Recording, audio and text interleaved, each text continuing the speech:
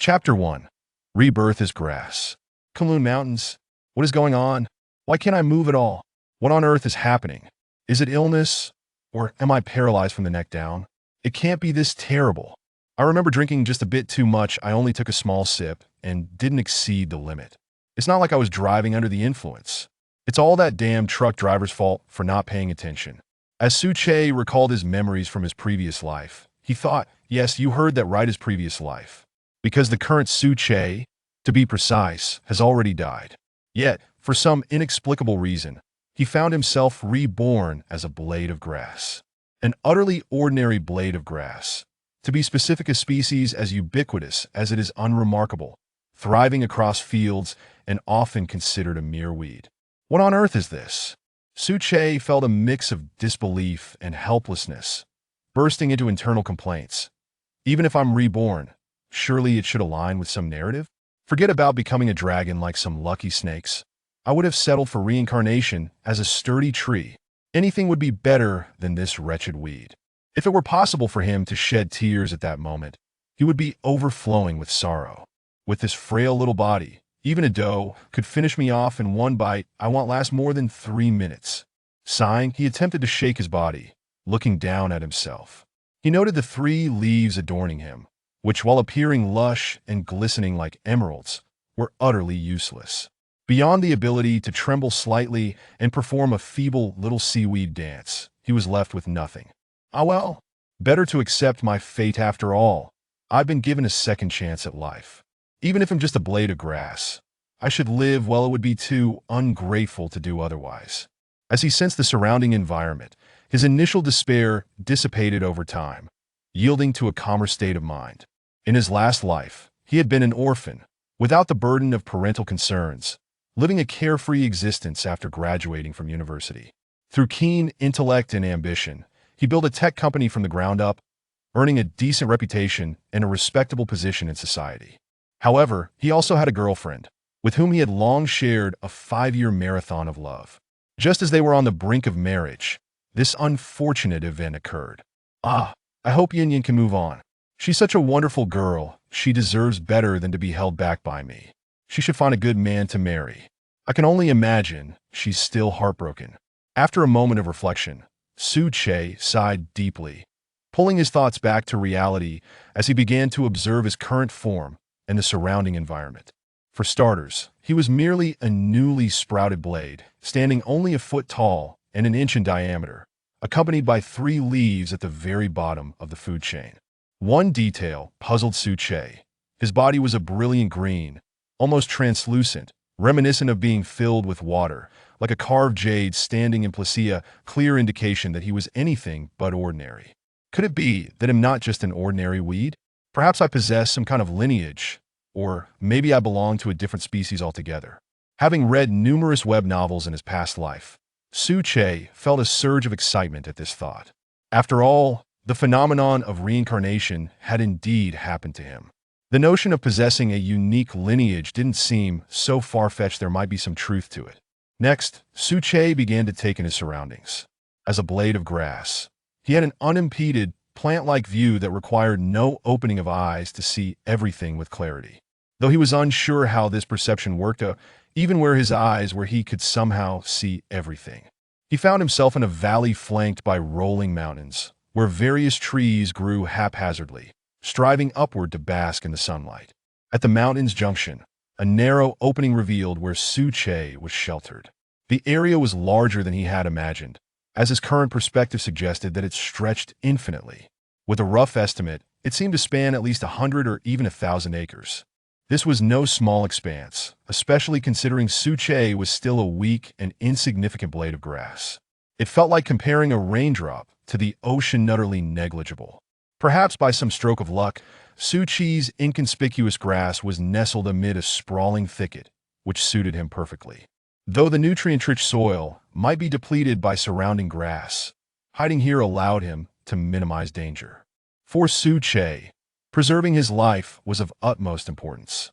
As long as he lived, there would always be a way forward, echoing the ancient saying, as long as the green hills stand, one need not worry about firewood. Just as he was lost in thought, A tremendous shadow swept across the grassland above him. Suche discerned through his gaze that it was a spotted deer, a mature stag, as evidenced by its impressive antlers. The spotted deer, a medium-sized species measuring around 1.2 meters long, tended to be solitary, favoring dawn and dusk for its activities.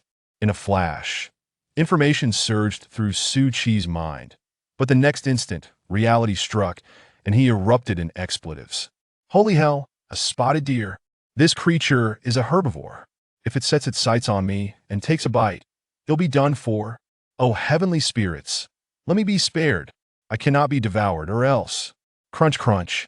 Amid the sound of chewing, the mature male deer began to graze on the grass, voraciously consuming it, seemingly relishing its meal. Within 5 minutes, a patch of grass was entirely consumed, leaving the vast area where Suche remained untouched. Perhaps satiated, the deer chose not to continue its feast but instead settled down, basking in the sun, allowing Suchi's heart, previously racing, finally calm. If Suche had the capacity for sentiment, he would have sighed with relief. Thank goodness. If I hadn't been hidden among the grass, I'd be facing unimaginable consequences.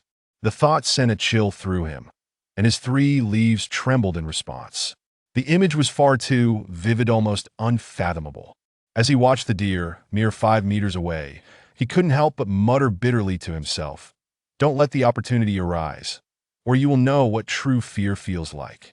What a joke! The life and death crisis he faced earlier was no small matter. If the deer had even a fleeting thought to come closer, Suchi's newly sprouted blade of grass would stand no chance and would be condemned to a grim fate. I can't allow this. I must grow stronger. This feeling of having my life dangling at the mercy of fate is utterly unbearable. Chapter 2. Unusual transformations. Thus, with a heart both anxious and eager to cultivate his own growth, Suche, as the sun rose and set, and the stars shifted in the night sky, found that a month had elapsed. During this period, his progress had been somewhat unexpected. By his own estimation, his diminutive form had grown approximately 1 meter, now reaching an astonishing height of 1 meter 20. Furthermore, the vibrant green hue that enveloped him continued to intensify. It seems I am not merely an ordinary weed. Could it be that I possess some sort of lineage? Or perhaps there are other reasons at play? Suche pondered aloud. Indeed, it is commonly known that weeds occupy the lowest tier of the food chain, functioning as producers, typically not exceeding half a meter in height.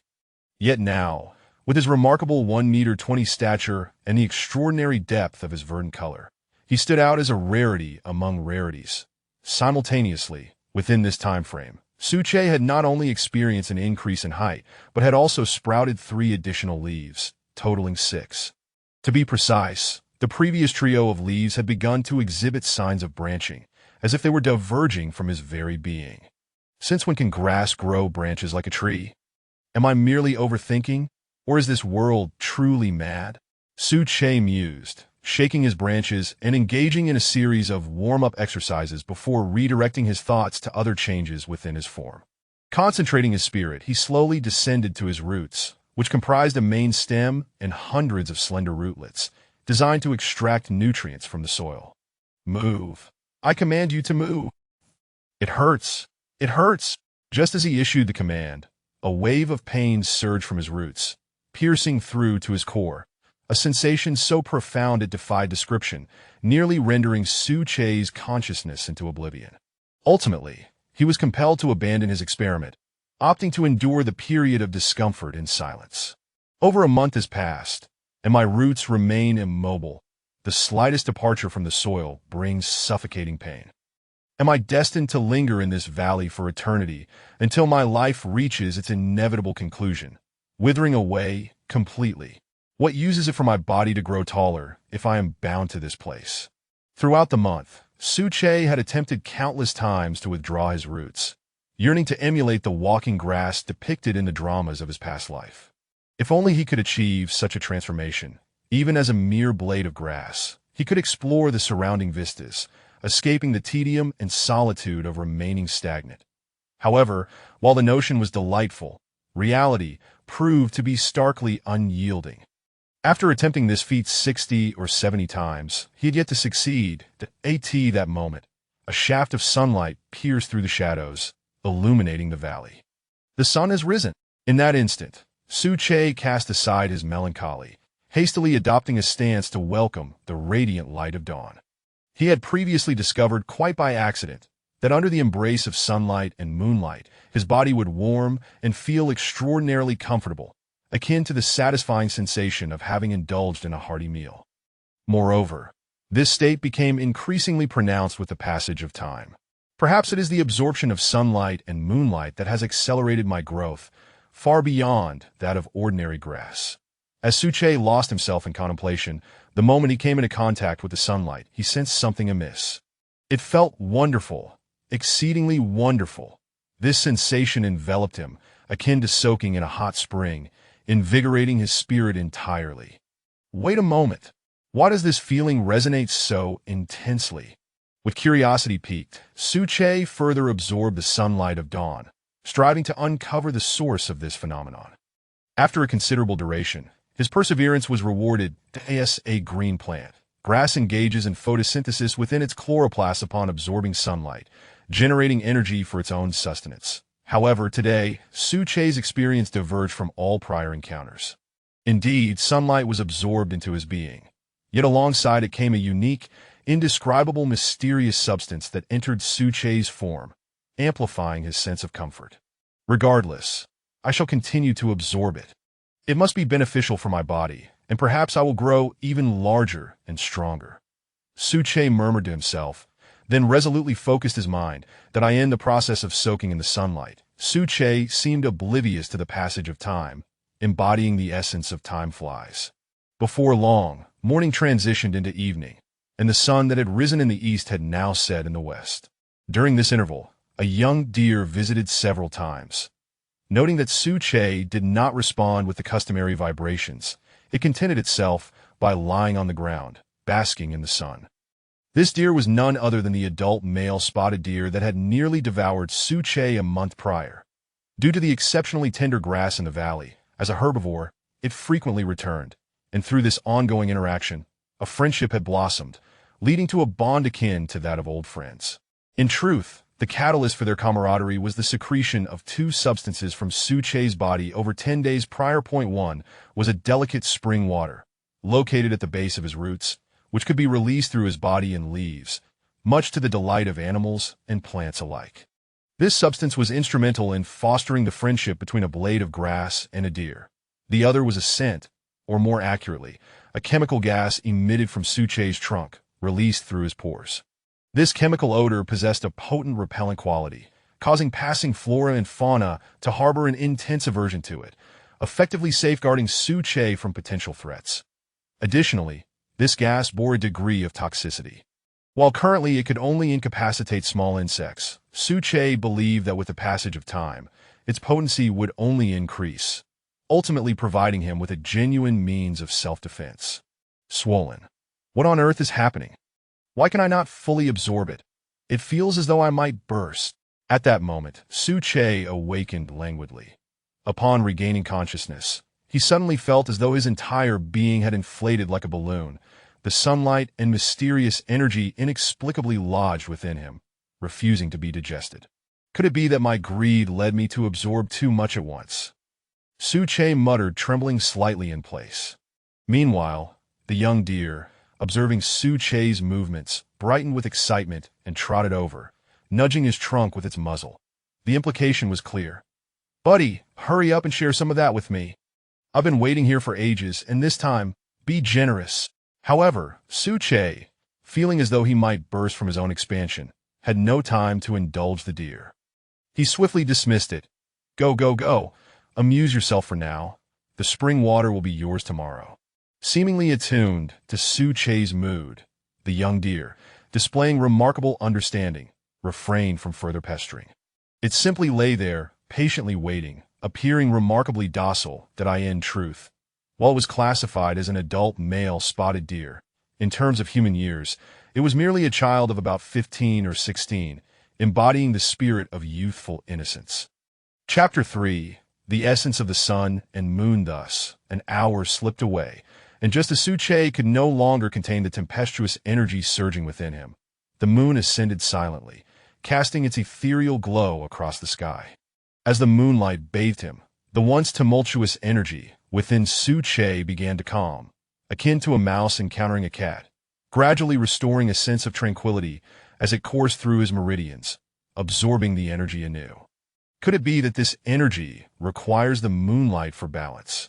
Su-che pondered, exhaling in relief while absorbing the lunar radiance. Indeed, that must be it. A sudden clarity dawned upon him. According to myth, sunlight embodies the essence of the sun, brimming with searing energy. Conversely, moonlight represents the essence of the moon, possessing boundless coolness. Both are indispensable. Only through the interplay of yin and yang can one achieve enduring vitality. As for why this phenomenon had not occurred until now, it is likely due to the emergence of these mysterious substances. With this understanding, Su-che felt a weight lift from his heart, allowing him to focus and gradually absorb the moonlight to harmonize the energy within him. Excessive absorption of solar energy can lead to violent physical reactions. Thus, it follows that one should not overindulge in lunar energy either, lest it provoke similar adverse effects. That it is essential to seek a state of equilibrium. Unbeknownst to him, another 6 hours passed, and as midnight approached, Su-che sensed that the energy within him had achieved complete balance, resting in a delicate equilibrium. He ceased absorbing the moonlight. After all, according to his conclusions, neither solar nor lunar energy is advantageous in absolutes. Maintaining balance during absorption is crucial, for failure to do so may result in severe repercussions, even jeopardizing one's life. Turning his gaze to the surroundings, Su-che was astonished to discover that the vegetation encircling him appeared to have soared skyward, exhibiting an extraordinary growth spurt from its previous state, leaving him utterly astounded. Consequently, he hurriedly assessed his own height. What on earth? How have I suddenly grown to 2 meters tall? What is happening? And this leaf, why has it elongated so dramatically, as if reaching for the trunk?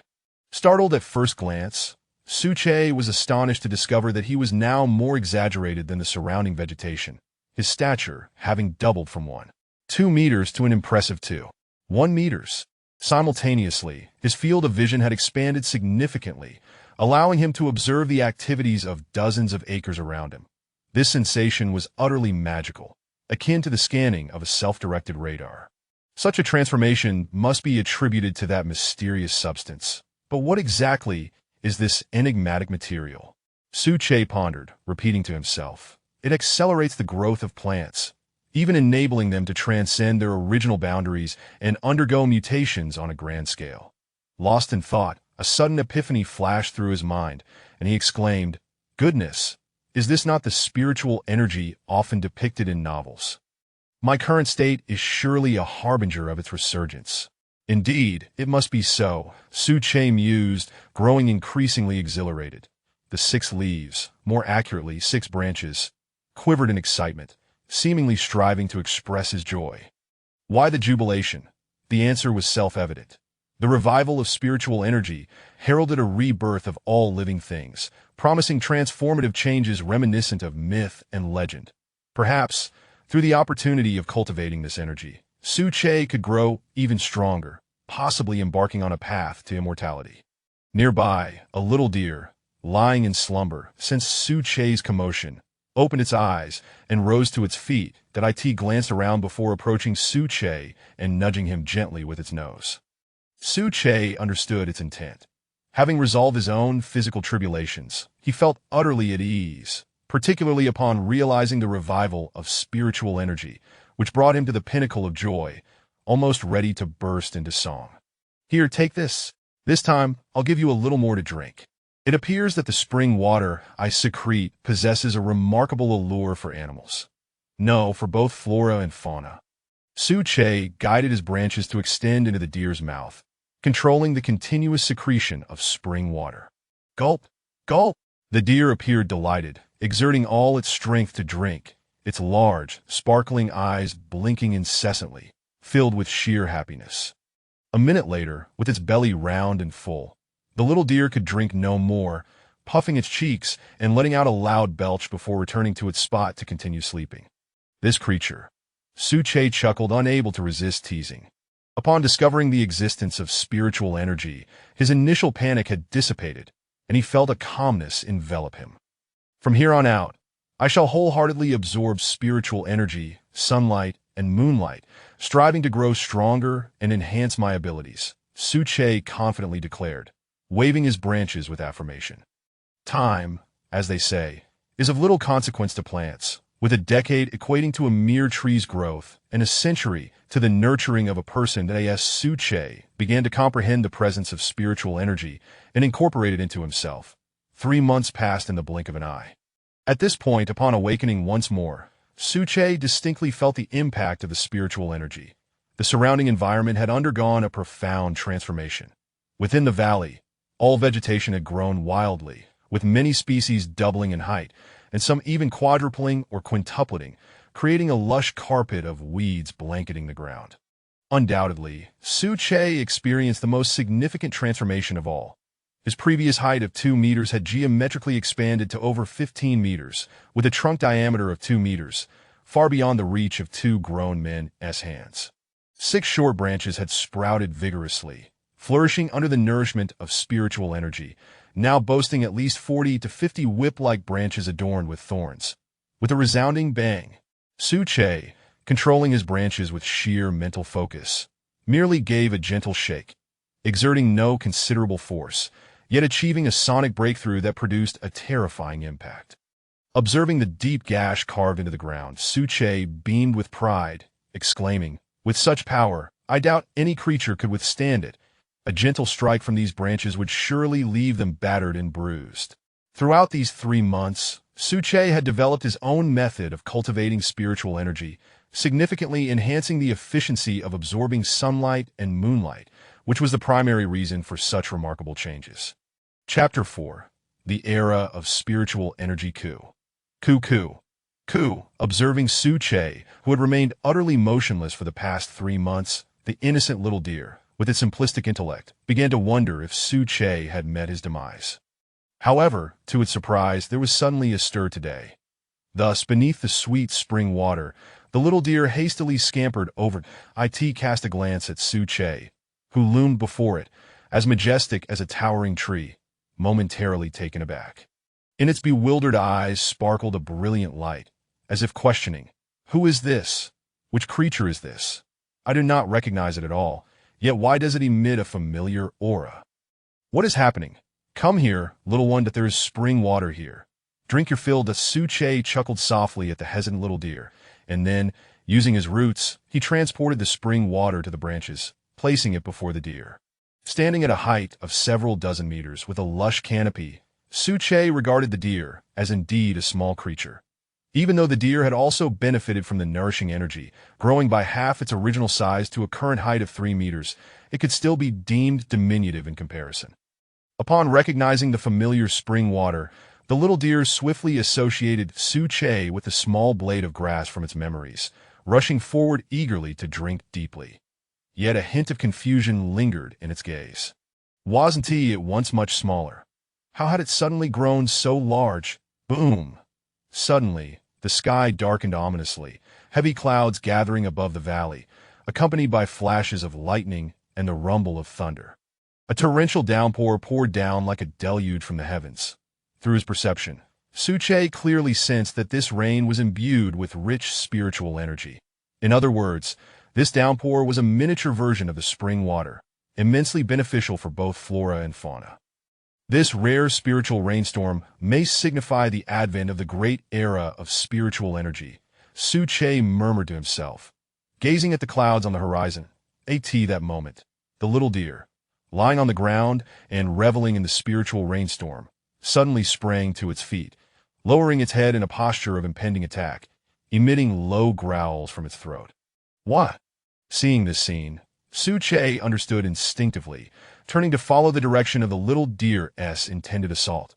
Upon looking, he exclaimed, "Good heavens!" A golden python, measuring several dozen meters in length, coiled through the grass, its head held high, poised to strike. The golden python, a rare albino variant of the Burmese python, was exceedingly scarce. Due to its genetic mutations, it had a notably short lifespan. According to Suche's knowledge, not a single one had ever surpassed 7 meters in length. Yet here lay a creature that defied reason, having thrived and grown through the nourishment of spiritual energy. Ku, the little deer, now somewhat fearful, edged closer to Suche, believing he could fend off the looming threat. Indeed, this creature possesses quite the audacity to eye in a mountain range so vast, it chooses to set its sights on my pet, Suche remarked, somewhat exasperated, as he observed the golden python. With that, a branch shot forth with alarming speed, producing a terrifying sonic boom as it struck directly at the golden python, which was caught utterly unprepared and was struck hard. Crack! In an instant, a crimson gash appeared on the golden python's golden skin, revealing the blood and flesh within, as blood gushed forth. Hiss! But the golden python, momentarily dazed, could not fathom the origin of the branch. Its massive head swung around in a futile attempt to discern the source, but its efforts were in vain. Still not fleeing? Well then, consider yourself a test subject, perfect for experimenting with the lethality of my newly secreted chemical gas. With that, Suche commanded his body to release the chemical gas from his pores. Over the past 3 months, the chemical gas had undergone a remarkable transformation. Aside from its initially potent stench and toxicity, it had now gained the ability to induce hallucinations. The golden python, with its head raised, suddenly twitched. Before it had stood the delectable little deer. But now, where had the deer gone? Instead, a massive honey badger, baring its fangs, lunged forward as if prepared to devour it whole. It is well known that the honey badger, a creature of formidable tenacity, is the arch-nemesis of all snakes. This ancestral pressure could not be altered in any way. In an instant, the golden python was gripped by terror, and driven by its instinct for survival, it swiftly turned tail and vanished within mere seconds. Such terror! How could that creature be found in this little valley? From that day forth, the golden python was thoroughly frightened. Its lamentable intellect convinced it never to return, resolving to stay as far away as possible. With the golden python gone, the little deer nestled beside Suche, instantly revitalized, emitting joyful sounds while nuzzling against his form. The Suche smiled, feeling an inexplicable sense of fulfillment as he observed the little deer. A joy that perhaps mirrored why people in his past life cherished keeping pets like golden retrievers or huskies. In these past months, the little deer has grown increasingly astute. By my estimation, it now possesses the intelligence of an 8-year-old child. Beyond the influence of spiritual energy, I believe the spring water has played a significant role as well, likely facilitating the evolution of both animals and plants to some extent. The rain continued to pour, and Suche stretched out, reveling in the embrace of a spiritual rainstorm, while his thoughts turned inward, contemplating the changes he had undergone during this period. After a lengthy pause, he sighed deeply. The resurgence of spiritual energy, the twilight of the old era, heralding the dawn of a new age. Yet, what lies ahead for the world remains uncertain. Whether it be for better or worse, none can tell. That I can only hope that the existing society will withstand the upheaval. Otherwise, countless souls may suffer. In his previous life, while establishing a technology company, Suche had encountered his share of cold shoulders, yet he had also encountered many kind-hearted individuals. Otherwise, he would not have witnessed such rapid growth in his company within a few short years. Ultimately, his perspective was human-centric, naturally leading him to align with the interests of humanity. As the sound of the rain pattered around him, Suche fell into a meditative state. Should anyone venture into this place at that moment, they would behold a tree of several dozen meters in height, glimmering like jade, its entire form radiating an ethereal glow, and as time passed, it swayed gracefully, as if engaged in a rhythmic dance of some kind. Chapter 5. The arrival of the scientific expedition team on the second day. In the early morning, the air after the torrential rain felt particularly invigorating. That moment, in an unnamed village several dozen kilometers away from the valley, a group of special guests arrived. Clad in uniform attire and equipped with various instruments, some individuals even had bulging packs at their waists. After a round of inquiries from the villagers, it became clear that this party was the National Scientific Expedition Team. Ah, so it is the comrades from the National Scientific Expedition Team. Welcome, welcome. Please do not linger outside. Come inside and take a seat. It rained heavily in the mountains yesterday, and the humidity is quite oppressive. It would be dreadful to catch a cold, called the village chief, who approached from the village entrance, brandishing a sickle as if he had intended to head up the mountain to cut grass. Villager, we cannot enter your home. We have a mission to attend to that. We merely wish to inquire if there have been any unusual occurrences in the mountains recently, replied the team leader, a middle-aged man whose scarred face and robust physique indicated that he was no ordinary leader of a scientific expedition. Enter the mountains? Any strange happenings? The village chief appeared momentarily taken aback, then became animated and gesticulated fervently, exclaiming, "Comrades of the expedition team, you absolutely must not venture into the mountains. Recently, the situation there has been quite eerie. The elders of the village have forbidden us from going up. Not only you, but even we, the native mountain dwellers, dare not recklessly enter, though we only circle around the periphery." Eerie in the mountains?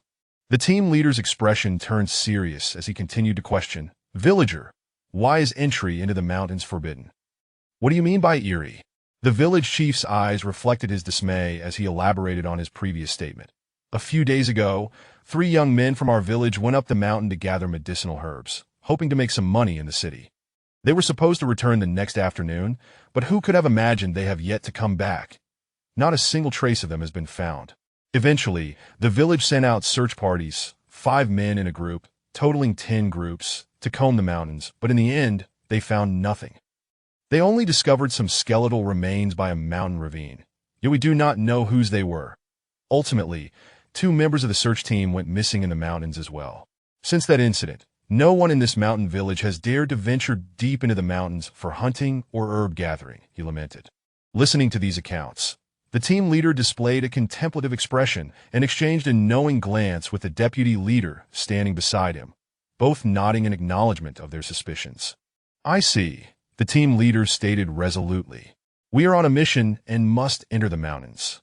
This is an assignment handed down to us. By the way, villager, could you kindly share the route taken by those 3 young men when they enter the mountains? Perhaps we may uncover some clues." With a firm decision, the team leader turned and instructed, "All members of the armed group, check your weapons and equipment. This operation is highly perilous and may entail unforeseen circumstances."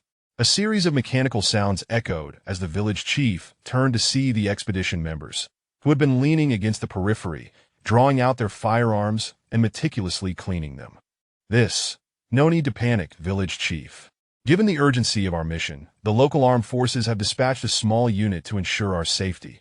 The team leader reassured the village chief before swiftly issuing commands. "Let us proceed into the mountains at once." Thus, a contingent comprising 5 expedition team members and 5 armed personnel pushed through the morning mist and delved into the depths of the mountains.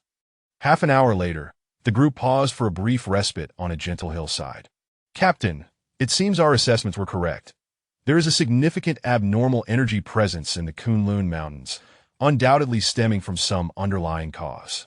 Otherwise, those mountain dwellers would not be so frightened as to refrain from entering," remarked the deputy leader, Fong Yu, who raised binoculars to scrutinize the surroundings. "However, the fog is too dense. I cannot see anything clearly." Despite it being morning, the vast mountain range exuded an eerie silence, accompanied by an unsettling chill. The team leader picked up on the conversation, pointing to a plant before them. "Have you noticed that throughout our journey, the vegetation is extraordinarily lush, almost excessively so? It instills a sense of unease within me. Look, that is a camphor tree, a rather common species. According to data, its typical height ranges from 3 to 6 meters. Yet, observe this specimen before us. It must be at least 20 meters tall, truly excessive," he continued, pulling out a handheld computer to compare data. After a meticulous examination, his expression darkened further, and he passed the device to Fong Yu, who nodded in agreement upon reviewing the information. Indeed, not only the camphor trees, but also the pines and various other species exhibit peculiarities. Even the grasses underfoot are notably taller than those outside. Fong Yu pondered aloud, her astonishment evident as she murmured to herself. The National Scientific Expedition Team had traveled from Kyoto to the Kunlun Mountains specifically to investigate the source of this anomalous energy. Data indicated that not only in the Kunlun Mountains, but across renowned mountains and lakes nationwide, There appeared to be signs of accelerated growth among flora and fauna. Tracing the source revealed that all of this stemmed from deep within the Kunlun Mountains. "Let us move," the team leader commanded. "Time waits for no one. We must hasten our departure. Let us strive to avoid spending the night in the mountains that I believe the village chief's warnings are not unfounded, and there may be dangers ahead." With that order, the group ventured deeper into the Kunlun Mountains. As they progressed further, the expedition team members displayed increasing astonishment. Towering ancient trees reaching 30 meters high, akin to 10-story buildings, massive black spiders the size of grinding wheels, and wild boars measuring 5 meters in length, all of which captivated everyone's attention. Initially, the team was taken aback, but as time went on, they became desensitized to the extraordinary sights, finding them increasingly commonplace. Chapter 6. The moment of crisis. Thus, the expedition team set forth once more, navigating the narrow mountain paths guided by the energy readings from their instruments, making their way towards regions of greater concentration. The dense jungles posed considerable challenges to their progress. Consequently, the expedition leader wielded a machete to clear the way ahead. Upon reaching the base of an ancient tree, which stood majestically at over 20 meters, its lush canopy nearly brushing the clouds, they encountered an area thick with vines, severely obstructing their passage, necessitating some time to clear it. At that moment, a piercing scream erupted from one of the unarmed expedition members. "Captain, there's a snake. It's a golden python. My heavens, it's enormous. It's coming. Everyone run." Whoosh! Before anyone could react, a massive golden head descended from the ancient tree, its sinuous body causing the onlookers to collectively gasp in trepidation. "Armed team, open fire!" The expedition leader's courage and composure were not qualities possessed by the average individual. In an instant, he regained his calm and issued the command with a resolute voice. Bang, bang, bang. Instantly, the armed team raised their firearms, unleashing a barrage of bullets that surged towards the golden python like fiery serpents. However, an astonishing scene unfolded. Contrary to their expectations of driving the python away or even killing it on the spot, the anticipated outcome did not materialize. Instead, they were met with the sound of ricocheting bullets. The golden python, seemingly unaffected, treated the bullets as mere tickles, exhibiting no discernible damage. "Retreat! All personnel, fall back!" This golden python must have undergone a terrifying transformation due to unknown energies. "We are not its match," the expedition leader shouted, his submachine gun continuing to spit fire as he attempted to buy time for the others. Hiss! The golden python, feeling the sting of pain, opened its massive maw, its chest contracting as an overwhelming suction force surged forth, akin to an unexpected Category 8 typhoon, leaving the team struggling to maintain their footing. "Go, hurry! Everyone, move quickly! Survival is paramount!" The roars of both the golden python and the expedition leader echoed beneath the ancient tree. After expending the last of his ammunition, he hurled his weapon at the python's head with all his might. Yet, it was utterly ineffective, not even leaving a substantial wound. Despair washed over him as he retrieved a spherical object, removed its fuse, and threw it directly at the golden python. "Bullets can't pierce you. Let us see if you can withstand a grenade." As the words left his lips, an explosion followed closely behind. That moment, the expedition leader had no time to glance back at the aftermath. He sprinted in the direction they had originally come from, desperate to escape the python's pursuit. But as the saying goes, fortune does not come in pairs. Misfortune seldom arrives alone. The path ahead came to an abrupt end at a sheer cliff, revealing a bottomless valley shrouded in mist. "Captain, there's a cliff. There's no way forward. What should we do?" One of the team members peered down into the abyss, the inky darkness instilling a sense of dread within him. Upon hearing this, the expedition leader found himself at a loss, caught in a dilemma. Advancing meant facing the cliff, and jumping down would likely result in near certain death. Remaining put would surely lead the relentless golden python to treat them as mere appetizers, devouring them one by one amidst horrific torment. Well then, if death is inevitable, it would be better to choose a swift demise. Perhaps there lies a river at the valley's bottom, offering a glimmer of hope. With this thought, the expedition leader steeled himself and proclaimed, "We have no retreat left. Jumping is death, staying is also death. Let us jump and suffer less. Perhaps their essay chance for survival. Upon hearing this, the others nodded in agreement, fully aware of their predicament. Jumping into the valley was their only option. Then let it begin with me. As the expedition leader, he approached the cliff's edge, closed his eyes, and leapt first. The others followed suit, none hesitating, resembling ducklings diving into water. Roar! Just as the last individual jumped, the golden python arrived, furious and intent on pursuing these insignificant creatures. However, its limited intellect suddenly recalled a previous encounter with a formidable foe, sending a shiver down its spine. Forget it. With that creature present, I doubt these small insects will last long. I shall not enter lest. The golden python mused internally before swimming away in search of something to satiate its hunger. That it was perplexing. It had noticed a significant increase in its vitality and, consequently, its appetite, leading it to spend its days relentlessly hunting for prey. Meanwhile, on the other side, Su Che, who had been meditating, was roused by the commotion from above the valley. That's human voices. They speak the Huagua language. It appears I am still within the borders of Huagua. Soon after, one by one, individuals began to leap from the cliff. Su Che, manipulating tree roots, broke through the soil and reached towards the sky, catching each descending expedition member and ensuring their safe landing at the valley's base. The roots, having subtly shifted during his absorption of spiritual energy, had now become entirely under his control, akin to extensions of his own hands. What is happening? How peculiar. We jumped from such a great height and yet sustained no injuries. Indeed, it's as if we encountered something mystical. Otherwise, how could this be? This valley's bottom is exquisite, so different from the outside world. It's like two separate realms. Upon awakening, the expedition members engaged in lively conversation, while Fangyu, responsible for energy analysis, stared in shock at the surging readings on her instrument, her jaw dropping in disbelief. "Captain, come quickly. What's wrong? What has happened? Captain, look, the energy readings on the instrument have peaked, and it's likely beyond the original values. The device can hardly withstand such intensity.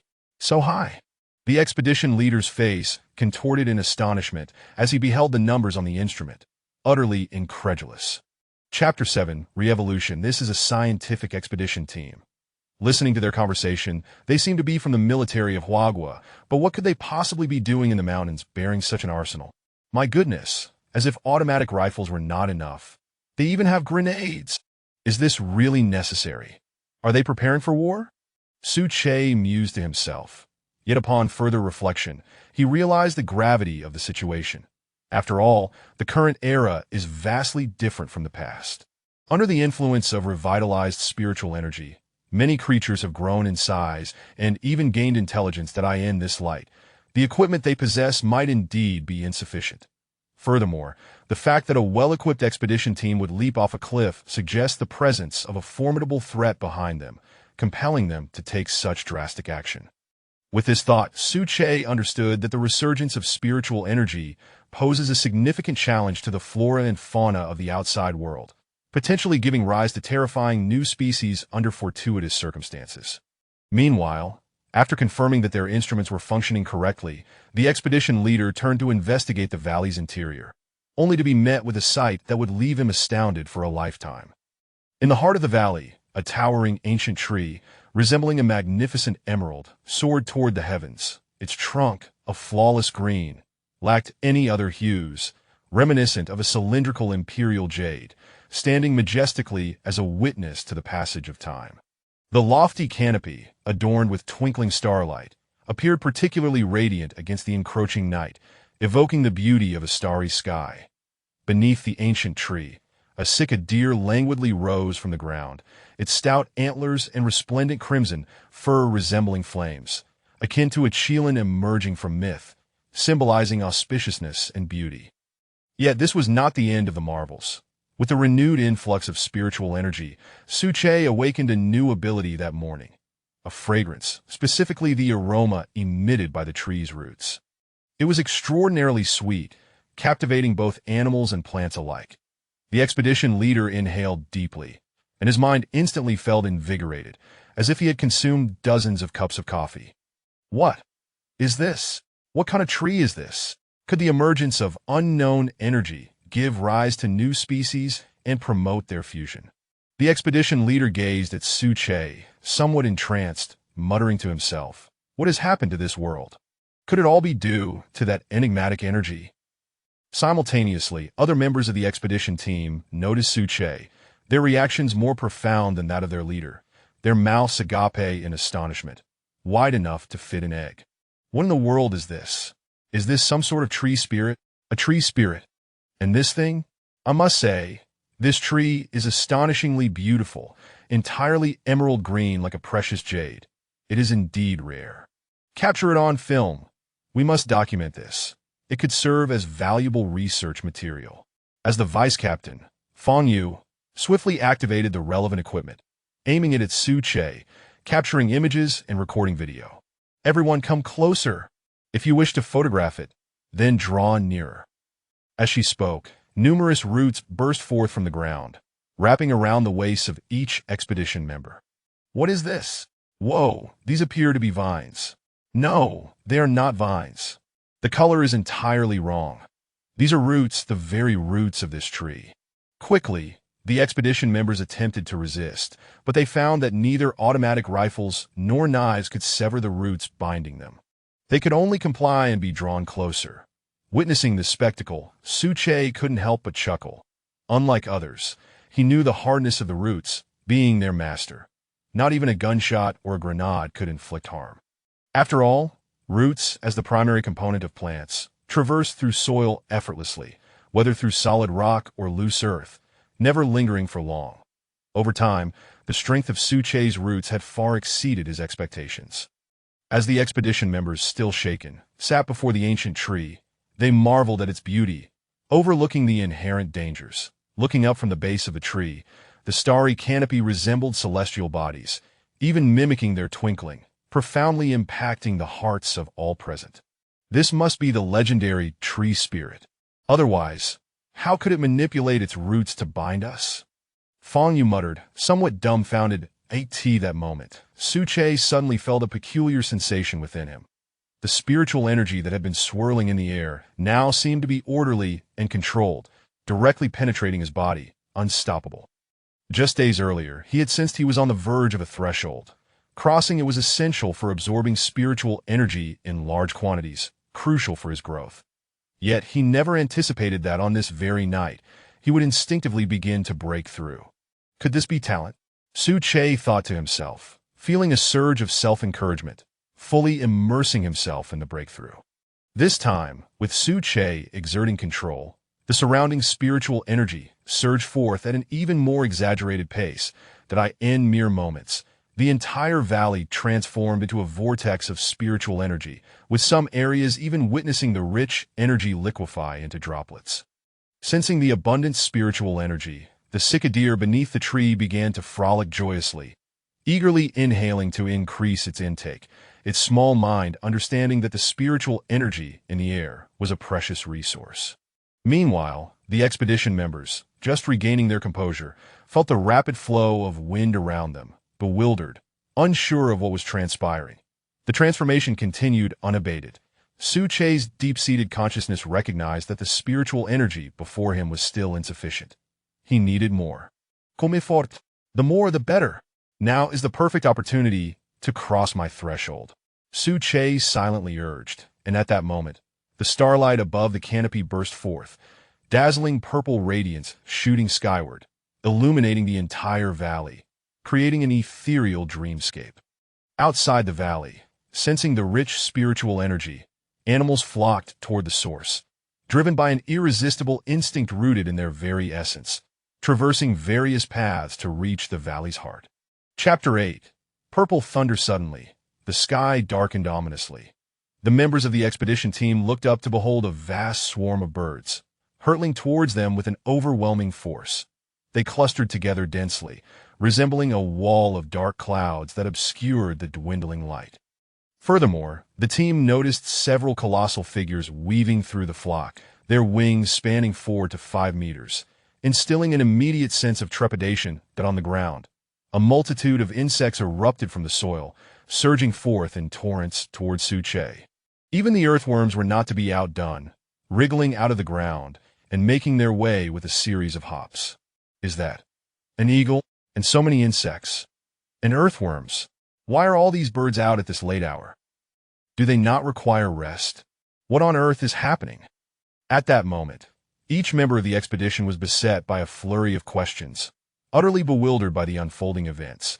Yet the only certainty they held was that it was intrinsically linked to Su-che.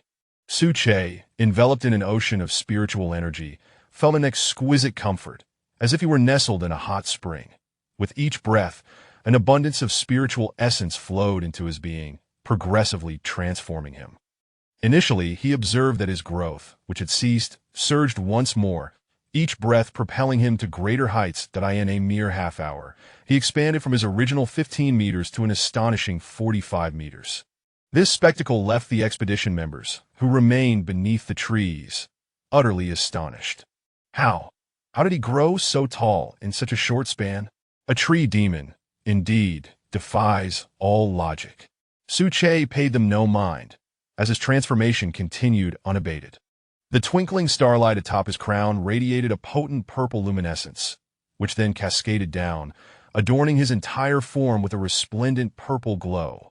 From within, Su-che discerned two colors coursing through his trunk: the initial emerald green and the exterior purple, their union creating an extraordinarily captivating display. To that juncture, a flicker of realization crossed his mind. When the outer purple layer fully enveloped his trunk, it would signify the opportune moment for a breakthrough. Simultaneously, he sensed the emergence of a novel ability, a wondrous feeling as if he could wield thunder itself. With a resounding clap, a bolt of purple lightning erupted from the crown of Su-che, striking the ground with a tremendous crash, creating a 5-meter-deep crater upon impact. What immense power! Su-che marveled, astonished by the sheer ferocity of the ability he had acquired during his breakthrough. 3 hours later, as the last vestiges of green were consumed by purple, Su-che finally completed his transformation. Once clad entirely in emerald green, he now bore a new visage of vibrant purple, appearing like a pulsating thunderbolt from afar. His gray roots had undergone a complete metamorphosis as well. Throughout this process, Su-che remained acutely aware of his transformation. The towering crown, now shrouded in purple, began to sprout buds at the branch bifurcations, adorned with hints of green and purple. The root system expanded wildly, plunging from its original depth of over 50 meters to over 100 meters beneath the surface, twisting and coiling like a dragon throughout the valley. It could be said that the entire subterranean realm of the valley now belonged to Su-che. His formidable root system faced no rival. Even the earthworms, nourished by spiritual energy, stood no chance. He was a force to be reckoned with, merciless to any who dared encroach upon his domain. With a resounding roar, as his transformation reached completion, a thunderclap echoed across the clear sky, resonating in every ear. Instantly, countless bolts of purple lightning materialized from thin air, cascading like rain, turning the valley into a tempestuous sea of thunder, striking Su-che's form with an awe-inspiring ferocity. To the onlookers, this scene was nothing short of terrifying, bordering on the unbelievable. Yet for Su-che, the purple lightning felt as if it were a deliberate infusion of energy, replenishing the vitality he had expended, and even continuing to augment it. Is this a tribulation? Captain, what species is this tree? How can it be so miraculous? My worldview is collapsing. I can hardly accept this. Everyone, remain calm. Quickly document this with your equipment. It will be an invaluable resource for the future. We must not falter. In the hours since they entered the valley, the hearts of the expedition team had undergone rigorous training, as a series of previously unimaginable phenomena unfolded before them, gradually leading them to acceptance amidst their astonishment. Let us depart. This is no place for you. Upon completing his breakthrough, Su-che surveyed the multitude of animals amassed within the valley, exuding a formidable aura that sent them scattering in fear, as if they had encountered a most fearsome adversary. Yet, some creatures remained undaunted, greedily rooted in place, attempting to absorb the lingering spiritual energy to further their own transformations. Since that is the case, then, before he could finish, his roots broke the surface, resembling colossal tentacles, reaching out toward the animals that remained stationary. A series of dull thuds resounded as bodies flew, blood splattering. The greedy creatures ultimately paid the price for their avarice. "That looks much improved," Suche murmured to himself, before his thoughts turned serious, as he began to formulate a crucial plan. Based on his assessment, he had just crossed a threshold. Thus, representing his status numerically would be the most effective method to gauge his strength. Name: Suche species, nameless grass status, growth phase strength. First rank height: 45 meters trunk diameter, 5 meters root depth, 150 meters abilities. Control thunder, secrete spiritual spring, emit toxic gases, release fragrant essence. Upon completion, all relevant data transformed into clear numerical values, providing Suche with an immediate and intuitive understanding. The revival of spiritual energy has been underway for some time. I wonder, what does my first rank equate to in the realm of humanity outside? If possible, I should gather some insights about the external situation, which would greatly aid in planning my next steps. Meanwhile, the extraordinary occurrences within the Kunlun Mountains during the night had undoubtedly captured the attention of the villagers in the nearby hamlet. Chapter 9. The disappearance of the scientific expedition team at 9 o'clock in the evening. The village chief's house remained brightly lit. Upon entering, one could see a row of 7 or 8 burly men seated, each face marred by an expression of deep concern. It was Shuageng, the man from the village head, who could no longer contain himself and spoke up. "Chief, perhaps we should descend the mountain and inform the government that it is already nightfall, and the National Scientific Expedition Team has yet to return, clearly overdue." "I fear that." His words were abruptly cut off by the village chief, who chastised him. "Shuageng, do not spout nonsense. The National Scientific Expedition Team is well-equipped and fortunate. How could they possibly encounter trouble?" After speaking, the chief recalled recent unsettling events in the village, his demeanor shifting to one of unease. After a prolonged moment of hesitation, he finally replied, "Staying here in the village is not prudent, but we shall descend the mountain tomorrow. We must report to the authorities, no matter what." "All right." Upon hearing this, the 7 or 8 men nodded in agreement. Just then, a child with pigtails suddenly burst in from outside, exclaiming, "Grandpa, come quick, look outside. There's thunder, and it's purple. It looks so frightening." "What? Purple thunder?" The village chief, startled by this revelation, could no longer remain seated. He rushed outside and stood at the village entrance, gazing into the mountains. Indeed, deep within the mountain range, a series of thunderous roars echoed, while the horizon was awash in a surreal purple hue. Faintly, one could discern streaks of purple lightning descending from the heavens, striking deep into the mountains. "Chief, what is happening?" "Purple lightning. This is unprecedented." The villagers who had rushed out alongside the chief were equally astounded, rendered speechless by the sight before them. After a considerable silence, the chief decisively declared, without a hint of hesitation, "Let us descend the mountain at once. Something must have transpired with the National Scientific Expedition Team, or they would not be experiencing such phenomena." Thus, at 9 o'clock in the evening, the chief, accompanied by 3 or 4 villagers, hurriedly made their way down the mountain. In a conference room in Kyoto, a long 10-meter table was filled with attendees on either side. "All right, now that everyone is present, I shall not prolong this any further. The situation is urgent, and we must not waste time that could hinder progress. Let us officially commence the meeting." The elderly man seated at the head of the table picked up a report from the table and gestured for the researchers seated nearby to begin their presentation. A female researcher clad in military attire opened her laptop and projected a pre-prepared PowerPoint presentation onto the screen. "First, allow me to share some news with everyone. 10 days ago, an entire village in a mountainous region disappeared without a trace, leaving only pools of blood behind. 7 days ago, a well-known tycoon suffering from late-stage cancer was discovered to have inexplicably recovered from his illness while at his villa in the mountains.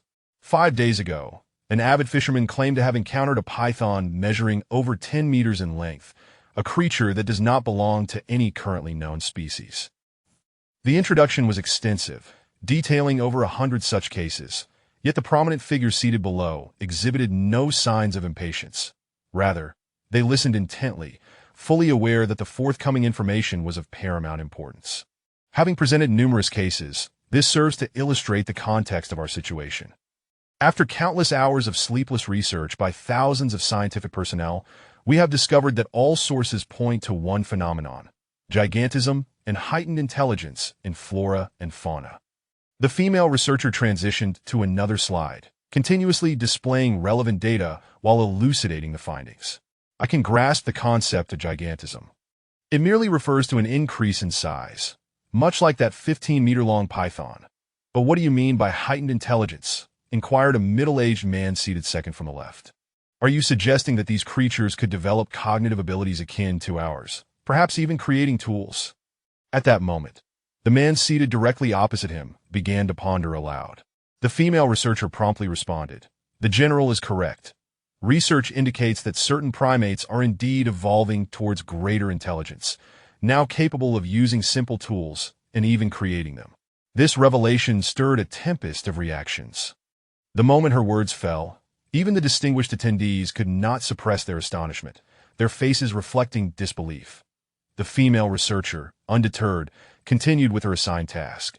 "According to our current research, we have identified that the cause of these changes is the emergence of an unknown particle in the atmosphere, possessing remarkable reactivity. It also exhibits strong compatibility. To put it simply, it can merge with any cellular structure, promoting development and even mutation. Yesterday, the First Research Institute officially designated this unknown particle as spiritual energy particles, which can be likened to the concept of chi in novels." Having concluded her portion of the presentation, the female researcher shut her laptop and stepped aside, awaiting the elderly man seated at the head of the table to issue his command. Is everyone clear on this? Currently, due to the influence of the spiritual energy, the world is undergoing drastic changes. Recently, the military dispatched dozens of scientific expedition teams to investigate the surging energy in the mountains and rivers. Have we received any updates? Upon hearing the elder's inquiry, the attendees immediately rose to report in sequence from left to right. The Huashan expedition team has arrived at the designated location and is conducting inspections. No incidents have occurred thus far. The Taishan expedition team has reached the preordained site and is setting up instruments. There are no results to report at this moment. The Huangshan expedition team is en route, expected to arrive in 3 hours, and has encountered no issues. After receiving the reports, the various expedition teams were operating normally, with no unexpected incidents, which brought a collective sigh of relief to the gathering. However, the general seated at the end suddenly spoke up. "The Kunlun Mountain expedition team has lost contact. We suspect magnetic interference. The last communication occurred 5 hours ago." Upon hearing this, the elder's expression shifted slightly, before quickly regaining composure as he commanded in a somber tone, "Quickly, dispatch local troops to search the mountains. Something must have happened. Although the magnetic field in the Kunlun Mountains is complex, it should not obstruct our communications. They must have encountered some form of incident." Thus, orders cascaded down the hierarchy, swiftly relayed to the nearest armed unit in the town adjacent to the small mountain village. Chapter 10. The first conversation. Almost simultaneously, the village chief, accompanied by the villagers, hurriedly made their way to the town's armed forces department. After providing a detailed account of the situation, they received significant attention. Soon after, the base nearest to the Kunlun Mountains sprang into action.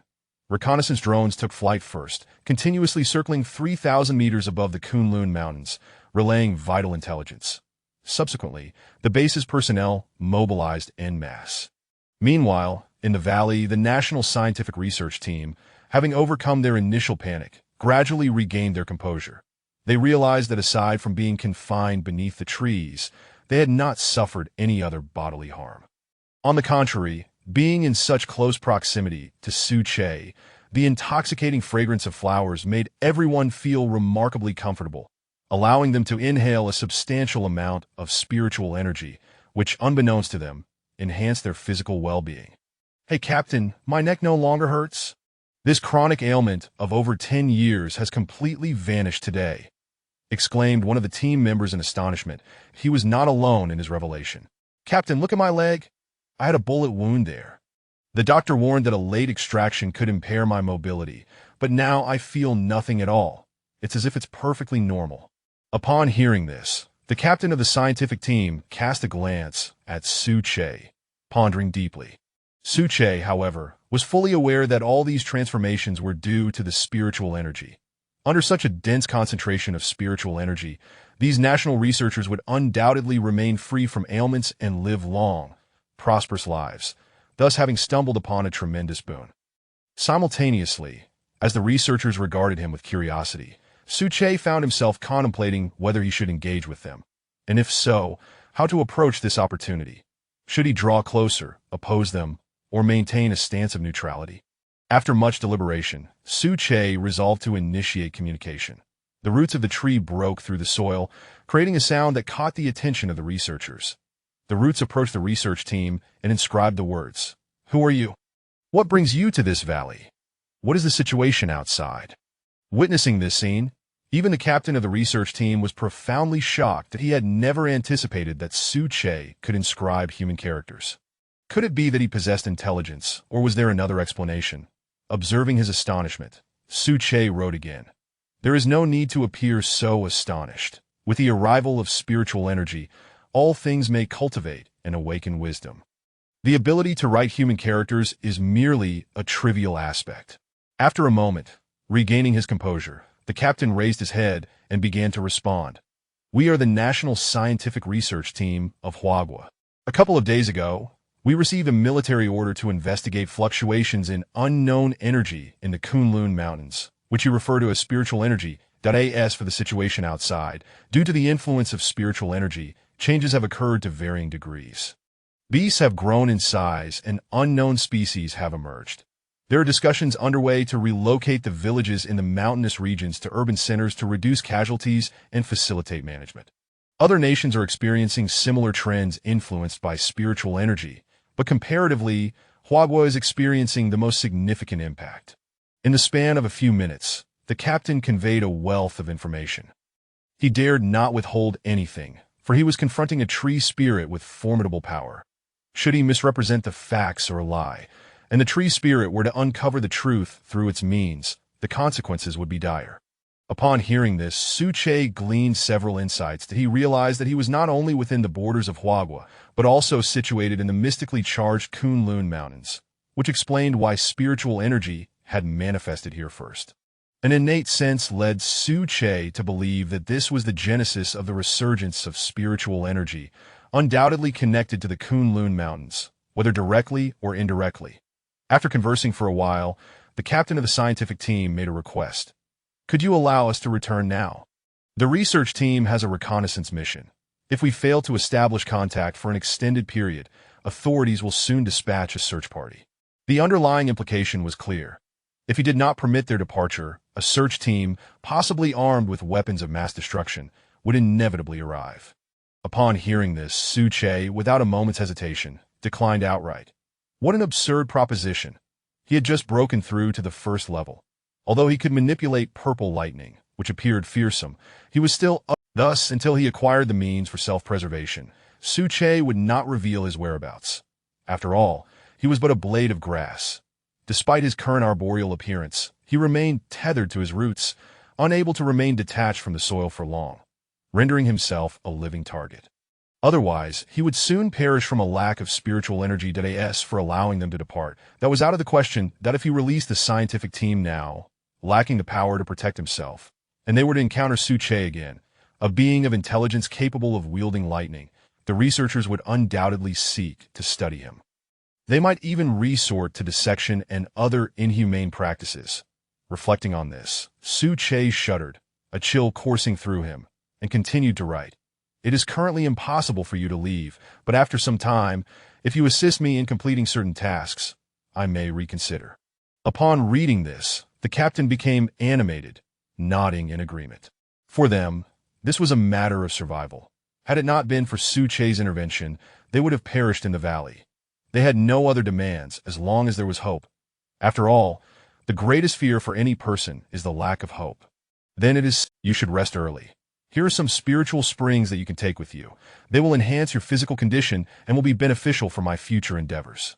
After writing this, Suche secreted some spiritual springs from the branches and leaves and handed them to the captain of the research team. He then settled into a meditative state to continue his cultivation. As the saying goes, with a carrot and a stick. With the previous display of power as a warning, combined with the potential benefits of the spiritual springs, the efficiency of their cooperation was assured. As for what task to assign them, Su-che had already formulated a plan in his mind. To cultivate pets gradually, thereby building his own influence to safeguard himself. Although he was powerful, he was ultimately still a mere plant. Many things were inconvenient for him. Animals, however, were different. They moved swiftly and possessed considerable lethality. To cultivate pets, he mused, it can be put on the agenda for tomorrow. Once I tame them with the spiritual springs, I can have the... What kind of creature should I capture? Chapter 11. The Golden Python. The following day, at dawn, the valley was shrouded in mist, with a light drizzle falling, infused with spiritual energy, gradually seeping into the soil. Su-che observed the weather and realized that such drizzly conditions would likely persist for at least half a month. After all, following yesterday's torrential downpour, a wave of spiritual energy had surged, and there remained some still brewing in the atmosphere, continuing to evaporate in this gentle rain. After a night of contemplation, Su-che had devised a rough outline for his pet cultivation plan. The strength of the creatures was of little consequence, as long as they possessed potential and were obedient. He discovered that after his breakthrough to the first tier, the concentration of spiritual energy secreted from the roots had significantly increased. More importantly, it seemed to be mingled with certain substances that could foster the evolution of both flora and fauna.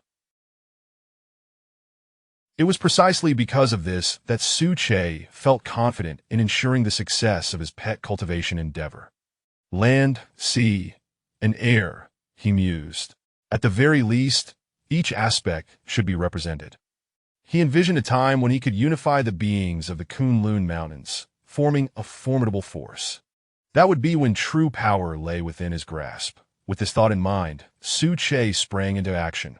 With a soft pop, side roots burst forth from the earth, leaping over the towering valley to ensnare the golden python perched at the cliff's edge. Given your eagerness to descend and absorb spiritual, in the next moment the golden python, still enveloped in slumber and oblivious to the unfolding events, suddenly felt itself being lifted into the air, plummeting directly downwards into the valley. Upon awakening, it was utterly startled, its massive body twisting in midair. Soon after, the golden python landed, and Su-che promptly drew it beneath a tree, where it secreted a small amount of spiritual water. The moment it caught the scent, the golden python, in a frenzy, raised its colossal head, yearning to drink the spiritual water. At this juncture, Su-che conveyed a thought. You may drink the spiritual water, but you must obey. Do not harm others and remain within a designated area. Bewildered yet compliant, the golden python nodded, as if in agreement that if not for the fear instilled by the creature known as the Pingtu-gu, it would have descended long ago. The concentration of spiritual energy here far surpassed that of other locales, making it exceptionally conducive to cultivation. Presently, with the spiritual water available, even though it could only catch a whiff, its instincts told it that this was undoubtedly a valuable resource. Thus, the golden python chose to remain, the process occurring so swiftly that even Su-che barely registered it. It seems I have overestimated the intelligence of these beings. Even under the influence of spiritual energy, they are merely at the beginning stages. As long as I possess the spiritual water, I need not worry about my pets. Meanwhile, the scientific expedition team, recently roused by the commotion, gazed in astonishment at the golden python, their eyes wide with shock. Captain, isn't that the golden python that chased us yesterday? Why has it come down now? What is the tree spirit planning?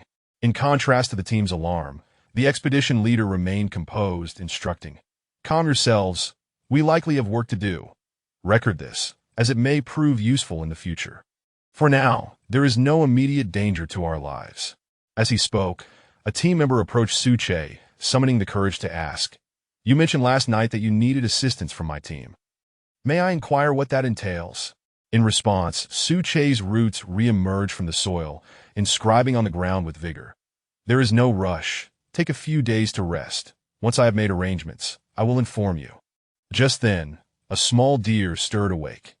Evidently, it had greatly benefited from yesterday's spiritual energy storm. Its fiery red fur was now even more pronounced, resembling flames in its intensity. In the mid-stage of the zero tier, Su-Che assessed. At this rate, it will take approximately a month to reach the first tier. Sensing the deer's aura, Su-Che made a comparative analysis, concluding that the golden python, if one were not cautious, it could easily be mistaken for a legendary dragon. With the nourishment of spiritual energy, he believed that soon the golden python might evolve into a true dragon or even a celestial dragon. With land and air accounted for in his plans, the only crucial aspect remaining was the S, the saying goes. He who controls the skies holds dominion over the heavens. Even in this era of revived spiritual energy, Su-Che firmly believed this principle. Consider the advantage of flight over land.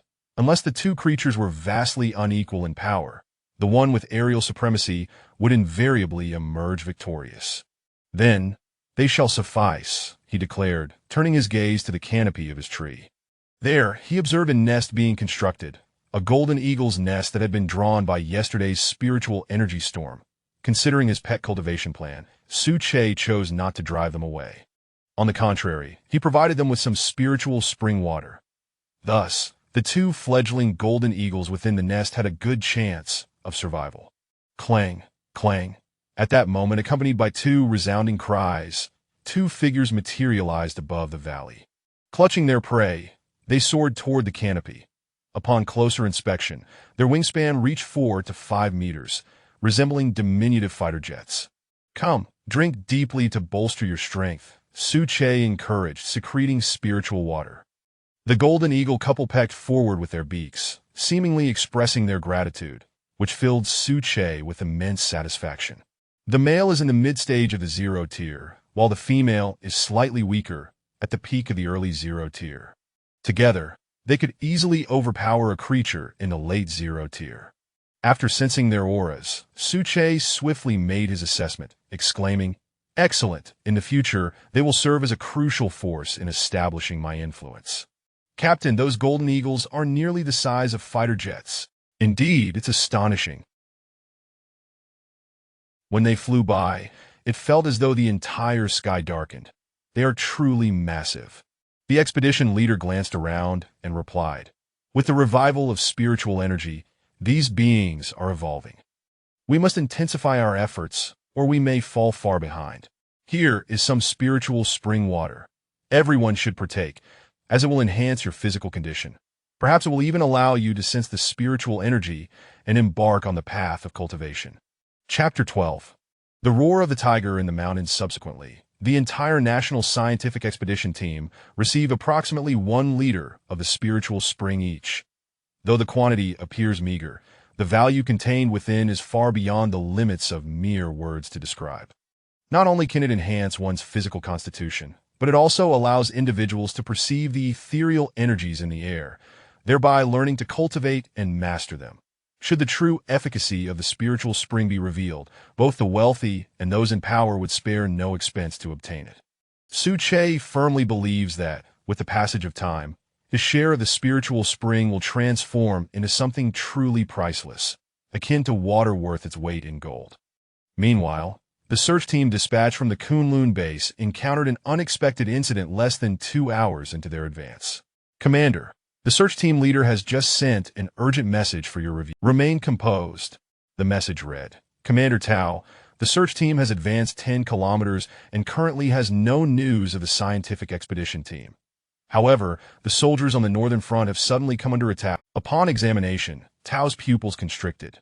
The first photo prominently featured an enormous tiger, its golden fur glistening, with a body length that, when compared to the tree trunks, reached an exaggerated 6 meters, standing over 2 meters tall. "This frigid climate is clearly unsuitable for their survival," Tao questioned, his face a mask of confusion. Lao Chao, whose full name is Chao Jinda, is Tao's aide-de-camp and serves as the deputy commander. Indeed, the events of this year are increasing. The strange occurrences happening lately could rival those of previous years, that I have a premonition that the scientific expedition team we are searching for is somehow connected to this.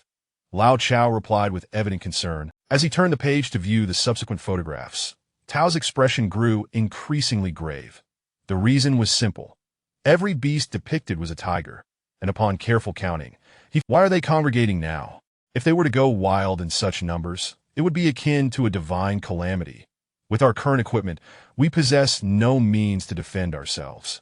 While speaking, Tao passed the photographs to his aide. What a dire situation. More than 20 tigers of such magnitude possess destructive power equivalent to that of an entire battalion, that if they were to engage in the forest, their agility would elevate the threat level significantly. At that moment, a tremendous roar echoed from within the Kunlun Mountains. Unmistakably not the sound of an ordinary beast, but the very roar of a tiger reverberating through the woods. If they were closer, that sound alone could shatter eardrums. Trouble looms. Tao and Lao Chao exchanged a knowing glance, instantly comprehending each other's trepidation. Simultaneously, the communication soldier rushed back in. Without hesitation, Tao spread it out on the table. Commander Tao, requesting support. We are unsure what is happening, but one tiger has grown immensely, enveloped in swirling black mist. Requesting artillery support. I repeat, requesting artillery support. Due to the high concentration of spiritual energy within the Kunlun Mountains, precision electronic devices were adversely affected. Thus communication relied solely on... The roar of the tigers continued, growing louder with the passage of time, indicating that the search team ahead was retreating down the mountain, pursued by a massive horde of tigers. In mere seconds, Tao made a swift decision, commanding, "Order the artillery units to prepare. As soon as the coordinates are transmitted, they need not await my command to fire, but we must ensure the safety of our soldiers." The next moment, the military tents at the foot of the mountain began to spring into action. Although only an artillery unit consisting of a handful of personnel, the logistical support was paramount, and all those remaining to hold the line acted with unwavering determination. Boom! Kaboom! The sound of explosions echoed as the frontline search team engaged the tigers. At the same time, within the Kunlun Mountains, the leader of the advanced search team, Li Jie, found himself puzzled, as he still could not comprehend the unfolding events. Initially, everything had seemed fine. As long as they did not encroach upon the tiger's territory, they would remain unscathed. Yet before long, the leading tiger had suddenly gone berserk, surrounded by an ominous black mist. What is the situation? Are there any casualties among the brothers? Li Jie, having emptied a magazine, leaned against a rock and inquired. Captain, 5 or 6 of our brothers have sustained injuries. The situation appears serious, but the medic believes that with prompt treatment, they should be recoverable. Li Jie swiftly reloaded his weapon and continued. Quickly, have the communication soldier transmit the coordinates.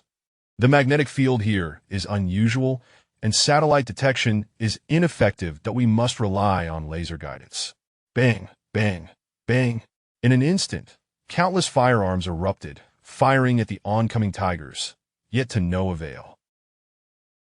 They neither wounded nor even scratched the tiger's thick hides, merely serving as an impediment.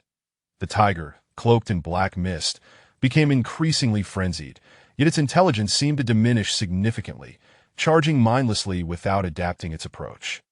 Thus, as long as the soldiers positioned themselves wisely, they could generally evade the onslaught. This was the reason they had managed to avoid casualties despite facing such overwhelming numbers of tigers. Captain, the coordinates have been sent. The communication soldier delivered the good news, and shortly... Chapter 13, a second strike. Boom. Rumble.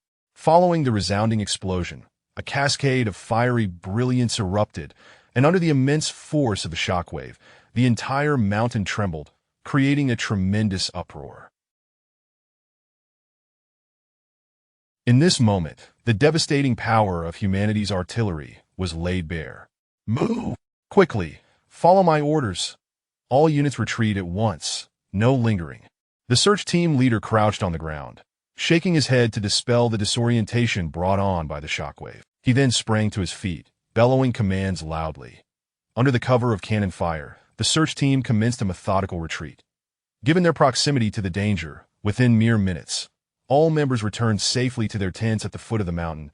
Even those who had sustained minor injuries were promptly tended to.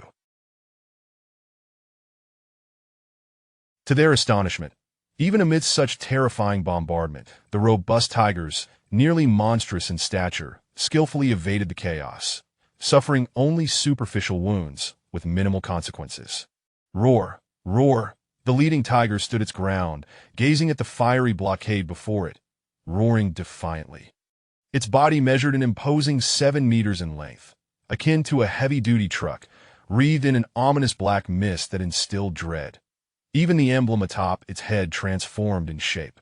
After failing to breach the defenses, this Tiger King experienced a significant decline in its realm, plummeting from the peak of the zero stage to a later phase that as time passed. This decline intensified, and simultaneously, its mind became increasingly corroded by the black mist. This was the very reason why the search team, without even stepping into its territory, had faced an unprovoked attack. Surveying its surroundings, the Tiger King found no viable escape routes and, begrudgingly, began to retreat with the other tigers, abandoning the hunt. Meanwhile, within the valley, the sound of booming artillery ignited excitement among the scientific expedition members. "Captain, listen, it sounds like artillery fire. Could it be the military searching for us? We've been out of contact for a day, so it seems likely," Fong Yu exclaimed, unable to contain her joy. "Indeed, I believe I heard it too. Just now, the ground shook beneath us. It must be due to the bombardment," another team member remarked, setting down his equipment. "Does this mean we will be able to return soon?" Another expedition member inquired eagerly. Upon hearing this, even the typically composed expedition leader displayed a flicker of hope that if they could exit swiftly, he believed the findings he had recorded over the past few days would astonish the world. However, Su Che doused their enthusiasm with a bucket of cold water, inscribing on the ground with roots that had burst forth. "The area outside the valley is saturated with hallucinogenic gas. Without my permission, no one can enter the outside world, not even find the entrance. They will only end up going in circles. Do not waste your thoughts on trivial matters, that as long as you complete the tasks I have assigned, you will be allowed to return, and I assure you, unharmed." Instantly, the atmosphere grew tense, and the scientific team exchanged glances. Nevertheless, the assurance of their safety was a silver lining amidst their predicament, far better than returning empty-handed. "Understood. Rest assured, we shall not engage in any further activity." Su Che offered no response, merely nodding with his roots to indicate his acknowledgement. Currently in a growth phase, he lacked complete means of self-preservation. Thus, he had to exercise utmost caution. Although he leaned towards humanity, his power was insufficient, and other considerations could wait. Over 20 tigers. The leading Tiger King undoubtedly possesses remarkable lineage. Otherwise, it could not have. He then began to take action, a fragrant essence emanating from his entire being, rapidly dispersing into the air with the force of a great gust. It is known that this essence is lethally attractive to flora and fauna alike. Within mere seconds, a swarm of bees arrived, a dark mass that sent shivers down one's spine. This multitude numbered in the millions, if not more, as they danced in the air, incessantly inhaling the fragrant essence. "Captain, it smells delightful. What is this?" The expedition leader waved his hand, signaling her to remain silent. Based on their conversations and actions over the past 2 days, he seemed to grasp Su Che's intentions. More importantly, he sensed that Su Che, as a tree spirit, bore no malice towards humanity.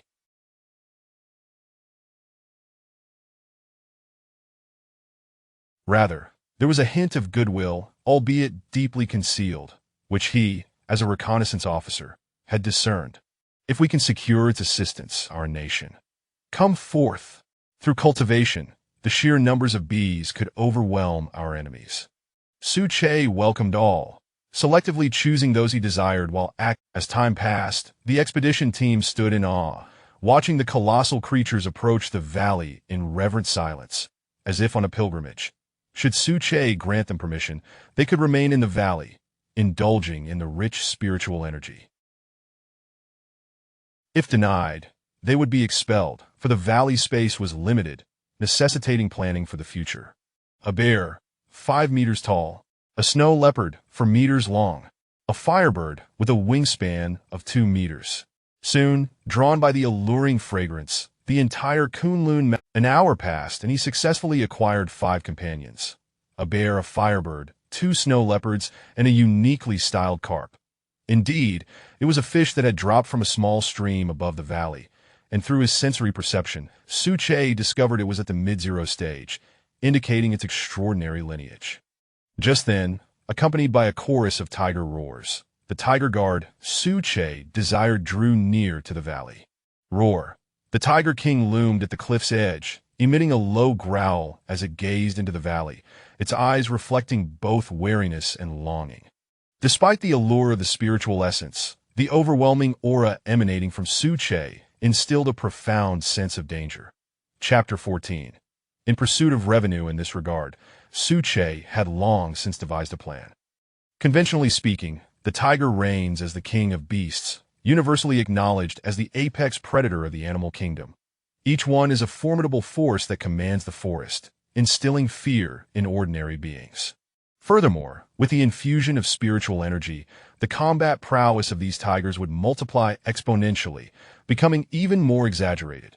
With such strength comes an inherent arrogance, especially for one who holds the title of king among beasts. Thus, Su-che continued to implement a strategy of intimidation paired with benevolence, showcasing his own formidable might by overwhelming them from the very foundation of power. After all, having recently ascended to the first tier, he was far. On the other hand, the display of the spiritual spring served as the sweet reward, a boon in itself. Simultaneously, Su-che projected a benevolent thought. Come forth. Within my territory, obedience to my command is paramount. As long as you refrain from wanton violence, you shall bask in the abundant spiritual energy conducive to cultivation and evolution, and gain access to the spiritual spring you so desire. After a moment's pause, the Tiger King stood motionless, its sharp eyes occasionally flashing with light. Then, Su-che unleashed his trump card. The dark energy that envelopes you, I can assist in dispelling. Moreover, I can restore your depleted essence and aid you in breaking through your current limitations. As soon as the words left his mouth, the Tiger King lifted its head abruptly, eyes wide with astonishment that quickly transformed into... There was no denying it. This proposition was too compelling to refuse.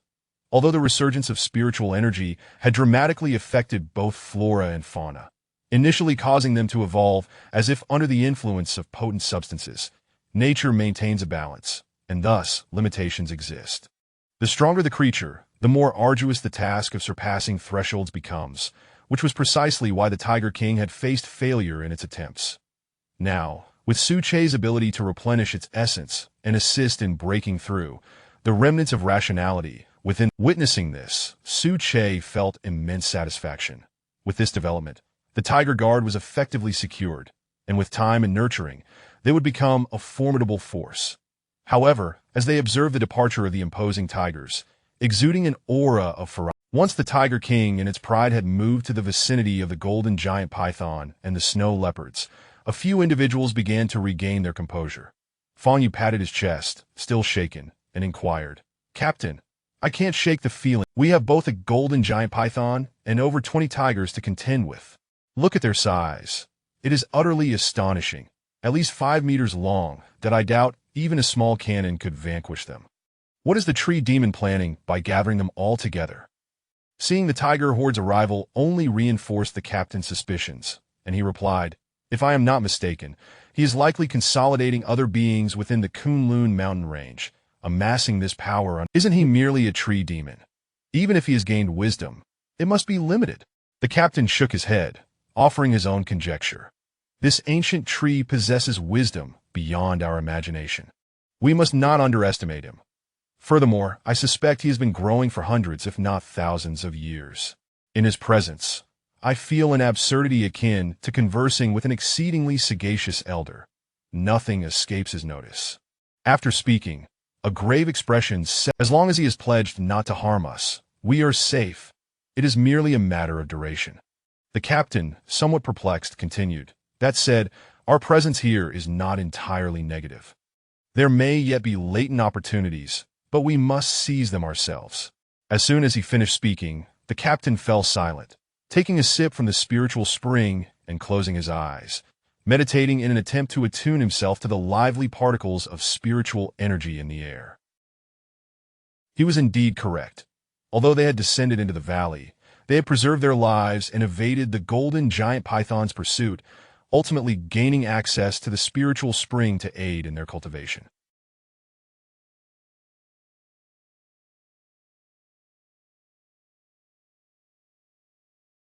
In any calculation, The research team had reaped significant benefits. Meanwhile, the Tiger King settled down with its pride, indulging in the spiritual spring and absorbing the spiritual energy.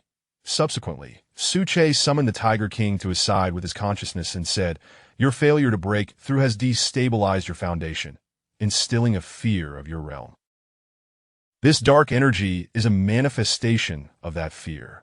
Next, I will use the first tier spiritual spring to replenish your lost essence, and then create an illusion of the breakthrough to help you surmount the terror within." The first tier spiritual spring here was a product of Suche's own roots secreting energy after his ascension. In comparison to the previous zero tier, the first tier spring contained a higher concentration. The Tiger King promptly opened its mouth, drinking in the falling spiritual spring, fully aware that this was a precious resource and the foundation for its next breakthrough. There could be no room for error. Thus, after 5 minutes of continuous infusion, Suche had consumed half of the first-tier spring's reserves before he ceased, knowing well that the secretion was limited, and every drop would prove invaluable in the future. Regarding the update schedule, I aim to provide 2 updates daily, totaling 4,000 words, typically around 3 p.m. and 9 p.m. Should there be any delays, I will inform you in advance. Lastly, I hope for your continued support. Please consider leaving a 5-star review and clicking to urge further updates at the end of each chapter. Chapter 15. Awakening Wisdom Within the Realm of Illusion. Suche observed the White Tiger King, who appeared to be in a state of turmoil.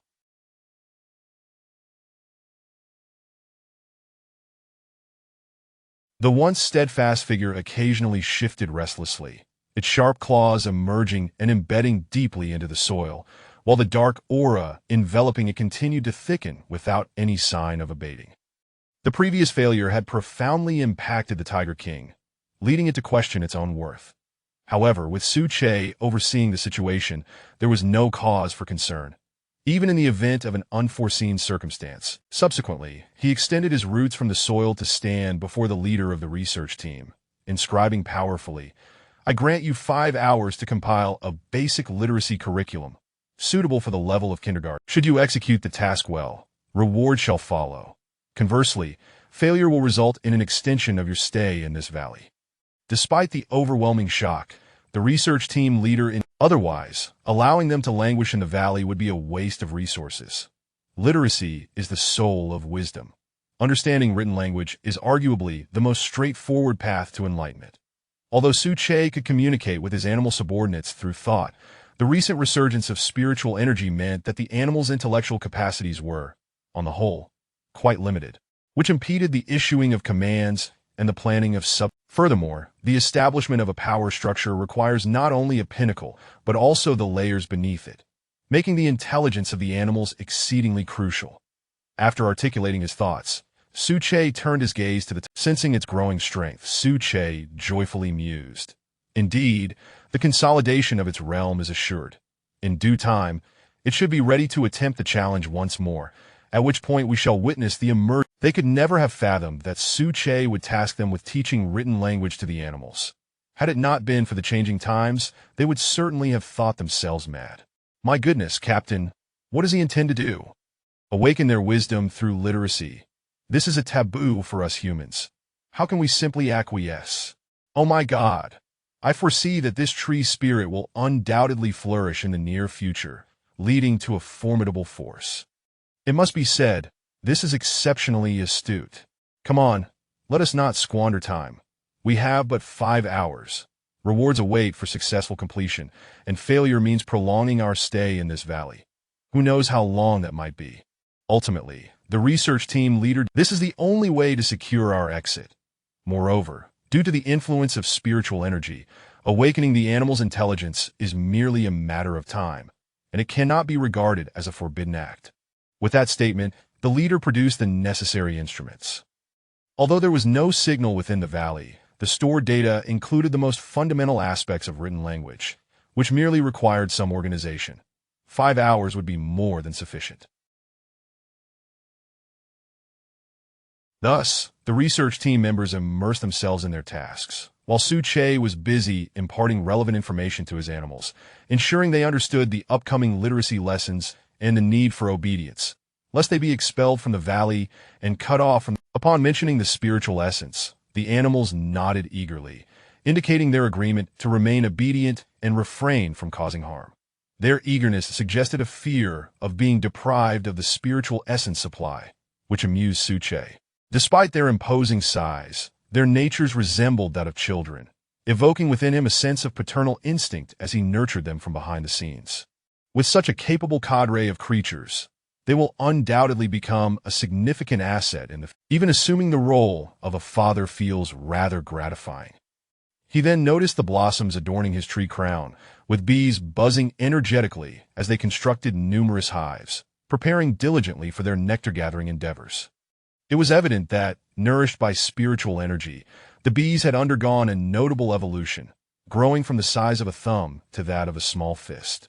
Currently in the early stages of 0 tier, with a size approaching half a fist. Should they attain first tier, they might well become as large as calves. A large-scale aerial force indeed. Imagine having 2 golden eagles leading a swarm of bees behind them. They would be unstoppable, facing no adversary. As the initiator of the meeting, he sat at the head, continuously reviewing internal reports that as time passed. His expression grew increasingly grave, with the reports detailing frowny face in the side. The Bear Nation has dispatched a research team, which subsequently vanished without a trace.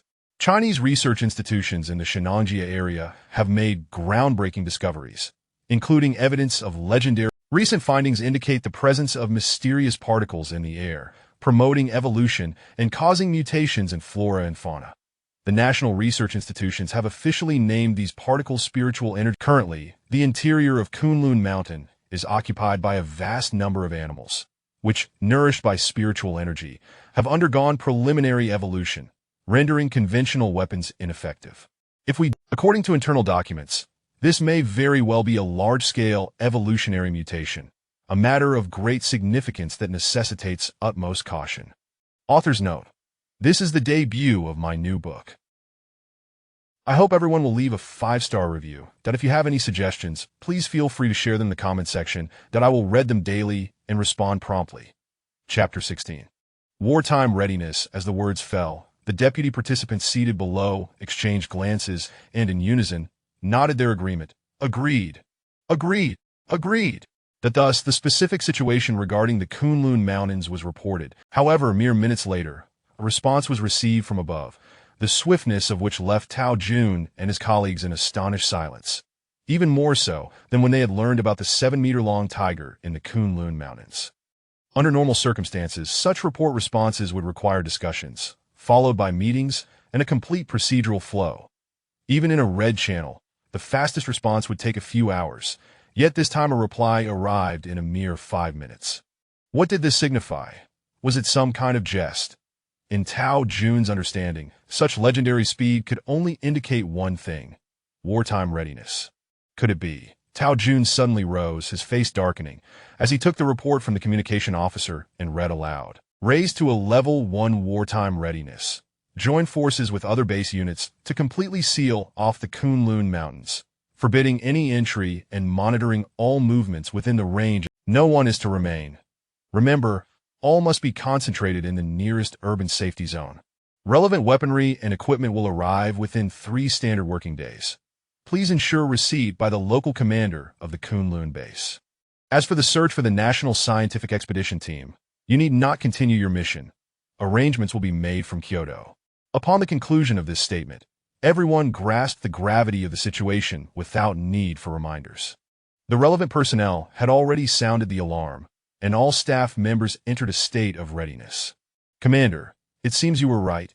The ethereal particles present in the air are having a profound impact on flora and fauna, posing a threat to national security. Not only in our country, but neighboring nations had already raised alarms before us. The Bear Nation has even deployed small-scale missiles to cleanse a particular mountain. The deputy commander pointed to messages received from the internal system, his expression laden with concern, equally taken aback by the sudden developments. Tao Jun put away the report and asserted resolutely, "Do not dwell on it.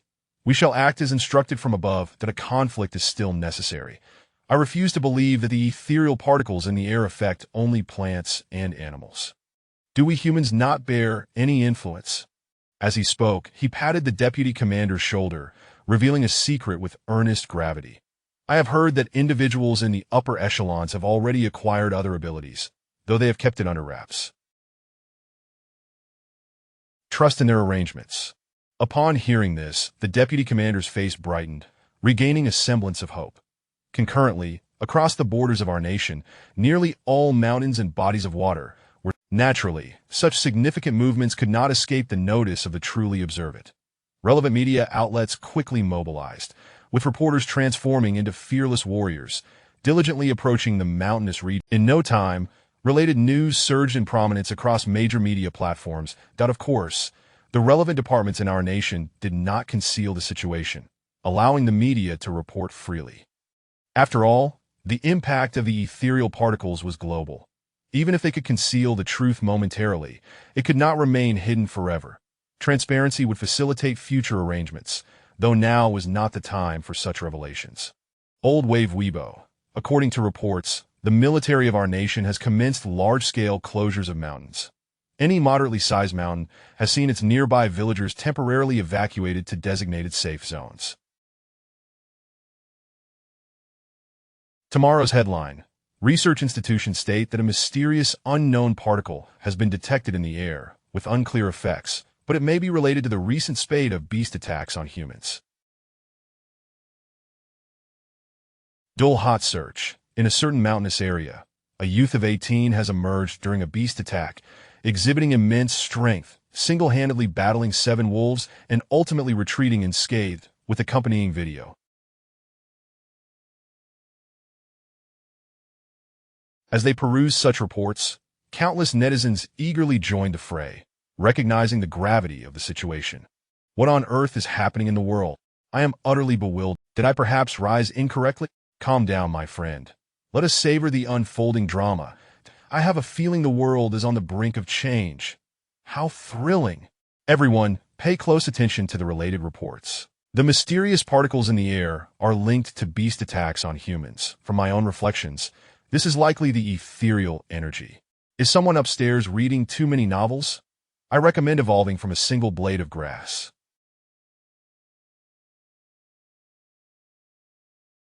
The author writes exceptionally well. Meanwhile, in the Tangpin I Ching Villa district of Magic City, within Villa Number 9, 3 young men sat in the living room, each with a computer before them. Judging by the specifications, one would need to spend no less than 100,000 RMB to acquire such machines. Wangbo Minshun, the matter has been confirmed. It is indeed a resurgence of ethereal energy. Relevant research institutions have disclosed this internally, though it is yet to be made public, though we must wait a bit longer. Just now, I managed to access an official post and directly entered the internal system. Related documents have been uploaded to our server. Take a look for yourselves. The speaker was Li Jie, born into an ordinary family, but blessed with extraordinary talent, a true academic prodigy.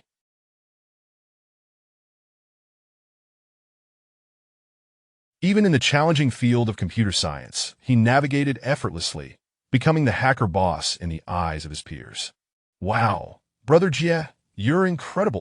Exclamations arose as 2 heads leaned in closer, neglecting to search for themselves. Instead, such a vast scale of lockdown indicates the ethereal energy's overwhelming influence. Among the trio, Xiao Zhigua, recently returned from military service and boasting a muscular physique, declared, "So, where shall we go?" At this, the group fell silent. After a moment, Li Jie pointed to the Kunlun Mountains at the forefront of the documents and exclaimed, "The Kunlun Mountains! We shall go there. I believe there is no better place. Trust me." As a new chapter unfolds, let everyone voice their thoughts. Chapter 17. The trio's ascent into the mountains. The 3 individuals acted swiftly, each fabricating an excuse of embarking on a leisurely trip. After all, the longer they delayed, the more disadvantageous it became for them. Thus, utilizing their financial resources, they arrived at the foot of the Kunlun Mountains in under 4 hours. Jie, look!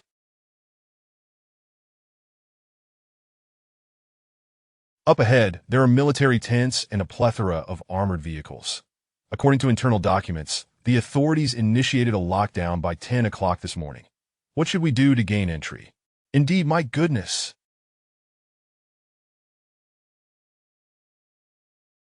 The deployment of weapons of mass destruction indicates that the military is serious about this. There must be something significant hidden within the mountains. One of them replied that that moment, the trio, clad in outdoor camouflage attire. The Kunlun Mountains stretch over 1,000 kilometers. It's impossible for them to have completely sealed it off so quickly that we still have a chance. Li Jie then maneuvered the drone into the air, preparing to survey the route. However, to ensure caution, he first piloted the drone backward over 1,000 meters to evade any interference, then ascended rapidly to a greater altitude that he understood that since the area had begun its lockdown, aerial jurisdiction would be exceptionally stringent.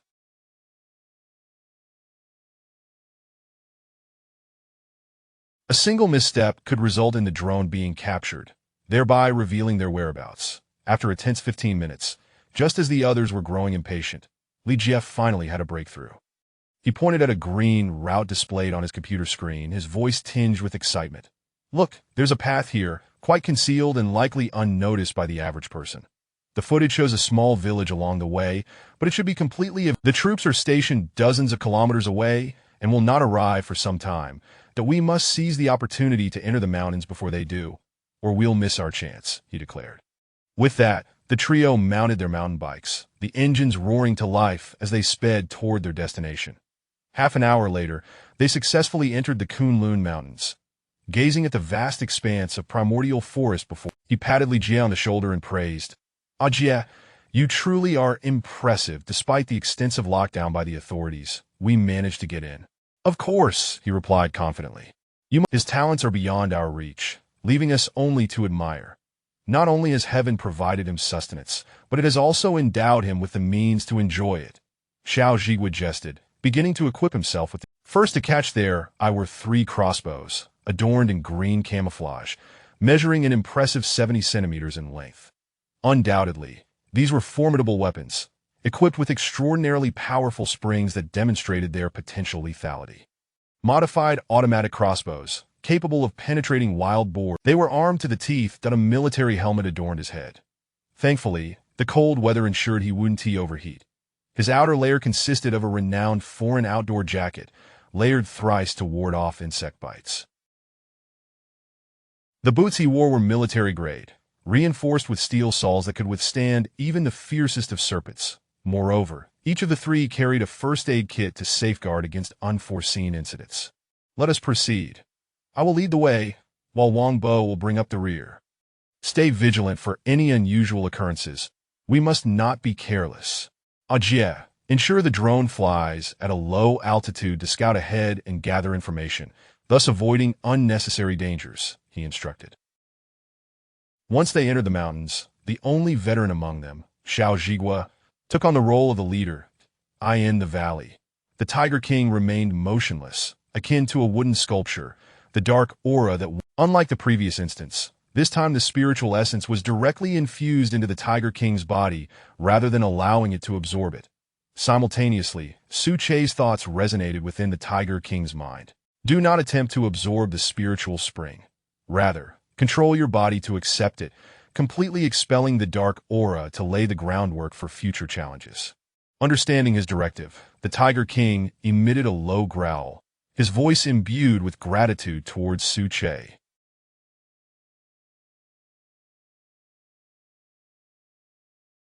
Afterward, Su Che retracted the branch, estimating that within the hour, the Tiger King would fully recover, regaining his peak prowess. Tree King, the foundational literacy materials have been entirely compiled and are here for your review.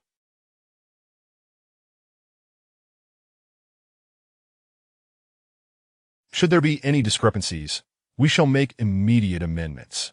The expedition leader approached the tree, directing the screen of his device toward the canopy, speaking with a hint of trepidation. The title of Tree King was entirely the brainchild of the research team, as it provided a convenient address. Otherwise, it could be awkward to communicate. Additionally, it served as a form of flattery, for it is always beneficial to elevate those in power. Su Che accepted the title with pleasure, directing the roots to inscribe on the ground. No problem. Starting tomorrow, you are responsible for teaching the animals their script. Worry not about any potential harm. This is a reward for your efforts. I trust it will be beneficial to you. Soon after, a leaf drifted down, imbued with a hint of Tier 1 spiritual spring, an organic purple hue that exuded an aura of the unknown. "Thank you, Tree King." The expedition leader expressed his gratitude. "Why has the spiritual spring changed color? Wasn't it always green? Why is it now purple?" The deputy captain, Fong Yu, inquired upon noticing the Tier 1 spiritual spring. Upon hearing this, the expedition leader turned to observe Su Che, whose tower it was given by the Tree King. "Take a bit for yourself. Once you consume it, you'll understand." After speaking, the expedition leader distributed some of the Tier 1 spiritual spring to each person, then sat down, scrutinizing the purple essence. "I believe," seeking opinions from everyone, the author wishes to ask, should a reader group be established? Chapter 18. The millennial pine tree. As the elixir slid down his throat, the expedition leader, in an instant, the first level spiritual spring dissipated, and within less than a second, as the elixir coursed through his bloodstream, every cell in his body began to breathe deeply, absorbing the vitality contained within the spring. Simultaneously, a searing sensation surged from the pit of his stomach, gradually spreading throughout his entire being. Minutes passed, and the expedition leader felt as if he were ensconced within a furnace, utterly deprived of breath. Bang! He collapsed. Without hesitation, he shouted and shook the expedition leader's body. "Deputy Captain, what's going on? What has happened to the captain?" Other team members rushed over, their voices filled with concern. "I'm not entirely certain." The captain merely took a sip of the elixir and then fainted. "He feels extremely hot." Fong Yu responded, somewhat flustered, divulging all that he knew. "The spring water. Could it be toxic? We're doomed." "We're all going to perish. The Tree King aims to eradicate us completely, that he won't allow us to escape." At this moment, one of the team members voiced his apprehensions. However, Su Che had no desire to bear such an Clearly, the expedition leader had entered a critical breakthrough phase after consuming the first-level spiritual spring. Yet these researchers insisted on attributing it to poisoning from the elixir, that a root suddenly burst forth from the soil, and before the "My promise remains eternally valid, unwavering and resolute. I will not endanger your lives. Merely complete the assigned task. Your captain's consumption of the first-level spiritual spring." After reading this, the group fell into silence for a moment. Fong Yu hesitantly inquired, "Tree King, what does evolution mean? Will he become gigantic, like the Hulk in television dramas?" In response, Su Che continued to write, "Evolution is simply evolution. It bears no other connotation. You may interpret it as awakening. Based on my judgment, he will not grow to a monstrous size, but will awaken certain abilities. Rest assured, his vital signs are stable. Focus on your training tasks. They commence tomorrow. Prepare diligently today. There must be no oversights." Upon hearing that there would be no danger, the expedition team felt an immediate sense of relief. The team member who had just expressed doubt towards Su Che flushed with embarrassment, repeatedly, "I was merely concerned for the captain's safety," and spoke without thinking. "Please do not take it to heart." Su Che remained unresponsive. He paid little heed to such grievances as they bore no significance.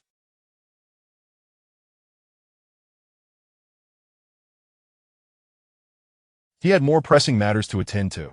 Currently, according to the attribute panel Su Che had created himself, his data was as follows. Name, Su Che. Race, nameless grass. Status, growth phase. Strength, 200 meters. Abilities, control of purple thunder, secretion of spiritual springs, emission of toxic gases, and release of fragrant essence that in comparison to the previous 2 days. His height had dramatically increased by 15. It seems that to break through to the next stage, my height must reach at least 100 meters, if not more. He sensed the threshold within his bloodline, conveying specific information. Then let us begin with it, that on my resting ground, how dare others slumber? Moreover, this fellow has already extended its roots into the valley, attempting to seize the first-level spiritual spring. Given time, it would likely seek to devour me entirely. Bang. A resounding crash echoed as the ground heaved, countless roots spiraling upwards, breaking through the soil, racing towards the valley's exterior. This tremendous commotion drew the attention of all present, leaving them bewildered as to what was occurring. The entity Su-che referred to as a pine tree not far from him, a veritable ancient tree with a history spanning at least a century. In truth, Su-che had been aware of its existence a month prior, but at that time, he had not yet broken through to the first level and was too feeble to contend with the well-rooted millennia-old pine. It is worth noting that during the initial period, the ancient pine thrived under the nourishing spiritual energy, reaching a height of over 30 meters in just a month. Thus, to ensure caution, Su-che opted for steady development.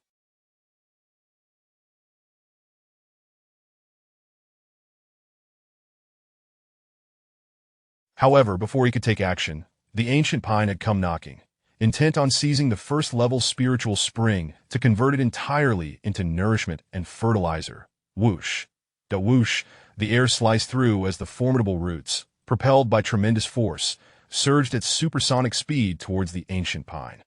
Roar! The ancient pine retaliated swiftly. Situated on a nearby cliff, its roots unable to shift easily, yet its branches had developed a new ability, transforming into sharp needles. Bang, dot bang, dot bang. But the sound of explosive force rang out as Su-che's formidable roots danced through the air, effectively shielding a section of the realm and intercepting the incoming pine needles. Though some damage was incurred, it was within expectations and did not jeopardize the overall situation. Die. Purple thunder, descend. Su-che's consciousness roared within his trunk that he held a long-standing grudge against this ancient pine, and this brazen strike must yield success. Behold, the towering crown of the tree. Every leaf began to converge, emanating purple lightning, crackling incessantly until coalescing into a singular mass, unleashing a terrifying purple thunder beneath the starry sky.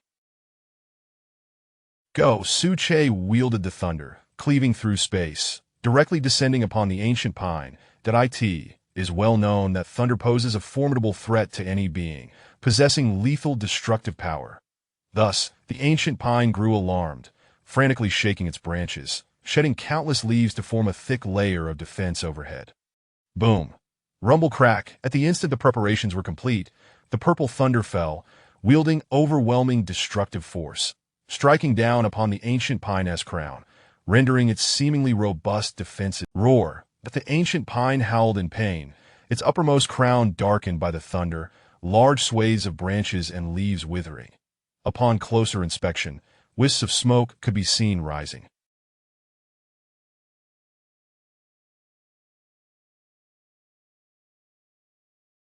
Its branches flailed erratically, as if venting its fury. Chapter 19. The execution, please, spare me. I am willing to submit. At that moment, Su-che suddenly heard the voice of the ancient pine pleading for mercy in his mind, causing the second bolt of thunder to momentarily pause. Rest assured, I guarantee there will be no next time that I will heed your commands, whatever they may be, as long as you leave me a path to survival. Listening to these words, Su-che did not take them seriously. He could easily discern that this was merely a delaying tactic employed by the millennium-old pine, intended to buy time. From its tone, it was evident that it felt neither fear nor trepidation, only pure anger. Oh, is that so? Su-che responded with a hint of amusement, yet I sense a tinge of reluctance in your words. You speak of surrender, yet your roots continued. Swiftly, Su-che perceived the ancient pine's intentions and promptly exposed its deception. In the next instant, the colossal roots surged forth once more, transforming into a dragon-like entity within the soil, aiming directly at the ancient pine's roots. Alas, the ancient pine was no match for Su-che. In a mere exchange, it was utterly vanquished, leaving not a trace of root behind, all of it left to decompose into fertilizer, much to the delight of the earthworms in the soil. Witnessing the failure of its plan, the millennium-old pine, infuriated and humiliated, tore away its disguise. Its branches swayed violently, and an angry consciousness surged into Su-che's mind. Damnable weed! You are but a weed.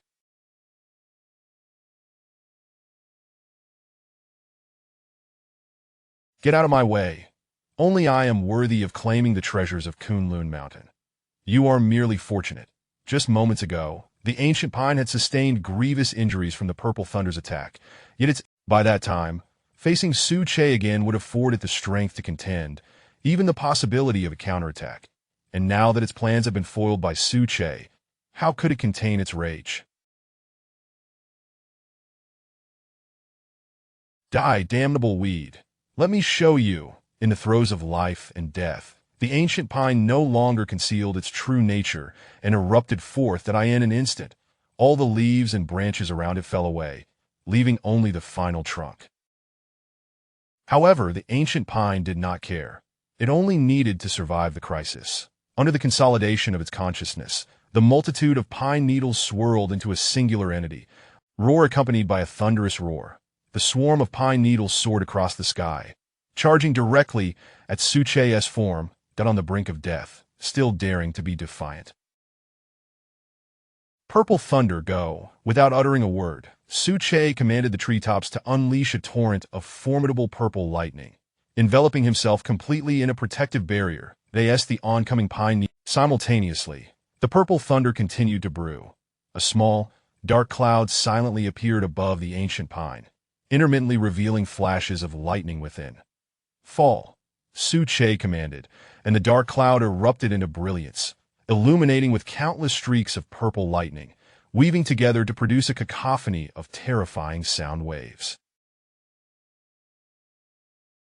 Crack, crack, crack. Within 3 seconds, thousands of bolts of purple lightning crashed down, without a doubt reducing the millennium-old pine to ashes, its form entirely charred, devoid of life, now nothing more than charcoal. At the same time, the trio camping in the nearby village heard the relentless thunderclaps, and Li Jie sensed something amiss. Crawling out of the tent, he retrieved his binoculars, keen to ascertain what had transpired. Little did he know that upon looking, he would be taken aback. Swiftly, he captured the scene of the purple thunder striking the ancient pine, and without a moment for shock, he hurriedly called to his companions, Wang Bo. As the two stirred awake and saw the spectacle through the binoculars, their groggy sleep evaporated in an instant. Wang Bo widened his eyes and exclaimed, "What the hell? Purple lightning. It's utterly unheard of." "Jia, what is going on?" Zhigua chimed in, and look, it seems like multiple bolts of lightning are converging on a single target, as if someone is controlling it from behind. Upon hearing this, the other two nodded in agreement. That Lig asserted, indeed, the internal documents were not mistaken. Nourished by spiritual energy, there are indeed treasures deep within the Kunlun Mountains. I suspect the thunder just now was a result of their presence. We must proceed with caution. There may be other entities lurking ahead that as soon as we locate the treasures, we shall retreat immediately. Just then, Wang Bo exclaimed in astonishment, capturing the attention of the others. "What's wrong? What happened?" "Look, the latest report from abroad." Wang Bo pointed at his phone screen, saying treasure. The three exclaimed in unison. Yes, a fruit capable of awakening such powers was indeed reminiscent of the treasures described in novels, further validating that their chosen path was correct. As for the phone, it was a modified version by Li Jie, capable of functioning normally even amidst the dense spiritual energy. Enough talk, let us get some rest, that we have to continue our journey tomorrow.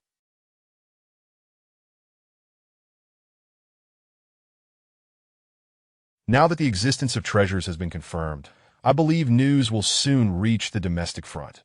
When that happens, even the authorities won't be able to impose a complete blockade. We must act swiftly to secure our share, Lig analyzed calmly. And then the trio returned to their tent to rest, replenishing their energy for the journey ahead.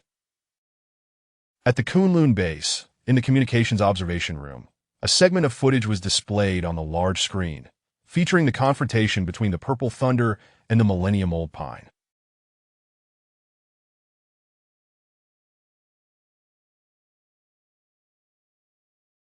How is it? Have you detected the energy density? To what specific stage has it reached?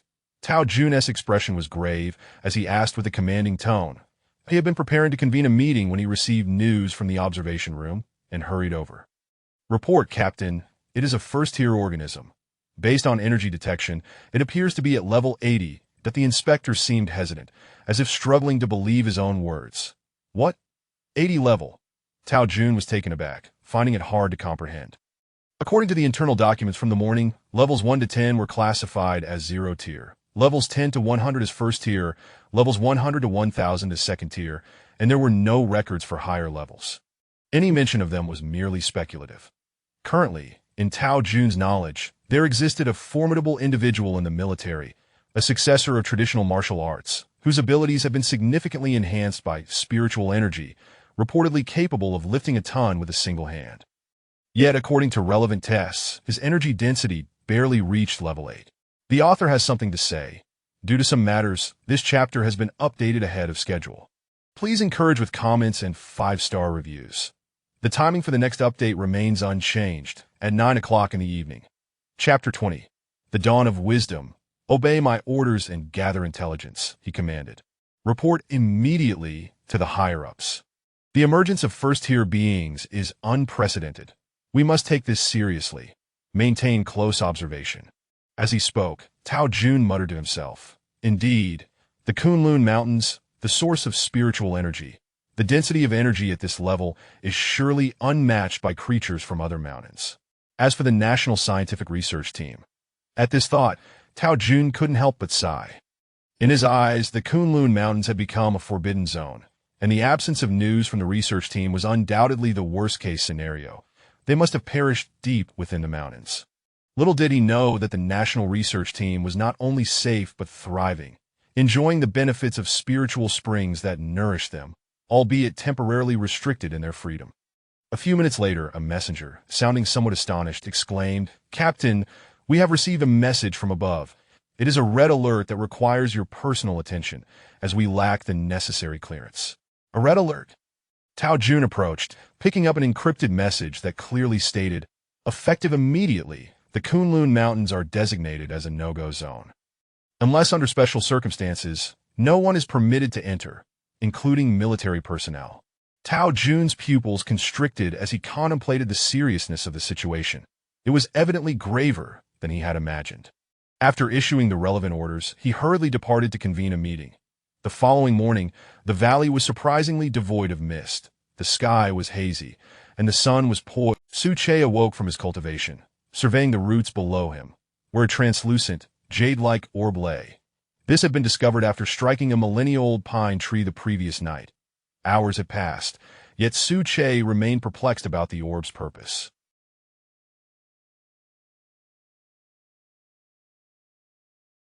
It was filled with a vast concentration of spiritual energy, but lamentably, he found himself unable to absorb it, merely an observer. "Forget it," he mused. "Time is on my side. Perhaps in the future, when I achieve a breakthrough, I will uncover its secrets. For now, I won't meddle with it." After a few grievances, Su Che turned his gaze to the interior of the valley, which remained lush and vibrant, adorned with a myriad of blooming flowers that exhaled dew rich in spiritual essence, invigorating their growth with vitality. "Indeed," he thought, "perhaps in the end, I shall establish a kingdom of my own." As he contemplated this, the long-slumbering captain of the research team finally awoke from his evolution, astonished to find himself enveloped in what felt like flames. Yet his fur remained unscathed. What has happened to me?" The captain was bewildered, his memories of the previous day fragmented, akin to the haze of drunkenness. "Captain, you are awake." Feng Yu, having just roused, spotted the captain standing in a daze and greeted him joyfully, drawing the attention of other team members. "Hey, it's the captain." Indeed, the captain has awakened. But what abilities will he manifest? It must be something formidable. Haven't you heard what the Tree King said? That is a first-tier spiritual spring, an exceedingly rare entity. Minutes later, the captain comprehended everything and promptly approached Su Che, kneeling half-heartedly before him. "I shall comply." The last two sentences were uttered hesitantly, for such a pledge was a considerable burden on him as a soldier and a leader of the National Research Team. Su Che nodded, feeling a sense of approval. He knows gratitude. I have not misjudged him, and my aid of the first-tier spiritual spring has not been in vain. That I asked for whether to employ him. He required a spokesperson, someone utterly loyal, lest he become vulnerable to betrayal. The roots released from the soil inscribed, "Do not thank me. This is your own fortune."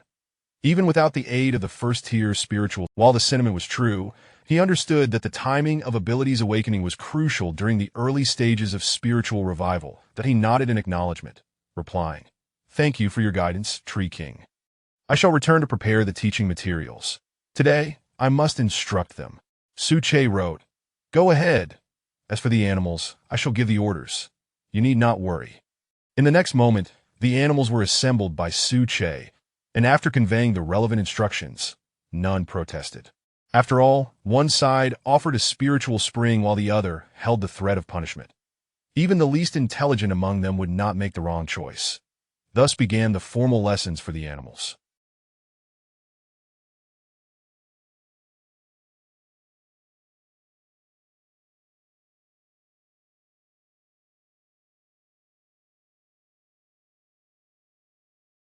Initially believing it would be simple, they soon realized it was not only exceedingly difficult but also dreadfully dull. Before long, some animals grew impatient. Meanwhile, under Su Che's orders, the research team members transformed into instructors, and the valley echoed with reprimands. "Little Jean, behave yourself. This is called a python, and you belong to this species. Do you understand? Stop squirming, or you shall face the Tree King's wrath. Hey, old hay, cease your corn munching and come here to learn."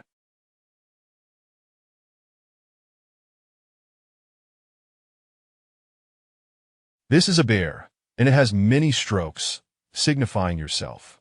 "Fish, do you understand? This is called a fish. Do not get it wrong. Little eagle, return. Do not fly about aimlessly. Your task remains unfulfilled, and there is homework." Observing this scene, Su Che felt an indescribable satisfaction. Given time, once the animal's intelligence was further cultivated, his plans for establishing a formidable force could proceed, potentially leading to the creation of a kingdom. At the same time, in the depths of the dense forest, a trio was struggling along the path.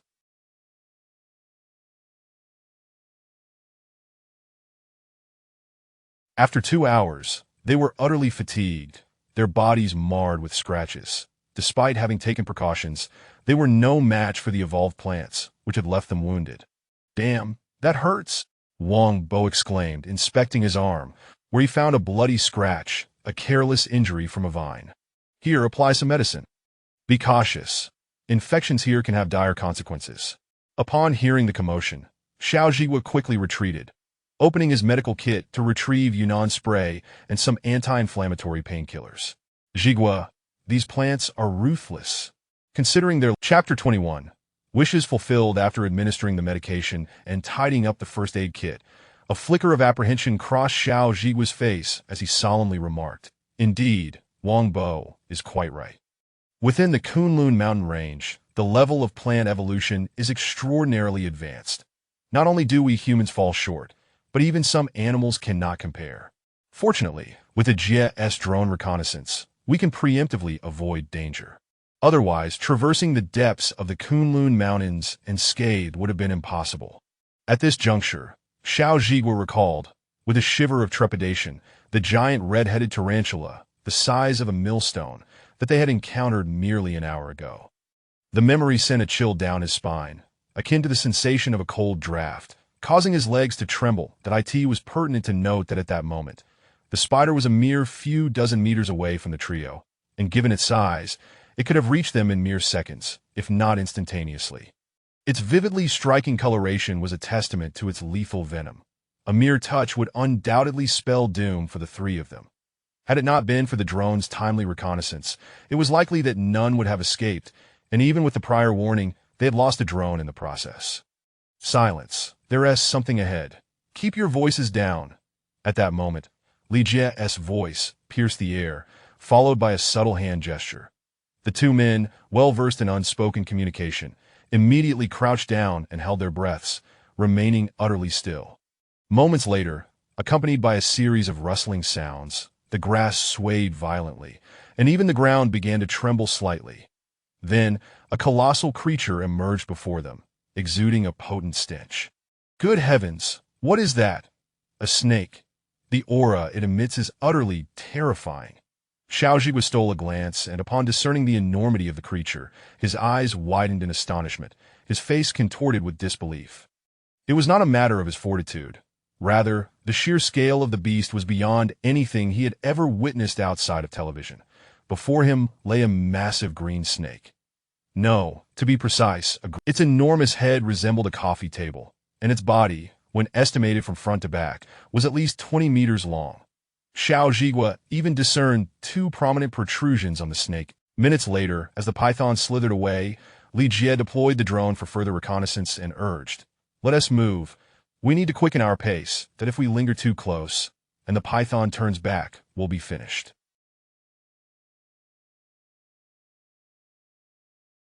We still have 5 kilometers to cover before reaching the site of last night's lightning strike. We should arrive before nightfall. With that, the three resumed their journey, and fortune smiled upon them as they encountered no further mishaps. When night fell, they arrived before an ancient pine tree, centuries old. Gazing at the cliffside, they beheld the ancient pine, reduced to charred remnants from the lightning strike, alongside the cliff itself, pockmarked and scarred, with not a single intact spot to be found. The trio exchanged glances, uncertain of what to say, until Li Jie spoke up first. "Let us not despair just yet. I'll use the drone to investigate further. Even if it has been struck by the purple lightning, it should still have left some remnants."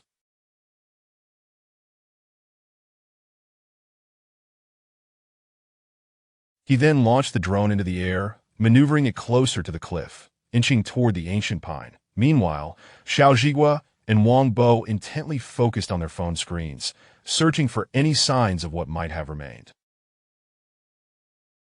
The view was predominantly a charred expanse, resembling a massive piece of charcoal embedded in the cliff, making it difficult to discern any details with the naked eye. Just as they were about to succumb to disappointment, Wang Bo suddenly exclaimed, "Ajie, look.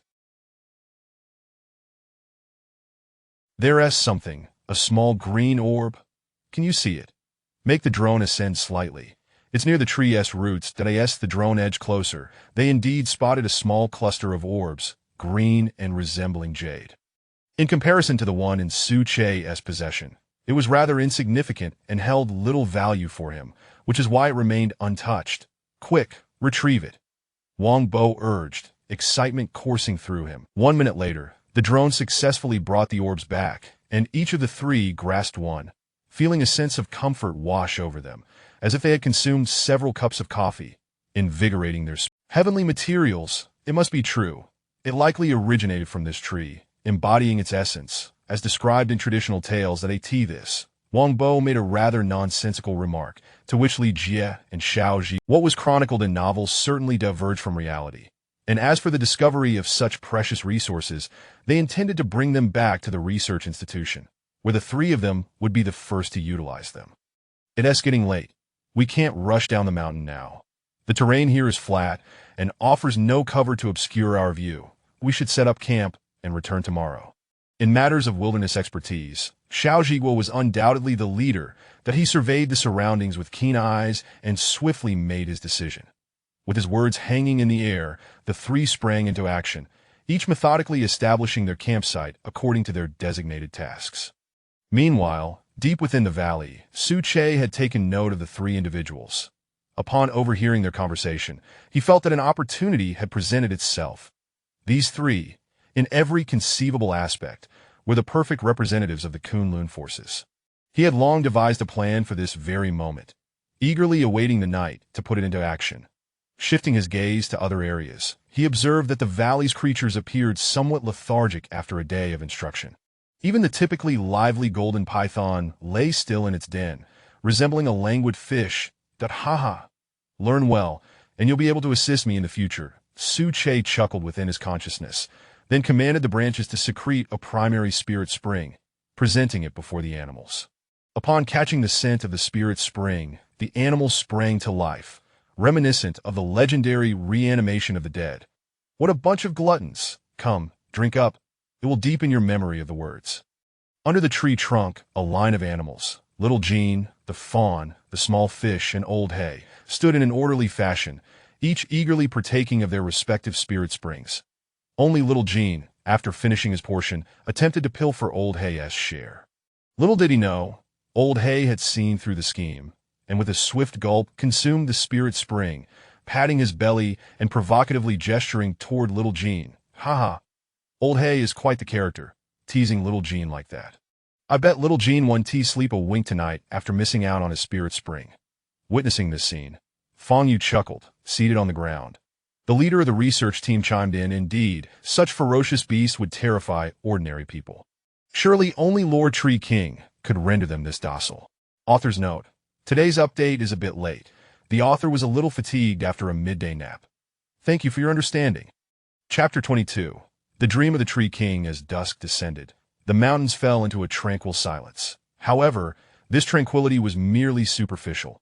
Aside from the daytime roars of tigers, howls of wolves, and the bellowing of bears, the nocturnal sounds were indeed significantly reduced. At precisely 7 o'clock, the crescent moon hung high in the sky, casting its silvery glow, illuminating the mountain range as if it were day this moment. A multitude of nocturnal creatures on the cliffside, a trio had successfully erected their camp and were now gathered around the campfire, warming themselves while gnawing on military rations. Alas, they too longed for cooked food. The thought of succulent roasted chicken was enough to make anyone salivate. Yet, the circumstances in the mountains forbade such indulgence. Even the slightest aroma could attract nearby animals, potentially leading to a fatal encounter. Wang Bo, Xiaoji was said, having finished his ration, make sure to sprinkle more realgar powder around the tent. I fear that a scant amount may be ineffective. After all, the animals have begun to evolve, and their resistance has likely increased significantly, that we must not let our guard down. He tossed some dry twigs into the fire, adding, "You all eat first. I will set some traps and alarms in case anything happens during the night. We can be forewarned." With that, Xiao Jigua patted his backside and departed to prepare the necessary equipment. Meanwhile, Wang Bo quickly finished his military ration and rummaged through his backpack for a generous handful of realgar powder, pinching his nose as he scattered it around the tent.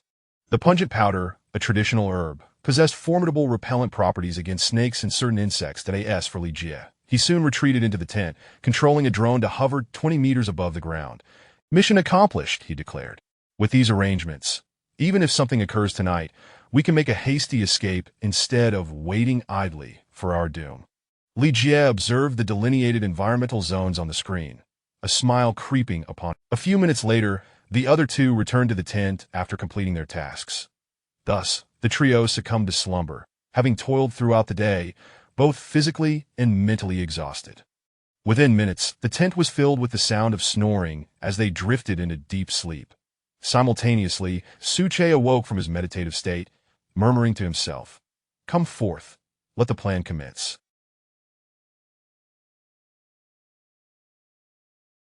The representative of the Kunlun forces. Unbeknownst to anyone, a strange gas suddenly filled the air, enveloping the trio's tent under Su Che's control, permeating their slumbering forms and infiltrating their... In a swift transition, the dreams of the three began to alter, converging in an astonishingly harmonious manner, revealing a valley nestled among undulating mountains. This verdant paradise was adorned with a profusion of flowers in bloom, dominated by an ancient tree that stood proudly, its crown reaching toward the heavens, surrounded by other flora. Upon closer inspection, the towering crown shimmered in a unified purple hue, resplendent and enchanting, with twinkling starlight dotting its branches, reminiscent of a starry sky illuminating the horizon. Beneath the tree dwelled colossal creatures. A 20-meter-long golden python, a 5-meter-tall black bear, a 3-meter-long carp, 2 golden eagles rivaling fighter jets, and countless swarms of bees in that moment. The trio became enraptured in their shared dream, a subtle consciousness conveying to them, Kun, Luan Mountains Valley. Within, the celestial tree king grants immortality. Those fated may seek. After several iterations of this vision, the chemical gas dissipated, shattering the dreamscape and returning them to their original state. Utilizing the gas, Su Che implanted an illusion into their dream. The question of whether the trio would become his representatives remained contingent upon a series of trials. A sleepless night passed, and in the morning, Li Jie was the first to awaken. He unzipped the tent and surveyed his surroundings, relieved to find that neither traps nor alarms had been disturbed. Just as he began to stroll, The vivid memories of last night's dream surged to the forefront of his mind. Stopping in his tracks, he murmured, Kunlun. The valley within, the celestial tree king, grants immortality. What is this? He pondered. What a strange dream. Could it be the result of yesterday's exertion? However, Li Jie felt an unsettling sense of clarity. The dream from last night flashed through his mind like an electric charge, refusing to dissipate, leaving him bewildered. What is going on? Just as he was mired in confusion, Xiao Zhigua and Wang Bo emerged from the tent, approaching him. Observing Li Jie's peculiar expression, Wang Bo inquired, What is wrong? Jie, did you not sleep well? I recall you are not one to struggle with unfamiliar beds. The tent is quite comfortable. What gives? Li Jie shook his head, replying, It's not that I didn't sleep well. I had a strange dream that keeps replaying in my mind. Wow, you two had a strange dream? Wang Bo exclaimed. Wait, both of you had dreams as well. I think I also experienced one, Li Jie suddenly recalled, eagerly sharing the details of his dream and comparing notes with the others to show their astonishment. The similarities were uncanny. The three narratives aligned perfectly, as if they were woven from the same thread. The image of the celestial tree lingered in their minds, inescapable. It seems, if my hunch is correct, we have encountered a great opportunity. It is likely that an awakened spirit has sent us this dream, for it is impossible. Even as the strategist of the trio, he could not suppress his exhilaration at this revelation, for they had ventured into the Kunlun Mountains at great risk, seeking precisely this kind of fortune. So, what are we waiting for? Let us hastily pack our belongings and depart. The dream seemed to contain specific coordinates, and is not far from here. Perhaps this time we too shall become awakened beings, Wang Bo declared with unbridled enthusiasm, promptly returning to the tent to begin packing their gear. Author's note. If you have any suggestions, please feel free to share them in the comments section, that I will be attentive to your feedback. Lastly, thank you all for your support. Chapter 23. The first trial an hour later. The three of them, guided by memories from their dreams, cautiously navigated through the mountains. With Su Che's ethereal guidance, fortune favored the diligent, and they finally discovered Su Che himself in a valley below, not far from another cliff. The scene before them mirrored their dream with astonishing precision. We've found it. At last, we have located it. Indeed, this place is identical to what we envisioned in our dreams. Meanwhile, Xiao Zhigua and Li Jie were equally astonished, their faces reflecting disbelief. Yes, we have found it, I must say. It is truly breathtaking. This valley below must be the final destination. Jie, what do you think awaits us? Li Jie shook his head, uncertainty clouding his expression. I'm not sure. Do we probably want to know the specifics until we descend? Let me first scout the area with the drone to see if there is a path down. At that moment, Wang Bo approached. Is there a way down? Li Jie remained silent, intently maneuvering the drone as it flew towards the precipice while controlling the camera for a thorough search.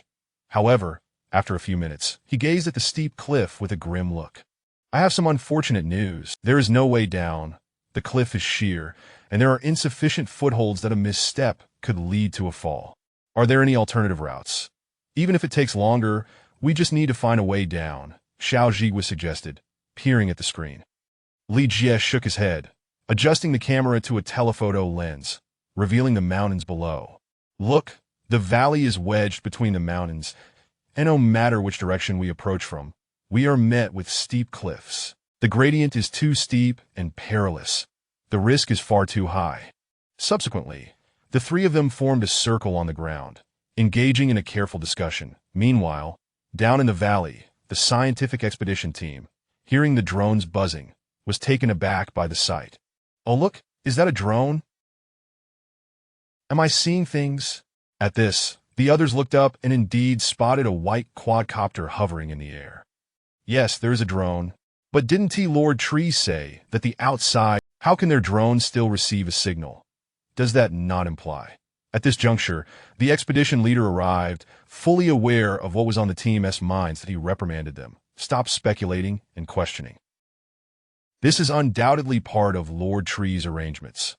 All we need to do is complete our tasks. When the time comes, we will naturally find our way out. Since awakening his ability, if not for the circumstances, he might have contemplated staying indefinitely. Upon witnessing this, Su Che smiled within his consciousness. The roots then released from the soil, inscribing before the three. First trial. Cooperatively descend into the valley. Those who succeed may remain. Contribution. Kunlun Tree King. Seeing this, the three, deep in discussion, were utterly astonished. They exchanged bewildered glances, momentarily at a loss. They can write by themselves. Incredible! Under the influence of spiritual energy, even plants have evolved to such a degree. I need a moment to gather my thoughts. Wang Bo muttered to himself, clearly shaken.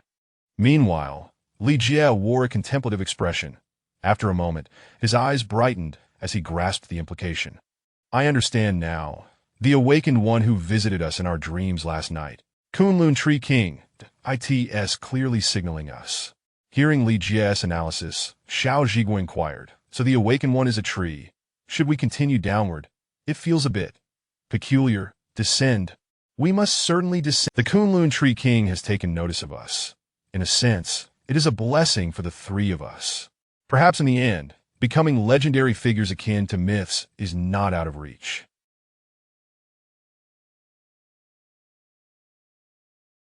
We too might rise alongside it and attain remarkable cultivation. Li Jie spoke with conviction, prompting Xiao Zhiguo and Wang Bo to nod in agreement. The bond between the three was exceptionally strong, and with Li Jie thus commenced Su Che's first trial. As for the methods they chose, Su Che would not interfere. As long as they could safely descend into the valley within the stipulated time, that was all that mattered. Meanwhile, in Kyoto, significant troubles were brewing. In the suburban base, high-ranking military officials gathered in a conference room, awaiting the commencement of an urgent meeting. As the clock struck noon, an elderly man entered, announcing, "The meeting is now in session. The time for this urgent meeting is limited, and let's get straight to the point." With that, the PowerPoint presentation behind him shifted to reveal an expansive lake. It was evident that the water body was vast, with no visible end, appearing almost ocean. The elder's voice resonated. Daunting Lake is one of the 5 major freshwater lakes in the country, boasting a formidable volume of water.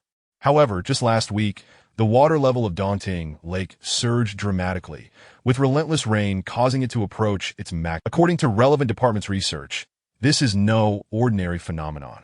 "Look," he exclaimed, switching the PowerPoint slide to project an image of the central area of Daunting Lake, where a serpent. "Look closely at its head.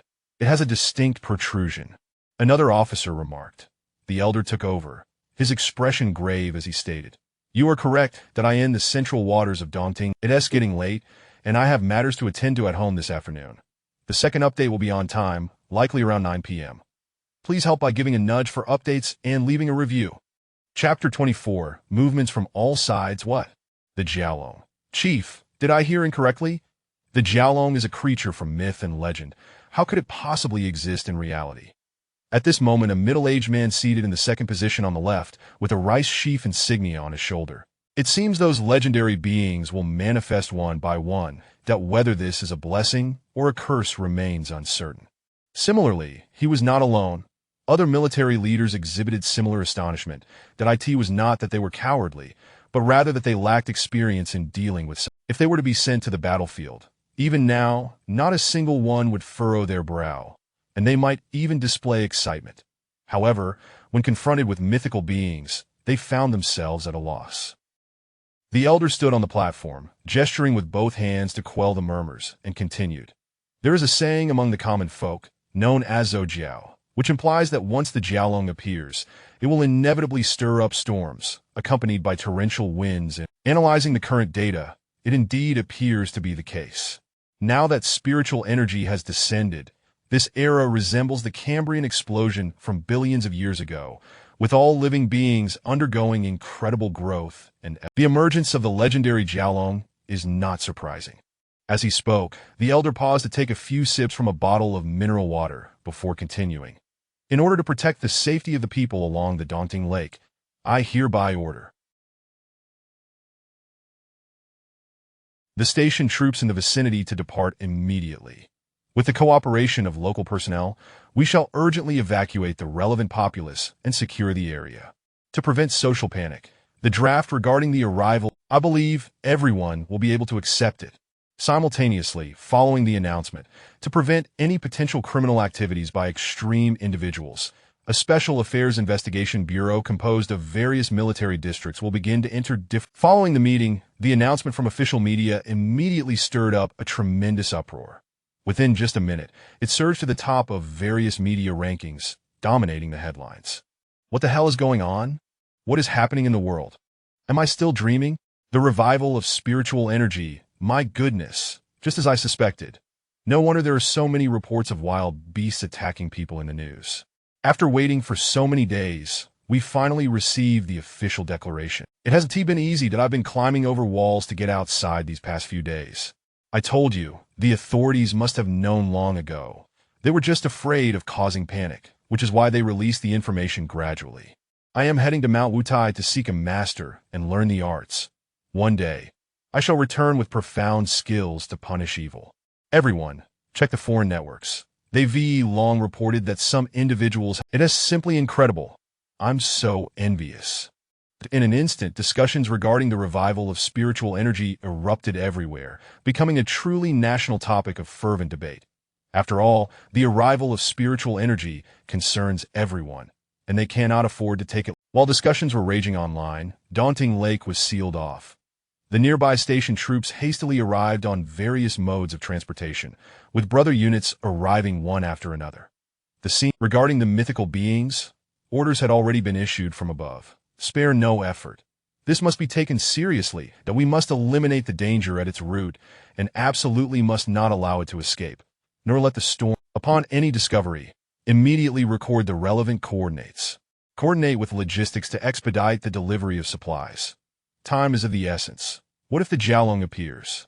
In that fleeting moment when the orders were issued, the terrifying efficiency of the national machinery. Within just an hour, 3,000 vanguard troops arrived at the destination, and various supplies were simultaneously dispatched.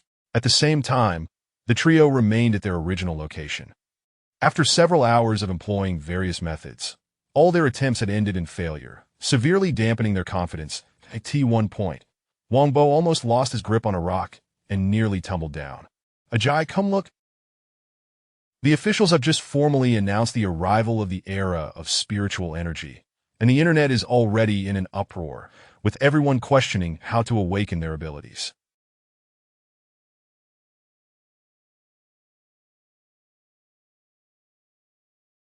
It seems we were prescient to come to the Kunlun Mountains first. Wang Bo beamed with pride as he glanced at the news on his phone, but upon recalling their current predicament, his expression quickly soured. I say, Ajay, Jigua, how exactly should we descend? We can't just linger here indefinitely. There must be a time limit, even though the Tree King didn't mention it. After a moment of contemplation, Li Jie resolved, let us try once more. Each of us should tie a rope around our waist to prevent any accidental falls. Just like rock climbing, that if we continue to delay, we'll surely exceed the time limit and fail the test. Come on, Jigua. This time, we shall only allow success. They each secured it around their waists, and once prepared, they directly began their descent down the cliff. Seeing this, Su Che smiled and remarked, from morning until evening, we've been pondering how to take shortcuts. Now it seems we've finally had a breakthrough. The steep, sheer cliff presents no alternative but to confront it head-on. It tests one's courage and resolve. Quite commendable. Overall, Su Che was satisfied with the trio. As for what would follow, whether they would succeed or not, that would ultimately depend on their own efforts. Grunt, grunt. At that moment, a small deer approached, nuzzling Su Che's branch with its nose. For this old friend, Su Che was exceedingly generous, providing ample amounts of spiritual spring without hesitation. Even the first-tier spiritual spring was offered as much as possible, given the circumstances. Drink plenty. Given your bloodline, you must be akin to the legendary. Once you reach the first tier, I imagine you will be able to exhibit your bloodline powers. Su Che mused to himself. Just then, he received a call from home, informing him of a potential flood, prompting him to return to his hometown to help move rice. Busy with the preparations, the update was delayed until now. My apologies, everyone, for the inconvenience. Chapter 25. The three enter the Grand View Garden as time quietly. At this moment, if one were to gaze towards the nearby cliffs from within the valley, they would be astonished to discover three figures suspended above, their waists secured by ropes, gradually descending from above. Ajay, Wangbo, put in a little more effort. We have less than half the distance left to cover, that in about half an hour. We should arrive, Xiao Zhiguo encouraged, glancing downward before shifting his gaze to the nearly exhausted duo. All right, Zhiguo, understood. We will not give up. This grand opportunity before us is worth any sacrifice. Even if it means falling to my demise, I shall not yield. Whoever gives up is a coward. Zhiguo, rest assured, do not worry about us. You should descend first to prepare the area. It may prove beneficial for us later. The two held their breath, controlling their bodies to land on a small protruding ledge, taking a moment to rest while responding in kind. Very well. Be careful. I will scout the situation down below. If you find it difficult, I shall construct a shelter for you to jump down into. You must hold on. With that, Xiao Zhiguo began his descent. Having served in the military, his physique was robust, and his strength was at its peak.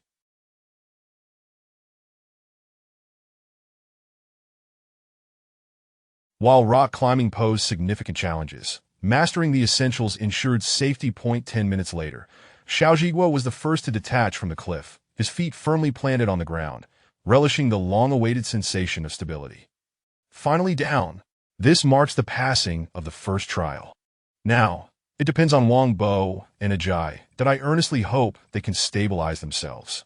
Upon finishing his thoughts, Xiao Zhiguo surveyed his surroundings. Before him lay a valley adorned with a myriad of blossoms, flourishing in every corner, overwhelming the sense. The air here invigorates the spirit, providing an unparalleled sense of comfort. Xiao Zhiguo murmured to himself, when suddenly the roots erupted from the soil, powerfully inscribing upon the ground. Within the allotted time, you have descended into the valley. The first trial has been passed, with half an hour remaining. Come over here. With the first instance behind him, Xiao Zhiguo remained remarkably composed upon witnessing the roots inscribe once more, though a hint of surprise lingered in his eyes, quickly subdued. He then made his way towards Suche, but on his journey he stumbled upon a group of uniformed soldiers, instructing a collection of colossal creatures in a language that he even witnessed a middle-aged man reprimanding a golden giant python. What on earth? That golden python was at least half a meter in diameter and, by estimation, over 20 meters long. What the hell? What is going on?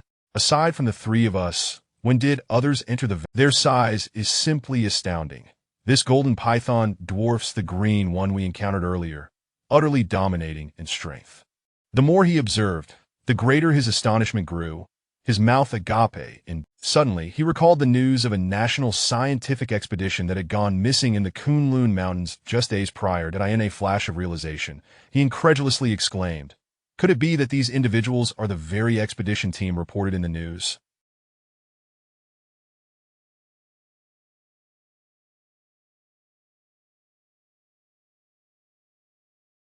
It turns out they are alive and have been assisting the Tree King in training these creatures. In the end, Xiao Zhiguo arrived at a conclusion that left even him in disbelief. Chapter 26. The Journey of Kunlun. Meanwhile, upon witnessing the arrival of a living person, the members of the research team were taken aback. They set aside their tasks and turned their gazes towards the newcomer, exchanging looks that conveyed unspoken. Why are there still new arrivals at this juncture? What does Lord Tree King intend to do? Fong Yu queried, a hint of confusion in her tone. In response, the team leader shook his head, indicating his lack of knowledge, and gestured for the others to remain calm. However, during this brief interlude, the animals reveled in delight, engaging in whispered conversations and frolicking upon the ground. For them, the endeavor of learning written language to unlock wisdom. Among them, the most gifted was a young deer, which had thus far managed to comprehend over 100 Chinese characters, mastering the first-grade reading materials with ease. Conversely, the least adept was the gold. Even the team leader, tasked with its training, found it difficult to manage, often seeking assistance from Su Che for direct instruction. A minute later, Xiao Zhigua approached Su Che, gazing at the towering presence before him. Cloaked in hues of purple, a wave of astonishment washed over him, igniting a spark of excitement within. "Incredible," he murmured. "Lord Tree King is truly an embodiment of nature's creation." After all, logically speaking, as their protector, the higher Lord Tree King's realm and greater strength, Kunlun walking, as the name suggests, refers to those who walk on behalf of Lord Tree King, whose every action and word not only represents themselves, but also embodies the dignity of Lord Tree King. Serving as a bridge, upon hearing this, Xiao Zhigua felt a wave of dizziness, akin to a pie falling from the heavens and landing squarely on his head, only to reveal a treasure of gold within. For a moment, his joy rendered him momentarily speechless. Regaining his composure, he promptly declared, "I am willing. Lord Tree King, I wish to become a Kunlun walker, acting on behalf of the Tree King and serving as a communication bridge between both parties." Su Che nodded in approval and continued to write, "Very well.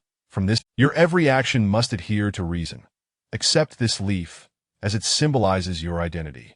As he spoke, a leaf, imbued with grace and rich in purple hues, gently descended from above. Su Che then inscribed further, "The journey consists of 3 trials. You have only passed the first and do not succumb to arrogance, for the remaining 2 shall soon arrive." Observing the inscriptions on the ground, Xiao Zhigua nodded, acknowledging his understanding. At that moment, Li Jie and Wang Bo, having traversed the cliffs, arrived steadily within the valley, their feet firmly planted upon the solid earth, overwhelmed with joy. "Huh, where is Zhigua? I don't see him," Wang Bo remarked, glancing around with an air of curiosity. That Li Jie pointed to the markings on the ground, stating, "Do you see the writing? Zhigua is likely not here." Judging by the content, it appears Lord Tree King has summoned him. "Let us go. We should head over as well." Author's note: there is no need for concern. The results of the colonoscopy are in.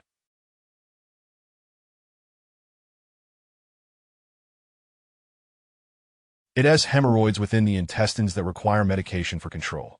Thank you all for your care. Chapter 27. Initial setbacks. As night fell, the entire Kunlun mountain range emerged, shrouded in a veil of mystery, appearing intermittently in the dim light, reminiscent of a colossal dragon taking flight, evoking a sense of yearning and reverie.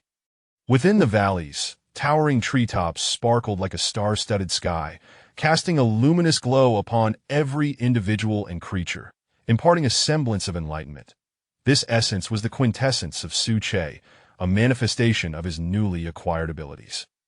The area beneath the trees was divided into 3 distinct sections. The central zone, the most expansive and rich in spiritual energy, served as the premier sanctum for. To the left lay a secondary area designated for the trio, the current wanderers of Kunlun, while the remaining right section was allocated for the scientific team responsible for instructing the animals. After the other 2 had passed their trials, Su Che bestowed upon them the same honor of traversing Kunlun, gifting them a tier of spiritual spring to enhance their physical forms and gradually awaken their latent abilities. Furthermore, his most significant acquisition was a mobile phone. After modifications by Li Jie, the device maintained connectivity even within the valley.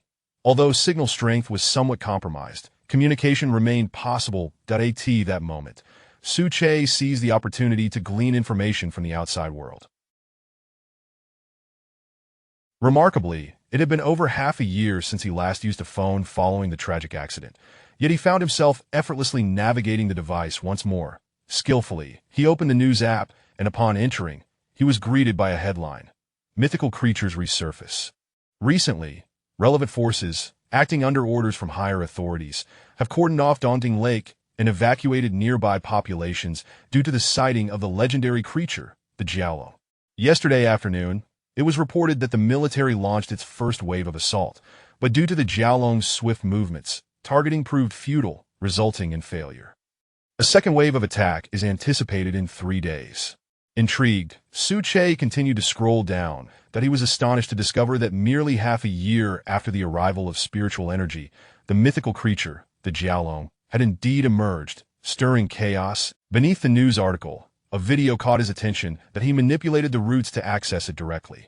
The footage revealed a vast expanse of water, unmistakably the central area of Daunting Lake, where torrential rain poured incessantly, as if water were being poured from above. Suddenly, the scene jolted, and a long, dark shadow darted beneath the surface, moving with remarkable speed, nearly imperceptible to the naked eye without technological assistance. At that moment, the commander's voice rang out. Everyone, fire at will. Target coordinates are in the bait zone. Fire 300 rounds without pause. As the order was given, a blaze erupted, and hundreds of shells soared through the air, plunging toward the desert. Moments later, a cacophony of explosions echoed, the water surface igniting in a conflagration that spread like wildfire. Yet the Jiaolong, with a slight twist of its body, unleashed a torrent of waves that effortlessly extinguished the flames and neutralized the shockwaves from the explosions, emerging unscathed. In the next instant, just as the commander on the shore prepared for the next phase of action, the Jiaolong vanished beneath the surface of the water in a fleeting moment, disappearing from sight.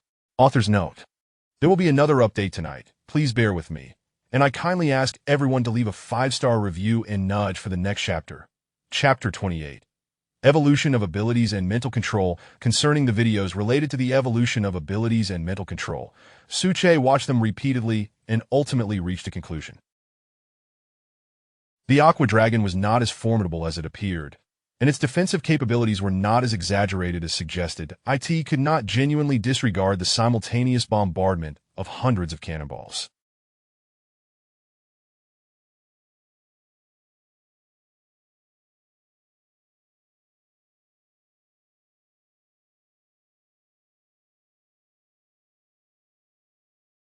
Moreover, judging by its physique, it had not yet reached maturity. It is essential to recognize that even Suche himself would not dare to claim he could withstand such an onslaught without consequence. The instantaneous shockwaves generated would be sufficient to obliterate a 2-meter-thick steel plate, and should they land upon Suche's canopy, he would likely emerge gravely injured, if not dead. However, the Aqua Dragon's concealment beneath the water, coupled with its innate properties, allowed it to harness the immense power of its aquatic environment. Water being the natural, yet submerged, the odds would likely be 50-50, Suche mused, assessing the Aqua Dragon's displayed strength against his own. That he then controlled his phone to search for How Han technology. Perhaps due to signal interference, the internet was somewhat sluggish, and it took 10 seconds for the screen to display How Han Technology's headline and related news. Mr. Suche, founder of How Han Technology, has passed away, leaving behind a fragmented board of directors amidst turmoil. A rising star in the tech industry. What lies ahead? 3 weeks later, Mr. Suche's fiancée, Yun Yin, boldly intervened, purging board members and showcasing the demeanor of a formidable female CEO, consolidating control over the arrival of spiritual energy marks an era of destiny for humanity. The How Han Technology Group will allocate $1 billion in funding for collaborative research into new forms of spiritual energy, aimed at benefiting. Suche's death remains uncertain, with relevant authorities now investigating. Preliminary assessments indicate foul play, and his fiancée, he has vowed to pursue justice relentlessly, irrespective of the perpetrator. At first, Suche read these. After all, a tech conglomerate with thousands of employees, including outsourced workers, was now reliant on his fiancée alone, a daunting task that would undoubtedly entail significant hardship. However, as he continued reading about the circumstances surrounding his death, a torrent of memory, the driver's unusual expression, and the impossible speed confirmed his suspicions. The media's assertions were indeed correct. His demise was likely not an accident, but rather the result of a calculated murder by a rival. Who could it be? His consciousness roared within his body, releasing pent-up frustration. Such matters are intolerable for anyone, and perhaps some would react even more violently than he. After a while, he muttered softly to himself, "Regardless of who was behind this, I am now the Tree King. Even if you manage to evade justice, you will not escape my final reckoning." As soon as the words left his lips, Suche experienced a profound clarity of thought, as if all mysteries were unveiled to him. Subsequently, a surge of spiritual energy emanated from his roots, coursing through his body towards the canopy, ultimately breaking through to the heavens above. As it traversed, the spiritual energy purified him anew, rendering his form more resilient, while the purple hue of his At the same moment, Su Che sensed a shift in his perception. It transformed into a distributed scanning radar, a form of mental power that provided an exquisitely clear view from above. The command of his bloodline made it evident that he was undergoing another evolution of his abilities. The previous gaseous emissions vanished, supplanted by mental control and its accompanying spiritual perception. In essence, Su Che could now communicate with the creatures in his domain effortlessly, relying solely on his mental prowess to translate their words instantaneously, enabling seamless communication, even with humans. Concurrently, under the influx of spiritual energy, Su Che's form swelled once more, 3 meters, 5 meters, 10 meters, 20 meters, until he stabilized at a towering height of 80 meters.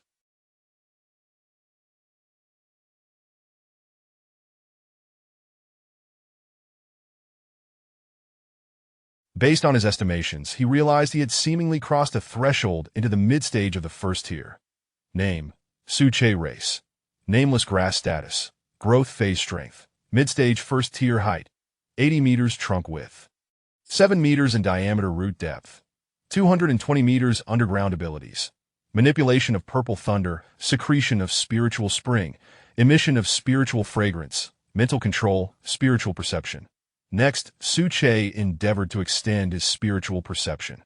Not far away, the golden giant python lay in a lazy slumber, its posture a comical mix of sprawled limbs. Half nestled in the thicket, half sprawled upon the grass, its rhythmic snoring a testament to its deep sleep. Sleeping a bit longer tomorrow. Every moment of indulgence. I simply can't grasp it. Unlike the deer king, I'm not nearly as intelligent. Why must we serpents bother with such things? It's not as if we can consume it. It's merely a waste of time. Haha. Tomorrow there will be more first-tier spiritual spring to drink. The tree king is rather stingy, only providing such a meager amount each time. Listening to the golden giant python's thoughts, Su Che couldn't help but chuckle. His conscience truly, despite its imposing size that inspired trepidation. It had only been alive for a mere 2 or 3 years that I end the next moment. His mental energy spread forth, penetrating. Su Che conjured a massive swimming pool, 200 meters long and wide, brimming with first-tier spiritual spring, its purple essence swirling with inviting ripples that I end the dream. Upon seeing this, the golden giant python wasted no time, lunging forward with glee, exclaiming, "First-tier spiritual spring. So much. Now I'll finally drink my fill. A divine gift from the heavens." However, when the golden giant python arrived, it found nothing but an empty expanse of grass. No trace of the promised spiritual spring. Ha! Su Che erupted in laughter. Author's note. The third installment is complete that I kindly ask everyone to leave a 5-star review, share your thoughts, and perhaps nudge for quicker updates. Chapter 29. The ambitions of 3 the following day. At the break of dawn, Li Jie, still drowsy from sleep, stood in a state of bewilderment as he prepared for a simple wash and continued his meditation practice. However, upon witnessing the scene before him, he remained frozen in place, profoundly shaken, murmuring to himself, "What on earth? Has Lord Tree King made another breakthrough? In just one night, his stature has surged by 20 meters. Could he have consumed some miraculous elixir? This is utterly preposterous."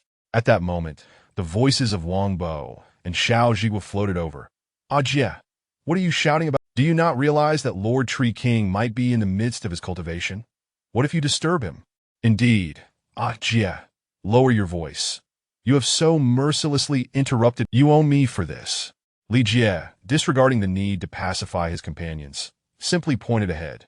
Instantly, their gazes shifted to the increasingly exaggerated figure of Su Che. Xiao Zhigua managed to maintain some composure, while Wang Bo, unable to conceal his astonishment, blurted out, "Goodness, in just one night, he has grown over 20 meters. Lord Tree King's breakthrough." "Who just spoke?" Wang Bo inquired, his eyes darting around, eager to uncover the speaker's identity. However, upon seeing Li Jie wear a smile, "He can now communicate with us directly?" "Indeed. In the future, all communications with you shall be conveyed through thought. There is no need for alarm. Once you awaken your abilities." As soon as Su Che broached the subject, they perked up, listening intently. "Will we also be able to?" "Lord Tree King, what abilities do you foresee us awakening? When might this occur?" Su Che responded with equal openness. for, barring any unforeseen circumstances, it was all but certain that the three would soon embark on their journey as Kunlun wanderers, but he was generous with his companions, never one to withhold information, as exemplified by the case of Xiaolu. The awake, if you wish to know more, you may inquire with him directly. Do not fret. Even if you find it impossible to awaken your powers on your own, I can assist you three in directly achieving the abilities that are rightfully yours. With that, Su Che summoned the team leader. Lord Tree King, did you summon me? The team leader asked, lowering his head to the ground as a sign of respect. It is nothing of great importance. Merely to inform you that today you should pack your belongings. This afternoon, I shall open the illusionary mist, and you will be able to leave then. As he spoke, the team leader raised his head. What about the instruction of the animals and literacy? Are we really to leave it to them three? At this, Wang Bo's displeasure flared, and he retorted, What is this? The leader looks down upon us.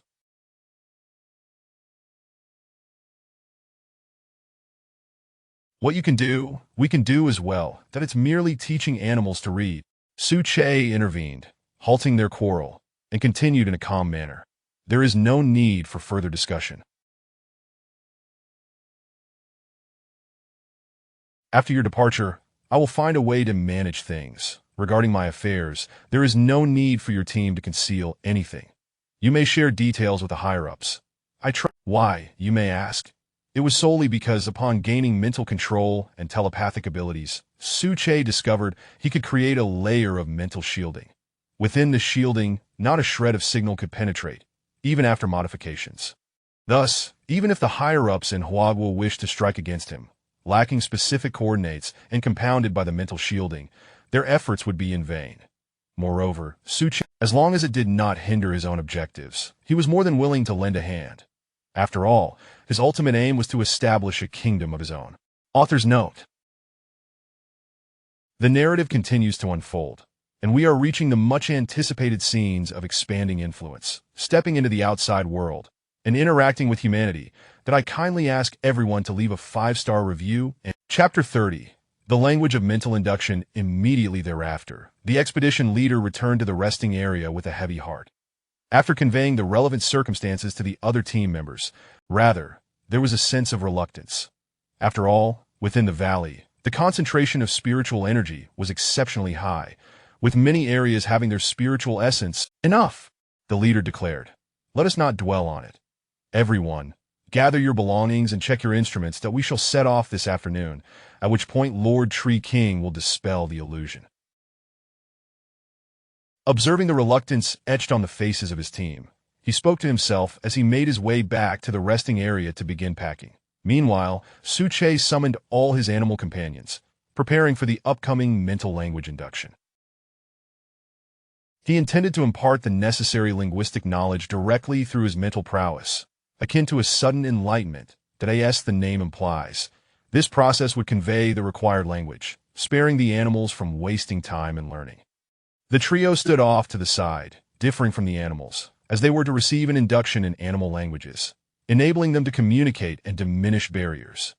Rise, Su Che commanded, his mental energy radiating from his body, enveloping an immense volume of linguistic constructs, which he directed. Though intangible and formless, the overwhelming pressure emanating from this biological force was profoundly palpable, causing all expedition members to experience a moment of struggle, gasping for breath. Initially, even the mightiest among them, the Tiger King, was unable to endure such a massive influx of language, his expression one of turmoil as his body swayed. Observing this, Su Che promptly reduced the information load, allowing the animals to assimilate the knowledge. Turning his gaze to the trio, he noted that, due to the advanced development of the human brain, the mere animal language posed no challenge for them. It was a trivial task.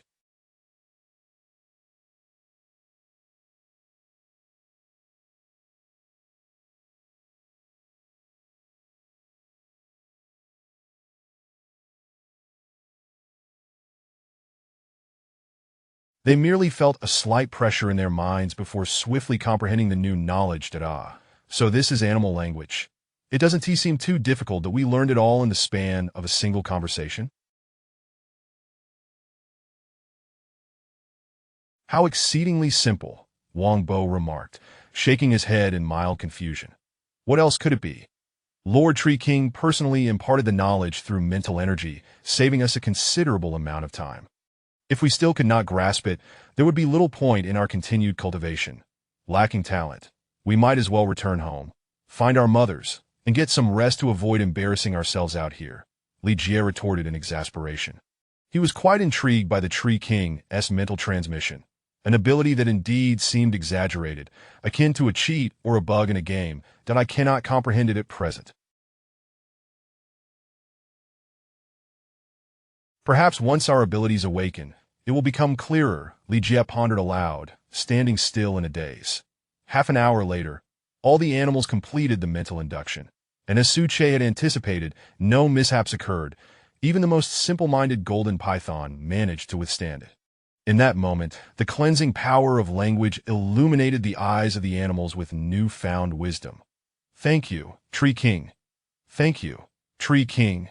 Thank you, Tree King. Subsequently, all the animals prostrated themselves on the ground, expressing their respect. Witnessing this, Su Che felt an overwhelming sense of pride as he gazed at his formidable companions, but he could not help but feel immensely satisfied as he issued orders. From this day forth, the Divine Palace. Little Deer, Little Gold, you are responsible for the western region of the Kunlun Mountains. Old Black, Old Fire, you shall oversee the eastern region. Big White, Little White, you too shall manage the northern region. Little Fish, Tiger King, along with your subordinates, you will take charge of the southern region. As for the Golden Eagle couple, you are to conduct comprehensive aerial reconnaissance.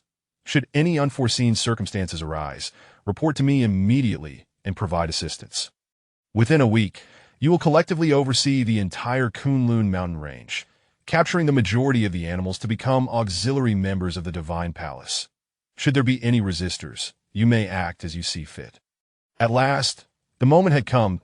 Su Che initiated actions across the Kunlun Mountains, for the mountains were his domain, and it was imperative to bring them under his control, ensuring that no dissenting voices could be raised.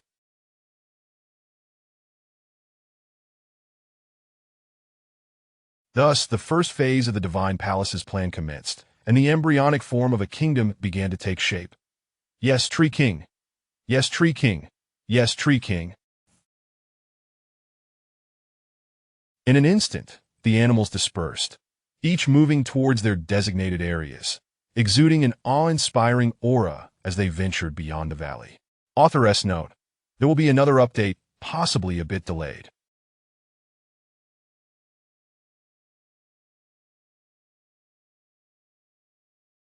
Thank you all for your support. Please leave a 5-star review and a gentle nudge for the next update. Chapter 31. The initial formation of the Divine Palace, however, the trio that remained in place found themselves waiting in vain for their designated task. After a moment's hesitation, Wang Bo stepped forward and inquired, Lord Tree King, what about the three of us? Do we not have any specific assignments? Surely, we cannot simply linger in the valley, waiting for their return. In the next moment, Su Che responded, delivering a heavy blow to the trio. Indeed, you are correct. Your current task is to remain within the valley and undergo awakening. This is a first-tier spiritual spring, capable of significantly enhancing your physique while simultaneously provoking the awakening of your inherent abilities. Much of the captain's awakening during the scientific expedition was attributed to this very spring. Each of you should partake in this and strive for an early awakening. As for external assignments, we shall discuss them once you achieve a breakthrough. Li Jie, Xiao Zhigua. Well then, lacking strength and having not awakened, they were not even qualified to partake in missions. Upon reflection, there is indeed a rationale behind this. For deep within the Kunlun Mountains, nurtured by the abundant spiritual energy, countless beings have come to fruition.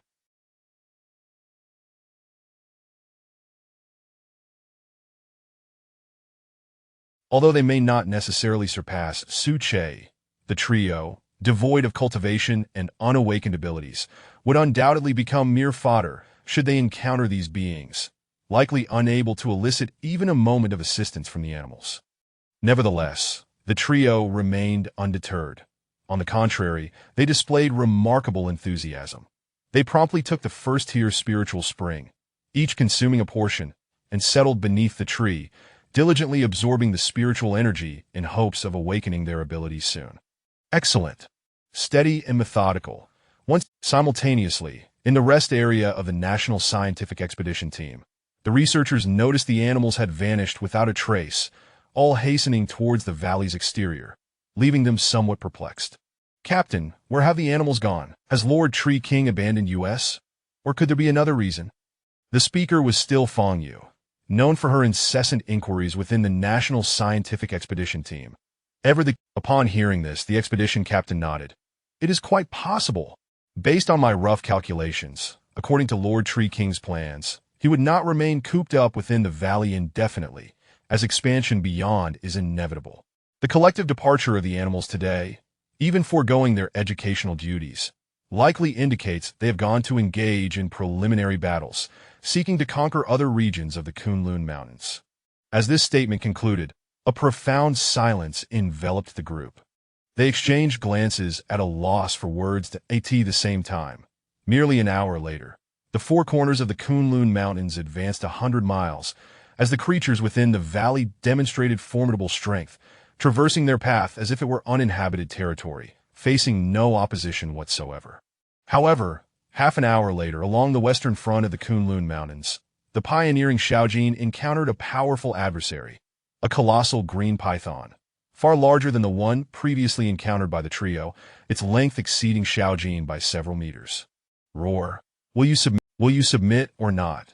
The Kunlun Mountains heed the command of the Divine Palace Tree King. All you need do is join us and refrain from causing trouble. Before Xiaojin could finish, the green python erupted into a roar, its gaping maw directed towards the heavens.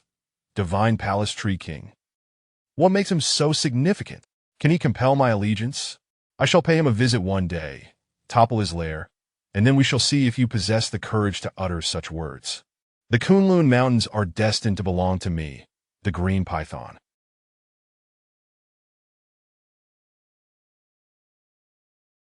As for others, they must either submit or perish. Bang! With that declaration, Xiaojin surged forth, enveloped in mist, its majestic form vanishing in an instant, only to reappear before the green python in the blink of an eye. With a fierce roar, Xiaojin opened its gaping maw and sank its teeth into the python's vulnerable underbelly, unleashing a torrent of power that sent the creature tumbling. The green python, taken aback by the overwhelming strength of the golden giant python before it, realized that despite its size advantage, it was utterly outmatched in terms of sheer force. Within mere breaths, anguished cries erupted from the green python, its body marred with numerous wounds, blood gushing from the lacerations and staining the ground of vivid crimson, teetering on the brink of demise.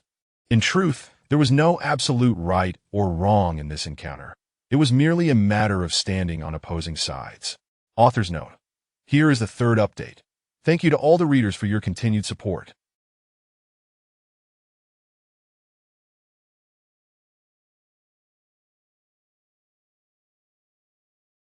We shall meet again tomorrow. Off to rest now.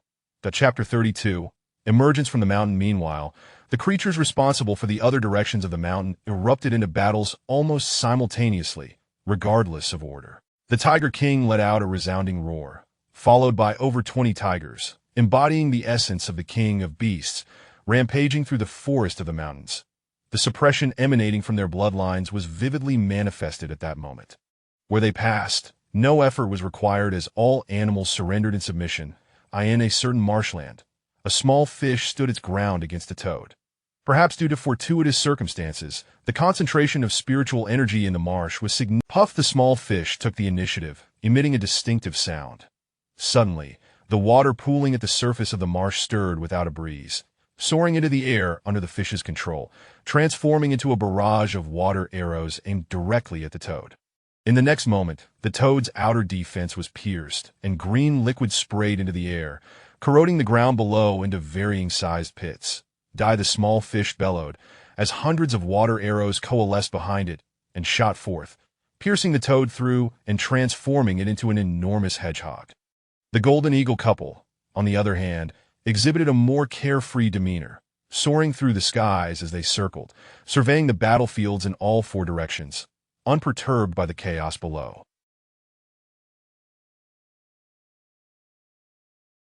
Should they encounter a formidable opponent, with the assistance of the ground-dwelling creatures, the couple would execute a fighter jet-like dive, their metallic wings slicing through the air, capable of breaching the defenses of any creature in an instant. By 1 o'clock in the afternoon, based on Suche's estimates, the entire Kunlun mountain region had expanded outward over 300 miles from the center of the valley, with the data continuing to grow as time passed. Within the valley, the research team members, having packed their belongings, stood in a line, ready for their departure from the mountain. Before leaving, the team leader approached. "Lord Tree King, thank you for your hospitality. Is there anything you would like me to convey to the outside world?" After all, the team leader perceived Suche's stance towards humanity as not entirely hostile, unlike other creatures, and even noted a certain inclination in some respects. In response, Suche replied directly, "There is nothing I require. You may return with peace of mind and inform your human superiors that the Kunlun mountain territory has been delineated. Do not tread upon the mountains without my permission, that I believe that for both parties, it would be best to develop independently without resorting to force." With that statement, Suche conveyed two meanings.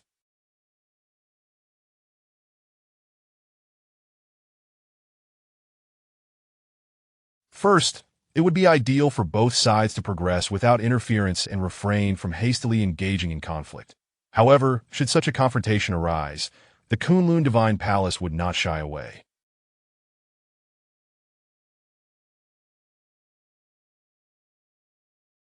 Second, the team leader status was insufficient to carry the weight of the message.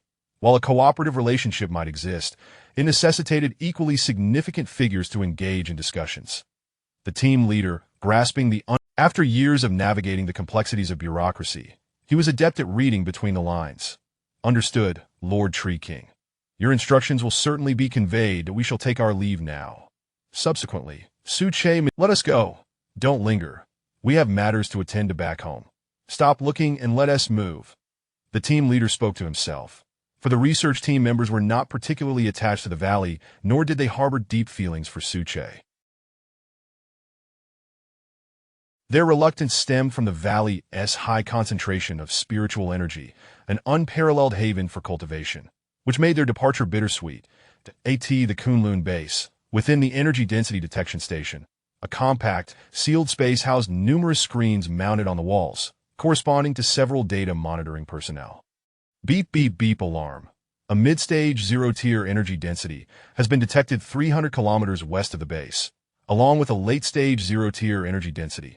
Alarm. A late-stage zero-tier energy density. Alarm. A peak zero-tier energy density has been detected 150 kilometers north of the base. With the detector sustaining damage in an instant, the detection station was filled with blaring alarms.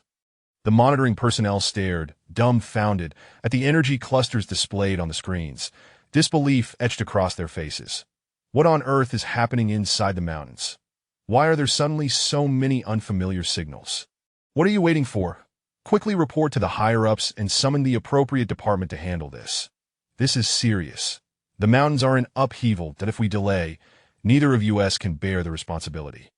Hurry and contact the upper management point. One of the nearby inspectors struggled to regain composure, then seized the red telephone on the desk, promptly reporting the relevant situation to the authorities.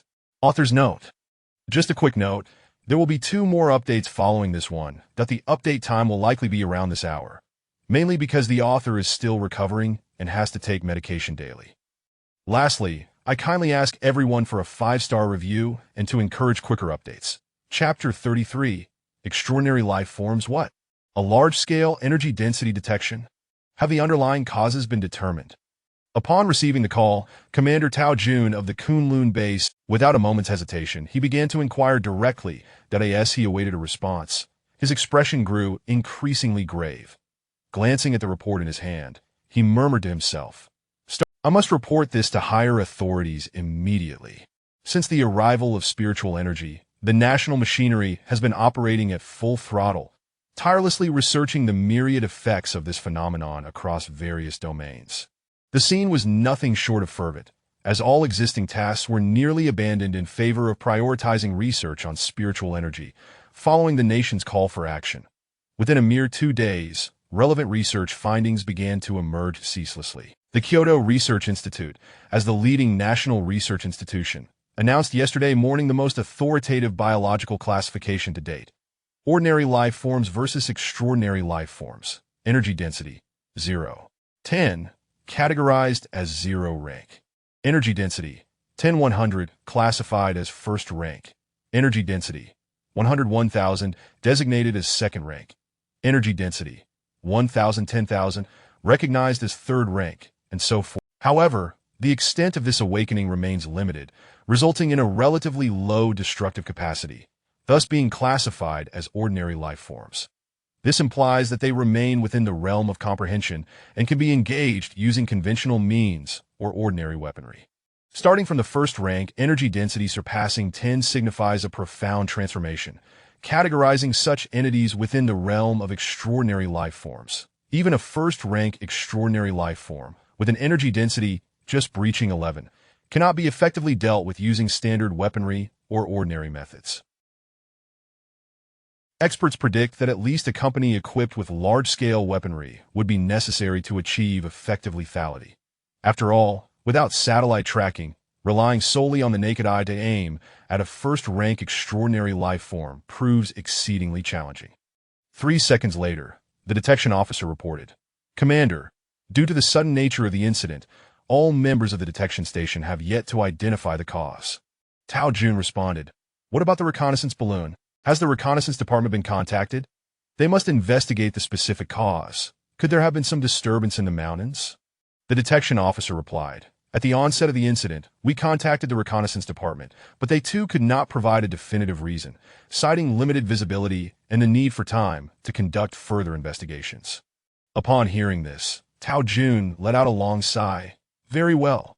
Remain calm. Continue with the original plan and proceed with the energy density detection. Should any further anomalies arise, report them immediately.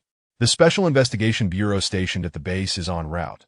They are an elite selection, capable of temporarily managing the situation." With that, as for the Special Investigation Bureau, its members had been meticulously selected from the military, and under the stimulus of spiritual energy, most had awakened abilities. However, due to the nature of their awakening, many of these abilities, for instance, they experienced increased strength, agility, enhanced vision, and accelerated central nervous system responses. Some abilities could even be described as quite feeble, rendering them heavily reliant on conventional weaponry during combat. At the Kunlun base, as the animals within the valley launched a collective assault, chaos ensued. After 2 hours, the National Research Team finally emerged once more. However, after all, the Kunlun Mountains had long been cordoned off, and regardless of their intentions, the national researchers bore undeniable suspicions. Their identities were indiscernible, as their clothing was tattered, and they donned grass skirts, rendering them unrecognizable. Authors note there will be another update tonight.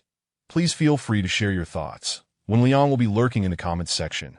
Chapter 34, Attention from Above, Part 1.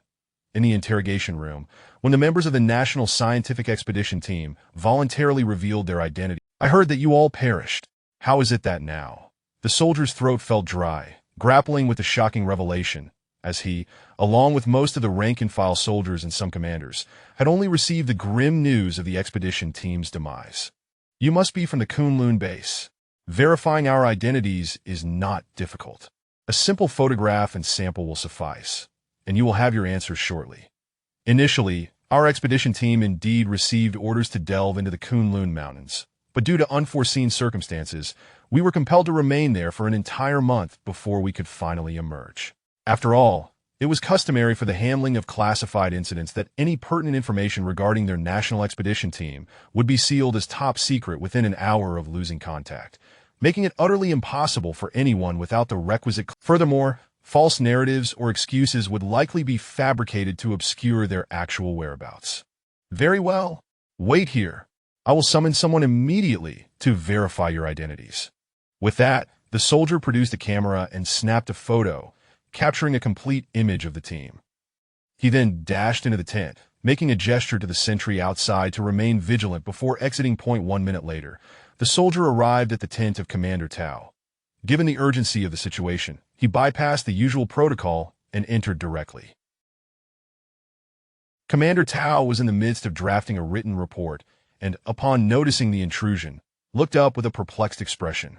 Commander, the National Scientific Expedition Team. What? Which National Scientific Expedition Team? The very team that ventured into the mountains some time ago and was subsequently they appear to be unharmed, having merely been delayed in the mountains for an extended period due to certain reasons. Where are they? Is this information accurate? Upon hearing this, Commander Tao rose to his feet.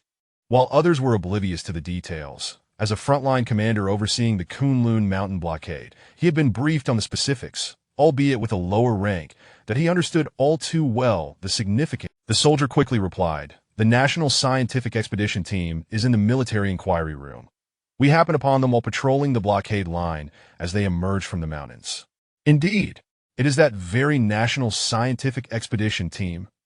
Commander Tao's expression shifted to one of excitement as he muttered to himself. In less than 5 seconds, he traversed the 100 meters distance to the inquiry room.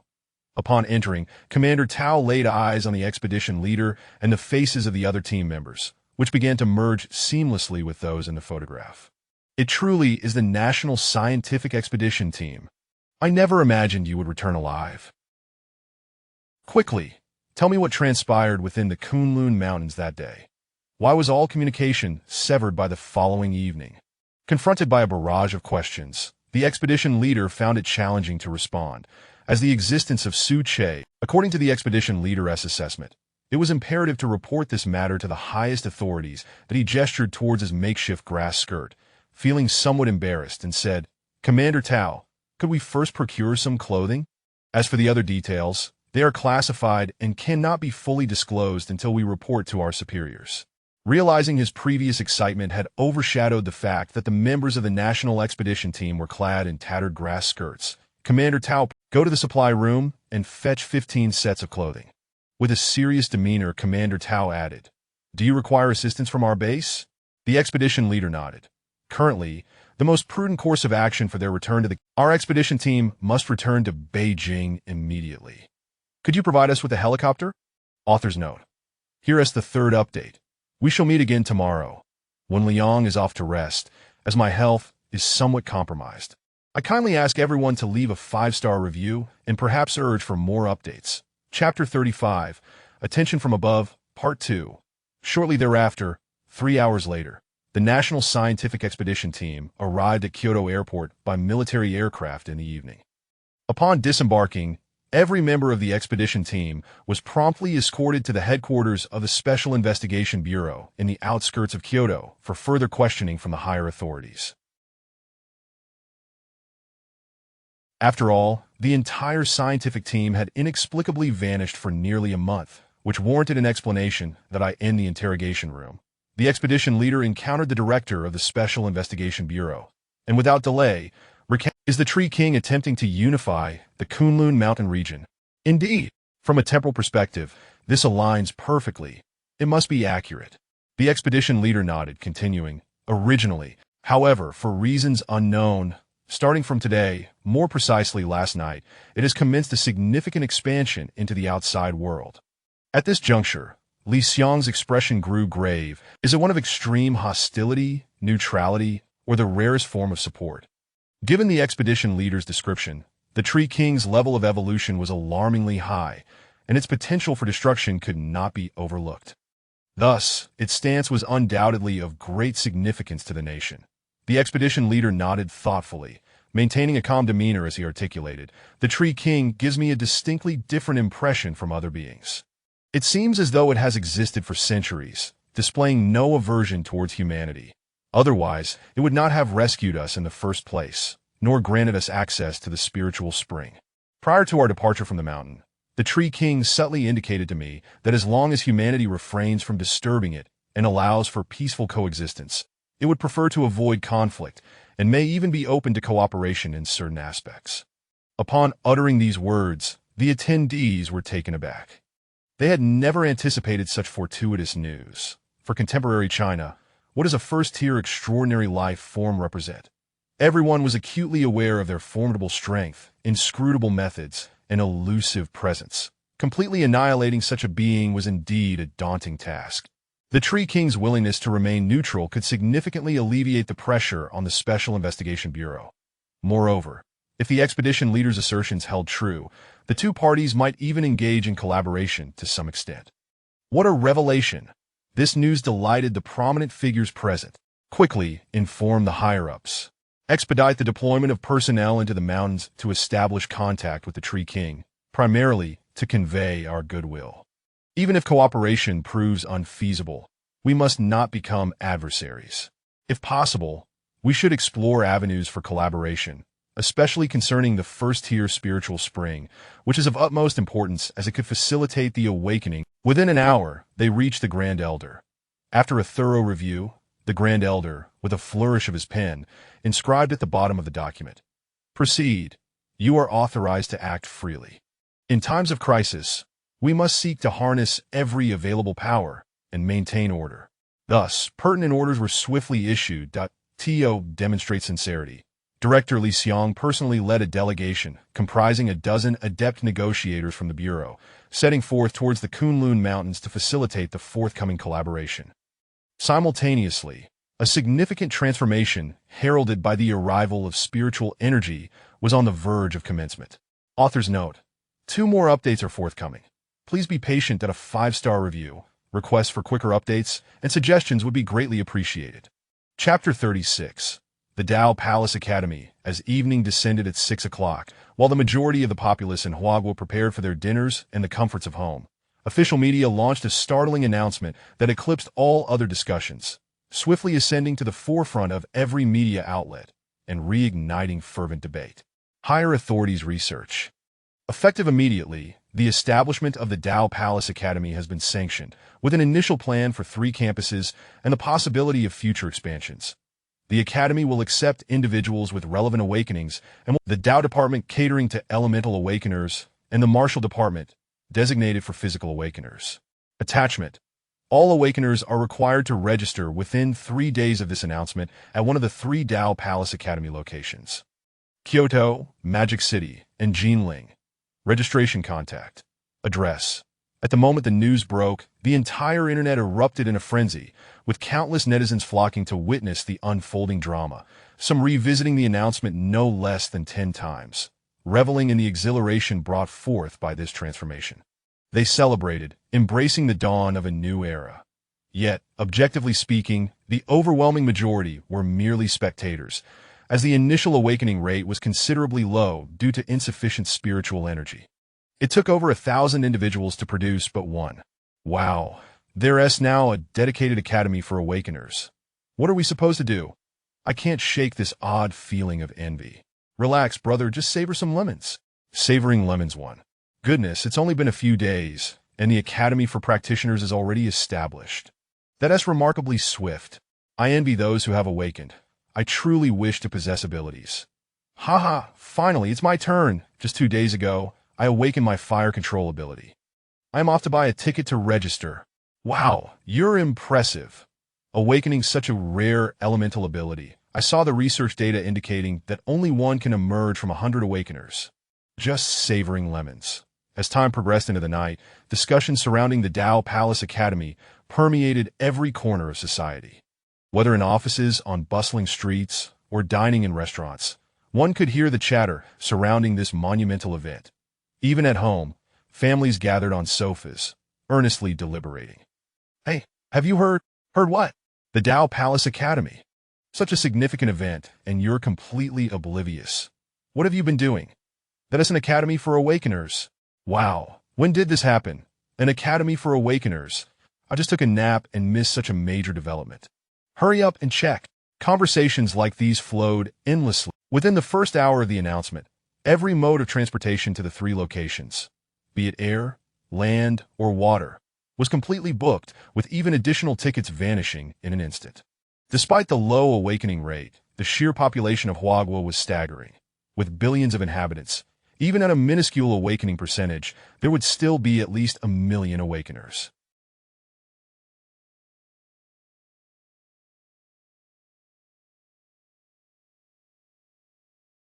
Such a massive influx of individuals converging on these 3 cities was bound to result in overwhelming congestion. Moreover, besides the awakeners, throngs of hopefuls sought to try their luck, hoping for a chance to enter the academy or to leverage connections for an advantage, their numbers surpassing those of the awakeners. Quickly inform the higher-ups. We can barely manage. Thousands of tickets sold out in a second. The online chaos is overwhelming. We need to alleviate the traffic. My goodness, there are simply too many people. The servers are overloaded. We must increase capacity immediately. Request report. Temporarily reroute lines from other cities to manage the influx tonight. It is urgent. Proceed via the green channel. Throughout the night, the traffic command centers in the 3 cities operated tirelessly, struggling to cope with the massive congestion of individuals. The rapid dissemination of news left them scrambling for responses, unable to keep pace with the swift developments. In the valley, Hiche, utilizing the modified phone provided by Li Jie, also witnessed the unfolding situation that he mused aloud. Interesting, audacious. The arrival of spiritual energy heralds a new epoch that if one cannot hasten their stride, they shall inevitably be left behind. Author's note. There will be another update tonight. The author is off to dinner and should return shortly. Thank you all for your support. Chapter 37. The fruits within the bud immediately. Su Che withdrew his thoughts and turned his gaze to the crown of his tree, which remained tall and lush, stretching over 50 meters from side to side, almost completely shrouding the sky above the valley. Even sunlight struggled to penetrate through the canopy, leaving only a few scattered rays. The blossoms adorning the branches had long since closed, and following the last infusion of spiritual energy, they had entered a growth phase, forming buds the size of a fist. These buds were adorned with a shade of purple, surrounded by a vibrant emerald green. Upon closer inspection, one could perceive an inexplicable aura emanating from within the buds, compelling one to gaze upon them ceaselessly. If consumed, it could awaken corresponding abilities. My word. Through the probing of his spiritual energy, Su Che discovered an incredibly potent and pure thunderous energy within the buds, which was continuously contracting according to some unseen law, ultimately destined to become fruit. Under the nurturing of spiritual energy, it has not only grown into a... If I were to speak of this, I doubt anyone would believe it. Su Che muttered to himself, feeling a mix of surprise and acceptance as he quickly began to formulate plans for the future. What a jest! The prospect of fruits capable of directly unlocking abilities, especially those imbued with the singularly formidable and tyrannical purple thunder, would undoubtedly yield immense benefits. With a little planning, Su Che's divine palace could undergo a significant transformation, potentially even paving the way for the establishment of a kingdom ahead of schedule. I need to contemplate this thoroughly. A total of 36 fruits, half imbued with purple thunder, while the other half likely contains a rich essence of life, a unique ability of plants. Which one should I distribute? As these thoughts swirled in his mind, beneath the tree, the trio leaned against one another, each consuming a first-tier spiritual spring, diligently capturing the particles of spiritual energy in the air. For ordinary individuals seeking to awaken their abilities, the process typically involves several steps. Initially, on a mental level, one must perceive the presence of spiritual energy particles, which serves as the first step in awakening, and a hurdle that most individuals encounter. After all, this phenomenon relies on innate talent, stemming from the body's affinity for spiritual energy, that in simpler terms, it pertains to the varying degrees of aptitude for cultivation and awakening. Those with high aptitude require merely the presence of spiritual energy to awaken directly, while those with lower talent need to be in areas of significantly concentrated spiritual energy, such as within the valley. Following this, one must capture the spiritual energy particles and assimilate them into oneself to stimulate their bloodlines, indirectly awakening corresponding abilities. Under the coverage of his spiritual awareness, Su Che discerned the conditions within the trio, leaving no detail concealed. In mere seconds, he grasped their circumstances entirely. Lijie, a prodigy of academia, unsurprisingly advanced more swiftly and steadily in the realm of cultivation than the other two in just 2 days. He had successfully captured spiritual energy particles and commenced the process of assimilation to awaken his abilities. Xiao Ziguo followed suit, having vaguely sensed the presence of spiritual energy particles. Yet he still required additional time to capture them. As for Wang Bo, his situation was not dissimilar, sharing a comparable level of progress with Xiao Ziguo. However, his approach differed, seemingly a method he had devised independently, catching Suche's attention. 3 individuals, 3 distinct states of awakening, with Li Jie still leading by his mental prowess was exceptional, allowing him to sense spiritual energy particles with an unprecedented swiftness that if one were to liken the path of others to a winding, narrow road, then Li Jie traversed a 6-lane expressway. Having come to this realization, Suche continued his cultivation, as the main roots of the tree extended downward, absorbing pure energy, that he then directed his mental power to other regions, preparing to assess the progress of the animals. In the northern expanse of Kunlun, an advancement of 500 miles.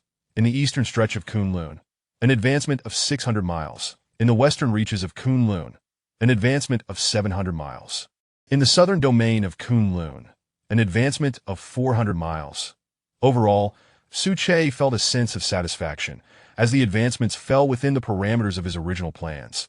The only exception was the southern region, which, however, with the assistance of the golden eagle couple and the ground-dwelling animals, the issues were swiftly resolved, incurring minimal losses, though some time was wasted. In truth, Suche was confident that hidden within the Kunlun mountain range lay other peak tier 0 stage beings. While they might possess formidable lethality, they were ultimately solitary entities lacking teamwork. Thus, even such presences would not withstand the onslaught of the animal legion. By this reckoning, within a week, the entirety of the Kunlun mountain range will be encompassed within my divine palace, and it shall herald the day the Kunlun divine palace astonishes the world. As he spoke, Suche exuded confidence, accompanied by an imposing aura. Author's note. Here is the 3rd update. The author will now take a shower. Please leave a 5-star review and urge for updates. Most importantly, suggestions are welcome. Within the framework of the outline, I may consider some of the reader suggestions. Chapter 38. An audience with the Hyrius the following day. In the early morning, the valley remained tranquil as ever. Flowers bloomed in every corner, greedily absorbing the ethereal energy while exhaling copious amounts of mist that wafted through the air. Viewed from above, the interior of the valley resembled a celestial abode. The trio remained in place, akin to venerable monks in deep meditation, persistently honing their skills. Each individual bore an expression of determination, even having consumed a first-tier spiritual essence in the dead of night, all yearning to advance further. Discipline in cultivation is essential. You 3 must not be anxious. What is meant to come will come in due time, that if you rush, your spirit may falter, leaving you depleted and deprived of benefits. Buzz! Awaken! Suche's voice echoed in their minds like a great bell, rousing the trio from their meditative state. Thank you, Tree King. Our fervent pursuit of power has rendered us overly obsessed, leading us astray, Li Jie exclaimed, awakening to the alarming realization that his organs were gradually withering away.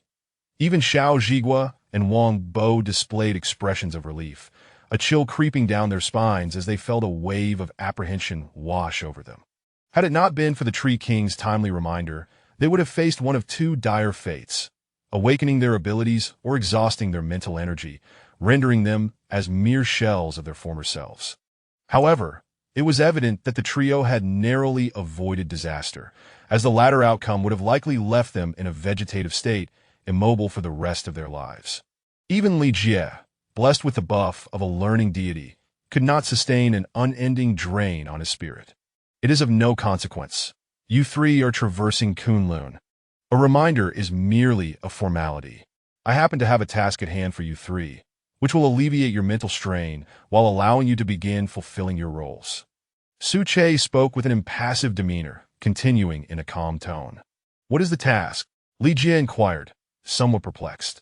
To his knowledge, all the creatures within the valley had already been dispatched to clear the designated area, encountering no obstacles along the way. With their cultivation skills diminished, what could they possibly accomplish? Yet, despite their confusion, the trio knelt down, solemnly stating, "Please, Tree King, instruct us. Please, Tree King, instruct us. Please, Tree King, instruct us." Then, Suche conveyed, high-ranking officials from the Huagua have arrived outside the mountains, likely seeking to engage with me regarding certain matters. You 3 will serve as their guides and escort them into the valley. Here are the tokens of identification. Each of you should take one out with these tokens. The mist and illusions will automatically part for you." As his words fell, a wooden staff appeared in the hands of each individual, approximately the length of chopsticks and the thickness of a pinky finger, yet entirely purple, devoid of any blemish. It emanated an inexplicable aura, making it evident to any observer that it was no ordinary object. "Go forth." "Yes, Tree King." As they spoke, the trio set off toward the valley's exit. With the wooden tokens in hand, each step they took caused the mist to part, unveiling a clear path leading outward. "Goodness. Tree King, your methods are truly unfathomable, akin to those described in novels." Wang Bo exclaimed, astonished as he examined the token in his hand. He recognized it as a branch from Suche, but was astounded by its formidable power. "Let us proceed. Indeed, the Tree King's capabilities are beyond our comprehension. We must hurry, for if we miss the high-ranking officials from Huagua, we may fail to escort them into the valley and complete our task." Li Jie remarked to himself, then took the lead, and after 3 minutes, the trio finally emerged from the valley. Indeed, without proper introduction, we would surely struggle to find our way in the valley. Li Jie turned back to glance at the mist-laden valley, contemplating how just days prior, the 3 individuals had managed to locate it on their own. He murmured, "Surely, the Tree King had already noticed us back then. Whether through the dreams of the night or the subsequent trials, it all served to pave the way for our arrival.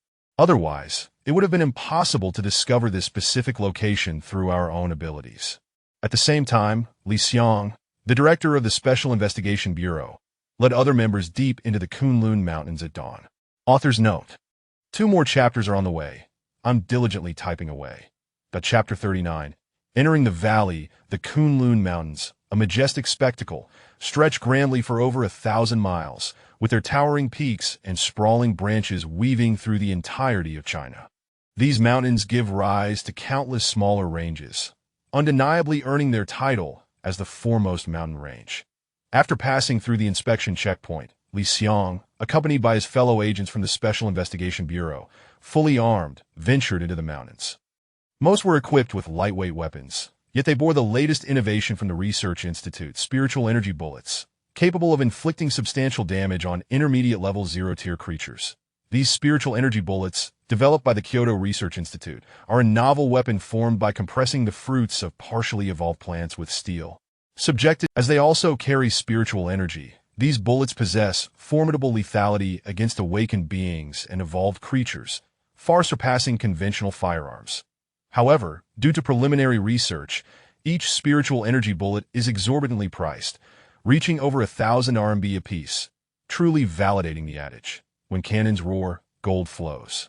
Upon entering the mountains, Li Xiang was rendered speechless by the scene before him. Towering ancient trees loomed high, their canopies piercing the clouds, interlocking without a hint of space between them. Even the sunlight above struggled to penetrate, casting only sparse shadows that rendered the ground shrouded in darkness. At a glance, each ancient tree boasted a diameter of approximately 1 meter, requiring 2 grown adults to encircle them, with some reaching heights of 20 to 30 meters, resembling 8-story buildings. The trees in the Kunlun Mountains, though influenced by spiritual energy, seem excessively colossal. Even in other ranges like Huashan or Taishan, such primal scenes are unheard of. Are we certain we wish to proceed?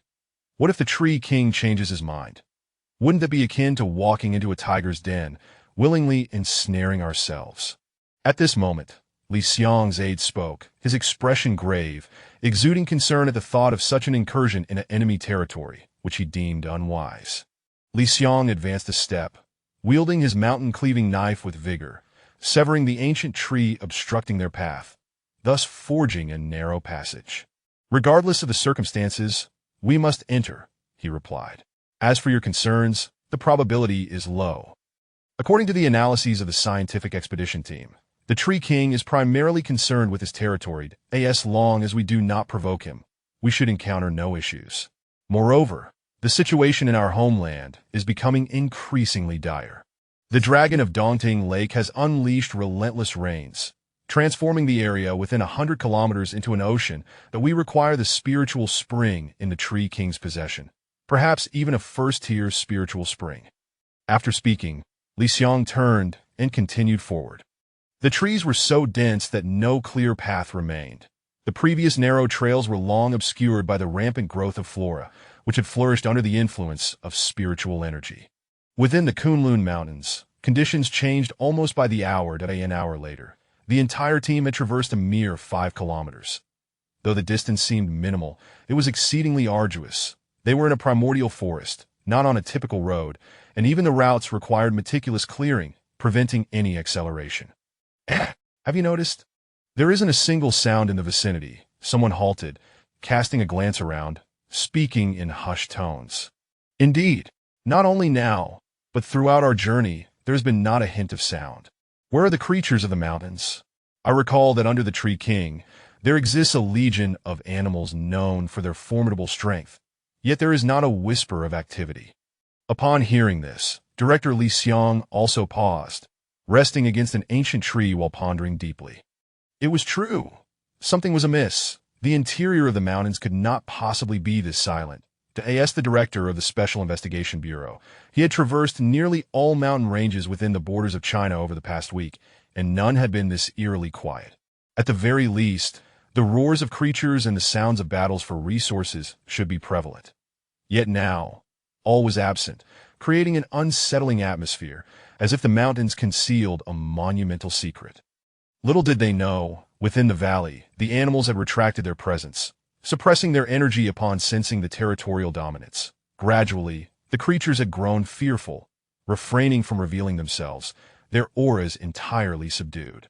They would only dare to roam freely once the area was thoroughly subdued, remaining hidden in their nests, diligently cultivating their strength. At that moment, 3 figures appeared ahead, clad in modern attire, yet adorned with purple leaf insignias upon their foreheads, glowing uniquely in the dim light. Just as Li Xiang was taken aback by the presence of others within the Kunlun Mountains, Li Jie halted and spoke first. "Are you high-ranking officials of China? If so, please follow us. The Tree King has summoned you, and we were instructed to wait outside to guide you into the valley." Chapter 40. Negotiating cooperation. Upon hearing the words, Li Xiang nodded decisively and replied, "Indeed, we are the upper echelons of Huagua." He continued, "Allow me to provide a brief introduction. The Special Affairs Investigation Bureau, abbreviated as the SIB, is fully responsible for overseeing various matters pertaining to the arrival of spiritual energy in Huagua. I am Li Xiang, the current director. The individuals standing beside me are all members of the Bureau. You need not worry about any breaches regarding the Tree King. We are a specialized department of Huagua, governed by our own set of regulations." Once their identities were confirmed, Li Jie reiterated, "Since you are from Huagua's upper echelons, that is indeed correct. Follow closely behind us. Should you encounter anything, do not be startled. Maintain your composure." As his words echoed, a sharp whistle from Wang Bo pierced the air, and the next moment, a colossal black eagle, measuring 5 meters in length, descended from the sky. Its golden talons embedded themselves into the earth as it landed before the group, unfurling its magnificent wings. "Let us proceed. Do not waste time." According to the instrument readings, the energy density of the eagle had reached level 7, indicating a mid-tier 0 stage, verging slightly towards the later stages. Such a creature in other mountain ranges would reign supreme, governing vast territories. Yet here in the Kunlun Mountains, it had become a mere steed, an inconceivable notion. The Tree King's resources. He can command beings of mid-tier, even late stage, or peak 0 stage at will. Is this the legendary display of power? Indeed, just as the research team members described, their strength is formidable, their methods extraordinary, and their cultivation levels unfathomably profound. In mere seconds, Li Xiang comprehended the gravity of the situation. A bitter smile crossed his lips as a solemn expression settled on his face. He had now fully grasped the capabilities of the Tree King, drawing near to the mythical beings of lore. Given time, the Tree King. No, let us not dwell on that.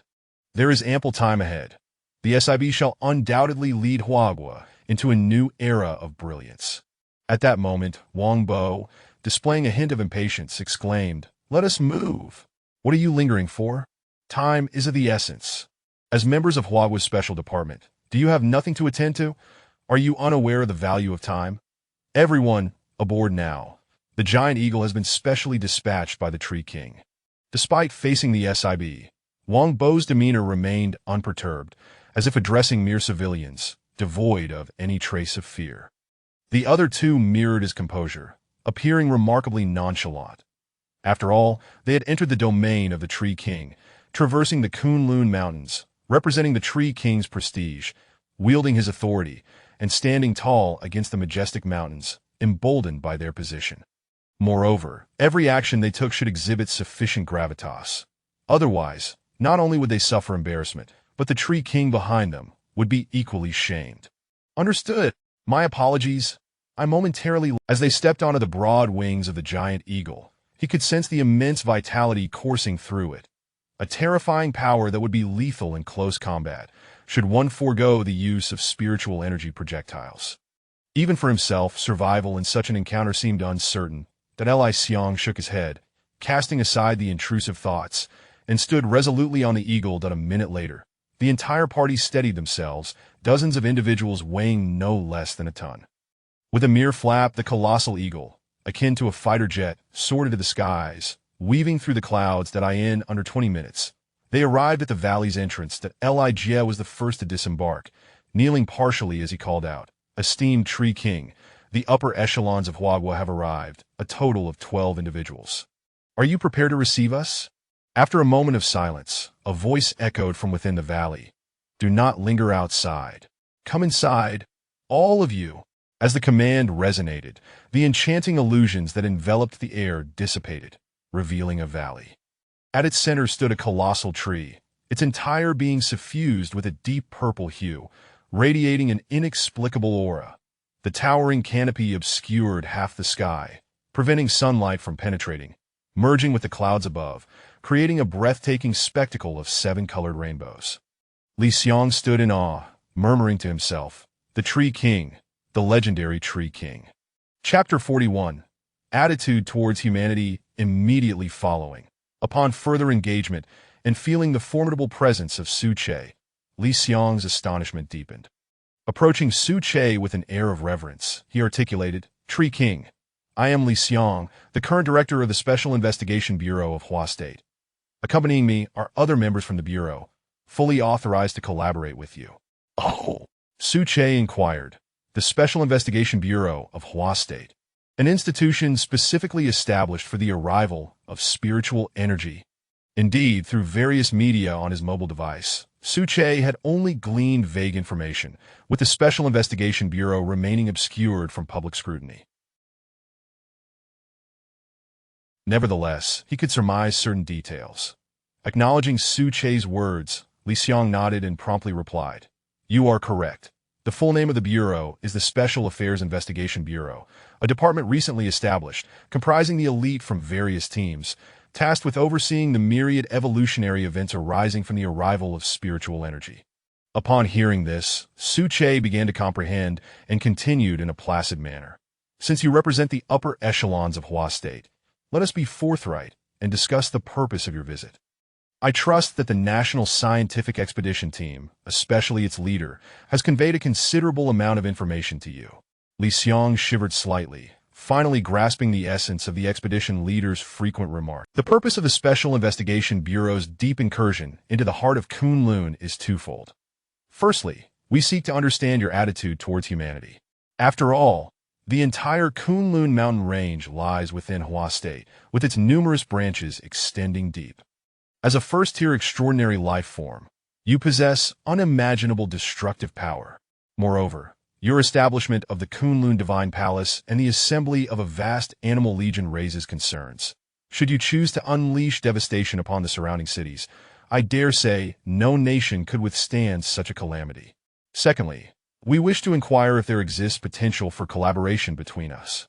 As one of the great nations of our time, Hua State boasts vast resources that are beyond imagination, and I believe there are certain areas where even you may find yourselves lacking." As Li Xiong's statement settled, Su Che began to regard the situation with heightened seriousness. Indeed, he was correct.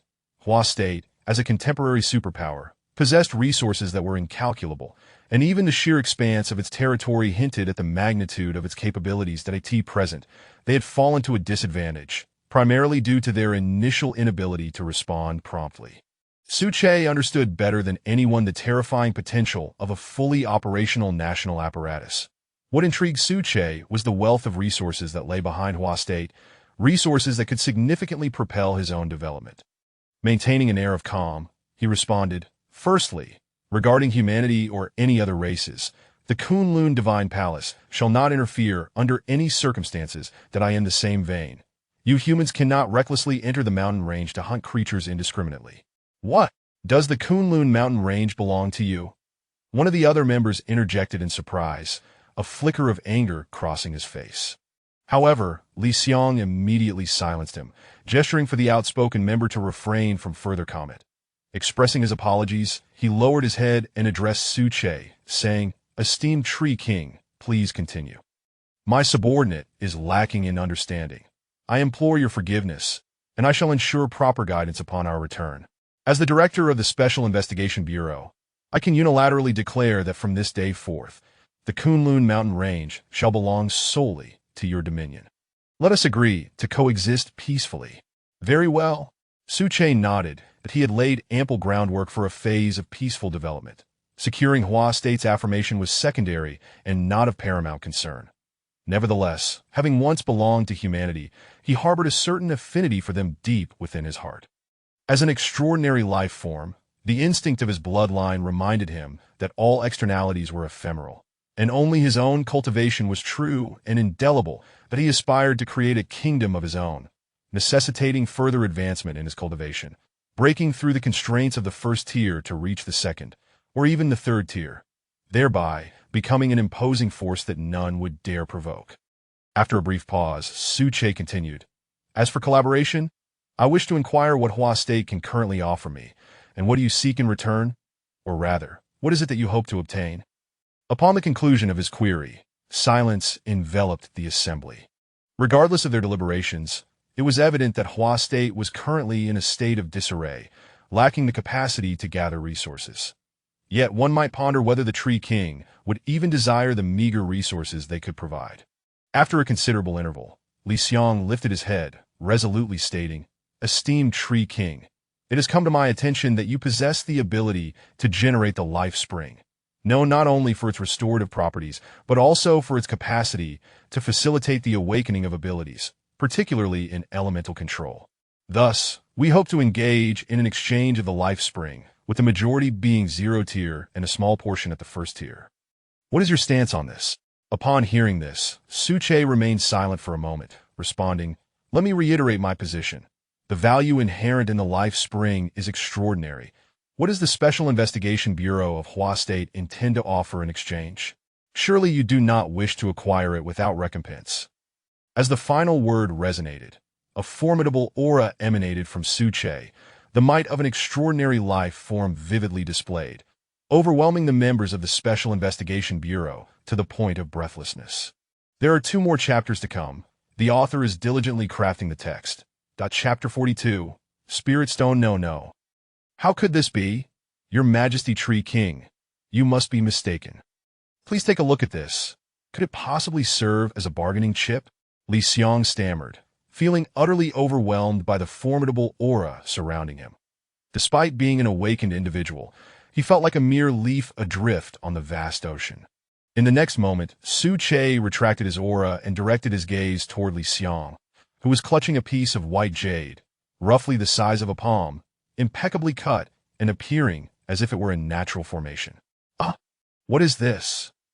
How can there be such a dense spiritual energy within the jade? It resembles the mineral veins I observed 2 days prior, located 200 meters beneath the soil, which similarly contained rich spiritual energy, yet it had not fully formed, merely festering within the earth." After a brief pause, Suche suddenly comprehended, his consciousness rejoicing within his body. "A spirit stone? So, it is indeed a spirit stone. No wonder it harbors such abundant spiritual energy. As for the mineral veins within the valley, they must belong to a different tier of spirit stone, with higher ranks being increasingly difficult to form." Contemplating this, Su Che felt an urge to howl in delight, overwhelmed by the serendipity that had seemingly fallen from the heavens. Who said that fortune does not rain down from the sky? This was it. With a sufficient quantity of spirit stones and under the accumulation of overwhelming spiritual energy, in a matter of months, Su Che could ascend to the pinnacle of the first tier, standing at the threshold of the second tier. What is it? Is the jade insufficient for exchange? What should we do? Surely not. It is entirely infused with tremendous spiritual energy, which can directly enhance our abilities. The Tree King has no reason to refuse it. Li Xiang, growing increasingly anxious, began to mutter to himself. Observing Su Che's silence, he feared the jade failed to impress the Tree King, beads of sweat trickling down his forehead. After all, aside from the jade, as the director of the Special Investigation Bureau, he could conjure no other alternatives. Yet, in the next moment, Su Che's words yanked him from despair to elation. It is acceptable. Spirit stones can indeed be used as exchange items. However, I am uncertain how many spirit stones your Special Investigation Bureau possesses and what quantity you can offer in exchange. If it is merely 1 or 2, then that would be futile. Su Che had his own considerations. He intended to leave the high-tier spirit stones located beneath the valley undisturbed, preparing to use them as a foundation to suppress below. After all, his primary root system had been extending through the soil, capable of enduring long-term influences, which was far preferable to plundering resources recklessly. Listening to this, Li Xiang continued, "Your Majesty Tree King, our projected exchange quantity is quite substantial. You need not worry. It will be at least 10,000 stones, as long as we have an ample supply of spiritual springs. Multiplying that figure several times over is entirely feasible." At that moment, the might of the national apparatus became evident, showcasing its financial prowess. It is essential to note that spirit stones are the product of condensed spiritual energy. Within the vast expanse of Huagua, which spans over 1,000,000 square kilometers, there are countless mineral veins of spirit stones. While their quality may not match that of the Kunlun Mountains, their quantity represents a staggering figure that is incomparable. Su Che pondered for a moment, reflecting carefully. The zero-tier spiritual springs were virtually limitless for him at present, easily transformed through spiritual energy to achieve production. However, the first-tier spiritual springs were significantly more complex. Even for Su Che, acquiring a sufficient quantity of first-tier spiritual springs would require time to accumulate. They were not as readily available as the zero-tier. Thus, he articulated, the exchange ratio for zero-tier spiritual springs is 1 to 50. 1 liter of water for 50 spirit stones, with ample supply available without limitation. As for first-tier spiritual springs, they are 10 times that of zero-tier, at a ratio of 1 to 500. 1 liter of water for 500 spirit stones, but limited to a supply of 100 liters. As his words settled, all members of the Special Investigation Bureau, including Li Xiang, displayed expressions of shock. Too expensive. The ratio is excessively high, far beyond our expectations. Li Xiang turned away, exchanging glances with others before returning to speak. Your Majesty Tree King, this ratio is rather steep. Could we perhaps lower it a bit? Especially concerning the first-tier spiritual springs. Su Che remained resolute, offering no response. This was a buyer's market, and it was evident that the Special Investigation Bureau had a greater need for spiritual springs. Therefore, regardless of the circumstances, Su Che need not worry. Securing an initial batch of spirit stones for his own breakthrough was paramount. Author's note: there will be another update shortly, so please be patient. Chapter 43. The Ice God Squad. At the same moment, 1,000 miles away in Daunting Lake, the flood surged over the embankments, its terrifying force crashing violently toward the villages and cities along the shore. As far as the eye could see, within 100 kilometers, the landscape had transformed into a boundless sea, stretching endlessly to the horizon. Captain, this is dire. The relentless downpour has rendered our coastal artillery ineffective. They have become mere silent sentinels, as the water saturates the powder in every area. At this moment, a soldier clad in military uniform hurried into the command center, his youthful face betraying a sense of urgency. What is it? Contact the meteorological department and request localized intervention. They must launch inducing shells to temporarily disperse the ominous clouds. Inform them. It need not take long, just a 5-minute check will suffice. Once the radar locks onto the target, the dragon will undoubtedly meet its doom. The commander rose decisively, his voice resounding as he issued orders. However, the soldier's response chilled him to the bone. "Captain, that's impossible. The meteorological department has just reported that their repeated localized interventions have yielded no results. The ominous clouds remain unyielding. Experts suspect that the dragon is controlling them from behind." Silence enveloped the room. The commander stood still, lost in thought, until he finally lifted his head and resumed issuing commands. "Activate all radar systems. Engage all sonar. Comprehensively search for the dragon's presence. Contact the rear D-missile unit. Ensure the Dongfeng Express is ready, awaiting laser guidance from the front. Once orders are given, launch at full speed without seeking further permission. Notify all members of the Ice God Squad to assume their designated positions, drawing the dragon's attention while setting up laser guidance components to provide precise directions." 10 seconds later, a communications soldier reported. "Report, Captain. The radar has detected the dragon. According to the screen, it lies within the lake valley at the center of Dongting Lake." "Excellent," the commander exclaimed with delight, his right fist clenched and raised high. Continuing, "Deploy the Ice God Squad to engage and distract the dragon. It cannot remain at the lake bottom indefinitely, or we will be unable to mount an attack." The so-called Ice God Squad belongs to the Dongting Special Investigation Bureau, a temporary special operations unit. Each member is an elemental awakener, possessing identical abilities in the variant ice element of water.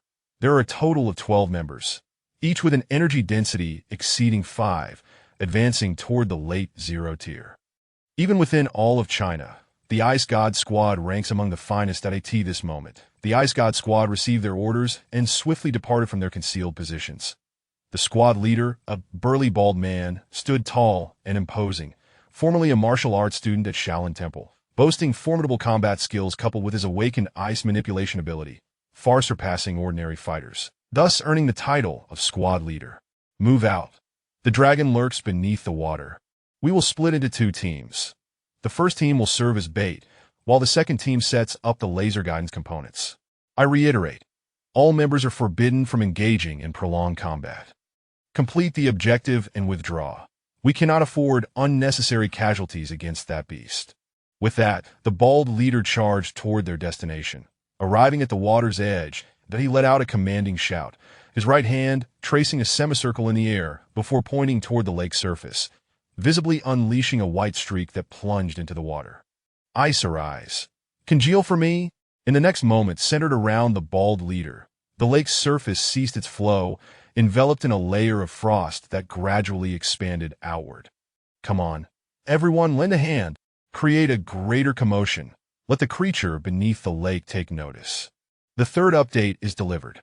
"We shall reconvene tomorrow. Did I kindly urge everyone to prompt for further updates. Rate us with 5 stars and offer suggestions." Chapter 44. Vulnerable to a single blow immediately following. With the addition of other team members, the ice layer visibly expanded, and the temperature in the air plummeted.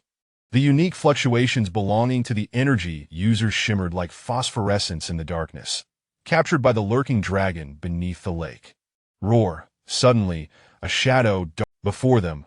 The dragon emerged partially, towering at several dozen meters, its entire body a deep black, with eyes the size of lanterns fixated on the Ice God team. The aura of this extraordinary life form surged forth, unabashedly emanating its presence. In an instant, every member of the Ice God team felt as though they were struck by a violent force to their chests, and those with lesser physical prowess were rendered momentarily blind, nearly fainting on the spot. "Quick, set up laser guidance. Everyone else, follow me. Charge forward." With that, the bald captain exerted his strength, propelling himself off the ice, and leaping into the air, conjuring an ice sword that materialized in his right hand, thrusting it fiercely towards the dragon. Meanwhile, the other team members formed a line, unleashing the energy within themselves, intertwining it with the lake water to create numerous ice ropes, which they continued to interlace, gradually forming an ice net. Their plan was to intercept the dragon with this ice net, temporarily restraining its movements, thus buying time for the D-Rocket troops positioned behind them. However, the dragon held no respect for their efforts, its human-like pupils reflecting a mocking disdain. "Damn beast!" In the air, The bald captain's attack coalesced, the 5-meter-long ice sword raised high in both hands, channeling all his strength as he drove it forward, aiming a devastating blow at the dragon's head. Roar! The dragon remained unmoved, its extraordinary defenses rendering it impervious to the assault. It opened its gaping maw and unleashed a cloud of mist, imbued with a lethal blue chill, which caused the bald captain, along with his sword, to freeze mid-air and plummet to the ground, having met his demise. Captain, damn you, vile creature, I will make you pay. Witnessing their captain's death, the other team members, who were still weaving the ice ropes, felt their eyes redden in fury, roaring recklessly as they prepared to charge. The vice-captain, however, maintained his composure and swiftly restrained them. Do not engage. The captain instructed us not to linger in battle. All units retreat to buy time for the D-Rocket troops. Thus, the Ice God team gradually fell back. Simultaneously, they completed the formation of their ice ropes, and upon the vice-captain's command, he shouted, "All comrades, unleash your ice energy and ensnare the dragon." Upon the command, a massive wave erupted beneath the dragon, as the ice net, extending over dozens of meters, surged upward with tremendous force, enveloping the dragon securely. However, they knew it could only hold for mere seconds. Immediately, the vice-captain shouted into the communicator, "Laser guidance complete. The situation is urgent. We request immediate launch." At the same moment, the D-Rocket troops behind the blockade received the pertinent orders, and the operators pressed the launch buttons. East Wind Express number 1 launch. East Wind Express number 2 launch. East Wind Express number 3 launch. As 3 fiery trails soared into the sky, illuminated by the dim light, the combat units carried a massive payload of explosives, detonating in an instant, capable of leveling a significant portion of the hillside. In the blink of an eye, within just 5 seconds, the 3 East Wind Express rockets had ascended into the air, directly targeting the dragon ensnared by the ice ropes. At that moment, sensing an impending threat, the dragon swayed its body, intent on breaking free from its icy bindings. Yet it was already too late. The 3 rockets expanded in the dragon's vision, accompanied by a deafening roar, detonating above and unleashing a cataclysmic inferno, the shockwave from the explosion overwhelming the Ice God team, causing them to cough up blood. "Is it dead? I just saw 3 D-rockets hit perfectly, detonating above. It should be impossible for it to survive. The central temperature must be in the thousands of degrees. Even if the dragon is an extraordinary life form, it surely cannot endure. Do not rush. Let us wait." Minutes later, as the flames dissipated, the team beheld countless charred chunks of flesh drifting across the lake's surface, remnants of the dragon's body. Just as the Ice God team approached to assess its fate, a thunderous roar erupted from the lake bed, causing everyone's ears to tremble. What the hell? What is happening? The dragon is still alive? How could it survive 3 D-rockets? Before their eyes, though the dragon had not perished, it was gravely wounded, its once majestic aura diminished, its body riddled with deep gashes, blood gushing forth and staining the surrounding waters. "Quick, call the command center. Plan A has failed. Fall back immediately." Without hesitation, the vice-captain understood that even against the severely injured dragon, their entire team would be no match. Advancing would only lead to needless deaths.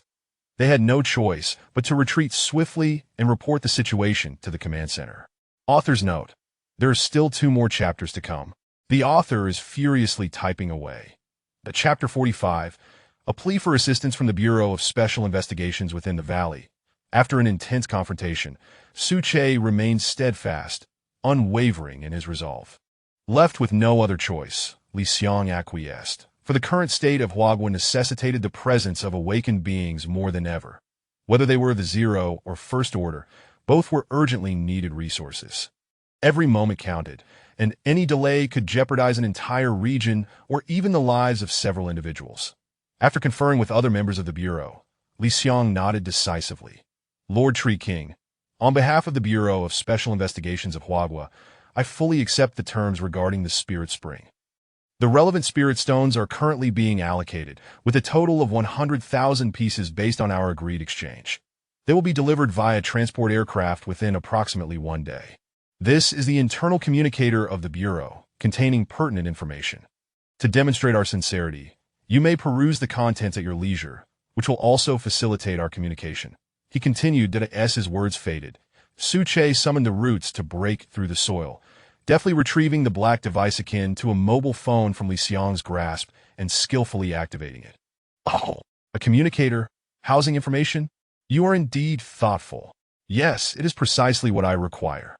However, observing the Tree King's adept manipulation of the device left Li Xiang once again astounded. He had initially planned to spend time teaching Su-che how to operate it. What is going on? The Tree King's intellect is remarkably high. Even with modern technology, he exhibits an extraordinary familiarity. It seems the expedition leader was correct. The Tree King is indeed a formidable entity we cannot provoke. In his mind, Li Xiang envisioned Su-che as an ancient being, having survived for centuries. Yet he could not fathom that within the Tree King's colossal form lay the essence of a human soul. At that moment, Li Xiang's urgent communicator erupted into life that he hastily opened it, and upon discerning the contents, his expression darkened, as if a storm had descended upon him. His previously buoyant mood plummeted as he read. Report to the director. The daunting lake is spiraling out of control. The planned D-class extermination operation has failed. The Ice God Squadron leader has perished, and due to severe injuries, the Jiaolong has nearly gone berserk, relentlessly summoning torrential rains and launching attacks indiscriminately. According to the hot air balloon readings, within a mere 10 minutes, the cloud density above Daunting Lake has doubled, and the humidity in the air has soared to nearly 100, that a rare tempest is brewing. Weather experts indicate that the lake's water capacity has reached its limit. If this continues, a total collapse is imminent, endangering dozens of nearby cities. What is the matter, Director? What has happened? Is it news from beyond the blockade at Daunting Lake? At this juncture, noticing Li Xiang's visibly altered demeanor, other members of the Bureau approached, perplexed and inquiring. After all, one would assume that successfully negotiating with the Tree King would be a cause for celebration, yet witnessing their director's face darken like coal left no doubt that a grave situation had arisen. Look! Li Xiang thrust the communicator towards them, his tone irritable. Minutes later, the reactions of several members grew increasingly dismal, with some exclaiming, 3 Dongfeng Express missiles failed to obliterate the Jiaolong. Even for a transcendent life form, that seems rather exaggerated. Indeed, the data indicated that the central temperature exceeded 10,000 degrees at the moment of detonation, directly above the Jiaolong. Yet it merely sustained severe injuries without being completely vanquished. What shall we do now? Shall we allow it to rampage unchecked? That threatens over a dozen cities, home to millions. At these words, Li Xiang waved his hand, signaling his subordinates to cease their quarrel. The Jiaolong had undeniably become a pressing issue. However, to assert that a solution did not exist would be incorrect. The cost of any potential remedy, however, would be exorbitant, with radiation contamination extending for over 1,000 kilometers. An unacceptable price to pay. What should we do? What to do? Li Xiang pondered, unable to devise a solution in that moment. The Bureau's reliance lay solely on conventional weaponry. Once rendered ineffective, the entire organization resembled a hunter stripped of its arms. Wait, Lord Tree King. As a fellow transcendent life form, the Tree King should possess the means to contend with the Jiaolong. As for whether he would intervene, that is another matter. With this thought, Li Xiang's expression gradually returned to normal. He lifted his gaze and addressed Su-che. Lord Tree King, we have one more request from the Bureau of Special Investigations, and we hope you might acquiesce, offering spirit stones in exchange. The author has something to say. Here is the second update. The author will now take a shower and have a meal, and will return to continue writing. Please leave a 5-star review and express your anticipation for the next developments. The author will be watching the comments section. Chapter 46:200,000 spirit stones. Upon hearing these words, Su-che naturally deduced Li Xiang's intentions. Without any pretense, he stated directly, "You wish for me to intervene and resolve the matter of that flood dragon?" Listening to Su-che's straightforwardness, Li Xiang ceased to hide his motives and candidly replied, "Indeed, my Lord Tree King. The flood dragon wreaks havoc upon the region, recklessly controlling torrential rains that have already inflicted significant damage on the cities along the banks of Daunting Lake. Now, It is manipulating the floodwaters, continuing to surge downstream. And the consequences are simply unimaginable, he continued. We beseech you, could you lend us your strength? It was indeed a considerable sum. After all, if one were to calculate, the exchange value between Su Che and the Special Investigation Bureau of Huagua would only reach such a figure, albeit with numerous restrictions. Yet it was not to be underestimated. You must understand, that is an extraordinary life form. Anything below this figure, you shall manage on your own. Su Che continued, seizing the opportunity before him, refusing to let it slip away. Cultivation requires resources, and vast resources at that. As for why he agreed. Part of it was the allure of the spirit stones, while another aspect was his desire to ascertain the true capabilities of other extraordinary life forms. The latter was crucial. Only by knowing both oneself and the adversary could one make arrangements with composure. This opportunity to act on behalf of others, he surmised, would likely not come often. He had no intention of becoming a mere enforcer for Huagua, but rather, he was intrigued and wished to test the depths of the flood dragon's power. 200,000. Li Xiang's mouth fell agape, his expression one of astonishment, rendered momentarily speechless. He had believed that his initial offer of 100,000 was already formidable enough to sway Su Che, only to find the Tree King had raised the stakes by an entire additional sum. And the most critical aspect was that there was no room for refusal. Thus far, the exploration team had identified only 5 spirit stone veins. But due to the extraordinary hardness of the spirit stones, large machinery could not enter, necessitating reliance on smaller devices, resulting in minimal daily output. Even the Special Investigation Bureau, after nearly a month of proximity, had only amassed a stockpile of 500,000 spirit stones, deducting the 30,000 set aside. A mere 200,000 remained to support the training of awakened individuals nationwide, which indeed posed a significant challenge. Director, this amount is excessive. Can we not negotiate it down, even slightly? Any reduction would be beneficial. A member of the Bureau remarked, their astonishment and difficulty in accepting the magnitude of 200,000 evident. However, Li Xiang shook his head. From his vantage point, addressing the flood dragon was an urgent matter that could not be delayed. As long as the ultimate weapon was not employed, he was willing to pay any price. Thus, he resolutely declared, very well, my Lord Tree King. I agree to your terms. 200,000 spirit stones in exchange for your intervention against the flood dragon, to be delivered into your hands by the day after tomorrow at the latest. Upon hearing this, Su Che nodded in satisfaction and responded, agreed. You shall use the spirit spring as bait to lure the flood dragon to the vicinity of the Kunlun Mountains. As long as it remains within 100 kilometers of the mountains, I shall take care of the rest. With that, Li Xiang received the affirmative response and promptly relayed the relevant details, then bowed respectfully, saying, my Lord Tree King, we shall return and make preparations. Thank you for your assistance. Immediately thereafter, the group began their return, swiftly boarding a plane after exiting the mountain range, heading towards the blockade of Dongting Lake, utilizing a first-tier spirit spring as bait to entice the flood dragon. On the other side, Su Che focused his mental energy, summoning the animal legion from the scouting area back to guard the valley and ensure thorough preparations, fully immersing himself in the impending confrontation with the flood dragon. Kunlun Divine Palace. From tomorrow onward, let its echoes resound throughout Huagua. The third update is presented. There was a slight delay due to review issues, and I hope for your understanding. Chapter 47. The heavenly fruits of earth and sky. Half an hour later, amidst the resounding roar of a tiger echoing through the forest, Su Che was taken aback to discover that the Tiger King was the first to return to the valley's interior, closely followed by a formidable entourage of tiger guards exuding an overwhelming presence. After several days of brutal combat, the Tiger King was enveloped in a shroud of blood, radiating an aura that had reached its zenith, almost suspended in a state of stasis. A mere opportunity or a moment of enlightenment could propel him to a new pinnacle, transforming him into a transcendent life form. After all, transcendent life forms are fundamentally distinct from ordinary creatures, belonging to an entirely different echelon. It is not merely a matter of accumulating resources. It necessitates profound personal insight, albeit rare, which is an essential prerequisite.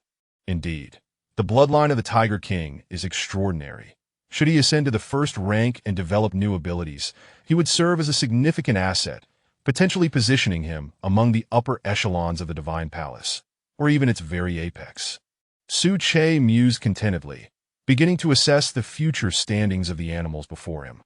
Soon after, two streaks of golden light sliced through the air as the golden eagle couple glided back to the treetops, settling into their nest to sip from the spiritual spring and rest. Subsequently, the animals returned one after another to a small fish, burdened by its weight, leaped from the brook in the valley, glimmering under the soft light, a clear indication of its further evolution. The great white and the little white, relying on their agile physiques, leapt from an 80-meter-high cliff, twisting gracefully in midair before landing securely. The little deer, draped in fiery red fur, returned leisurely, as if treading upon flames, and approached Su Che, eagerly opening its mouth for the spiritual spring. Upon observing the animals, it was evident that after days of combat, their auras had been somewhat enhanced. With continual evolution, the bloodlines within these creatures were steadily refining, gradually reverting to ancestral traits and awakening new abilities. Among these transformations, Su Che was most astonished by the golden giant python, Little Jean. Originally measuring around 20 meters, its body had now expanded to 30 meters in length, resembling a small mountain, and its aura had ascended from mid-zero to the pinnacle of zero. Two prominent bulges had formed on its head, subtly indicating the onset of horn development. Is it preparing to metamorphose into a dragon? Su Che pondered, somewhat perplexed by the rapid transformation of Little Jean within just 2 or 3 days. Not only had its cultivation made significant strides, but its bloodline had also been further enhanced. In his view, when Little Jean broke through to the first rank, it would manifest its abilities, shedding its ordinary form and revealing the true power of its bloodline. Lord Tree King, I am not entirely certain. According to your instructions, I was responsible for cleansing the area of animals. However, I recall consuming a fruit that was sweet, and then I transformed into this, the golden giant python disclosed without reservation in response to Su Che's inquiry. A fruit? What kind of fruit? Su Che pressed further. It was approximately 2 meters tall, adorned with several leaves, bearing 2 fruits. The red one was ripe at that time, emanating a fragrant aroma, so I consumed it without hesitation, the golden giant python recounted diligently. Listening to this description, Su Che murmured to himself, "It must be the heavenly spirit fruit." Based on the description, it closely resembles the Zhu fruit. Over the past few nights during his cultivation, Su Che had often encountered inexplicable visions in his mind, imparting knowledge regarding the art of cultivation, which included various heavenly spirit fruits derived from bloodline inheritance. To confirm his hypothesis, Su Che employed his mental energy to penetrate the consciousness of the golden giant python in the next moment. Through mental transmission, the golden giant python relayed the image of what it had witnessed that day directly into Su Che's mind. Beside a rock, there lay a solitary patch devoid of any grass, save for a slender plant resembling grass that sprouted upwards, exuding vibrant life and standing in stark contrast to its surroundings. It stood approximately 2 meters tall, adorned with a dozen green leaves, and bore 2 fruits at its apex, one red and one green, indicating that only part of it had ripened. Zhu fruit. Indeed, it is unmistakably it, Su Che exclaimed with excitement, astonished that such a heavenly spirit fruit had emerged merely half a year after the influx of spiritual energy, in an area where even grass could scarcely survive, a clear testament to the Zhu fruit's ability to siphon spiritual energy. According to his bloodline inheritance, Su Che knew that the Zhu fruit was an exceptionally domineering heavenly spirit fruit, imbued with immense fire energy, possessing an unimaginable effect on the evolution of living beings. Though it had just come into existence, it held immeasurable benefits for first-rank transcendent life forms, let alone a zero-rank giant python like Little Jean. The medicinal properties were predominantly encapsulated within Little Jean's body, gradually releasing and facilitating bodily transformation and bloodline evolution. It appears that with the aid of the Zhu fruit, Little Jean is likely to surpass the Tiger King in its quest to break through to the first rank, Su Che remarked, as he secreted a first-rank spiritual spring for Little Jean to consume in substantial quantities, striving for an early breakthrough. Chapter 48. Transformation of the Valley. As dusk descended, the entire valley enveloped itself in tranquility. The animals returned, not causing a commotion, but rather exhibiting a serene demeanor as they each claimed their respective first-tier spiritual springs, retreating to their resting areas to engage in continuous cultivation. Upon learning of the emergence of the heavenly spiritual fruits, Suche could no longer contain his excitement, but he unleashed his mental powers, centering on the valley's interior, extending for hundreds of miles in the surrounding area. He tirelessly sought out the hidden spiritual fruits, and after 10 minutes of relentless searching, the heavens rewarded his diligence, that he indeed discovered the heavenly spiritual fruits in the midst of growth, along with the crimson fruit that the little golden creature had encountered, visible within his line of sight. "Rise, go!" Without any hesitation, Suche commanded, and the roots burst forth from the soil, splitting into 6, spreading out with immense vigor in all directions. The targets were 6 heavenly spiritual fruits, all of which were in a similar state, unripe and in the growth phase, some having only just emerged from the ground, unaware even to the basic guardian animals nearby. Among the 6, the highest quality was the crimson fruit, which possessed effects rivaling that of first-tier and even second-tier extraordinary life forms, making it a rare spiritual treasure. The remaining 5 were identical, belonging to a plant known as the 6-leaf fruit. Once matured, the 6-leaf fruit would yield azure fruits adorned with 6 leaves, resembling lotus seeds, capable of dispelling illusions and enhancing mental acuity, effective against 0-tier beings, but scarce among first-tier entities. Whoosh! With a sound slicing through the air, the 6 extending root systems swiftly retrieved the fruits, each root tip enveloping a heavenly spiritual fruit. Better to have than not. From the looks of it, most appear to be ordinary varieties, influenced by the spiritual energy, insufficient to induce ancestral evolution in the majority of plants. Or perhaps, given the current environment, it is inadequate for higher-tier spiritual entities to emerge or even survive. Let us nurture them for now. After a moment of contemplation, Suche resolved to commence the transformation of the valley. On one hand, to create space for heavenly spiritual entities by establishing a spiritual garden, and on the other, to enhance the living environment.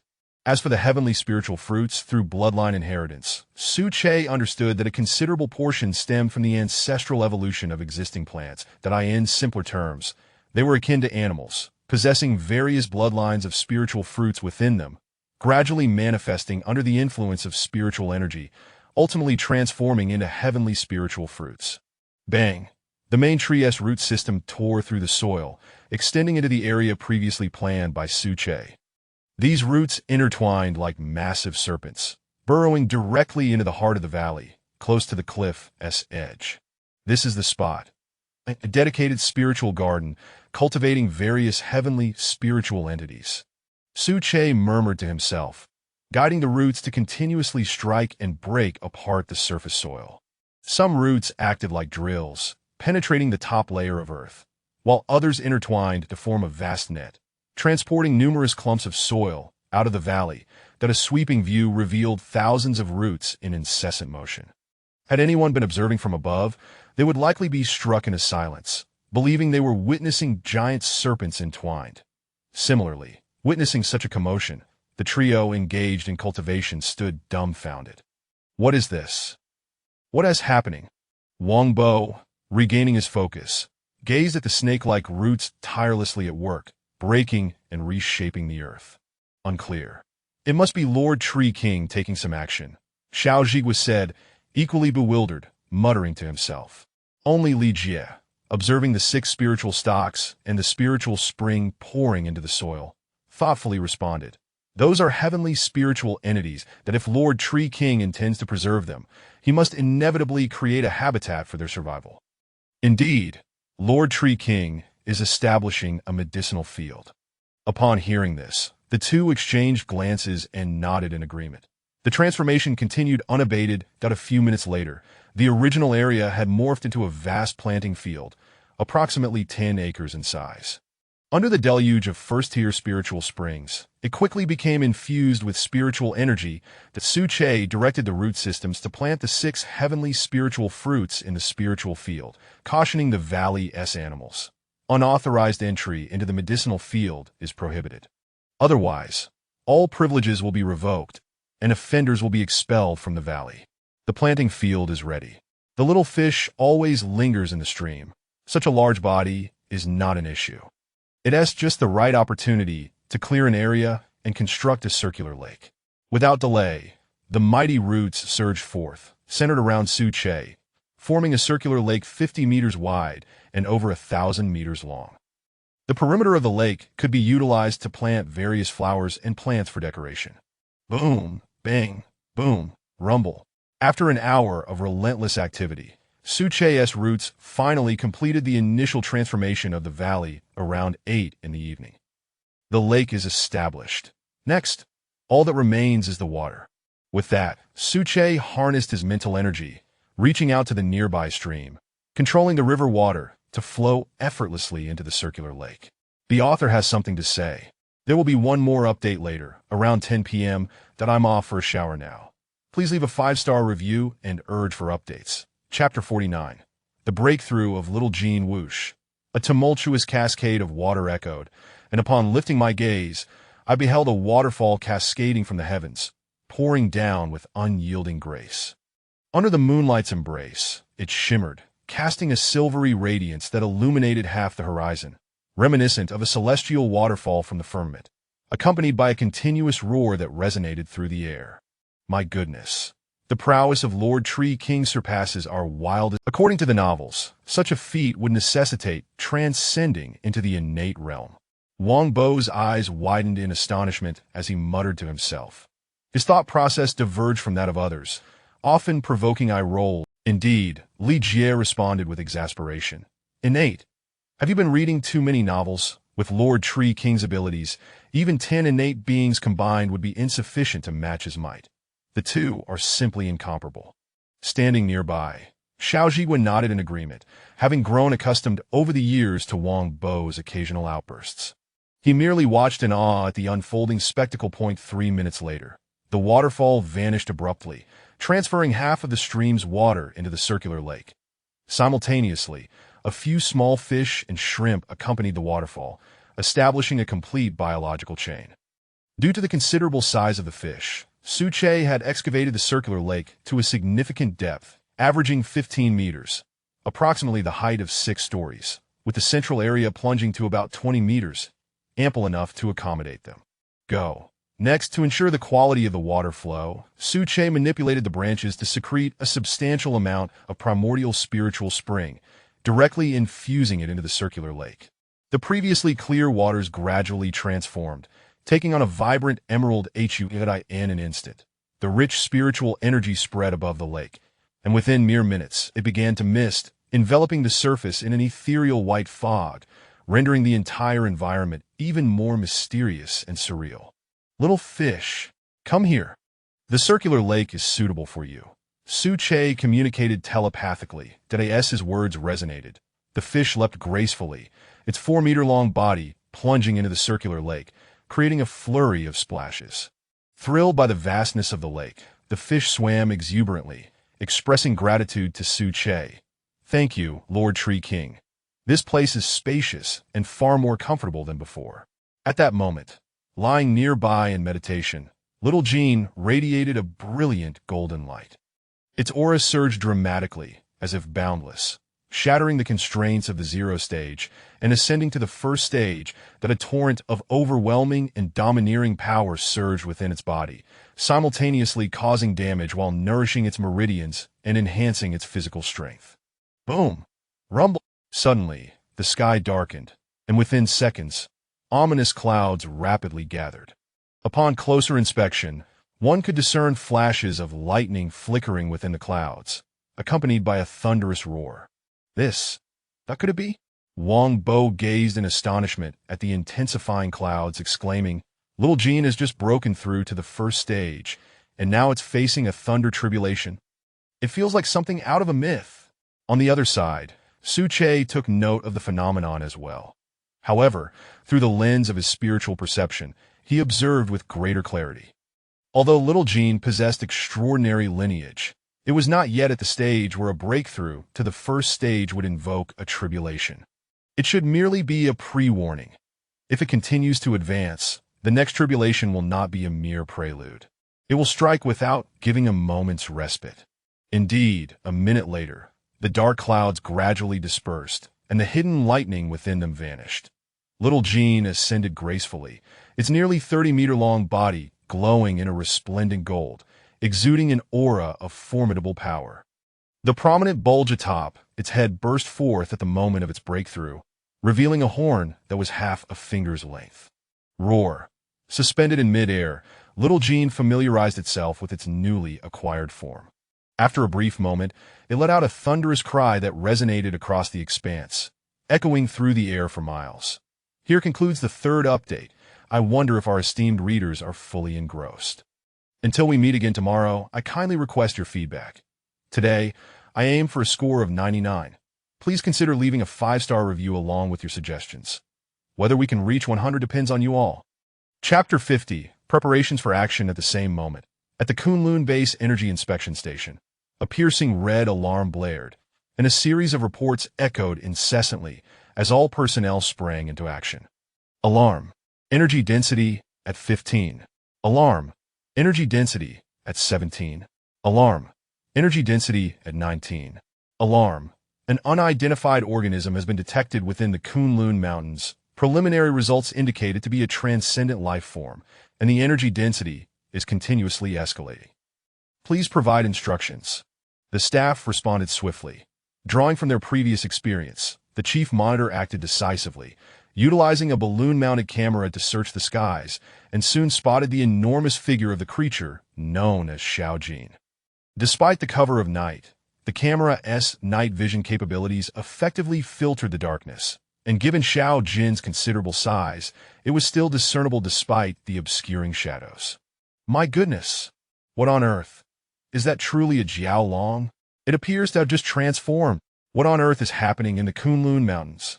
Why is there unrest every few days?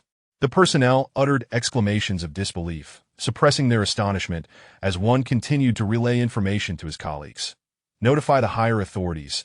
A Jiao Long has appeared within the Kunlun Mountains, approximately 30 meters in length, resplendent in golden hues.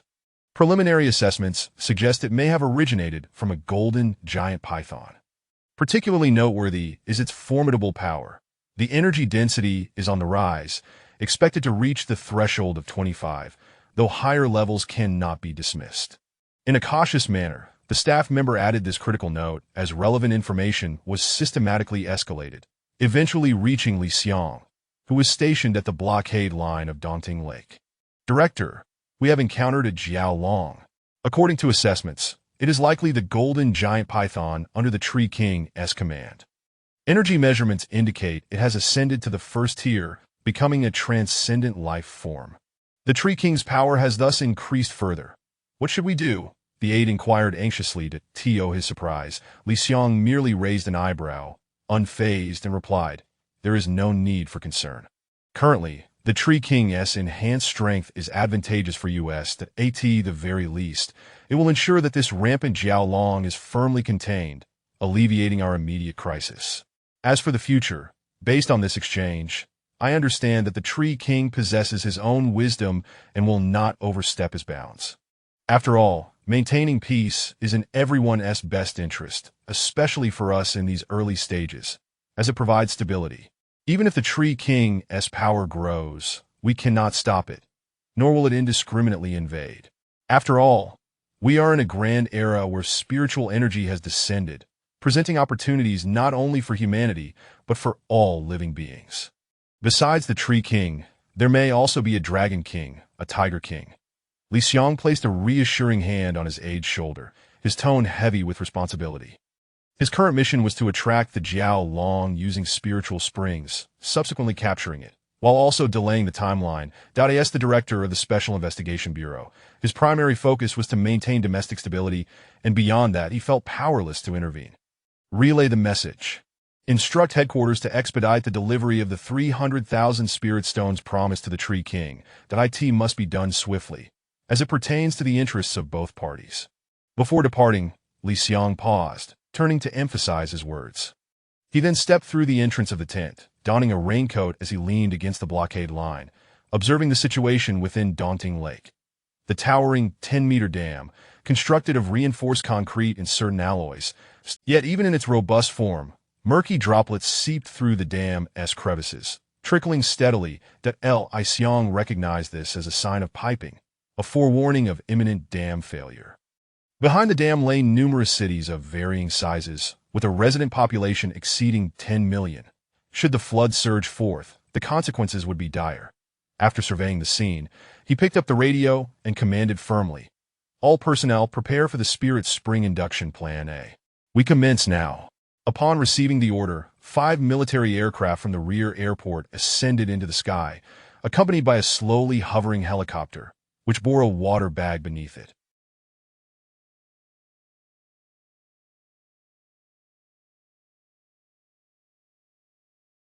Gazing at the water bag, one could see the vibrant purple hue, unmistakably a first-tier Spirit Spring. Author's note: 2 more updates to come, still typing. Chapter 51.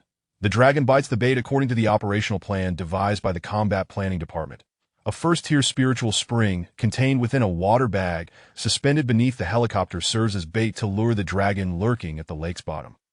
Accompanying this endeavor are 5 fully armed fighter jets. This dual-purpose approach not only provides escort to prevent the dragon's predation, but also considers the possibility of an outright strike. The rear base is situated not far from Daunting Lake. Given the speed of the aircraft, mere minutes suffice for 6 dark shapes to materialize in the sky, gradually magnifying in Li Xiong's gaze. Virum. The helicopter glides low, the thunderous roar of its rotor blades resonating through the air. Observing Li Xiong and several prominent figures nearby, the pilot turns his head slightly, offering a salute. "Let us hope for success." Li Xiong muses silently, casting a contemplative glance. The operation commences. We have reached the target's aerial zone. Deploying the bait. The helicopter pilot adjusts altitude, releasing a portion of the first-tier spiritual spring. As it touches the lake's surface, a brilliant purple hue mingles with the water, the rich spiritual energy diffusing outward. Escort squadron acknowledges. Target area locked. Upon the appearance of the objective, we will initiate fire, while you maintain autonomous maneuverability. The pilots of the escorting fighter jets respond through their communications. As time elapses, the first-tier spiritual spring slowly permeates the lake bed. Below the surface lies a narrow valley, spanning roughly 100 meters in length and 10 meters in depth, resembling a flat expanse that has been cleaved by an unseen force. Within this submerged realm, the dragon languishes, diligently recuperating from the severe injuries inflicted by 3 D-class projectiles. Despite its exalted status as an extraordinary life form, it requires time to heal. Indeed, the myriad wounds it bore have begun to mend under the influence of the spiritual energy, leaving a tapestry of scars, some deep, others shallow, etched across its form, presenting a rather fearsome sight. Upon sensing the pure essence of the first-tier spiritual spring, the dragon awakens abruptly, its lantern-sized eyes fixating upon the lake's surface, revealing a flicker of trepidation. It senses that the source of this potent energy lies above. To go, or not to go, this dilemma confronts it. Soon, the urge for evolution triumphs over rationality. Beyond the allure of the pure spiritual energy, it perceives an enigmatic substance that its instincts suggest could catalyze its evolution, possibly propelling it to an even higher state. Roar. The dragon can no longer contain itself. It opens its maw wide, inhaling the first-tier spiritual spring that has permeated the water, and with a powerful undulation, it surges towards the lake's surface. Meanwhile, the helicopter is already prepared, its array of sonar detection instruments spread across the lake's expanse. At the moment the dragon stirs, the pilot yanks the helicopter upward, unleashing all its might without restraint. Boom! The dragon breaches the water's surface with a ferocious aura, launching itself at the water bag. "Open fire! Open fire! Open fire!" In a flash, the 5 escorting fighter jets dive downward, releasing the D-class projectiles from beneath their wings under the pilot's command, sending them hurtling toward the dragon. However, having suffered a previous setback, the dragon is well prepared for the onslaught of these spherical projectiles. With a swift sweep of its tail, it conjures a towering wall of water, detonating the incoming D-class projectiles mid-air. Witnessing this scene, the fighter pilots quickly report, "The target neutralization mission has failed. Proceed as per the designated route." execute the bait plan, and maintain lateral harassment to prevent any sudden assaults by the dragon. As the words resonate, the helicopter ascends, towing the first-tier spiritual spring aloft. Yet, the dragon pays no heed to anything else. Driven by an insatiable thirst for that mysterious substance, it engages once more with the spherical projectiles, its inner yearning for evolution propelling it to swiftly pursue, closely tailing the helicopter. If anyone were to gaze skyward at that moment, they would behold a helicopter soaring ahead, relentlessly pursued by a dragon cloaked in darkness, intermittently emitting fierce roars. Though the dragon has transcended into an extraordinary life form, its flight speed remains unremarkable compared to the helicopter, merely managing to match its pace. However, the persistent harassment from the 5 fighter jets frequently forces it to pause and execute evasive maneuvers. Thus, the journey unfolds with unexpected smoothness, gradually guiding them toward the Kunlun Mountains, much to Li Xiang's astonishment at the dragon's profound yearning for the first-tier spiritual spring. Roar! The dragon bellows, its lantern-sized eyes glaring at the fighter jets zipping through the clouds, seething with intense hatred. Were it not for their interference, it would have caught up long ago. Maintain the plan. Do not allow the distance to widen too much. Keep it steady. 10 more minutes, and the mission will be deemed complete, one fighter pilot declares. Author's note: there will be one more update. Chapter 52, The Fermentation of Events. Certainly, the magnitude of such commotion is utterly impossible to conceal. It cannot be hidden. Any observant soul gazing upwards at the sky, examining it with intent, would undoubtedly uncover subtle traces or perhaps directly witness the unfolding conflict. At this critical juncture, the presence of helicopters serves as a significant indicator, emblematic of the Special Investigation Bureau's operations. Coupled with the mythical creature, the dragon, this situation has escalated to unprecedented heights, transforming a quantitative leap into a qualitative breakthrough. Before long, as the helicopter approached the Kunlun Mountains, a video surfaced online, accompanied by the headline, "Dragon emerges, chasing helicopter, with fighter jets in escort." It is said to have been captured by a social media influencer by chance. Thanks to professional equipment, the video quality was exceptionally clear, and within 5 minutes, it exploded across the internet, dominating the headlines of major media outlets. Wow, shocking. Having seen this video, I am utterly convinced. It is so clear, unlike those previous shaky videos. Goodness, a dragon. But why does it seem somewhat familiar? Is the Special Investigation Bureau planning to catch a dragon? I recall now, this black dragon is the one from Daunting Lake. It is said to have transcended into an extraordinary life form, wreaking havoc with storms. Hey, do you know what the Special Investigation Bureau intends to do? Not only are helicopters deployed, but it seems there are also fighter jets. Is that even a question? They are undoubtedly here to eliminate it. I live near Daunting Lake, and you have no idea how terrifying that black dragon is. It brings down rain, and soon enough, the dam might not hold. Get rid of it, no doubt about it. It has committed crimes within the city. It must not be allowed to remain, or it will lead to great calamity. Thus, regarding the dragon issue, the consensus among the onlookers was clear: a resolute determination to capture or eliminate it, leaving no room for future troubles. Observing the positive public reaction, the Special Investigation Bureau swiftly tweeted a news update stating, "The Black Dragon of Daunting has perpetrated evil, causing incessant heavy rainfall and severe flooding. Following directives from higher authorities, targeted elimination will be conducted, leaving no future threats." As the news spread, netizens flocked to the discussion, and within a minute, the replies surged past 10,000, escalating further as time progressed, akin to an explosion. After all, the torrential rains in Daunting Lake involved numerous stakeholders, naturally drawing attention. I am Xiao Wang from Dual Platform.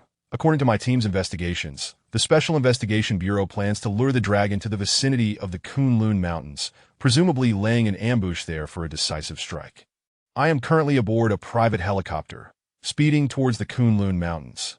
Xiao Wang will continue to provide you with the latest frontline updates, so do not miss out. This was a female broadcaster, to be precise, an astute and quick-witted one that upon seeing the news online, she immediately reacted, hiring a private helicopter to fly directly to the Kunlun Mountains, believing this to be an opportunity to elevate. Reality proved her right. The initiation of her live stream attracted an astonishing influx of viewers, with the online count climbing from the initial thousands. 1 minute in, 5,000 viewers. 5 minutes in, 15,000. 10 minutes in, 50,000. Impressive broadcaster. You've done what I always wanted to do. Here it comes, here it comes. I heard there's a live broadcast. It's so thrilling here, truly a gathering of talents. Hey, why is it a female broadcaster? What is wrong with that? A female broadcaster can bring us a live stream just as well. I'll send a tip for that. In the next moment, 10 rocket gift icons appeared on the screen, astonishing everyone. Wow, a big shot. Spotted a wild giant. That's $100,000. You incredibly wealthy. Do you need a pendant? Let me hang one. Big shot. I want to be your loyal follower. The female broadcaster was equally taken aback. She had never anticipated encountering such a generous individual. Gratefully addressing the camera, she expressed, "Thank you, Cloud Big Shot, for the rockets. Yuan is immensely grateful. The only way I can repay you is by rushing to the Kunlun Mountains to bring you live coverage." Meanwhile, after an intense 10 minutes of competition, the helicopter finally reached the blockade at the Kunlun Mountains, with the dragon in relentless pursuit, its eyes ablaze with fury. However, just as it was about to advance further, an innate sense of foreboding crept over it, an instinctual feeling that something ahead posed a threat. "Tree King, we have arrived. We can make our move." Li Xiang sent a brief message, then directed the helicopter and fighter jets to swiftly retreat. Boom! A thunderous energy erupted as Su Che unleashed his power without reservation, engulfing the entire forest. Author's note: there were some delays in the review process. The 3rd chapter has just been released, and I am feeling a bit worn out today. Wenli has taken a break. We shall reconvene tomorrow. Chapter 53. Divine Powers. In the next moment, the pursuing dragon, sensing the overwhelming aura that filled the air, did not hesitate for a second. With unwavering resolve, it swiftly turned to flee, relinquishing its claim to the first-tier spiritual spring. For within that aura, it had caught a whiff of death, and no matter how significant the first-tier spiritual spring might be, it paled in comparison to its own life, especially considering its severe injuries and the fact that it had only recently begun to recover. With its combat prowess caught off guard, the dragon was ensnared tightly. Roar! Seeing itself in such a predicament, the dragon halted midair, unleashing a frosty beam from its maw that instantly encased the roots binding it in a layer of ice, allowing it to break free. Nevertheless, its current condition was far from favorable, as it faced not just one root, but countless ones, making escape a daunting task. We are both extraordinary beings. O being of the mountains, do you truly wish to engage in self-destruction? Spare me today, and I shall repay you in the future. As the dragon darted left and right in the air, it telepathically communicated with Su Che, seeking the protection of its kin. Yet, it was in vain. No response came, and the relentless roots continued their assault. Damn it! I refuse to believe that I cannot deal with a mere root today. The dragon roared in fury, its entire body radiating a crystalline blue light, intertwining with the previous dark aura, creating an otherworldly spectacle. Poof! Hiss! In the sunlight, the dragon's claws gleamed with a chilling brilliance, enveloped in rich spiritual energy. With a mere touch against the roots, it could sever them effortlessly. However, the sheer number of roots made it impossible to find a safe passage, leaving the dragon helpless. Could it be that the injuries from those 3 D-class projectiles have yet to heal? In the valley, Su Che, multitasking, muttered to himself that on one hand, he controlled the relentless assault of the roots, while on the other, he assessed the dragon's strength. As a minute passed, the air was charged with fervor, the roots maintaining their numbers and attacking with a steady rhythm, a method Su Che employed to gauge the dragon's capabilities. Naturally, the dragon was not oblivious. After a few exchanges, it quickly discerned Su Che's intentions, and terror struck its heart, extinguishing any desire to continue the fight that it yearned solely to flee. Roar! With another cry, the dragon ceased holding back, unleashing its full essence. Its body visibly swelled, reaching 50 meters in length, this size. Even to the naked eye, the situation in the sky was unmistakably clear. The might of an extraordinary being bore down heavily, akin to waves crashing upon the onlookers. Director. Someone inquired, clutching their chest, feeling a tightness. Be patient. The dragon is preparing to fight for its life. It is no match for the Tree King, that if this continues, we may not even need the Tree King to intervene. We could handle it ourselves. Li Xiong waved his hand, silencing the murmurs of the crowd, lost in thought as he mused. Even though the dragon is not in its home territory, the Tree King's strength is terrifying. We have vastly underestimated it. Is that so? Now that resembles a true first-tier extraordinary being. Watching the dragon erupt, Su Che nodded with intrigue, starting to take it seriously. Generally, when ordinary creatures ascend to the first tier and transcend into extraordinary beings, they awaken their unique abilities, essentially their divine powers. In the current scene, the dragon's aura surged, its body expanding, evidently preparing to unleash its divine powers for a final desperate counterattack. Come forth. Show me what abilities you possess as a fellow extraordinary being. Su Che did not restrain the dragon, allowing it to unleash its potential, eager to witness its capabilities. The initiative lay firmly in his hands. Unless the dragon could achieve another breakthrough, the outcome was undeniably predetermined. The author has something to say. 2 more updates are on the way, currently in the process of writing. Chapter 54. Water Tornado. Director. Why has the Tree King ceased its assault? I recall from the data that it possesses the ability to manipulate thunder, among other formidable powers. Currently, the dragon is akin to a cornered beast. If we strike now, even if the dragon survives, it will be gravely wounded that we cannot allow this to prolong any further. It is evidently biding its time for a grand move. Observing the combat above, the members of the Special Investigation Zone below felt a sense of confusion and urgency. One of them inquired anxiously. Upon hearing this, Li Xiong raised an eyebrow and responded, "The Tree King is undoubtedly confident. The dragon is inescapably doomed today. The reason the Tree King is delaying is that, based on my deductions, it seeks to further gauge the dragon's true depths and to ascertain what formidable technique it has been preparing." Listening to this, the crowd was taken aback. They had not anticipated the Tree King to be so formidable, exhibiting such composure in battle while waiting for its opponent's ultimate technique. Director, it seems upon our return, we must elevate the threat level posed by the Tree King and conduct another assessment, one member said, suppressing their astonishment with calmness. At that moment, a private helicopter approached, its bright orange exterior standing out in the sky. On board was Xiao Wang, a live streamer from the Dole platform. Hello everyone. As you can see, after 10 minutes of flight, we are now above the Kunlun Mountains. This epic clash, a battle involving mythical creatures, is about to unfold before your eyes, the female host announced to the camera, swiftly instructing the technician to focus the lens on the battling dragon above. In the next instant, the screen was flooded with bullet comments. "Wow, it's real. Host, you're amazing. I'd rather watch you than go to the bathroom. This is incredible. What is happening? Why has everything in the sky come to a standstill? Can anyone explain? If you don't understand, please refer to the next comment. I don't get it. What are those roots? The times have changed too rapidly. I, as an old man, simply cannot comprehend. Indeed, why are there so many roots? They seem to be attacking the dragon, but now they've halted and merely enveloped it. What's the situation with that helicopter? The area has been cordoned off. How did it get in here?"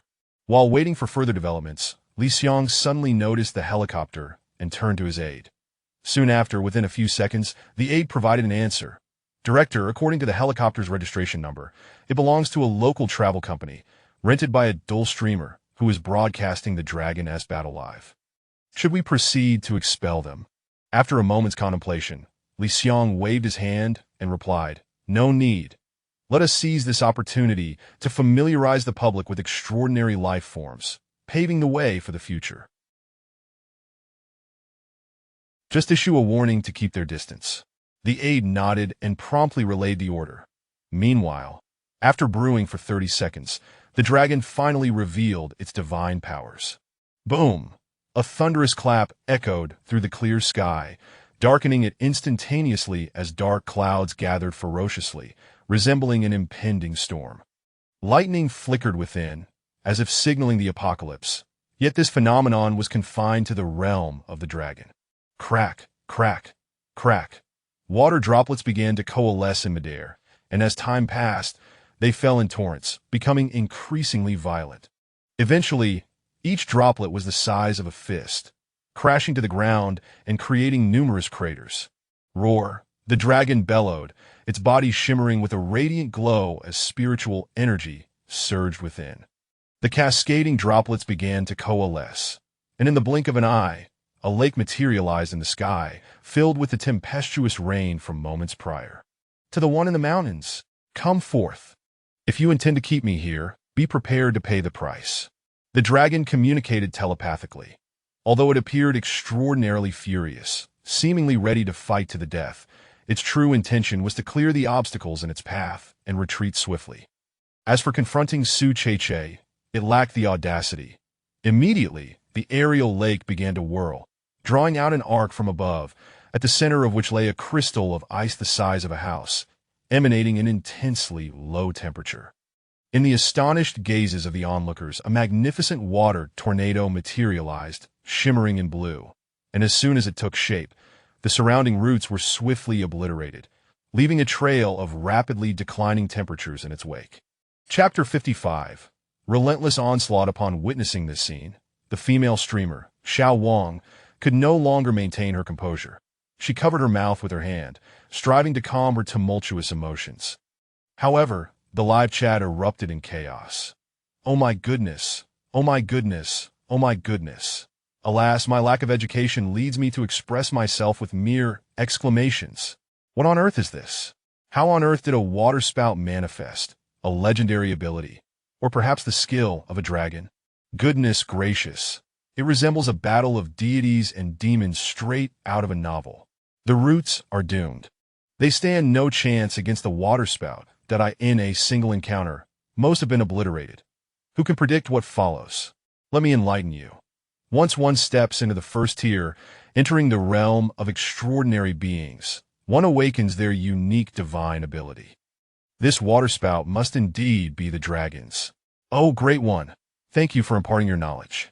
The waterspout continued its rampage, swelling further under the torrential downpour, its formidable presence seemingly intent on sweeping away every root in its vicinity.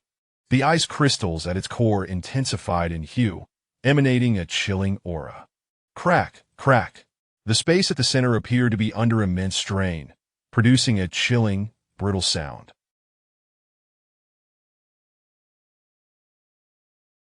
If someone were to measure the temperature at the center with a thermometer at that moment, they would find that the temperature near the ice crystals had plummeted to -50 degrees, and it continued to descend. What does -50 degrees signify? Based on absolute zero, it has reached 1/6 of that temperature. At such frigid levels, any living organism that approaches would have its cells instantaneously frozen into popsicles, leading to an abrupt demise. 5 seconds later, the waterspout's relentless assault had eradicated all the roots. The dragon, elated, was just preparing to flee, biding its time for a future vengeance, when Su Che's calm voice finally resonated. This time, he chose to speak directly, his words echoing in everyone's ears. Thinking of leaving? If this is all you are capable of, then perhaps you should remain. I could certainly use some fertilizer for growth. A mere divine ability, a trivial trick. I shall shatter it with ease. As his words fell, countless roots surged upward from the ground. This time, they were the primary roots, fundamentally different from the previous ones. In terms of hardness, the primary roots were at least 3 times more formidable than the lateral ones, perhaps even more. Thus, the primary roots intertwined, forming a colossal cage that surged upward, aiming to ensnare the dragon. Simultaneously, the dark clouds thickened, illuminated by flashes of purple lightning. Purple thunder descend. Before the dragon could react, a bolt of purple lightning, thick as a barrel, descended with terrifying might, striking directly at the ice crystal at the center of the waterspout. Through the veil of mental energy, Su Che understood that the ice crystal at the center was the control nexus and the source of the waterspout's lethal force, that if he could shatter it, the seemingly invincible waterspout would inevitably disperse. What is happening? Why is my cloud raining down purple lightning? The dragon was utterly perplexed, unaware that this was Su Che's divine ability, cleverly utilizing its own dark clouds to expedite his attack, effectively shooting itself in the foot. Boom! Crack! The air was filled with the sound of shattering. As expected, the moment the lightning struck the ice crystal, the overwhelming force of the thunder obliterated it from within, exploding in the air and sending fragments flying. Simultaneously, the destruction of the ice crystal exacerbated the wounds that had been healing suddenly burst open, releasing copious amounts of blood that cascaded down like rain. In the next moment, the immense cage formed by the primary roots enveloped the dragon completely. Roar! Bound by the roots, a sense of crisis surged within the dragon, a primal instinct for survival driving it to thrash violently, its tail striking against the cage incessantly. Yet, it was all in vain. Having broken through one layer, two more remained outside, and the roots continued to surge upward, further reinforcing the cage to prevent the dragon's escape. Heaven knows how many roots Su Che possessed. He could scarcely keep count himself. Perish! Su Che murmured, resolutely casting the final judgment. Boom! The resplendent lightning flared once more, enveloping the formidable force of thunder, transforming into a beam of light that surged toward the dragon trapped within the cage. From a distance, one could see a 1-meter-wide beam piercing through the heavens, at its center coiling the black dragon. Roar! The dragon wailed in agony, its cries becoming aimless. Under the onslaught of the lightning, its consciousness flickered out, its body pierced through by a colossal hole, its organs and viscera collapsing instantaneously. Gradually, its flesh began to disintegrate. Here is the third update. Please encourage me for more updates and share your suggestions in the comment section. The second update may have been inaccessible to some due to a back-end crash.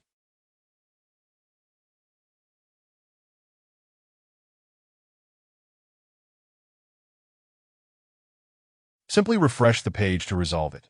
Good night, everyone. Chapter 56. Subsequent Impacts, Part 1. Immediately, the roots of the trees entwined, forming a colossal tray that caught all the fallen flesh and blood of the dragon, swiftly transporting it to the medicinal fields within the valley. After all, the black dragon was a first-tier extraordinary being, possessing an exceptional bloodline. The spiritual essence contained within its flesh was beyond what an ordinary person could fathom. Indeed, it was more potent than some lower-tier spirit stones, making it an ideal resource for cultivating spiritual fields, which Su Che would not squander. Upon hearing this, he nodded vigorously and replied, "Rest assured, Tree King. The supplies are being mobilized with utmost urgency. They will all arrive by tonight. You can be confident that our Special Investigation Bureau shall not break our promise." He understood that, given Su Che's cultivation level, even while speaking here, he could. Subsequently, countless roots withdrew from the air, plunging directly into the soil, leaving only the traces of battle and a scene of utter disarray. Although Su Che had collected the majority of the flesh, some remnants inevitably remained behind. It was impossible for everything to be retrieved. Li Xiong quickly signaled to the other members to commence the cleanup of the battlefield and gather the dragon's flesh. This flesh, whether for cultivating plants or for research, held a measurable value for the Special Investigation Bureau, potentially granting them deeper insights into the secrets of extraordinary life forms. Alas, is this all that remains? The larger pieces were all taken by the Tree King. This is a first-tier extraordinary being. Without sufficient experimental samples, we simply cannot. Enough! The dragon was slain by the Tree King, and by rights, all the flesh belongs to him as spoils of war. If we can salvage anything at all, we should consider ourselves fortunate. Now, let us get to work. During the process of collecting the flesh, one of the Special Investigation Bureau members engaged in this dialogue. Meanwhile, deeper within the valley, the trio stood with their heads held high, maintaining a distant observational stance, their eyes reflecting a lingering astonishment. According to Li Jie's calculations, the entire battle lasted no more than 2 minutes, with a portion of that time spent by the Tree King merely waiting. In other words, the dragon was utterly vulnerable before the Tree King, only able to hold out for a minute. My goodness! Tree King. Truly formidable. There is simply no comparison, Wang Bo murmured. Xiao Zhiguan nodded in agreement, adding to the conversation. Even though it was not on its home turf, The dragon's first-tier divine ability should have been water manipulation, and of a large-scale nature at that. Yet, judging by what we just witnessed, even with the advantage of a water source, the Tree King would still likely have crushed it with ease.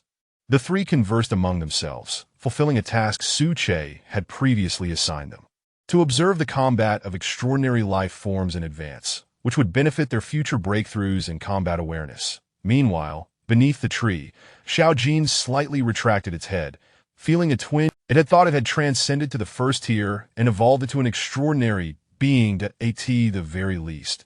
It believed it could engage in a contest of strength with the Tree King. Even if it could not prevail, it felt it could escape with composure. However, it had not anticipated such a swift and decisive blow.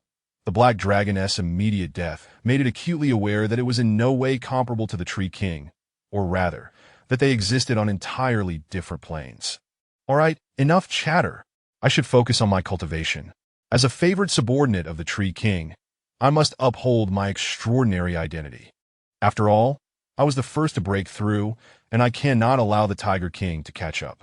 After the battle concluded, Su Che, too, refrained from further conversation, rapidly deducing the fight in his mind and speculating on the strength of extraordinary life forms.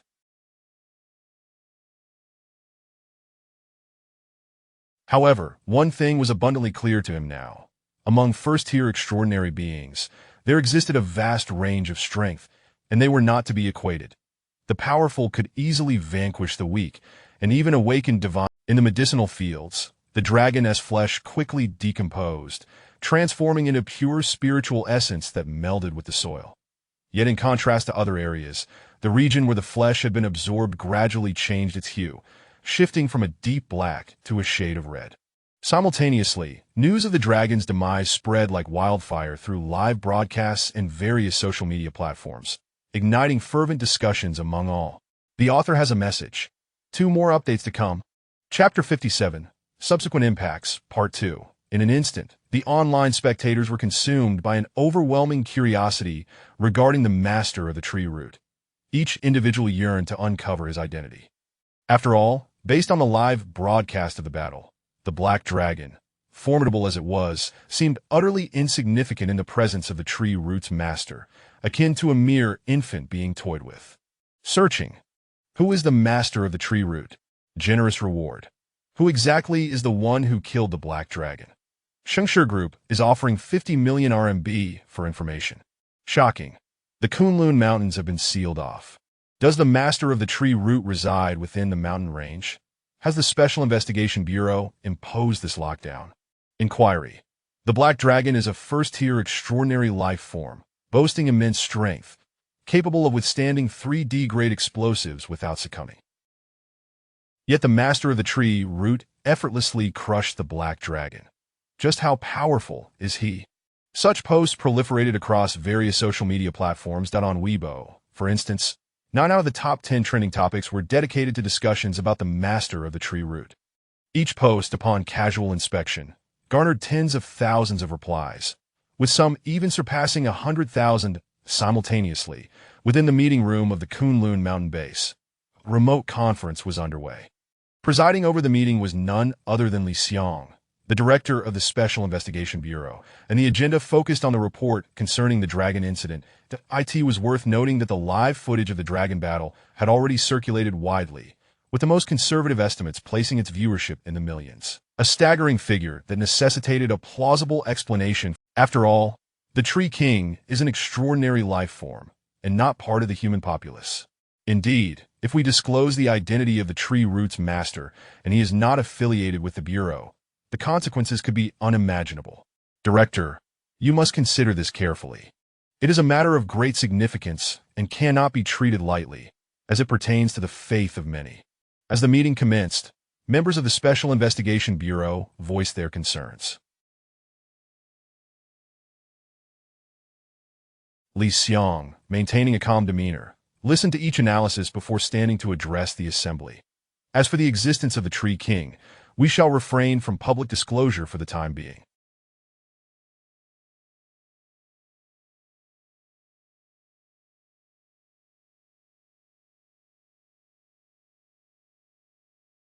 Otherwise, we may incite chaos. Instead, we will attribute the matter to the Kunlun Divine Palace, AS for the rationale. We shall cite our official partnership with the Bureau, trusting that the Tree King will not pursue further inquiry. At this critical juncture, we cannot afford to be negligent. We must uphold stability. Within a month, following the extensive development of the spiritual spring, we shall be able to engage directly with the extraordinary life forms. Upon concluding his statement, the staff presents swiftly compiled Li Xiang's words, the master behind the tree root, detailing the entirety of the events leading to the demise of the Black Dragon and the specific reasons thereof. According to higher directives, to prevent public panic, he is the Lord of the Kunlun Divine Palace, an extraordinary life form, and a cooperative partner of the Special Investigation Bureau. This recent slaying of the dragon was facilitated by the Bureau's invitation, allowing the Palace Lord to intervene. As for the dragon, it has wreaked havoc near the Dongping Great Marsh since its inception, causing catastrophic storms, which warranted its extermination. Within a minute of the announcement, a flurry of responses flooded in. Wow, Kunlun Divine Palace. What an imposing name. I absolutely adore it. Turns out our official Special Investigation Bureau has members who have ascended to the first tier, stepping into the realm of extraordinary life forms. Impressive. The Palace Lord sounds incredibly formidable. Don't hold me back. I'm heading to the Kunlun Mountains to seek apprenticeship. With the official announcement, those bounty posts from various conglomerates must all be retracted, as he is a partner of the Bureau. Enough said. Tomorrow marks the beginning of classes at the Dao Palace Academy. I must continue my training to pass the evaluation as soon as possible. Within the valley, Su Che manipulated the branches, incessantly scrolling through his phone, that he was indifferent to the Special Investigation Bureau's ostentatious display of authority in announcing the partnership. It was of little consequence to him. Consequently, the name of the Kunlun Divine Palace began to circulate throughout the lands of Huagua, achieving remarkable renown and swiftly rising to prominence. This outcome was precisely what Su Che had envisioned from the outset, forming an integral part of his future plans. Subsequently, his spiritual energy quietly radiated outward, and Su Che observed dozens of helicopters approaching the valley from the periphery, each carrying elongated bags filled with exceptionally pure spiritual energy. Those were the 300,000 spiritual stones promised by the Special Investigation Bureau. Author's note: there will be one more update, likely around 10 p.m. Chapter 58. Insights from the Tree King at the entrance of the valley. Li Xiang, clad in military attire, was the first to descend from the helicopter.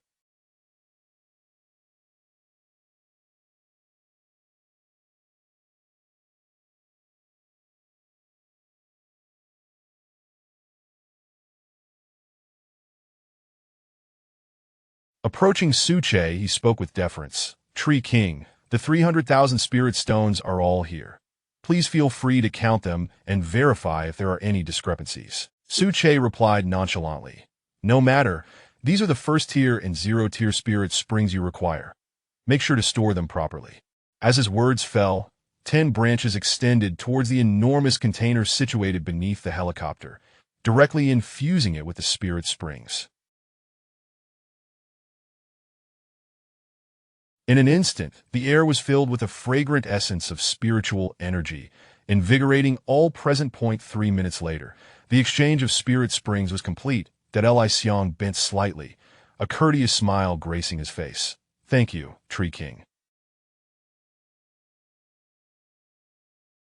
I hope we can continue this exchange in the future. Su Che responded. As long as there are spirit stones, all matters can be discussed, and exchanges are permissible. However, when you return next time, the ratio will be different, so you might want to prepare a bit more. What? The ratio must be increased again. Does that mean the spirit stones would need to be significantly raised once more? Tree King, the ratio must be increased again? Li Xiang turned, his voice tinged with despair, implying that Su Che should not raise the ratio any further. Su Che remained unfazed, continuing in his calm demeanor. Of course, I won't take advantage of you. I won't allow you to suffer losses indefinitely. Next time, in addition to the spirit springs, I will permit some exchange of heavenly spiritual fruits. I believe you will find them more intriguing. What? Heavenly spiritual fruits? Li Xiang was somewhat perplexed, which was understandable. As the source of spiritual energy, the Kunlun Mountains had only recently yielded a few scarce specimens. In other regions, they were virtually non-existent.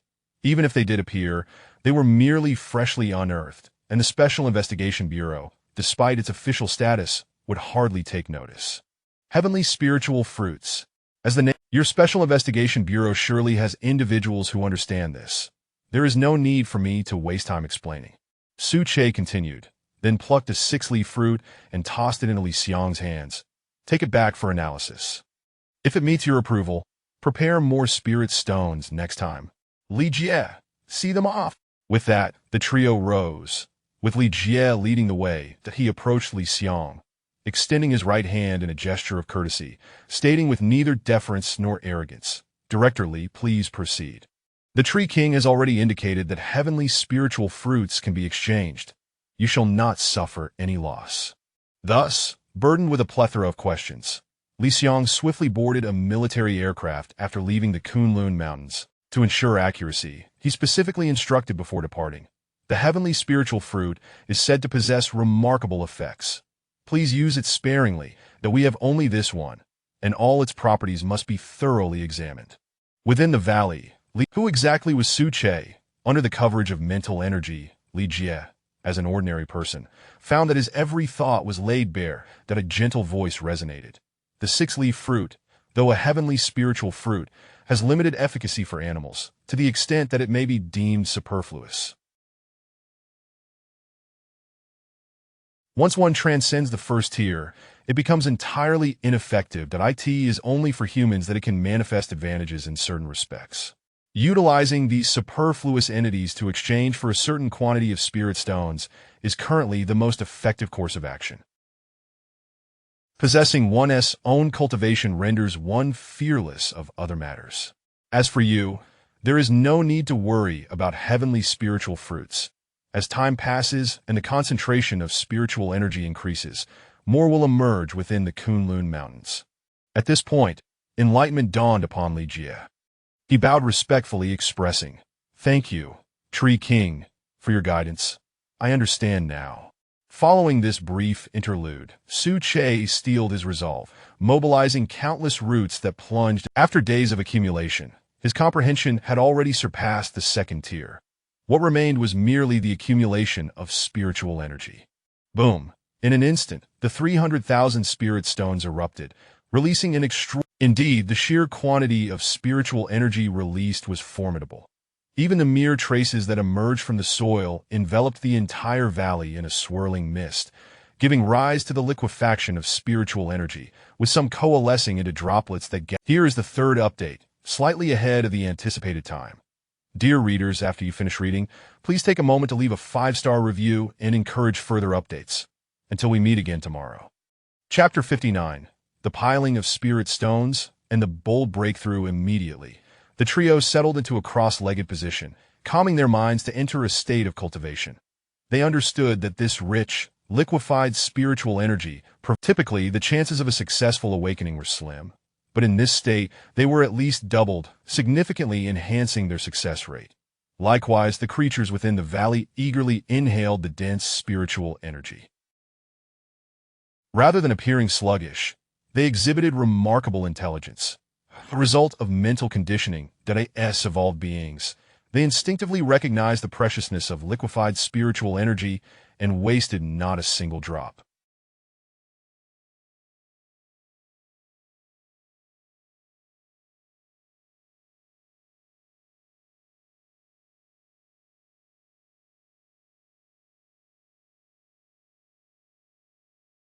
It was worth noting that mere moments of inhalation could equate to several days of their usual cultivation. As the trio described, it was akin to activating a turbocharger, an almost unfair advantage. On the other side, the overwhelming spiritual energy coursed through Su Che's body, which he directed to circulate throughout, nourishing every cell and preparing for his breakthrough. His height surged once more, escalating from 1 meter to 5 to 10.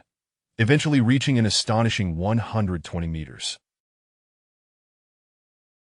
The frenzied growth only gradually abated, yet it continued to rise slowly, with the towering canopy expanding outward, casting a green shadow that loomed like a cloud descending from the heavens.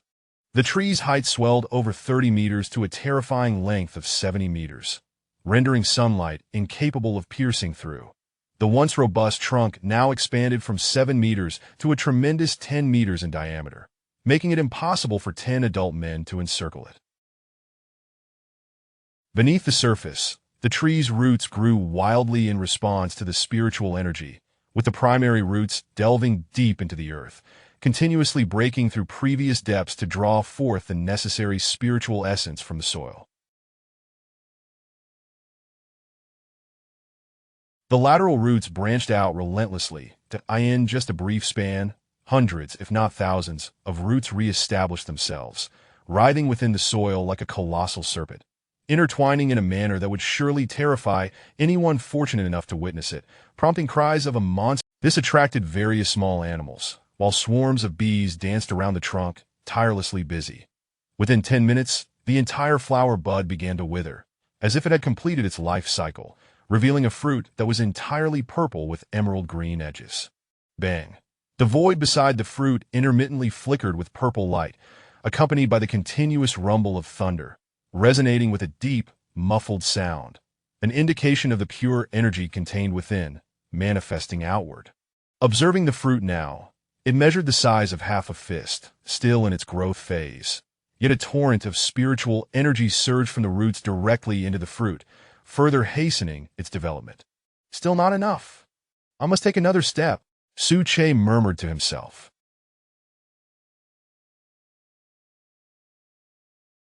At this moment, his cultivation was precariously balanced on the threshold of the first-tier peak. Unable to ascend or descend, he possessed a sense of comprehension regarding realms. It was only then that he recognized the utility of high-grade spirit stones, intended to facilitate breakthroughs. With the 300,000 spirit stones transported by the Special Investigation Bureau of Huagua, one would assume the quantity was adequate.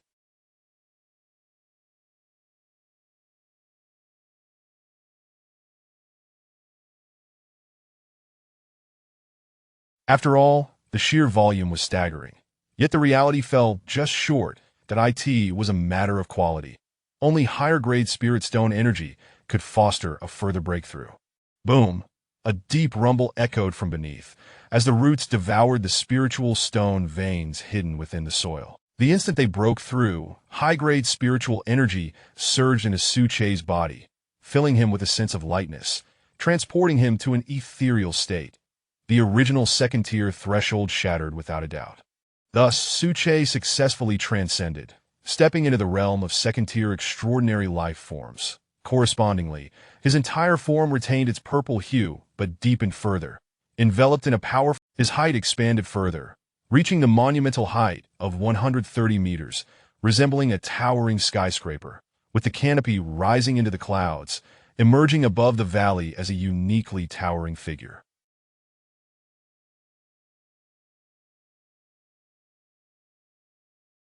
Simultaneously, at the moment of his second-tier breakthrough, the thunderous fruit experienced an explosive growth surge, transitioning directly from its growth phase to maturity, now measuring the size of 2 fists, entirely covered in purple. Bees that ventured too close were inadvertently struck by the fruit's purple lightning, plummeting to the ground. I have finally broken through, Su Che exclaimed to himself, reveling in the immense spiritual energy flowing within him, as if he possessed boundless power, capable of cracking the void with a mere wave of his hand, producing a symphony of shattering sounds. The distinction between the first and second tiers became vividly apparent at this moment. Su Che estimated that without utilizing his abilities, he could easily overpower 10 versions of his former self before breaking through. Boom! At that instant, dark clouds gathered, casting the sky into an ominous gloom.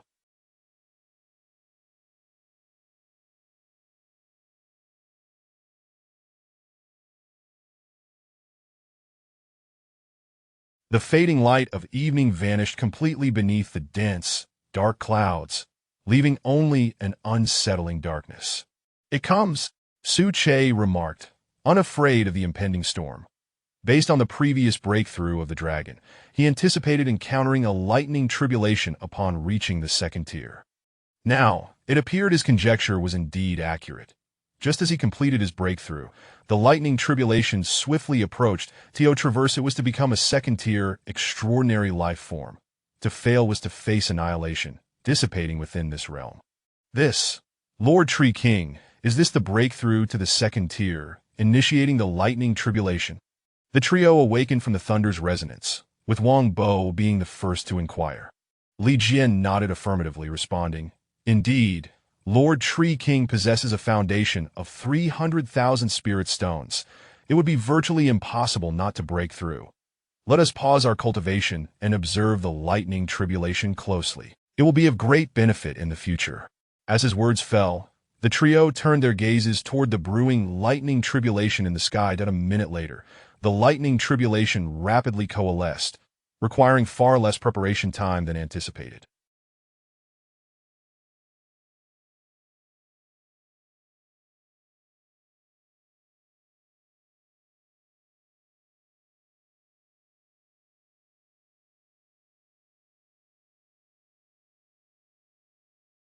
In the midst of their astonished expressions, the first bolt of lightning struck with ferocity. "Come forth. A mere lightning tribulation, as a second-tier extraordinary life form. What have I to fear?" Su Che bellowed within his being, channeling spiritual energy to form a protective layer at the canopy. He did not intend to resist the first bolt of lightning, but rather to endure it directly. On one hand, this would allow him to further gauge the specific energy magnitude of the lightning tribulation. On the other, it served to fortify his body through the lightning's power. This was a revelation from his bloodline inheritance. The benefits of the lightning tribulation for body tempering were invaluable. Seeing Su Che choose not to retaliate, Wang Bo found it difficult to comprehend, asking, "Why isn't Lord Tree King making a move? If he doesn't act soon, it will be too late."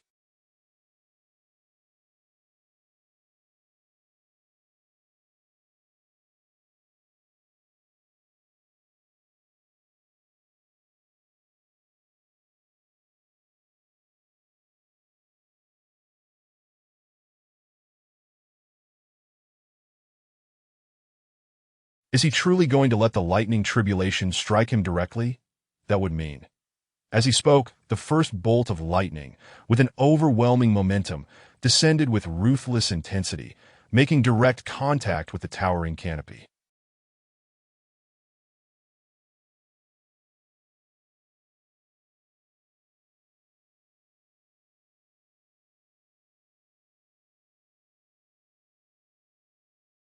A thunderous crash resounded throughout the land, echoing like thunder from a serene plain, audible even 300 kilometers away.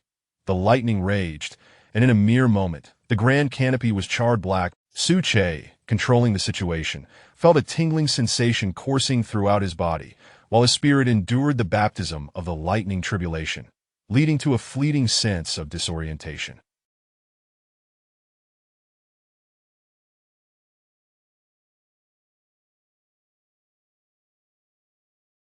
Regaining his focus, Su Che promptly gathered his spiritual energy to repair the damaged canopy. Did I end this initial test? He gauged the energy magnitude of the lightning tribulation, realizing that given his body's strength, he had no cause for concern. He could wholly accept this moment. Su Che noticed that after the tingling sensation subsided, certain sections of his trunk had quietly acquired a hue reminiscent of lightning, contrasting with his overall purple appearance.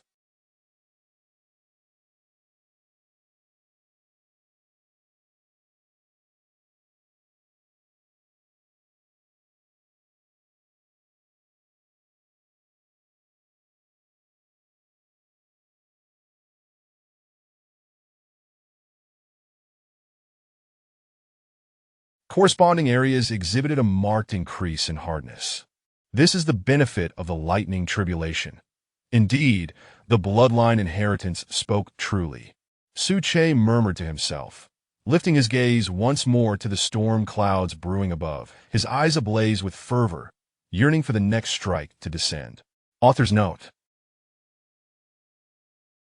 due to certain matters, I am updating in advance. The scheduled update time for the afternoon remains unchanged. This chapter is lengthy, equivalent to 2 chapters of my usual writing. Chapter 60. thunder tribulation and the refinement of the body, new abilities boom. Rumble. The thunder roared incessantly, as dark clouds loomed overhead. An immense force descended from above, manifesting as the judgment power of the thunder tribulation, aimed squarely at Su-Che's entire being, as if the heavens were collapsing and the apocalypse was upon them. Upon entering the second tier, Su-Che experienced a monumental transformation in every aspect, rendering his previous self utterly incomparable. Particularly in the realm of the mind, it had expanded over tenfold, coalescing into a vast ocean of consciousness, instilling him with an unwavering resolve against this mental pressure. Bring it on! Only 2 more to go. Just enough for me to undergo the thunder tribulation refinement. As he spoke, Su-Che's indomitable spirit surged through his body, forming a gleaming sword in the void that shot straight into the heavens.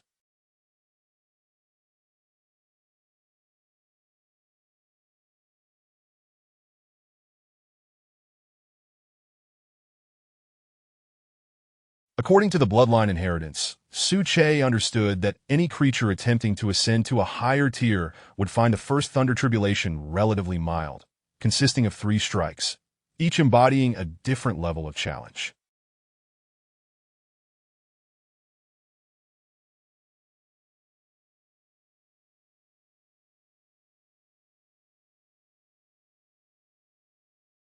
At present, having successfully weathered the first strike, only 2 remained. In response to Su-Che's provocation, it appeared that the thunder tribulation was incensed. The lightning, which had initially been gathering and required a few minutes to coalesce, accelerated rapidly, and within mere seconds, it came crashing down.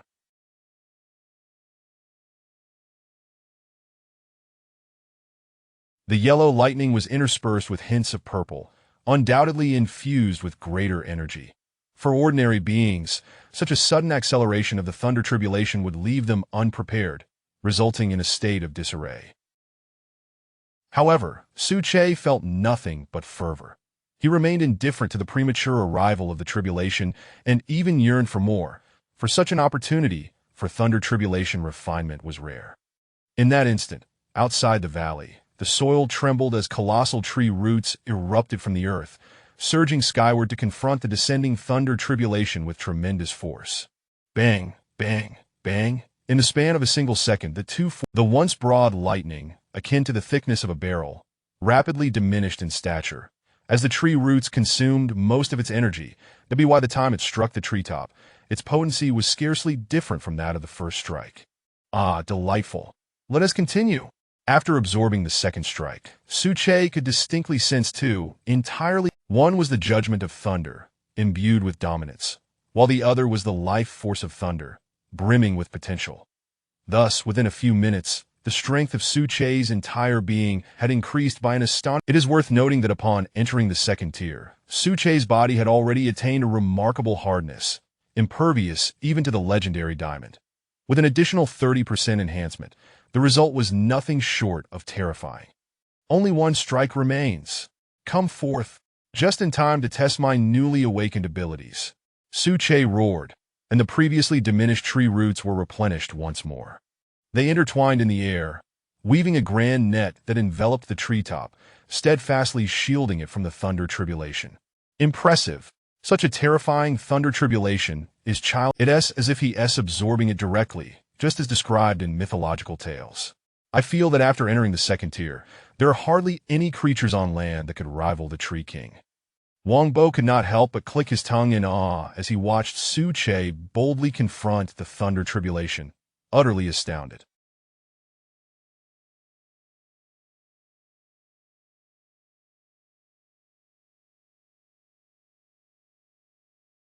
Hearing this, Xiao Zhigua and Li Jian nodded in agreement, their eyes reflecting similar astonishment. In their understanding, the thunder tribulation signified judgment and dominance, regardless of the creature's strength. Facing it during a breakthrough would inherently place them at a disadvantage.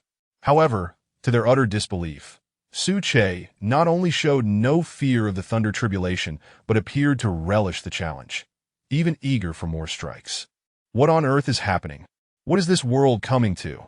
Li Jie and Xiao Zhigua exchanged glances, each bewildered by the unfolding spectacle. Author's note: I overslept this afternoon, causing a slight delay. Here is the third update. The earlier lengthy chapter was actually 2 updates. There will be a 4th update tonight, possibly later around 9 p.m. Today I promoted it, so I kindly ask everyone to leave a 5-star review and encourage updates. The author is immensely grateful. Chapter 61. The ancient trees in the vicinity bowed under the force. Some were even cleaved in half, succumbing to the tremendous pressure, while the surrounding clouds thickened ominously. The thunderous, shimmering clouds loomed ever lower, as if they were descending from the heavens, tantalizingly close to the ground, suggesting that a mere leap from a mountaintop could bring them within reach. Goodness, here it comes again. This final tribulation, the energy it harbors, I estimate, surpasses the combined might of the previous 2 by several folds. What do you think? How will Lord Tree King contend with this? Wang Bo leaned against a nearby surface, speaking with a sense of intrigue.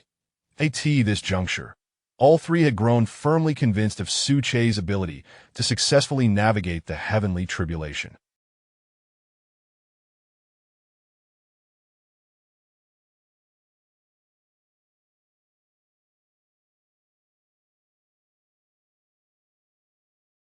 The only matter at hand was the method he would employ. Just endure it head-on. Xiao Zhiguo proposed, a response fitting of his character. However, Li Jie shook his head in dissent, a contemplative expression crossing his face. That seems unlikely, yet I cannot be certain just yet. Let us observe further. The final outcome will soon reveal itself. With that, the long-anticipated Third Thunder Tribulation finally descended in a dazzling display. This time, the lightning was neither yellow nor a blend of yellow and purple. It mirrored Su Che's divine ability, radiating in a pure shade of purple, robust and cylindrical, imbued with an inexplicable charm, exuding a fierce aura. The surrounding void flickered with arcs of lightning, sending forth waves of energy that obliterated any living being. As he spoke, the roots that had transformed into a vast net dissipated, only to reconfigure themselves into a colossal root pillar, measuring 5 meters in diameter. From a distance, it resembled a monumental column piercing through the air, standing majestically and imposing. Dense spiritual energy surged once more, fervently summoned by Su Che, and directed to the pinnacle of the root pillar. Although it was his inaugural use of this second divine ability, he was acutely aware of the immense consumption it entailed through his bloodline heritage, necessitating his utmost attention. Boom! Rumble. As the purple lightning flashed, the next moment illuminated the sky, casting the valley into a brightness akin to daylight, striking the root. However, to everyone's astonishment, an unexpected event unfolded. At the very moment the Third Thunder Tribulation made contact with the massive root pillar, it vanished without a trace, as though it had been spirited away. What? What just happened? How did the Third Thunder Tribulation simply disappear? Witnessing this, Wang Bo stood dumbfounded, his mouth agape, his mind swirling with countless questions. Beside him, Li Jian nodded with certainty. Just as I suspected, Lord Tree King has indeed employed his divine ability, the one he has only just awakened. In slow motion, as the Third Thunder Tribulation made contact with the root pillar, an unseen phenomenon occurred. The outer layer of the pillar darkened to a profound black, impervious to light, which was devoured entirely. This was the external manifestation of Su Che's second divine ability, devouring. Needless to say, in a mere instant, under the frenzied influence of spiritual energy, the Third Thunder Tribulation was rapidly consumed, transformed into nourishing sustenance for Su Che's body. Following this, after enduring the 3 tribulations, the ominous clouds above began to dissipate gradually, returning to their original form, while Su Che officially broke through, stepping into the realm of second-tier transcendence. The update concludes for today. I kindly request 5-star reviews, encouragement for updates, and suggestions in the comment section. Until we meet again tomorrow. Chapter 62. The awakening of the trio as night descended and the luminous crescent moon cast its silvery glow. 2 hours during this interval, Su Che summoned forth the immense spiritual energy from his roots, initiating a process of further recovery. Though the effects of the Thunder Tribulation on his physique were conspicuous, and vitality was indeed being nurtured. Subsequent restoration was wherever the spiritual energy flowed. The slight damages and hidden injuries inflicted by the thunder tribulation were swiftly restored to their original state, as cells greedily absorbed the energy, exhibiting little difference aside from a change in strength.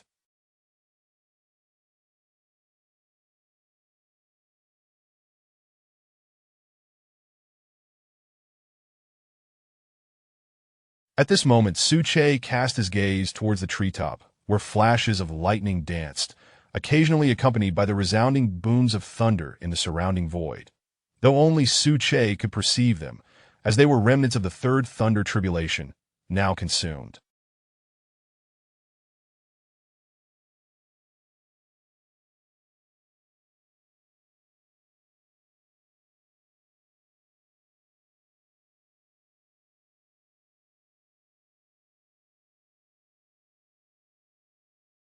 After employing the second divine ability, the entirety of the third thunder tribulation was absorbed into his body as sustenance, while the remaining portion naturally ascended to the treetops, coalescing at the junctions of branches, nurturing them into distinct. It is not a product of natural growth. If my conjecture holds true, this should align with the scenarios delineated in bloodline inheritance, though verifying it may prove somewhat cumbersome, requiring a period of patience. As Suche spoke, he had not anticipated that completely consuming the third thunder tribulation could yield such remarkable transformations. Through his understanding of bloodline inheritance, he was already aware that his lineage was extraordinary, far from being an ordinary weed, and on certain levels, it surpassed even that of Shao Jin and the Tiger King. However, his kind had numerous paths of evolution, unlike other beings that typically followed a singular trajectory. Choosing the right path could lead to wielding dominion over the heavens and plucking stars from the sky, while conversely, selecting an inferior path would yield far less favorable outcomes. Soon after, the changes in the trio's aura caught Suche's attention that he observed them seated in a row beneath the tree, their bodies absorbing the dense spiritual energy that surrounded them, their emitted auras fluctuating erratically, sometimes rising, sometimes falling. Suche recognized this as a precursor to the awakening of their abilities.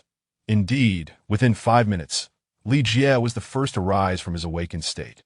Lord Tree King, I am fortunate not to have failed my destiny.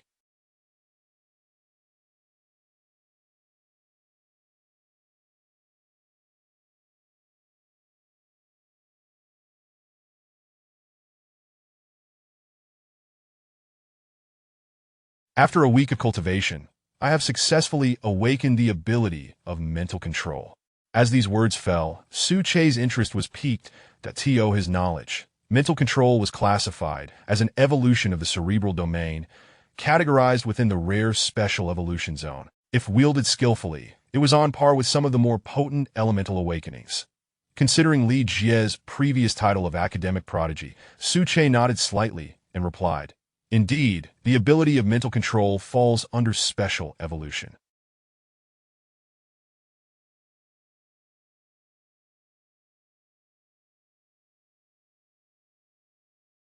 It will prove immensely useful in the future, so cultivate diligently. No sooner had he spoken than the other two began to stir. Xiao Zhigua murmured in discomfort, his hands swollen to the size of buns, expanding 2 or 3 times beyond their original size. The awakened abilities are typically limited to a few varieties, most frequently related to physical prowess. In the next instant, a resounding thud echoed as Wang Bo, seated cross-legged, felt his legs swell as if ignited by a growth catalyst, elongating and thickening simultaneously. This, Li Jie observed, it too appears to be an evolution of physical prowess, akin to Zhigua's. With Su Che's guidance, he could now make a reasonable assessment. As the two awakened slowly, their expressions differed upon witnessing their altered bodies. Xiao Zhigua seemed unfazed. For him, the mere success of awakening sufficed. Whether it was physical or elemental evolution mattered little. In stark contrast, Wang Bo's face fell, resembling a bitter melon. "What on earth?" he lamented. "After all this time, I end up awakening physical prowess. Why couldn't I have awakened elemental control instead?" Wang Bo grumbled, while Li Jie approached the two, cheerfully urging, Enough of that. Let us not waste time, though we must report to Lord Tree King. Thus concluded the first update. The author diligently continues to weave the tale, seeking encouragement for further chapters and Chapter 63. The transmission of the law, the secondary awakening from the fruits beneath the tree. 3 individuals sat beside each other, with Su-Che's body trembling ever so slightly. The purplish-black branches and leaves swayed in the breeze, exuding an inexplicable charm that captivated the eyes. He began to speak, his voice akin to whispers from the heavens, the murmurs of an immortal, articulating not trivial matters, but rather the profound insights from his cultivation. Different paths lead to the same destination. Myriad methods stem from a single source. Even though Su-Che was but a blade of grass, his corporeal form belonging to the plant realm, upon entering the domain of second-tier extraordinary life, he discovered many aspects were interconnected, particularly in the realm of cultivation, where most questions found resolution within his own insights. The 3 were not fools. They understood the immense value of cultivation insights, which could be likened to treasures beyond compare. Had they not been traversing Kunlun, burdened with the responsibilities of the Kunlun Divine Palace, it was unlikely they would encounter such a monument. Consequently, they devoted their utmost attention, listening intently, unwilling to allow even a moment's distraction, and applying what they learned to themselves as time passed. Various creatures approached, sitting behind the trio, their ears perked up, listening attentively. Even the usually capricious little Jean appeared remarkably earnest, sharing a thirst for cultivation insights that rivaled that of the 3. Thus, Su-Che's original intention to merely impart a few pointers on human experiences transformed into an extended discourse on the nuances of first and second-tier thresholds. Time slipped away quietly. Reaching the midnight hour, Su-Che had ceased his teachings.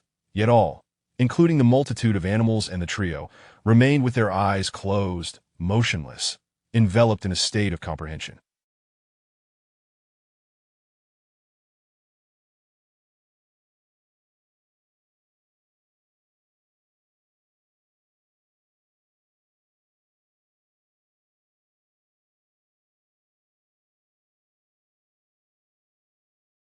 Through the coverage of his spiritual energy, some animals began to exhibit unstable auras, fluctuating unpredictably, teetering on the brink of breakthrough.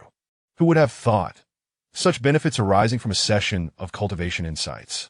Su-Che was pleasantly surprised, as his initial aim had merely been to provide guidance to the trio, enabling them to better grasp their awakened abilities.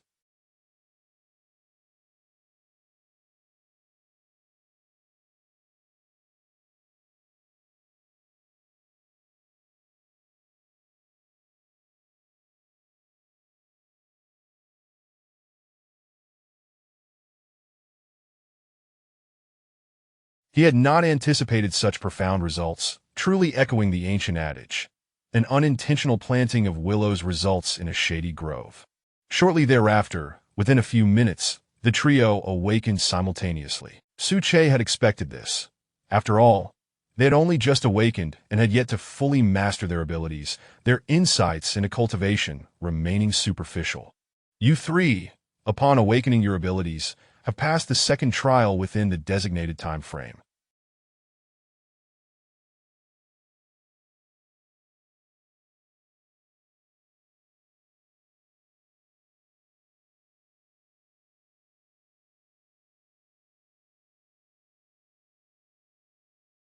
Only one final task remains, true walking. When venturing out, you 3 must adhere strictly to the following rules. Should you violate any of them, you shall be expelled from the Kunlun Divine Palace, never to be reinstated. Upon hearing this, the trio stepped forward, nodding fervently, with Ligier responding, Lord Tree King, you need not worry. We shall absolutely abide by the walking regulations. Please continue. Su-Che took the lead in elaborating. First, do not engage in conflict lightly.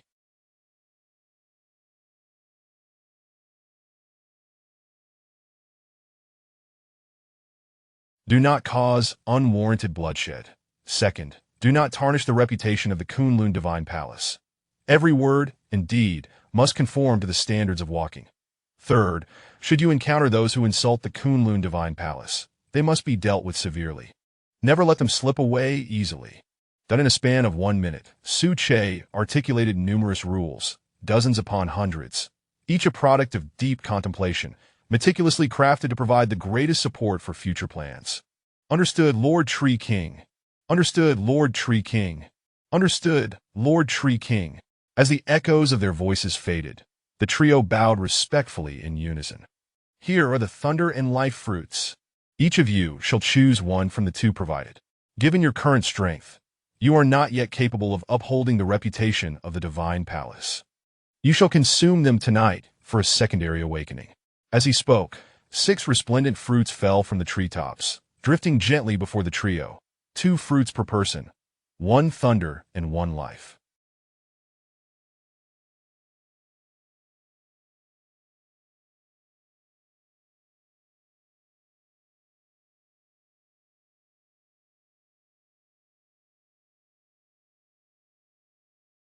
The thunder fruits boasted an exquisite appearance, entirely purple, occasionally crackling with the sound of thunder, while the life fruits appeared rather dull by comparison, almost silent, unadorned in their simplicity.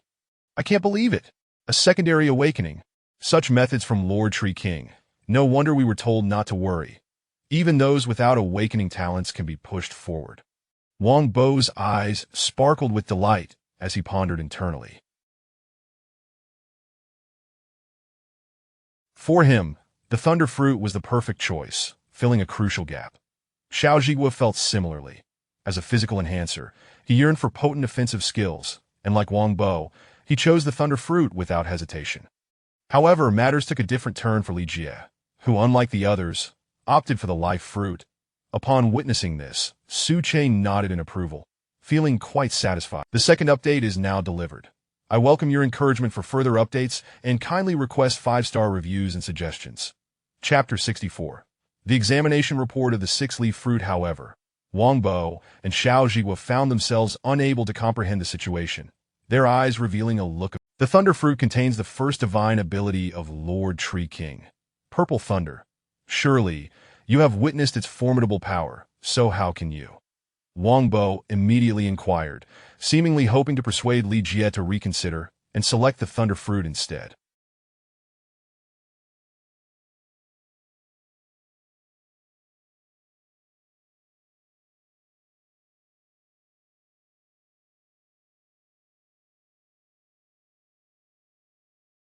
Yet Li Jie shook his head, smiling as he addressed the two. From my current perspective, the life fruit is the most suitable for me. That I, in contrast, the thunder fruit, with its overwhelming offensive capabilities, is fundamentally at odds with my nature.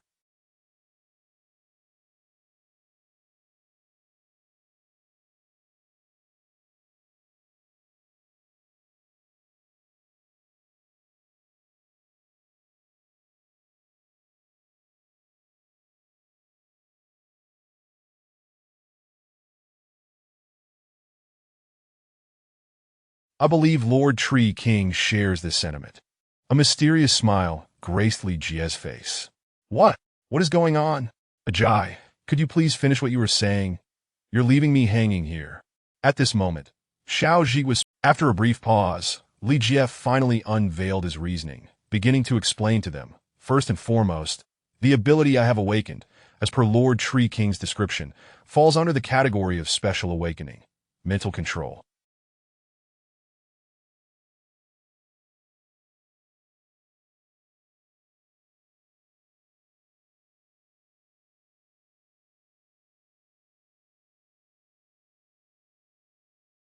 This ability has numerous derivative offensive methods. In possessing an offensive capability, opting for the robust thunder fruit would not be particularly wise. Only the life fruit complements me perfectly. On one hand, it allows for self-restoration, maximizing the efficacy of my mental control.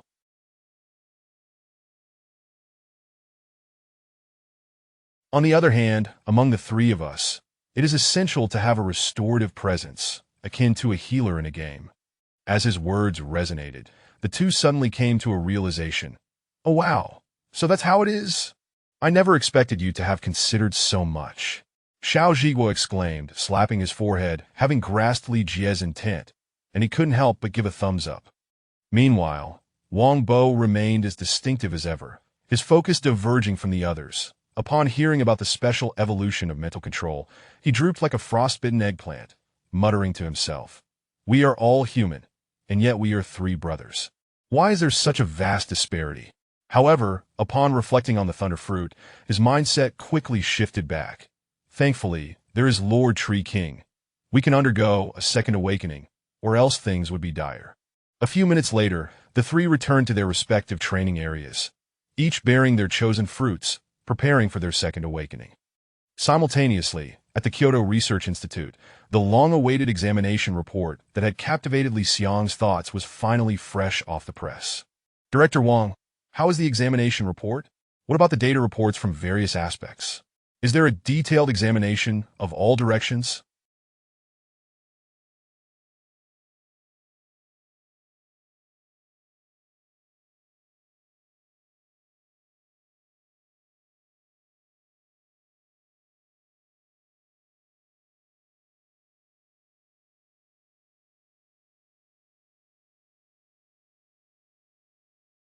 How many earthly spirit fruits are left? Are there any remaining? As the doors of the research institute swung open, Li Xiang's secretary stood up, visibly anxious as he inquired, fully aware of the significance of the earthly spirit fruits, which demanded his utmost attention.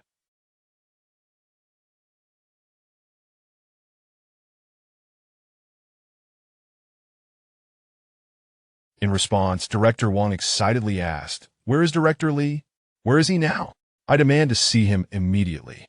Upon hearing this, the secretary promptly retrieved his dedicated communicator, calling for Li Xiang while stating, "The director is at the Kyoto headquarters, handling an incident."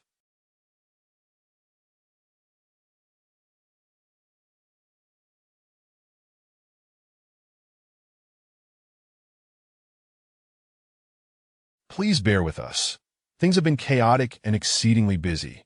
10 minutes later, Li Xiang, appearing somewhat disheveled, rushed in. As soon as he entered, he asked, "How is it? Director Wang, have the various indicators for the earthly spirit? We require further component analysis." Li Xiang shook his head, indicating, "There are none left. This earthly spirit fruit is exceedingly rare, entrusted to us by a significant individual." "I see." Hearing this, Director Wang exhibited a fleeting look of disappointment, but quickly regained his composure, expressing his enthusiasm. "Well, it is what it is. For now, the data is sufficient to roughly assess the various indicators. Director Li, I must tell you, this fruit is extraordinary. It lives up to its name. Through chemical analysis, it reveals an active factor akin to spiritual particles, yet its effects are entirely different. To put it simply, it resembles caffeine, but its efficacy surpasses it by several dozen times, with no side effects whatsoever, providing calming effects and enhancing mental acuity."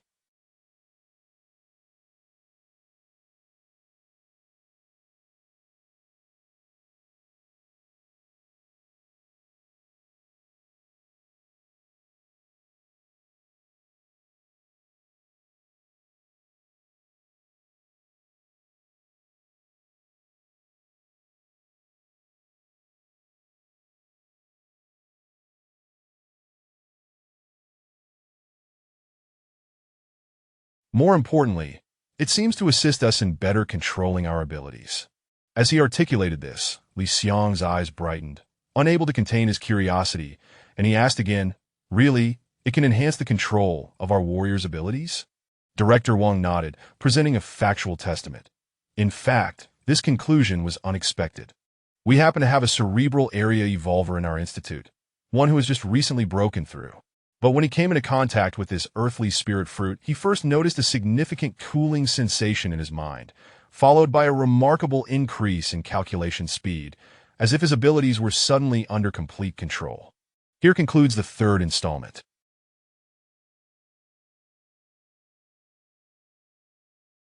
Today has been somewhat eventful, so this is all for now, though we shall reconvene tomorrow for an additional update. Meanwhile, I kindly request your support for more updates and 5-star reviews. Please stay in touch.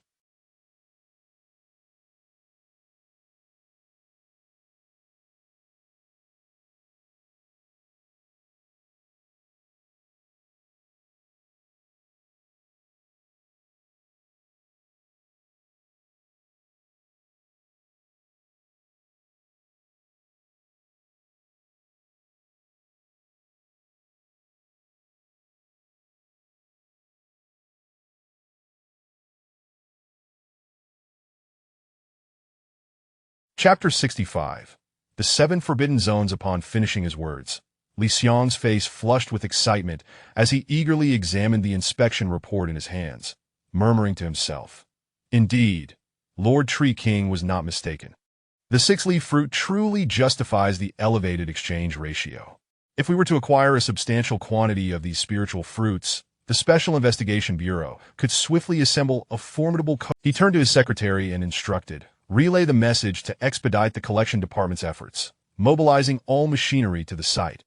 Additionally, ensure the exploration department is adequately staffed to potentially uncover other veins of spirit stones." Midway through his commands, an idea struck him, prompting him to add, "Also, instruct the deputy director to dispatch a team from the Special Investigation Bureau to investigate the interior of other mountains and lakes. If my assumptions hold true, the possibility exists, but they must not approach the forbidden zones." After issuing his directives, Li Xiang, clutching the inspection report, hastened to the headquarters of the Special Investigation Bureau. As the director, he oversaw all matters related to spiritual energy nationwide and was exceedingly busy, burdened under a mountain of paperwork, having even sacrificed personal cultivation time to address pressing issues. Before him stood a vast complex divided into three sections: the Combat Division, the Administrative Division, and the Rest Division, each occupying over 10,000 square meters. This was the result of a recent mobilization of personnel that completed construction in a mere 10 days.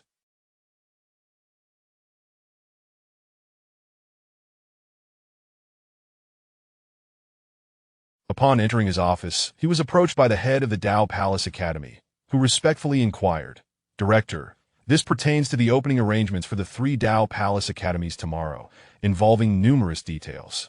Please review it." Hearing this, Li Xiang raised an eyebrow, accepting the report and scrutinizing it meticulously. After over 20 minutes, with a decisive snap, he closed the document and remarked with ease, "Proceed as outlined. There are no issues. Follow the plan in the report.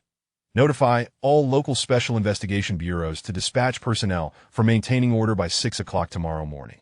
Thereafter, the chief officer of the Tao Palace Academy exited the office, hurriedly disseminating the information below and initiating preparations for the grand event ahead. Once the academy is successfully established, within a month, a large-scale workforce after all, it merely requires training their ability control and relevant ideological education, which won't take long. Seated in his office chair, Li Xiang pondered thoughtfully. Suddenly, his gaze fell upon a map on his desk, a grand depiction of the entirety of Huagua, represented as a colossal golden rooster. On the map, 7 bright red markings bore heavy crosses, unmistakably signaling areas of extreme danger. The 7 forbidden zones. Each must harbor a sovereign presence. As it stands, aside from the Tree King of the Kunlun Mountains, intelligence regarding the other 6 forbidden zones remains woefully scant, insufficient for any substantial assessment. With a sigh, Li Xiang picked up a pen and began to sketch on the map. Since the arrival of spiritual energy, the creatures within various mountains and lakes had been the first to bask in its nourishment, evolving at an extraordinary pace. Despite the Special Investigation Bureau suffering considerable losses, they remained unable to penetrate these zones. Ultimately, the information was disclosed publicly to prevent human incursions that could lead to harm, thereby establishing the current 7 forbidden zones: the Kunlun Forbidden Zone, Taishan Forbidden Zone, Himalayan Forbidden Zone, Huashan. Finally, he called out to his secretary, "Convey the message for the heads of the 7 forbidden zones to report to headquarters in the coming days, except for the Kunlun Forbidden Zone. Inform the relevant bases that they may stand down, retaining only observation posts, and withdraw 100 kilometers." Thus, the first update was delivered, with additional updates scheduled for later today around 4:37 o'clock and 10:00. Chapter 66. The river monster or the Yellow River. At the same time, within the valley, the trio had ceased to sit closely together. Rather, they were now spaced apart by a considerable distance. One lingered beneath a tree, another swam in the circular lake, while the third remained downstream, at least 200 meters away from the others.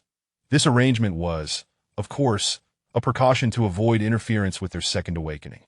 After all, the power derived from the fruit acted as an external catalyst, and when compared to the awakening of their inherent abilities, it was undeniably more domineering to enhance their chances of awakening. the three had to exercise utmost caution.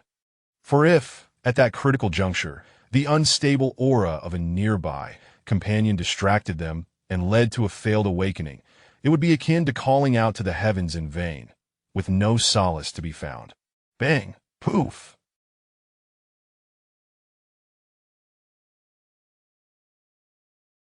Hiss!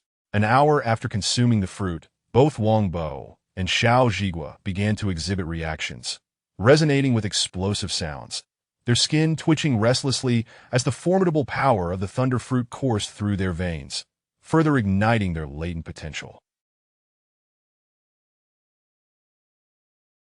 Upon closer inspection, their veins bulged dramatically, revealing a rich purple hue, their faces contorted in agony, reminiscent of poisoning. Yet, despite this torment, neither of them uttered a single groan. They gritted their teeth in silent endurance, embracing the baptism of the thunderous power, fully aware that this was a once-in-a-lifetime opportunity that must not be squandered. On the other hand, Li Jie experienced a rather smooth awakening.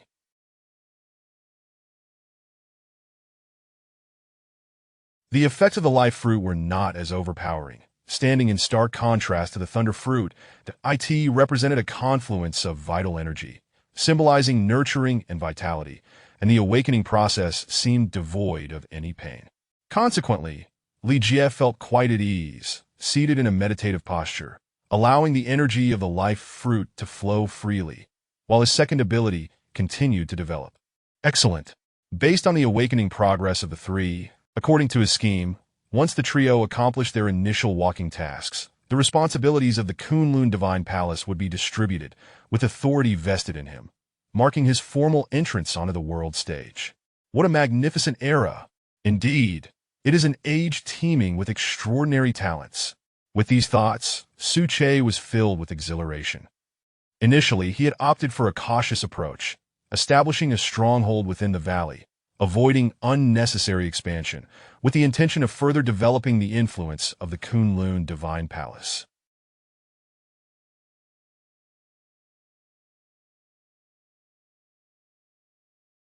At the very least, he needed to elevate the strength of his animal legion, ensuring that he could withstand external assaults and mount a powerful counterattack. Now, with the opportune moment approaching, the Yellow River, the mother river of Huagua, stretches over 1,000 miles from upstream to downstream, cutting through the heart of the nation and nurturing boundless life. That is the origin of life in Huagua. It boasts a splendid and ancient history. Similarly, after the arrival of spiritual energy, the Yellow River, as the mother river, absorbed this divine essence directly, rivaling the majesty of mountains and lakes. It was precisely for this reason that extraordinary life forms began to emerge. Subsequently, it was designated by the Special Investigation Bureau as one of the 7 forbidden zones, notably marked as the Yellow River Forbidden Area, with repeated decrees prohibiting ordinary individuals from approaching, and the surroundings were swiftly sealed off by the base. The rationale was simple. During the initial period, the residents living along both banks, particularly the elderly, were left in shock. They often sat at the village entrance, gazing at the mouth of the Yellow River, frequently uttering phrases such as, "There are monsters in the river. Stay away. Everyone keep your distance. Throw some livestock in. It's as big as a small hill, with a mouth as wide as our door. It could swallow a cow whole, and who knows how much livestock it consumes in a day. Quickly, let us leave. No, we cannot abandon this place. This is the river god of the Yellow River. We must have offended the river god, and now we must atone for our sins." Thus, the Special Investigation Bureau promptly dispatched personnel equipped with various heavy weaponry, commencing their journey from upstream along the Yellow River. However, to their astonishment, within a day of boarding the vessel, all communication was lost. Despite subsequent reinforcements, there was still no trace of them. After the loss of over 100 personnel, Li Xiang personally decreed the title of the Yellow River Forbidden Area. Boom! Rumble. The river roared, relentlessly crashing against the banks, and as far as the eye could see, this was the upstream of the Yellow River, transformed into a massive dammed lake due to complex geological changes, covering thousands of square meters with depths reaching several dozen meters. It served as a tributary of the Yellow River, with the main current nearby, often echoing with its thunderous roar. At that moment, A peculiar sound emanated from the depths of the dammed lake, followed by the once tranquil surface of the lake rippling, escalating into tumultuous waves within minutes, as if heralding the approach of a storm. Upon closer inspection, a colossal shadow emerged upon the lake's surface. The second update is here, with 2 more to follow. Please urge for updates and 5-star reviews. Your engagement is greatly appreciated. Chapter 67. The walking task. A colossal head, resembling a lantern, loomed in the darkness, its eyes glimmering like stars against the night sky, exuding an imposing aura that weighed heavily upon the surrounding air. Its serpentine neck, adorned with minute scales as delicate as gossamer, exhibited remarkable agility, yet its defensive capabilities were formidable. Conventional firearms proved utterly ineffective against it, merely tickling its vast frame, which emerged from the water's surface like a small island. Should one measure the creature, they would be astounded to discover that its span reached a terrifying 80 meters, truly a behemoth that inspired dread. Its appearance bore a striking resemblance to the mythical Xuanwu recorded in ancient lore. The Kunlun Mountains, the progenitor of all mountains. One wonders which entity currently occupies its domain, delineating its territory, and has even ascended to the second tier of the extraordinary. Sigh, time is of the essence. I must hasten my training. Without ascending to the second tier of the extraordinary, one remains voiceless, and I cannot afford to miss the grand feast detailed in the records of that inheritance. At that moment, a voice, imbued with profound weariness, rose from the lake's surface. Little did anyone know that these words emanated from the very giant tortoise before them. For extraordinary beings, mastering human language posed no insurmountable challenge. It was merely a matter of time. As the words echoed, a resounding splash erupted, sending countless waves cascading. As the giant tortoise gradually descended, its form vanishing beneath the placid lake's surface. From above, one could discern a massive shadow moving swiftly. The following day, as dawn broke and ethereal mist enveloped the valley, 3 figures emerged, each mounted upon a remarkably robust tiger, which bore them with steadiness. Judging by their aura, they had undoubtedly reached the latter stages of the 0 tier. These were the subordinates of the Tiger King. Following the awakening of their second abilities, Su Che swiftly issued the 3rd trial of the walking task, as they belonged to the Quasi-Kunlun Walkers, permitting a slight allocation of resources from the Divine Palace.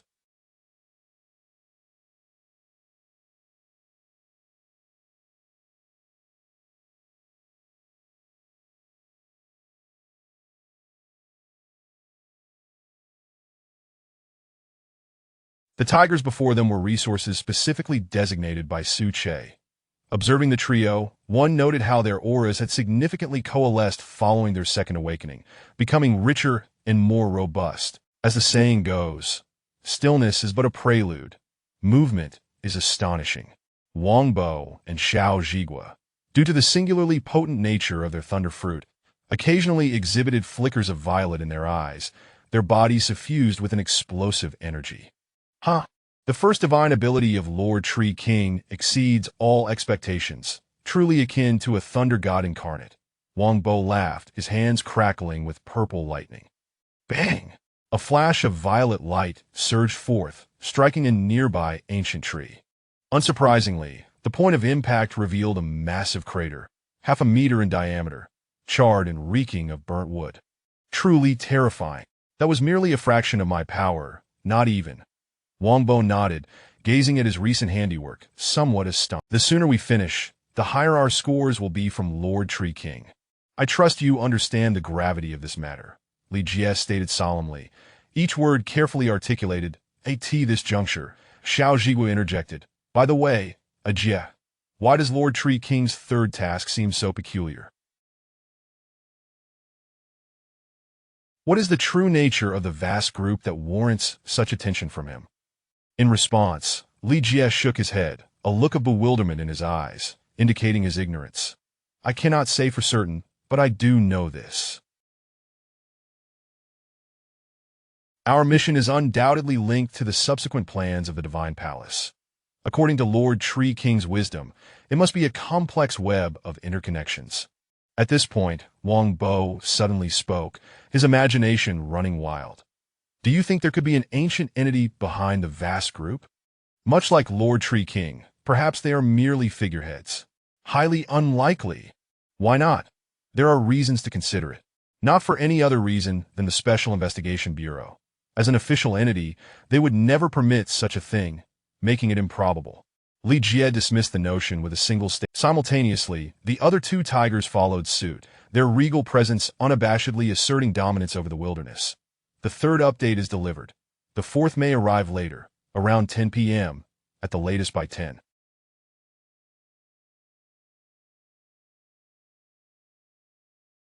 I will soon have my meal and shower, which will take considerable time. Your encouragement for quicker updates, 5-star reviews, and suggestions are greatly appreciated. Chapter 68. Unprecedented spectacle outside the blockade line.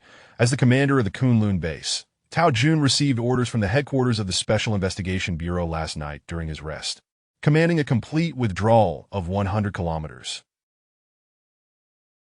Although Tao Jun felt perplexed by this directive, the duty of a soldier is to obey without question, and thus, at the break of dawn, he issued commands for the entire base contingent to commence their orderly retreat. Bang! The evacuation of over 10,000 personnel undoubtedly constituted a monumental task, involving multiple departments and a considerable degree of complexity. The mere movement of the soldiers kicked up enough dust to incite a minor sandstorm. It is advised not to provoke it. The creatures are generally under its command and seldom venture out. Another soldier responded without hesitation. Yet as he turned his gaze towards the figures, he was instantly rendered speechless. Holy crap! Is that an evolved creature? A tiger, perhaps? Could it be from the batch we encountered before? It seems there are 3 individuals atop it. Let us go. Quickly report this. Something must have happened again. The soldiers reacted swiftly, locating their superior and relaying the information through the necessary channels until it reached the highest commander, Tao Jun. Upon viewing the photographs captured by the cameras, Tao Jun waved his hand dismissively, stating, "Let them be. There is no need to provoke them. They are not our enemies, but rather our partners. Everyone, continue the retreat according to the original plan." As the highest commander of the Kunlun blockade line, Tao Jun was well acquainted with the 3 individuals that he not only recognized them, but had also thoroughly investigated their backgrounds, particularly since they were associated with the Tree King and were currently undertaking tasks on his behalf, which warranted his utmost attention. Meanwhile, the 3 individuals who had just emerged observed the retreating blockade line. Zhao Zhigua furrowed his brows and queried, "Given the current situation, it seems the base forces are preparing to withdraw. Are they not maintaining the blockade?" Having previously served in the military, he could discern the operational dynamics at the foot of the mountain. Li Jie and Wang Bo, however, merely shook their heads, lacking a comprehensive understanding of the matter. As outsiders, they could only perceive it vaguely. As long as it did not interfere with their current mission, they felt no need to concern themselves further. The trio came to a halt, and Li Jie spoke. "Let us part ways. We shall reconvene at Wang Bo's residence in Magic City at this time tomorrow to execute our mission together." "Agreed. No problem." With that, the 3 swiftly dispersed, racing in their respective directions. It is worth noting that after reaching the late stage of the 0 tier, the Tiger's running speed had nearly quadrupled from its previous capacity, and in the blink of an eye, the 3 had breached the blockade line, arriving at the nearest city. Meanwhile, the long-anticipated Daogong Academy officially commenced its first day of classes today, after 3 days of information circulating. The Academy is now fully enrolling and evaluating all awakened individuals that in a matter of moments. Whether online or offline, discussions among the populace invariably centered around the 3 Daogong Academies, achieving remarkable national fame. The fervor surrounding the institution was akin to that of Yin University and Qing University prior to the influx of spiritual energy, and in certain respects, it even surpassed it. Author's note. Here comes the 4th update, a bit ahead of schedule, that we shall meet again tomorrow. The author is off to rest, and I have reviewed all the suggestions made, and will arrange them as permitted by the outline. I welcome your encouragement for updates, 5-star reviews, and suggestions. Chapter 69. The Tao Palace of Modu Modu. The economic epicenter of Huagua, stands as an undeniable type. Similarly, in its suburbs, the Special Investigation Bureau has designated several 100,000 square meters to establish one of the 3 Tao Palace academies, specifically the Moda Tao Palace, aimed at enrolling nearby awakened individuals.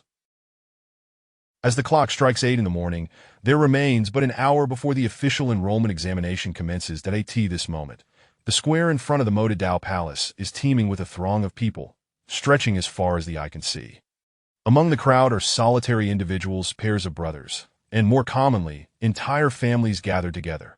The vast expanse of the square is devoid of any gaps, densely packed with shadows that amalgamate, creating a sea of heads, each person jostling closely together, eager and nevertheless, even at this distance from the periphery, a steady stream of people continues to converge, for there are only 3 Tao Palace academies throughout the entirety of Huagua, resulting in an immense demand for enrollment.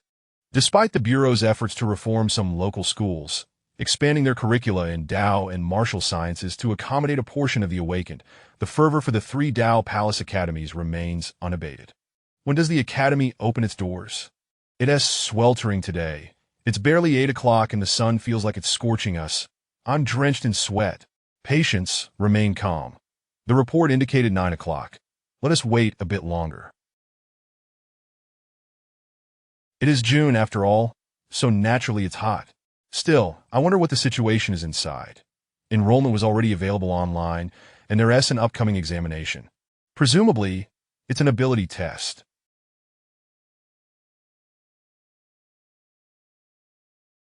With so many of us, there must be at least 10,000, and likely many more. The workload is immense, and the academy cannot possibly accept everyone. Such conversations unfold in every corner of the square. At this juncture, a sudden clamor arises from the outer area, igniting a wave of excitement. Voices can be discerned amidst the chaos. What on earth is this? Don't you know? It's an evolved creature. Though I can't tell its exact star rating, it certainly looks intimidating. Need I even ask? That is a tiger, once the king of beasts. Even without evolution, its strength could rival a 3-star evolved being.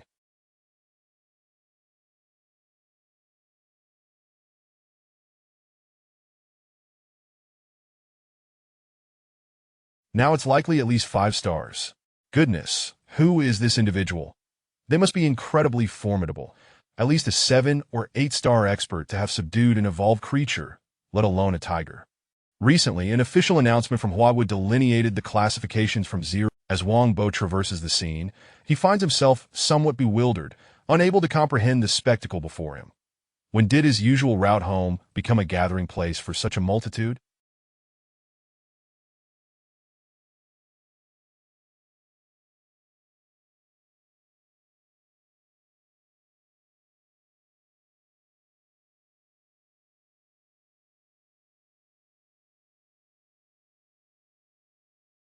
This was the suburbs, typically devoid of human presence. However, upon arriving at the square and beholding the Moda Tao Palace Academy, clarity washes over him, and he murmurs to himself, "Ah, it is the academy that is opened."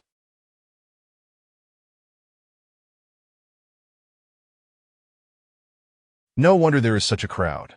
They must all be awakened individuals seeking further training. With that thought, Wang Bo urges his tiger to take a detour and leave the area.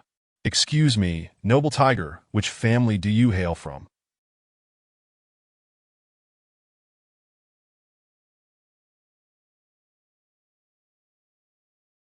"Are you here to pursue further studies at the Moda Tao Palace Academy?" A passerby approaches, evidently of affluent lineage, adorned in high-end attire, a complete ensemble likely valued at no less than 100,000 yuan. In response, Wang Bo does not even glance back, merely shaking his head with a hint of amusement that at his level, he finds little allure in the newly established Tao Palace Academy. Following his secondary awakening of abilities, he has ascended to the late stage of 0 rank, essentially what others refer to as a 7 to 9-star evolved being.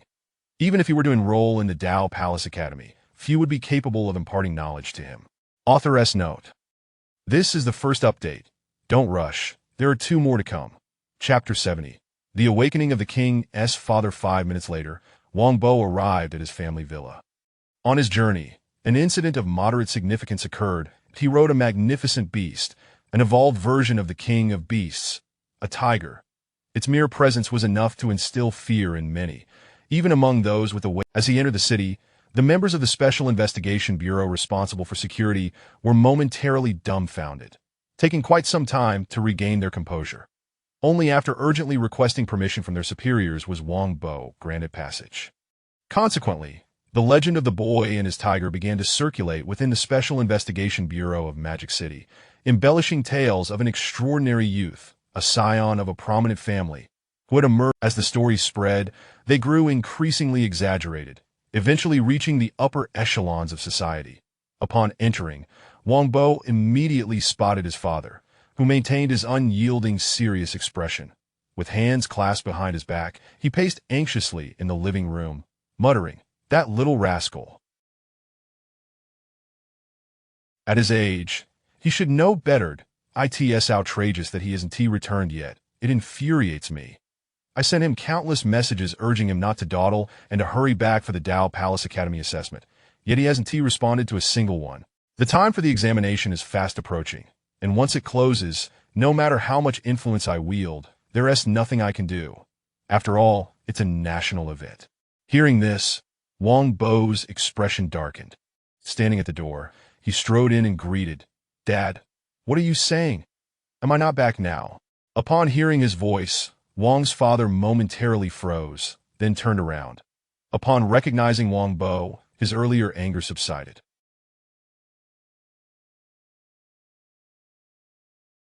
He spoke, "You dare show your face? Hurry up, pack your things and head to the suburbs for the assessment.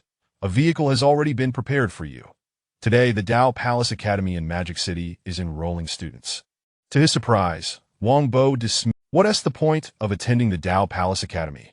The Special Investigation Bureau has nothing left to teach me." As he spoke, before his father could react, a flicker of purple lightning danced between his fingers, filling the surrounding air with a series of piercing rumblings.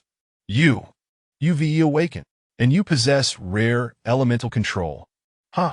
Wang's father was taken aback, standing frozen for a moment before erupting into hearty laughter. He had not anticipated that his son was an awakened individual, particularly one with such formidable lightning abilities. "Wait, I have heard there are extraordinary figures teaching there," Wang's father continued, and at this point, Wang Bo felt no need to conceal his intentions. After all, he envisioned aligning his family's enterprises under the Tree King. There is a saying, "It is good to bask in the shade of a large tree," and what better tree than the Tree King itself? In this era of spiritual energy's arrival, many matters remain unpredictable, necessitating a proactive. Thus, he recounted the details of his recent experiences, the sequence of events leading to his awakening, and even his identity as a prospective Kunlun walker. That the second-tier extraordinary life forms within the Kunlun Mountains. The enormity of this revelation left even a business elite, who commanded hundreds of billions in assets, momentarily at a loss for words. That it took a full 5 minutes for him to digest the information Wang Bo had just shared. He swallowed hard, striving to maintain his composure. If that is the case, then indeed, there is no necessity to attend the academy. What are your next steps? What of your third-tier mission?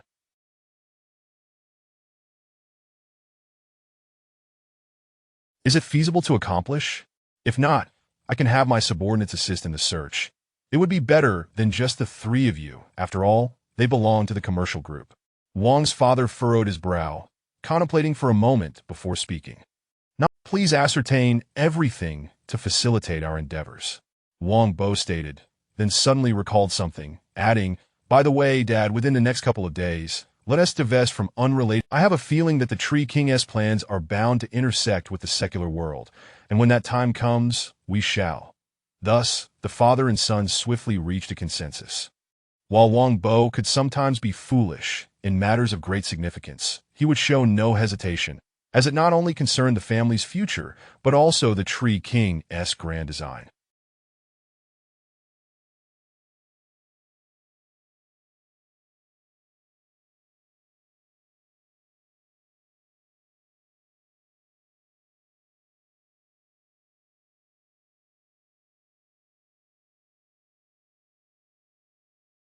Immediately, Wang Bo ascended the stairs to begin researching information on his computer, while Wang's father hurried to the company headquarters, issuing a series of commands to divest from unrelated assets.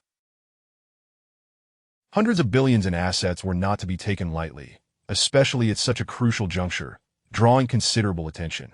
There will be another update, possibly delayed until around 10 o'clock, as the author has gone to take a shower and will return shortly.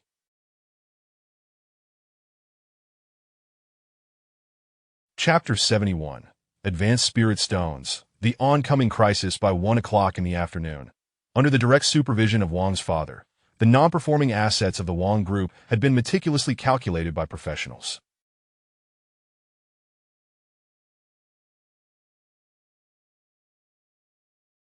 The revelation was staggering. The Wang Group's non-performing assets amounted to over 5 billion, severely hampering its progress. Nearly constituting one-third of the entire group, the Wang's father maintained an impassive expression. If time permits, we can offer a 5% discount based on the original value.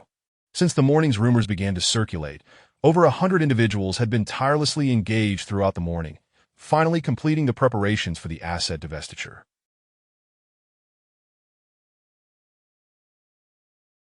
It is worth noting that while a 5% discount may seem modest, the underlying total is significant. 5 billion means even a minor decimal shift represents a fluctuation of tens of millions, and a 5% discount, sell them all off. Inquire which group companies are interested.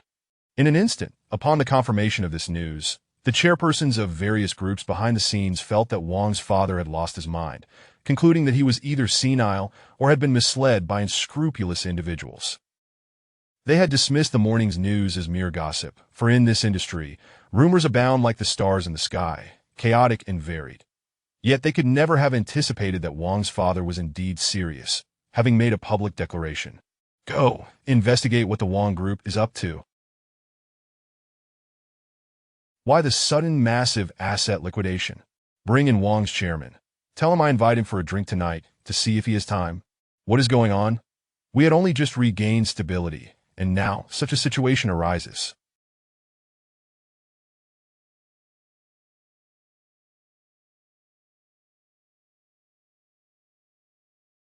Could it be that old Wang truly is confused? Haha, I told you, that old fool, always rambling about his son. And now look where we are, dazed and ready to sell the whole company.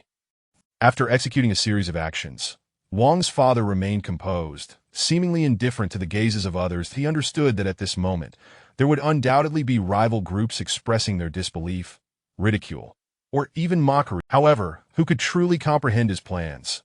Even now, Wang's father's ears still echoed with Wang Bo's words. Old man, if you intend to act, do it swiftly. This is a significant matter, and time is of the essence. Lord Tree Wang might change his mind, and when the representatives from the Divine Palace arrive, we may not have the same standing. But at the same time, at the magical capital's Dao Palace Academy, after several hours of preliminary assessments by 50 instructors from the Special Investigation Bureau, approximately 70 now, they were poised to undergo a rigorous vetting process concerning their backgrounds and life experiences, as these individuals were to serve as the reserve force for the Special Investigation Bureau, a crucial pillar of the nation, and any oversight was unacceptable. However, none of the awakened students were aware that beneath the magical capital's Dao Palace lay an extraordinarily vast and terrifyingly abundant vein of spirit stones, supplying spiritual energy to the Academy. This was precisely why the Special Investigation Bureau had designated a portion of the suburban area for their operations. After all, with tens of thousands of awakened individuals gathered together, the demand for a high concentration of spiritual energy was paramount, and ordinary locations simply could not. The magical capital, with its flat terrain, proximity to the sea, and a broad estuary, stands as one of the economic hubs of Huagua, thriving and prosperous. When spiritual energy descends, the dragon vein transforms, becoming a vein of spirit stones.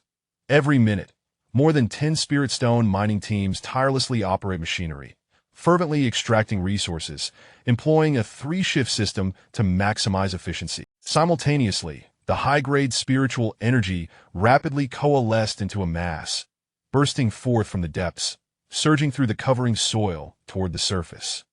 Boom! At the estuary of the magical... Here is the third update.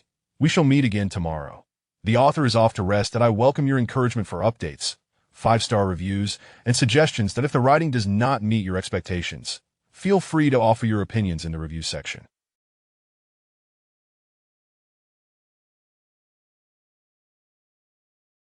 Chapter 72. Accompanying fruits in the heart of the demon city. Within the internal monitoring station of the Tao Palace Academy, a sudden cacophony of alarm bells erupted, and the crimson warning lights flickered incessantly, beginning to spread throughout the academy.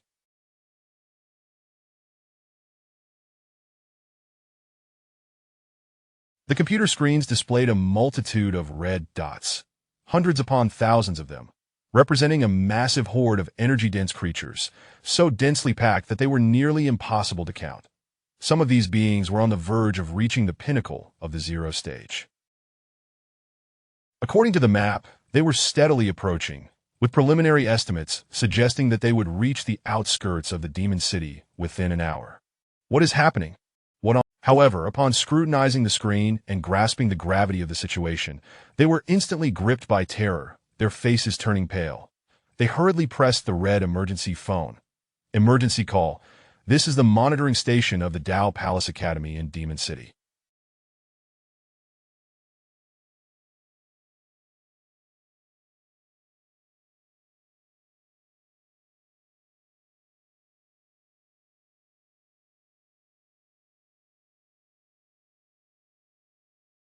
Instrument readings indicate a massive influx of marine creatures onto land, advancing towards the outskirts of the demon city.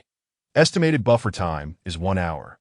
Immediate assistance is required. These were the pre-station members of the Special Investigation Bureau. Following the alarm's announcement, they swiftly regrouped according to the established plan, preparing for the impending defense. Simultaneously, the prospective students of the Tao Palace Academy, who were awaiting testing, were struck by confusion at the commotion. They began to murmur amongst themselves. Hey, what is going on? Why are so many members of the Special Investigation Bureau mobilizing? Something significant must have occurred. It doesn't concern us. Let us continue with the testing. I've heard rumors that numerous creatures are emerging from the estuary, and their trajectory seems to be heading straight for our academy. Seriously, is that true? How could I possibly deceive you?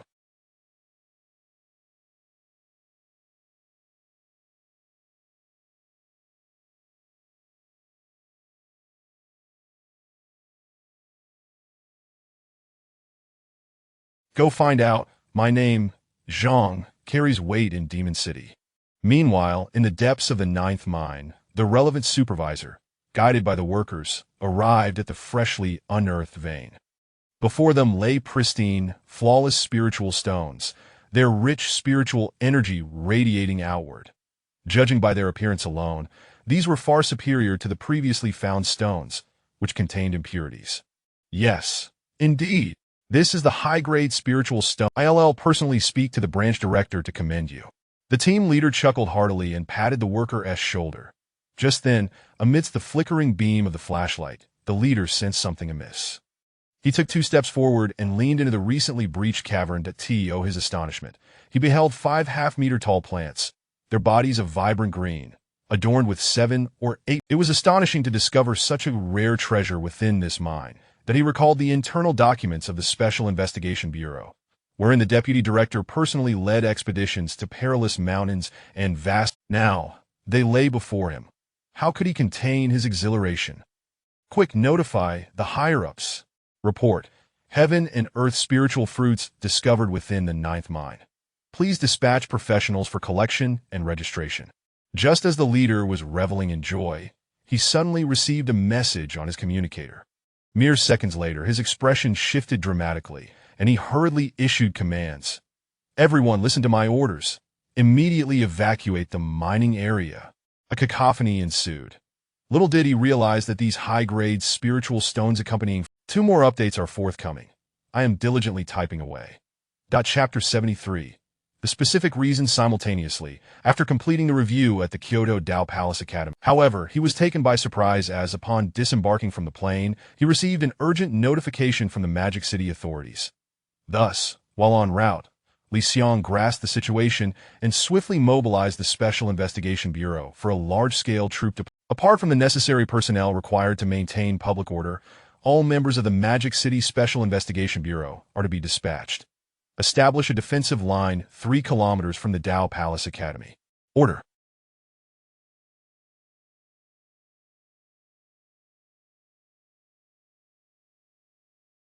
All personnel at the Magic City base are to depart immediately, equipped with heavy weaponry, and set up a defensive line 5 kilometers from the estuary, that if necessary, they may engage in offensive actions without waiting for further orders. Public announcement. The Magic City is to enter a temporary state of control. All residents are required to remain indoors and refrain from unnecessary outings. Violations will result in immediate temporary detention.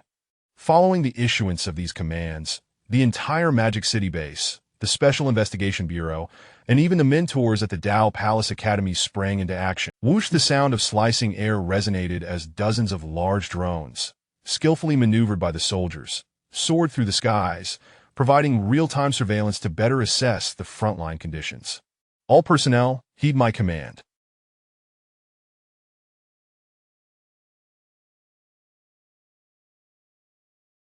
Sound the alarm and assume level 1 combat readiness. Hurry, bring out the weapons. This is an urgent situation. You have 5 minutes to swiftly deploy the D-bomb defense system and complete the establishment of the firepower network. Everyone, get moving! Such frantic shouts echoed across various bases as they raced against time. Inside the vehicle, Li Xiang casually flipped through a report and inquired, "Could you elaborate on the situation?" The report states,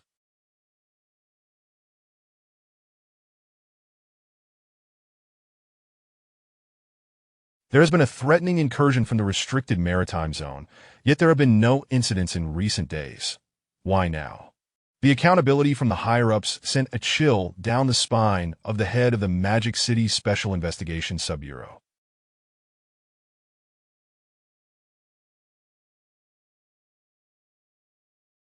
A misstep in response could cost him his position, so he hurriedly replied, "Director, we are also uncertain of the specifics. It is not that we are incapable. The occurrence was too sudden for us to conduct an investigation. However, I have identified an issue. Within the veins beneath the Dao Palace Academy, high-grade spirit stones have been discovered.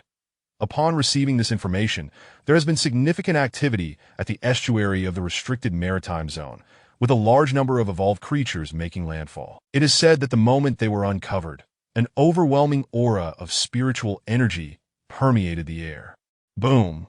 With these words, a realization struck Li Xiang like a thunderbolt, and he murmured to himself, "Celestial taking root within high-grade spirit stones.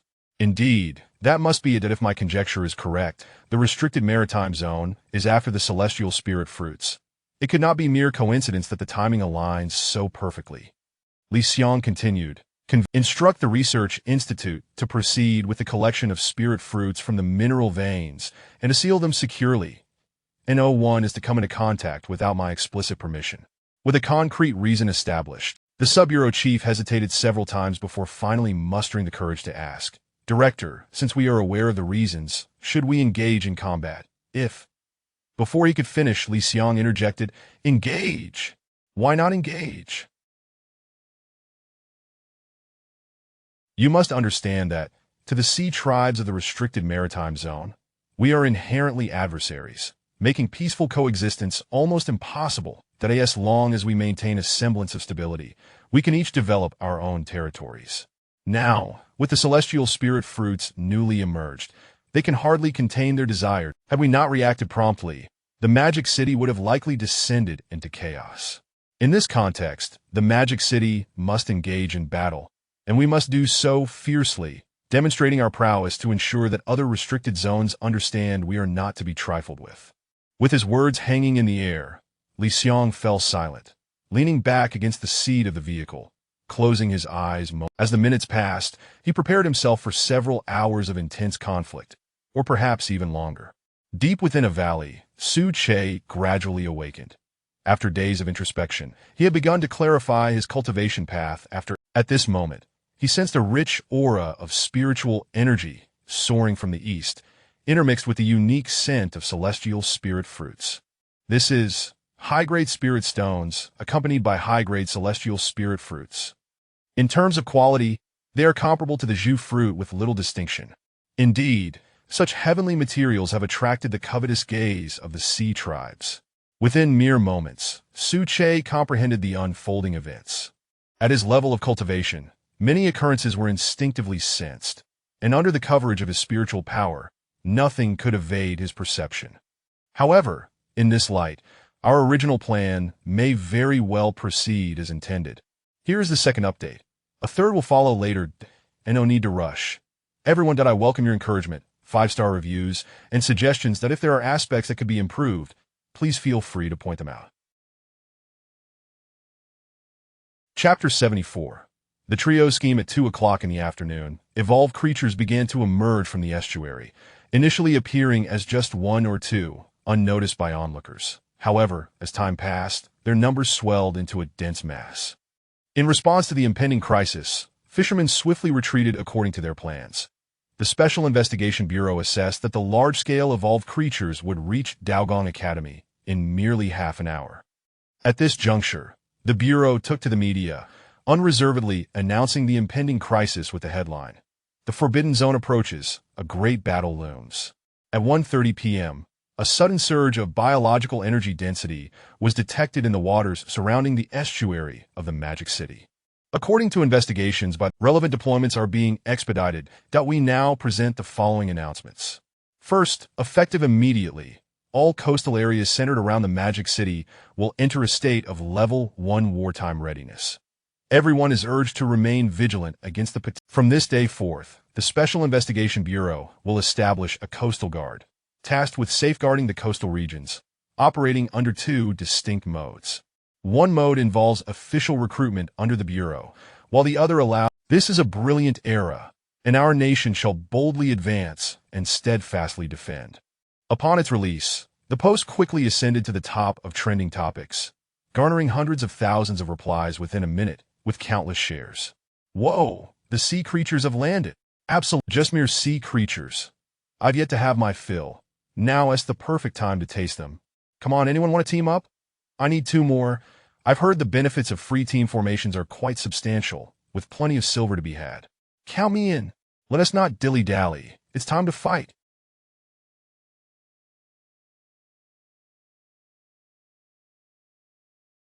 What a joke.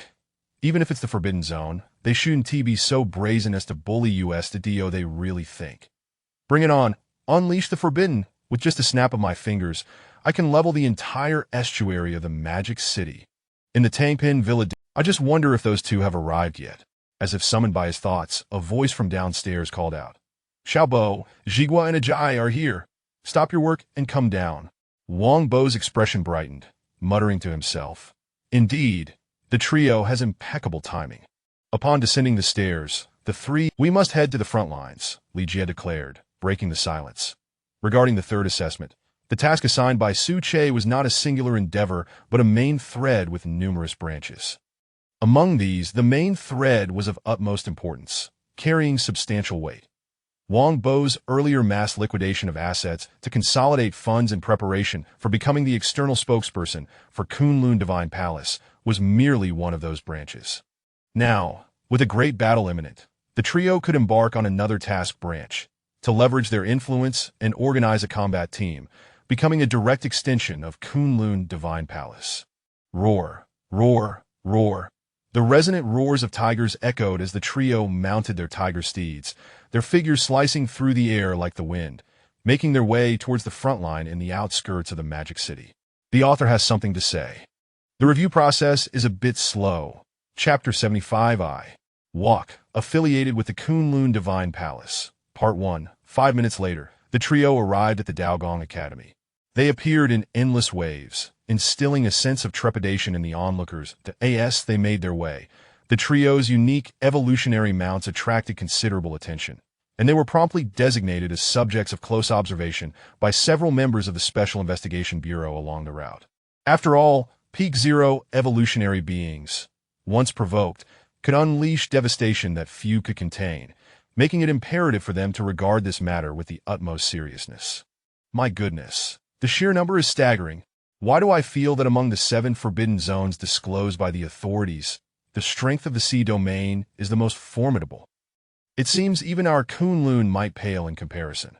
After a brief glance, Wang Bo, seated atop his tiger, muttered in astonishment. The Li Jin nodded in agreement, adding, "Indeed, however, when it comes to high-end combat power, I believe Lord Tree King still holds the advantage. After all, once one ascends to the second tier, one must confront the tribulations of thunder. We cannot be oblivious to that. Yet if we disregard Lord Tree King and compare the mid-tier levels, there is simply no contest. The numerical advantage is overwhelming. The expanse of the sea domain is vast beyond measure, and who knows how many evolved creatures dwell within." At these words, a solemnity settled over the trio, but they quickly regained their composure.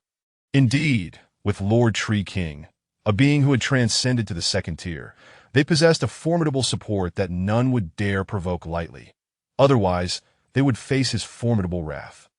On this foundation, coupled with the enhancement of their existing grand plans, they believed that given some time to develop, even the Kunlun Divine Palace would not shy away from confronting the sea domain's forbidden zone, perhaps even ruthlessly overwhelming it, reigning supreme over the entire world. As they spoke, a series of piercing sounds sliced through the AI.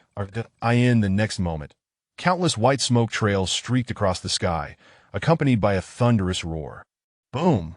Rumble! The ground shook violently as, to the astonishment of the onlookers, hundreds of shells descended upon the sea-dwelling evolved creatures, detonating mid-air for maximum impact. In an instant, the area where the shells fell transformed into a blazing inferno, shrapnel scattering in every direction at terrifying speeds. After a prolonged moment, the cacophony of explosions subsided, and the trio resumed their observations. They beheld that a portion of the leading sea-dwelling evolved creatures had been completely annihilated upon encountering the shells, leaving behind a thick carpet of corpses.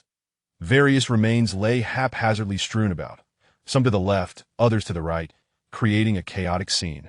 The flesh at the center of the blast, subjected to temperatures exceeding 1,000 degrees Celsius, had been thoroughly roasted, emitting a savory aroma. Listen to my command. Follow the original coordinates. Triple volley. Provide covering fire support. Li Xiang ascended the defensive wall, holding a telescope in his left hand to scrutinize the situation while shouting orders through a communication headset with his right. As his voice fell, another 100 shells rained down, executing concentrated fire. Next, Li Xiang continued, "Listen to my orders. All personnel from the Special Investigation Bureau, take charge of the front line. All mentors from Daogong Academy, assist from the sidelines and segment the sea creatures' territories. All personnel from the Magic City base, you are responsible for the flanking lines and will collaborate with the Special Investigation Bureau to utilize the advantages of firearms for a wide-scale purge." With those words, the battle, which had been brewing for less than an hour, erupted with ferocity. "Let us go. We must descend quickly. Consider it a collaboration with the Special Investigation Bureau to execute segmentation tasks. It won't be long before we complete our mission." Li Jie called out, urging his tiger into motion. With a powerful leap, it bounded directly down from the 6-meter-high defense, saving time and leaving the nearby awakened evolvers in a state of shock. The author has something to say. Here is the first update, and there are 2 more to come. Chapter 76, I Walk, affiliated with the Kunlun Divine Palace. Part 2. Before my eyes, an overwhelming multitude of sea creatures surged forth, driven by an unseen force from behind, their collective momentum resembling a towering column of air that soared into the heavens.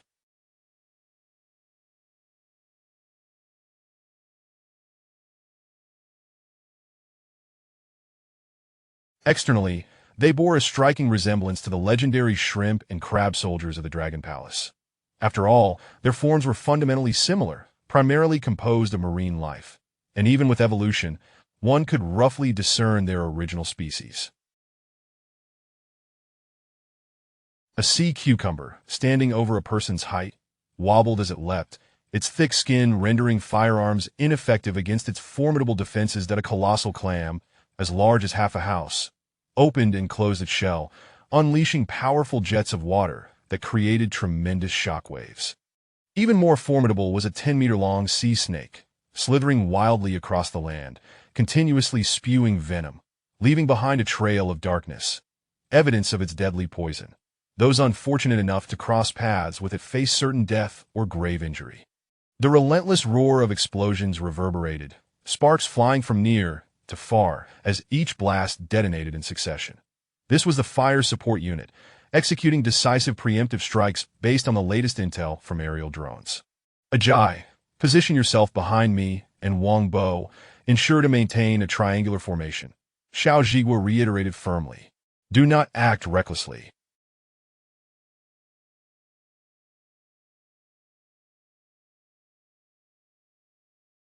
Your priority is to bolster our trio with buffs and mental support during the initial phase. As for the latter stages, we shall adapt to the unfolding circumstances. In the heat of battle, Xiao Zhigua always commanded authority. Within mere breaths, he devised the most advantageous combat formation based on the existing terrain.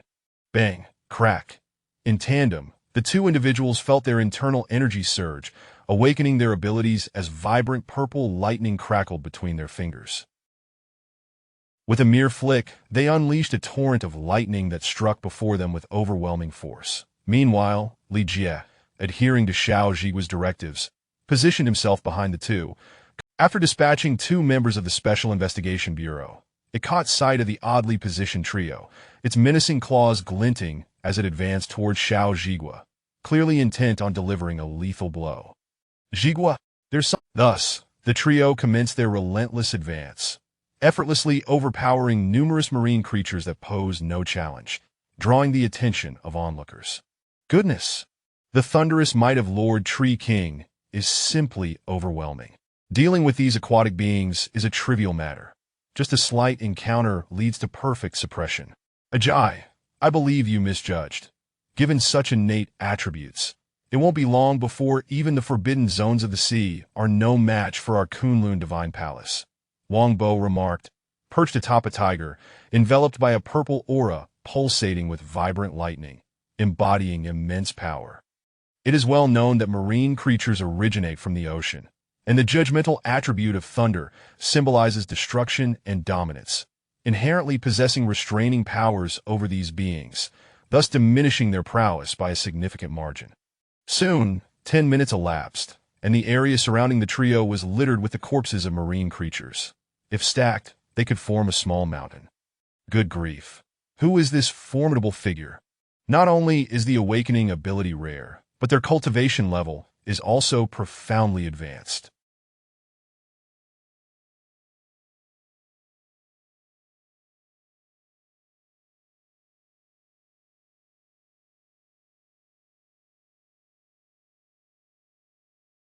These evolved sea creatures fall like mere vegetables. Look at their formations. They are clearly experts. When did such a team emerge in our magic city? Nearby, a free agent, witnessing the trio's magnificent... I, old Zhang, have always admired those stronger than myself. Perhaps we could engage in a friendly contest sometime. Having cleared the immediate dangers, the free agent swiftly approached the trio and called out loudly. I am affiliated with the Kunlun Divine Palace. In unison, the three continued their actions while simultaneously proclaiming their allegiance. From that moment forth, the title of Kunlun Walker began to resonate throughout the vicinity. Concurrently, a segment of the branching mission progressed steadily under the influence of this newfound title. Author's note. Here's the second update. I am diligently working on the next, so stay tuned for more. Chapter 77. The Extraordinary Behind Kunlun Divine Palace? What faction is this? Why have I never heard of it before? Old Zhang felt a pang of confusion. As a six-star evolver, he considered himself a formidable expert with a broad network of information channels at his disposal. While simultaneously launching an attack, he pondered the names of various factions. After several minutes of contemplation, he realized that the moniker Kunlun Divine Palace sounded somewhat familiar, yet he could not quite grasp it. Uncle Zhang, have you forgotten? The Kunlun Divine Palace is the partner of the Special Investigation Bureau's headquarters. I've heard that they possess formidable strength, being an extraordinary life form that directly eliminated the Black Flood Dragon of Daunting Lake. At this moment, another young man from Old Zhang's team interjected. As a body awakener, he had certain limitations and typically served as a rear guard or assisted in finishing off weakened foes. Indeed, I remember now. That's the Kunlun Divine Palace. Goodness, so it originates from that faction. No wonder this trio is so powerful. They are akin to gods slaying gods and Buddhas blocking Buddhas. Old Zhang began to comprehend the situation. After all, their extraordinary origins endowed them with abundant resources, far surpassing his own meager capabilities, which relied solely on awakening abilities without any mastery of control. Damn it! If only I could join them. Even just learning a fraction of their skills would be vastly superior to my current state. Perhaps I could even advance to the pinnacle of 9-star evolution, or even become a first-tier extraordinary life form. After a moment of musing, old Zhang regained his composure and, adhering to the original plan, proceeded to assist the Special Investigation Bureau in the systematic cleansing and division of the area. Meanwhile, 50 meters away, the trio overheard old Zhang's soliloquy. They exchanged knowing glances and nodded in agreement, each revealing a knowing smile. The results are promising. Let us continue our efforts, that if we persist throughout the day, our influence will be substantial enough to execute our branch plan. Li Jie spoke up, noting that their actions were indeed beginning to bear fruit. The three of them descended directly, engaging in a large-scale slaughter of the sea creatures, akin to divine beings descending from the heavens, rescuing numerous individuals while simultaneously halting the rampant destruction.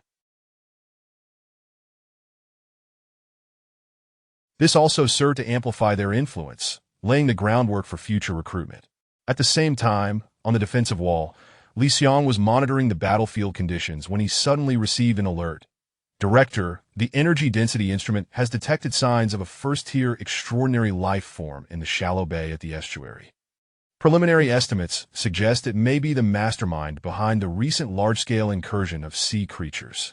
Deploy the drones. Conduct a low-altitude visual search. Do not worry about machine wear. This is an opportunity. If we eliminate this mastermind, I believe the current large-scale landing of sea creatures will dissipate, thus resolving this crisis.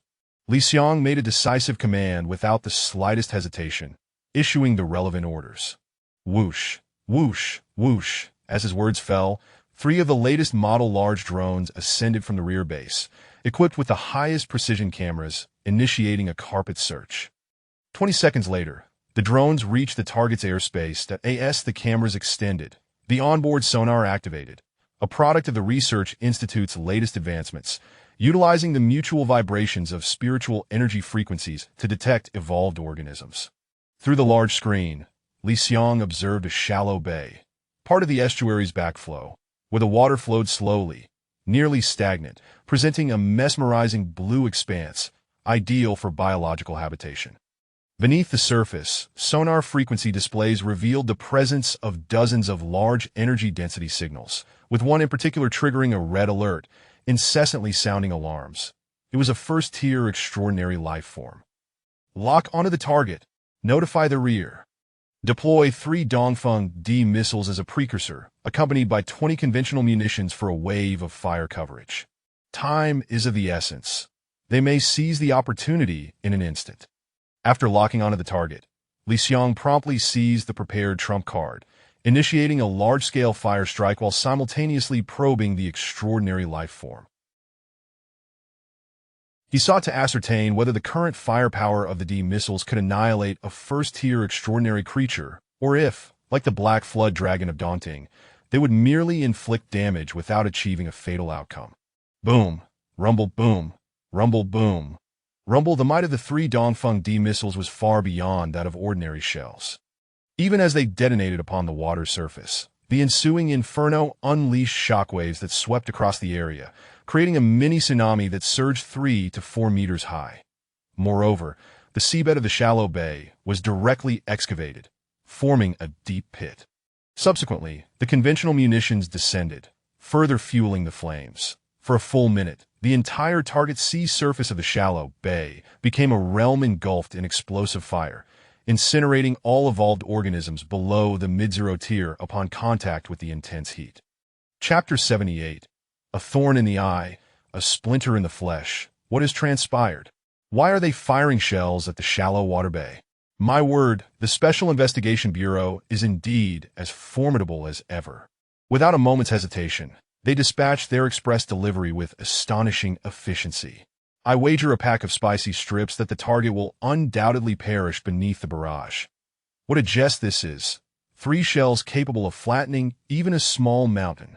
I suspect there may be a chance of survival. Let us recall the previous encounter with the daunting black eel. The official report indicated that it sustained severe injuries, but was not entirely neutralized. Is that true? Surely there must be some error? To survive the impact of 3 shells is quite a feat. Its vitality seems almost superhuman.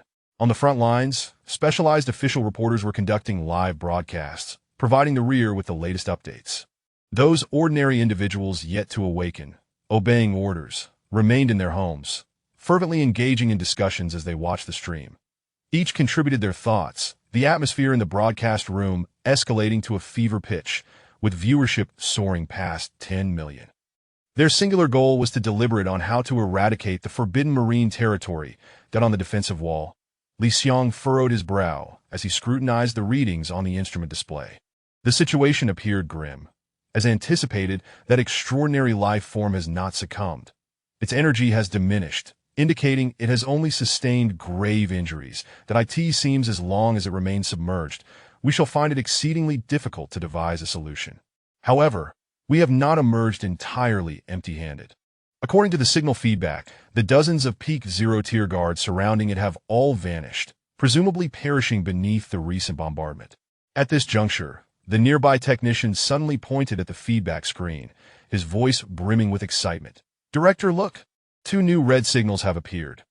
Based on the instrument's observations, their tier appears to be mid-zero. Yet under the recent onslaught, even those at the pinnacle could not escape. How could these mid-zero creatures possibly evade?" Upon hearing this, Li Xiang paused, seemingly contemplative before responding. "I understand now. Those are the progeny of the extraordinary life form. Its objective lies not in its own survival, but in securing resources for its offspring." With this realization, Li Xiang felt his thoughts flow freely, exclaiming a curse. Damn it! All this chaos initiated for the sake of its 2 young, igniting a large-scale invasion of marine creatures and unleashing unwarranted slaughter, as if we are mere soft targets. Relay the message. Instruct all units stationed at the demunition base to be on high alert, disregarding equipment losses. As soon as the drones receive the latest directives, they are to launch express deliveries for widespread coverage. I issue but one command: suppress them so they dare not set foot on land. As for the rest, all personnel are to engage. If we can repel this wave, that extraordinary life form will undoubtedly retreat.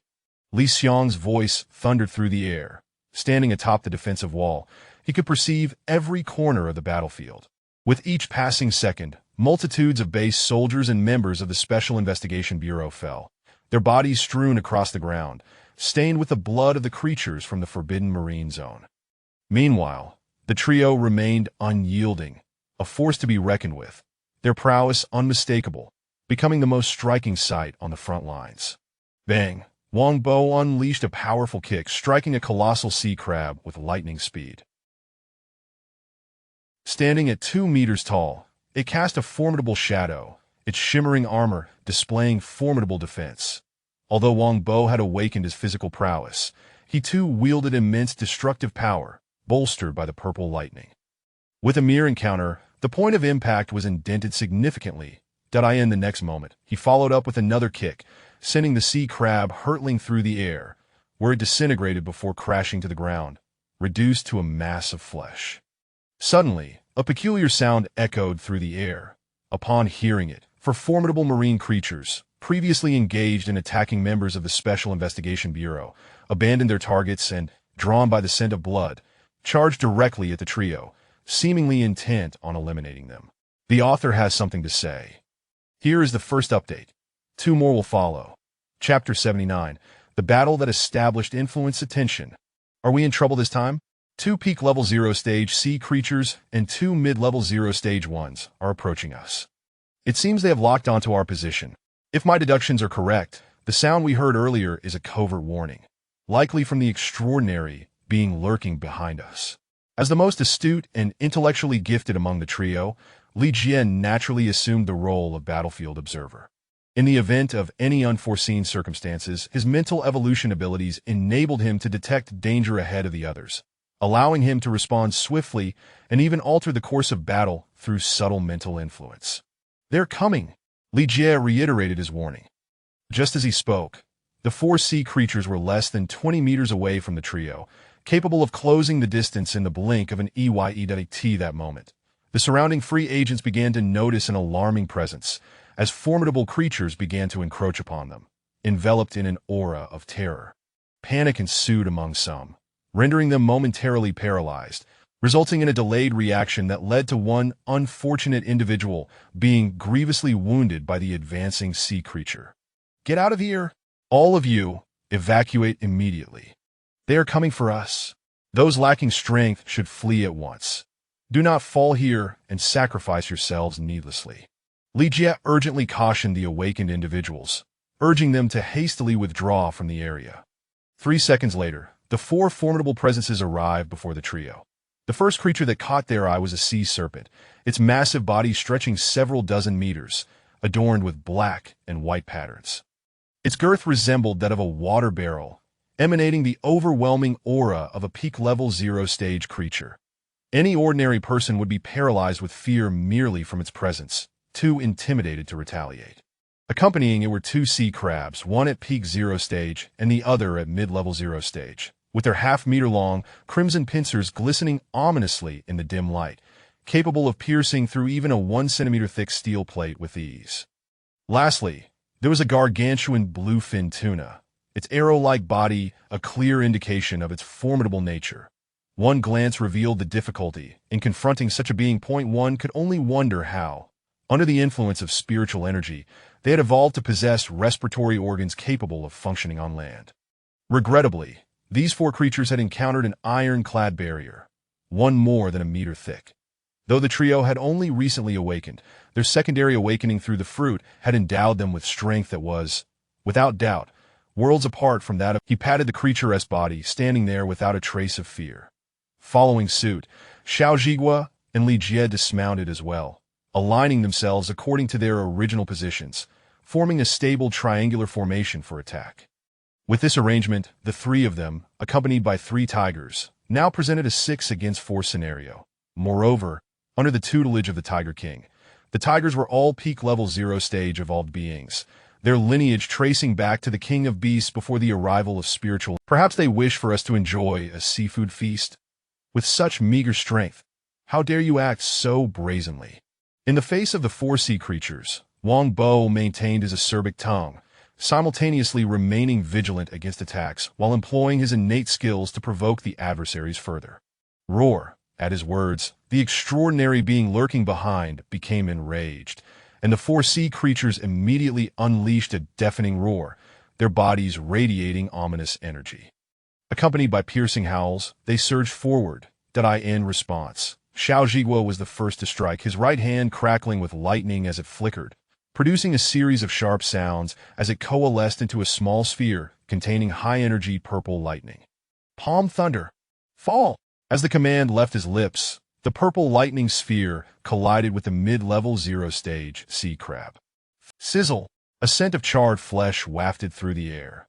Upon closer inspection, the bluefin tuna, caught off guard, had its pointed head severely scorched by the lightning, creating a half-meter-deep crater in its defense, the charred wound oozing blood, the surface twitching uncontrollably.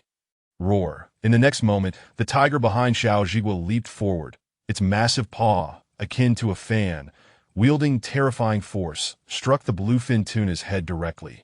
Bang! A crisp sound echoed, and in an instant, the creature's head, the size of a lantern, was reduced to a pulp, its upper body embedded deeply into the earth. A few things have come to light, and I apologize for the delay. There will be a third update as well. Chapter 80, Relentless Overrun, the Sea Creatures Retreat. What on earth? What is happening? Am I seeing things? In such a brief span of time, perhaps less than 10 seconds, how could the creatures from the opposing sea domain have suffered such devastating losses? Could it be that they are mere ornamental fools?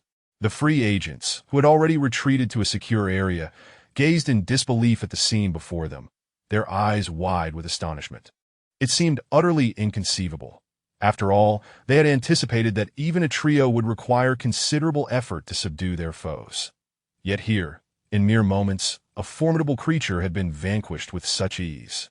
Now, with this battle against the sea creatures, their team of 3 is bound to achieve immense renown in the bustling metropolis, and then everything will fall into place, mused a member of the Special Investigation Bureau.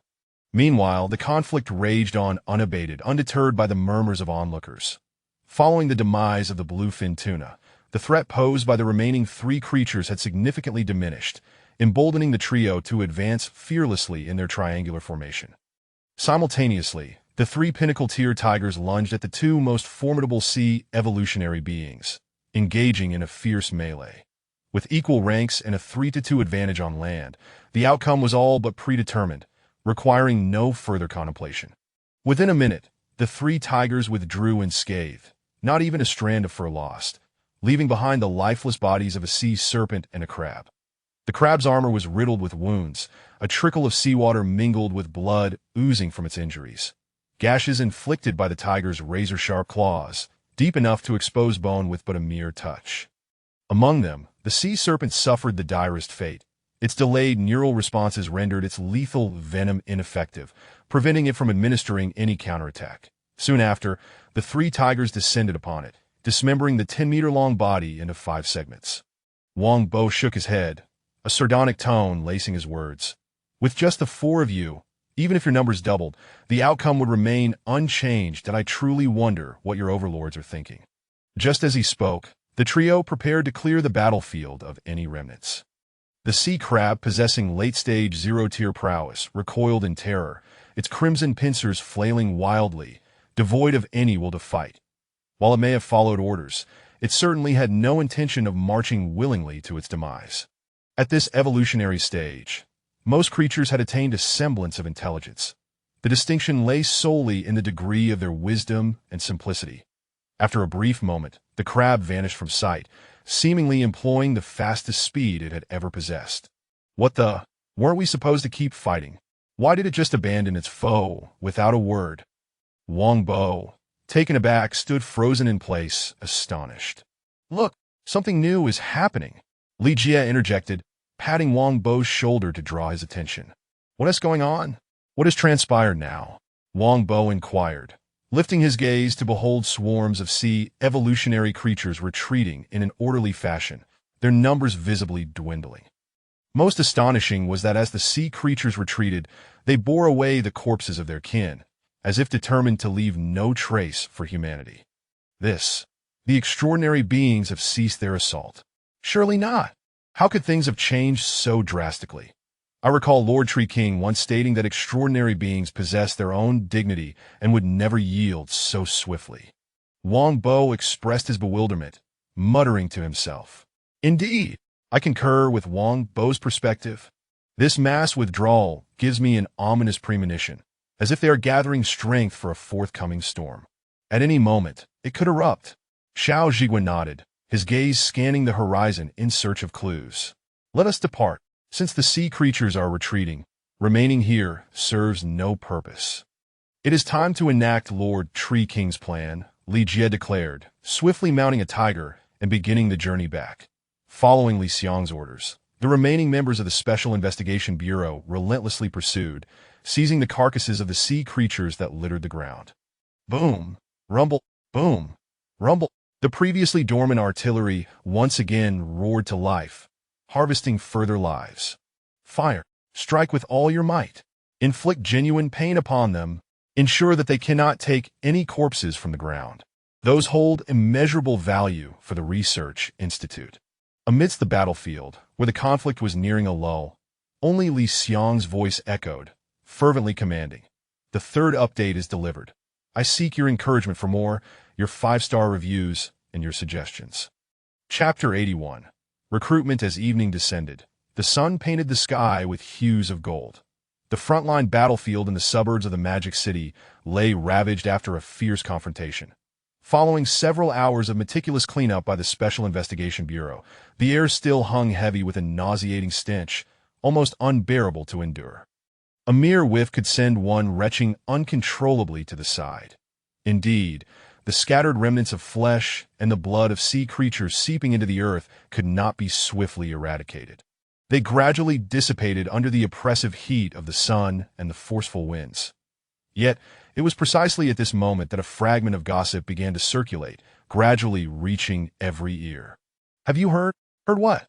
"Stop being so cryptic and just spill it. I was about to head out for a drink." "Are you hoping I'll treat you?" "Come on. Who doesn't T have a bit of drinking money?" "This is a monumental secret. I just got it from a brother of mine." "What secret?" "Do you know about the Kunlun Divine Palace?" The official partner of the Special Investigation Bureau, the very entity that eliminated the daunting black flood dragon in that video, an extraordinary life form. They're recruiting. No way. Is that for real? Where are they hiring? I need to check it out. Imagine if I got selected. Let us go. We'll go together. Thus, within a mere half hour, Wang Bo's Tangchen Villa was besieged by a throng of would-be recruits, leaving no inch of space unoccupied. From the outside, it appeared utterly impenetrable. Not even a fly could be expected to slip through. "Let us begin." Time waits for no one. Bring forth the Tree King's artifact. Under my mental prowess, few should be able to escape.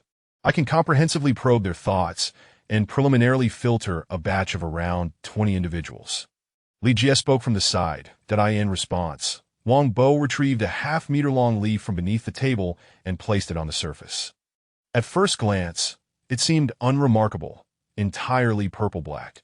However, for those awakened to the realm of mental evolution, it would be nothing short of awe-inspiring, for the leaf was enveloped in a vast aura of mental energy, suggestive of an infinite mental sea hidden within. This was a gift from Su Che before their departure, intended to enhance Li Jie's mental capabilities within a certain time frame, enabling them to complete branch tasks under favorable conditions. Colme, maintain silence. Listen to me. One at a time, no pushing or cutting in line. Otherwise, you will be disqualified and permanently blacklisted. Sitting assertively on the sofa, Xiaojigua spoke with a commanding presence, exuding an air of intimidation. In the Magic City, at the Dao Palace Academy's office area, Li Xiang sat in his office, receiving reports on the relevant losses. "Director, the logistics of the maritime battle have been compiled." The supply officer glanced at the report and continued, including Dongfeng Express. A total of 510 D shells were expended, along with 2,300 small howitzer shells, 8,900 grenades, and various ammunition. Additionally, 300 5-star revolvers, 106 star revolvers, 57 star revolvers, 8 8-star revolvers, and 1 9-star revolver from the Magic City's local Special Investigation Bureau perished. The Magic City base suffered the loss of 1,100 soldiers, with several unidentified corpses estimated at around 300 to 400. As the last words fell, the office plunged into an eerie silence. These staggering figures, representing the outcome of merely 4 hours, bore witness to the sacrifice of each soldier. Damn the maritime forbidden zone. One day, I will make them pay in full. At that moment, a secretary entered and whispered in his ear. After a few seconds of contemplation, Li Xiang waved his hand dismissively. "Let them go. Times are evolving, and that day will inevitably arrive. Moreover, the Tree King, in every regard, has rendered us immense aid. Even if he possesses a darker disposition, we must remain fair." Upon hearing this, the secretary nodded and swiftly exited the office, likely to continue executing the task at hand. Author's note. Here is the first update. 2 more are on the way. Chapter 82. All is ready. Only the east wind is lacking as the trio was engaged in a grand recruitment drive in the luxurious villa district of the Magic City. Within the valley, Su Che commenced new actions. Through mental installation, he once again issued directives to the Animal Legion. All units, according to our plan, continue the cleansing operations in the Kunlun Mountains, focusing on a radius of 1,000 miles centered around the valley. As for the other mountainous regions, they will be designated as the periphery of the Kunlun Divine Palace. In the future, we cannot remain stagnant. There shall undoubtedly be areas for interaction with other races. With these words, the valley erupted in fervor, roar. The tigers roared through the forest, leaves rustling in response. Just a few days prior, as Su Che ascended to the second tier, the Tiger King, benefiting from the overwhelming high-tier spiritual energy, had directly breached the threshold into the realm of extraordinary life. Naturally, it was not the sole one. Nearly half of the creatures within the valley had attained the first tier of extraordinary status, while the remainder were mostly at the pinnacle of the zero tier, merely awaiting an opportunity to break through again. The Kunlun Divine Palace had indeed begun to flourish, gradually growing stronger. Excellent. All is ready. Only the east wind is lacking. Once those three lads return from their reconnaissance mission, we can immediately establish our territory and proclaim the Kunlun Divine Palace. Su Che gazed at the assembly of animals, a paternal smile gracing his face. After months of companionship, he had taken numerous aspects into consideration for the welfare of these creatures. Should he now align himself with humanity, he would surely find his hairline receding, destined to become a prospective baldy. Shifting his gaze within the valley, he observed the medicinal fields he had recently cultivated, which were beginning to yield results. The soil had darkened significantly, sunlight unable to penetrate. It was genuine black soil, rich in high-tier spiritual energy. Nourished by the remains of a dragon, the life force was continuously generated, thus promoting growth.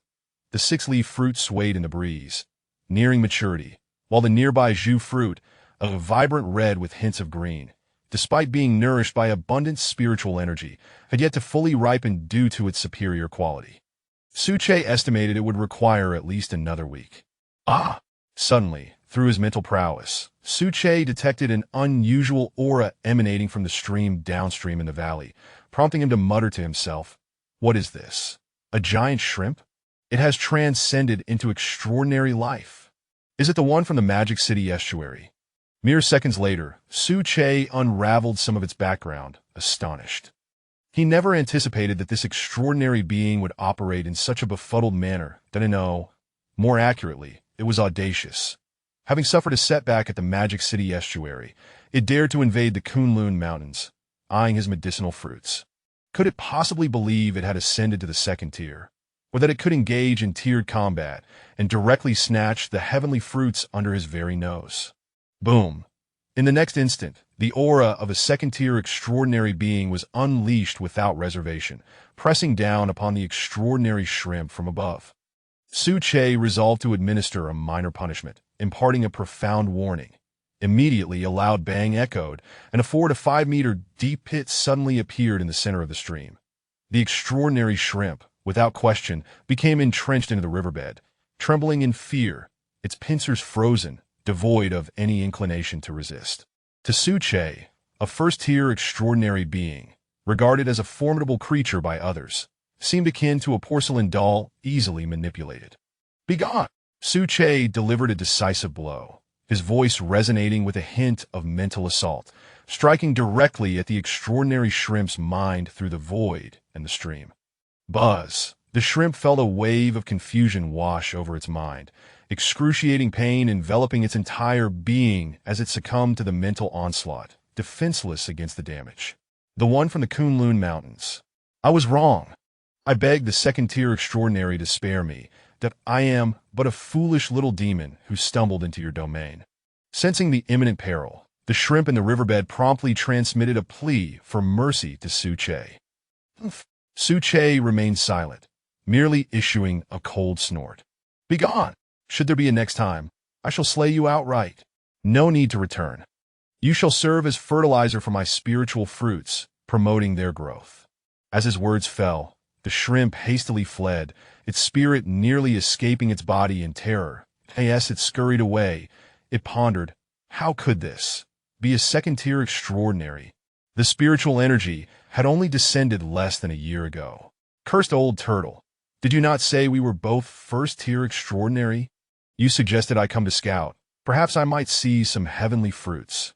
Well, I've been duped. I hope I never encounter you again. Afterward, Su Che withdrew his aura, resuming his meditative state. At that moment, he suddenly comprehended why, during the afternoon battle in the Magic City, for powerful sea-evolved beings had met their demise before the trio, that it was due to the sheer foolishness of the extraordinary life forms behind them. I truly wonder what lineage this is. How could it allow such a creature to enter the extraordinary realm? Su Che shook his head, internally lamenting. The second update is delivered, and there will be a third one as well. Chapter 83. The preliminary establishment of the Kunlun team following a brief interlude. The valley returned to its original tranquility, resuming the serene stillness that marked its inception. For Flora, time is the least valuable of commodities. In the blink of an eye, days, weeks, or even months can slip by unnoticed. Even the concept of a year holds little significance in this regard. Likewise, Suche found himself in a similar state. Unhindered by external disturbances, his roots delved deeply into the earth, instinctively burrowing downwards as he engaged in silent cultivation. While consolidating his realm, he continuously absorbed a myriad of knowledge from his ancestral lineage. As night descended, the dark moon ascended high in the sky, casting its ethereal light upon the scene that I end this hour. The demon city buzzed with an unusual fervor compared to its usual demeanor. On one hand, the aftermath of the recent battle saw the entire city reveling in the joy of victory, marking their first encounter with the denizens of the sea and emerging triumphant. On the other hand, the trio had ignited excitement with the announcement of the selection list for the Kunlun Divine Palace team. The Kunlun Divine Palace, a realm inhabited by extraordinary beings, boasted an abundance of resources. So much so that a mere fraction could elevate one's prowess or directly enhance their combat capabilities. One need not ponder why. The trio served as the quintessential example. Youthful and untrained in the Dao Palace Academy, yet possessing formidable abilities that rendered combat against the sea's denizens as effortless as one would find in daily life. Moreover, they were accompanied by a peak tier 0 stage tiger as their steed. Who among them would not envy such fortune? Who would not yearn for it? "Excuse me, esteemed travelers, has the selection list been released?" inquired a voice at the villa's entrance, straining to peer inside. "Indeed, it has been half an hour already. Is the selection list not yet available? Could the three esteemed travelers expedite the process? I am in a hurry to attend to matters across another district in the Demon City." Soon after, a cacophony of voices chimed in, as the trio on the sofa conducted their final tally. It became evident that loyalty, bravery, reliability, and a complete commitment to the cause constituted the majority of the candidates, an outcome that had entirely surpassed the trio's initial expectations. Upon reflection, Li Jie realized they had perhaps underestimated the limitations imposed by this grand era. To put it simply, the arrival of spiritual energy had ignited a fervent desire among many for resources and enhancement of abilities. Goodness! The crowd is overwhelming. In just a few hours, there are a total of 1,200 individuals, with at least over 100 passing the 3-layer illusion test. If we select one, that narrows the field to 700 or 800. Wang Bo gazed incredulously at the completed statistics, murmuring to himself. However, Lord Tree King, it seems we are allocated only 30 spots for the auxiliary control leaves, and likewise, only 30 of those. What shall we do now? Wang Bo inquired, shifting his gaze to Li Jie for insight. In response, Li Jie decisively stated, "Then we shall maximize it to 30. As for the selection list, we will rank the candidates from that pool of 100 based on their cultivation realm, prioritizing the younger individuals in case of ties." As his words concluded, Xiaojiwa picked up a marker and swiftly began marking the list. 10 seconds later, he set down the pen, gazing at the finalized list with satisfaction, exclaiming, "It's done, Wang Bo. You can go out and announce the selections." With that, he handed over an A4 sheet detailing the 30 names. "Okay, I shall notify them at once," Wang Bo replied, proceeding to the villa's exterior to affix the selection list to the public notice board. He concluded with a reminder, "For all selected candidates, you have the entirety of tonight to prepare. Consider carefully whether you wish to proceed. Starting tomorrow morning, you will accompany us 3, thereby becoming preliminary members of the Kunlun Divine Palace." As he spoke, a throng of eager individuals surged forward, all striving to glimpse the specific names. "Goodness, who the hell stepped on my foot? Please don't push. Can't you wait a moment?" To the brothers in front, "We can hardly see. Why not just announce the names directly to save us the trouble?" "Indeed. That sounds like a splendid idea. Could the brothers in front please call out the names?" Thus, one by one, names were shouted into the air. Those whose names were called remained frozen in joy, as if a pie from the heavens had descended upon them. Conversely, those whose names were not called wore expressions of profound dejection, silently retreating with heads bowed. uttering not a word. In a corner, old Zhang and his free group members listened intently. Indeed, this was the same old Zhang who had crossed paths with the trio on the battlefield. "Uncle Zhang, do you think we stand a chance of being selected?" inquired one of the evolved individuals, turning to him. Old Zhang shook his head, expressing uncertainty. "It appears rather unlikely. With over 1,000 individuals present, the competition is undeniably fierce." "I see. If even 6-star evolved beings cannot be assured of selection, then I fear our chances are slim." At that moment, a voice from the front called out, "Zhang Jingrui, selected." Zhang Jingrui, the very name of old Zhang himself. The third update is delivered, a tad earlier than usual, as the author has stepped away for a shower. Until tomorrow, may we meet again, that I kindly request your encouragement for more updates, 5-star reviews, and suggestions. Chapter 84. The Taoist Descends the Mountain, Ancient Martial Arts Arise. Part 1. Did you hear clearly? Who was called on the list just now? Is it just my imagination? Why do I feel like they're calling me? Old Zhang was somewhat bewildered. Although he heard the name Zhang Jingrui, his cautious nature prevented him from believing it, maintaining a sense of skepticism, convinced that fortune would not fall upon him. Meanwhile, the young man beside him, with a teasing grin, urged him on. "Uncle Zhang, don't just stand there in a daze. They called your name on the list. Hurry up and report to the front. Don't miss this opportunity." "Oh, all right, I'll go now." Upon hearing this, old Zhang finally came to his senses, responding somewhat dazedly before moving forward.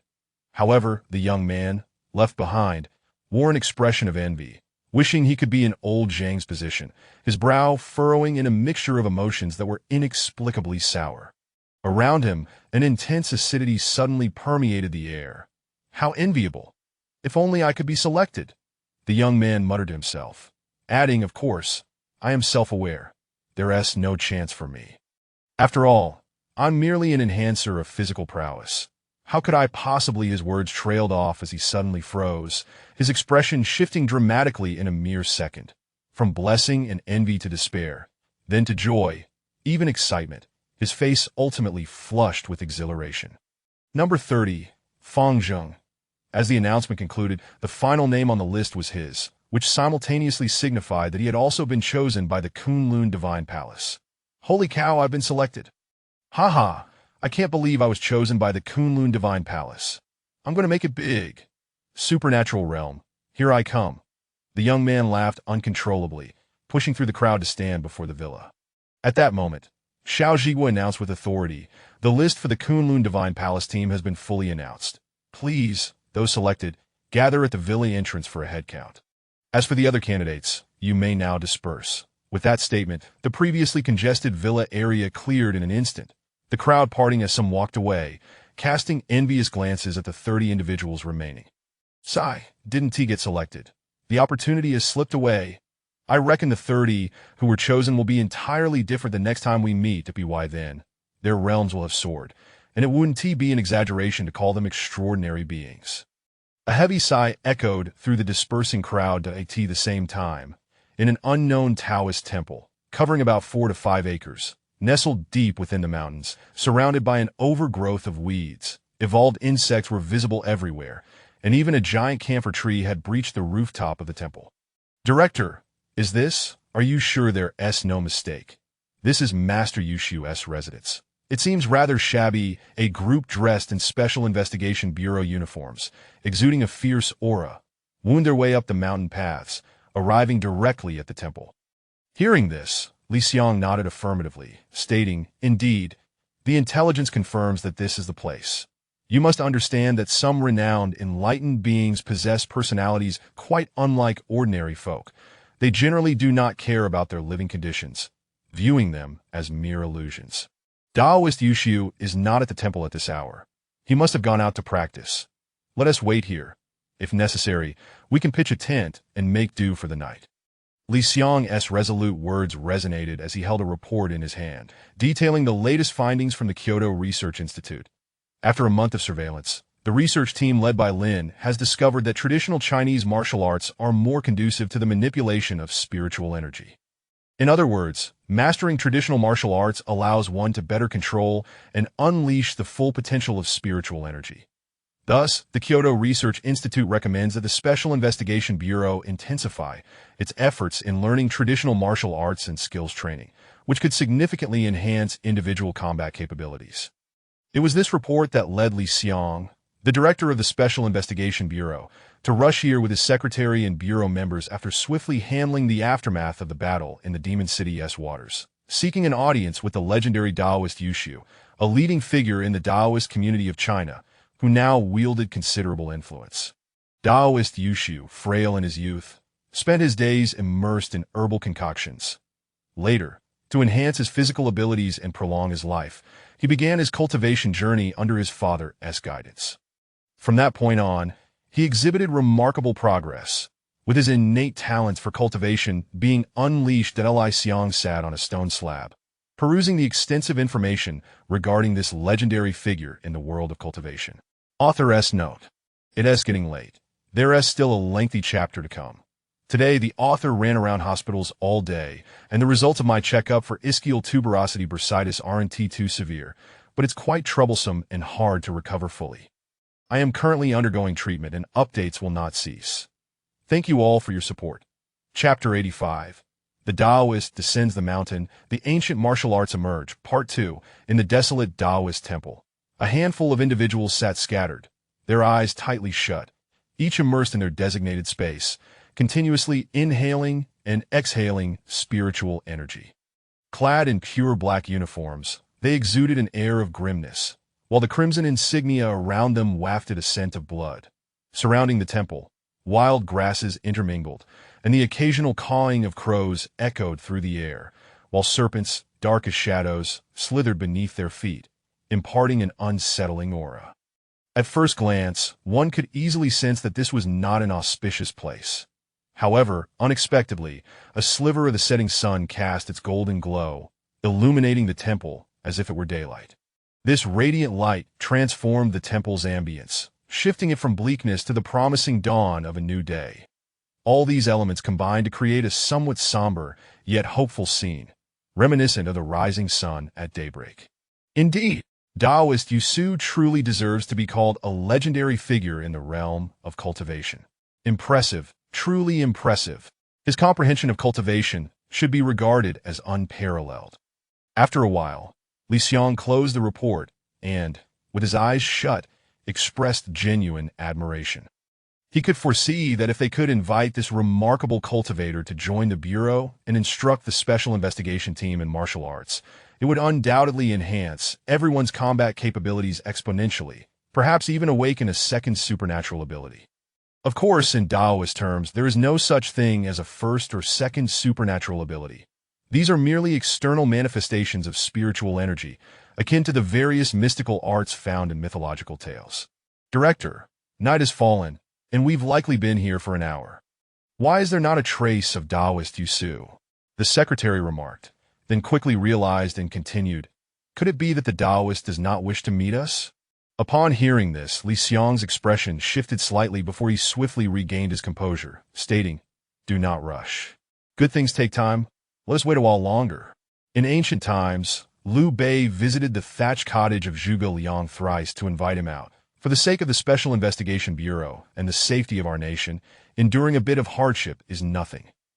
I can wait for an hour, or even the entire night, if necessary.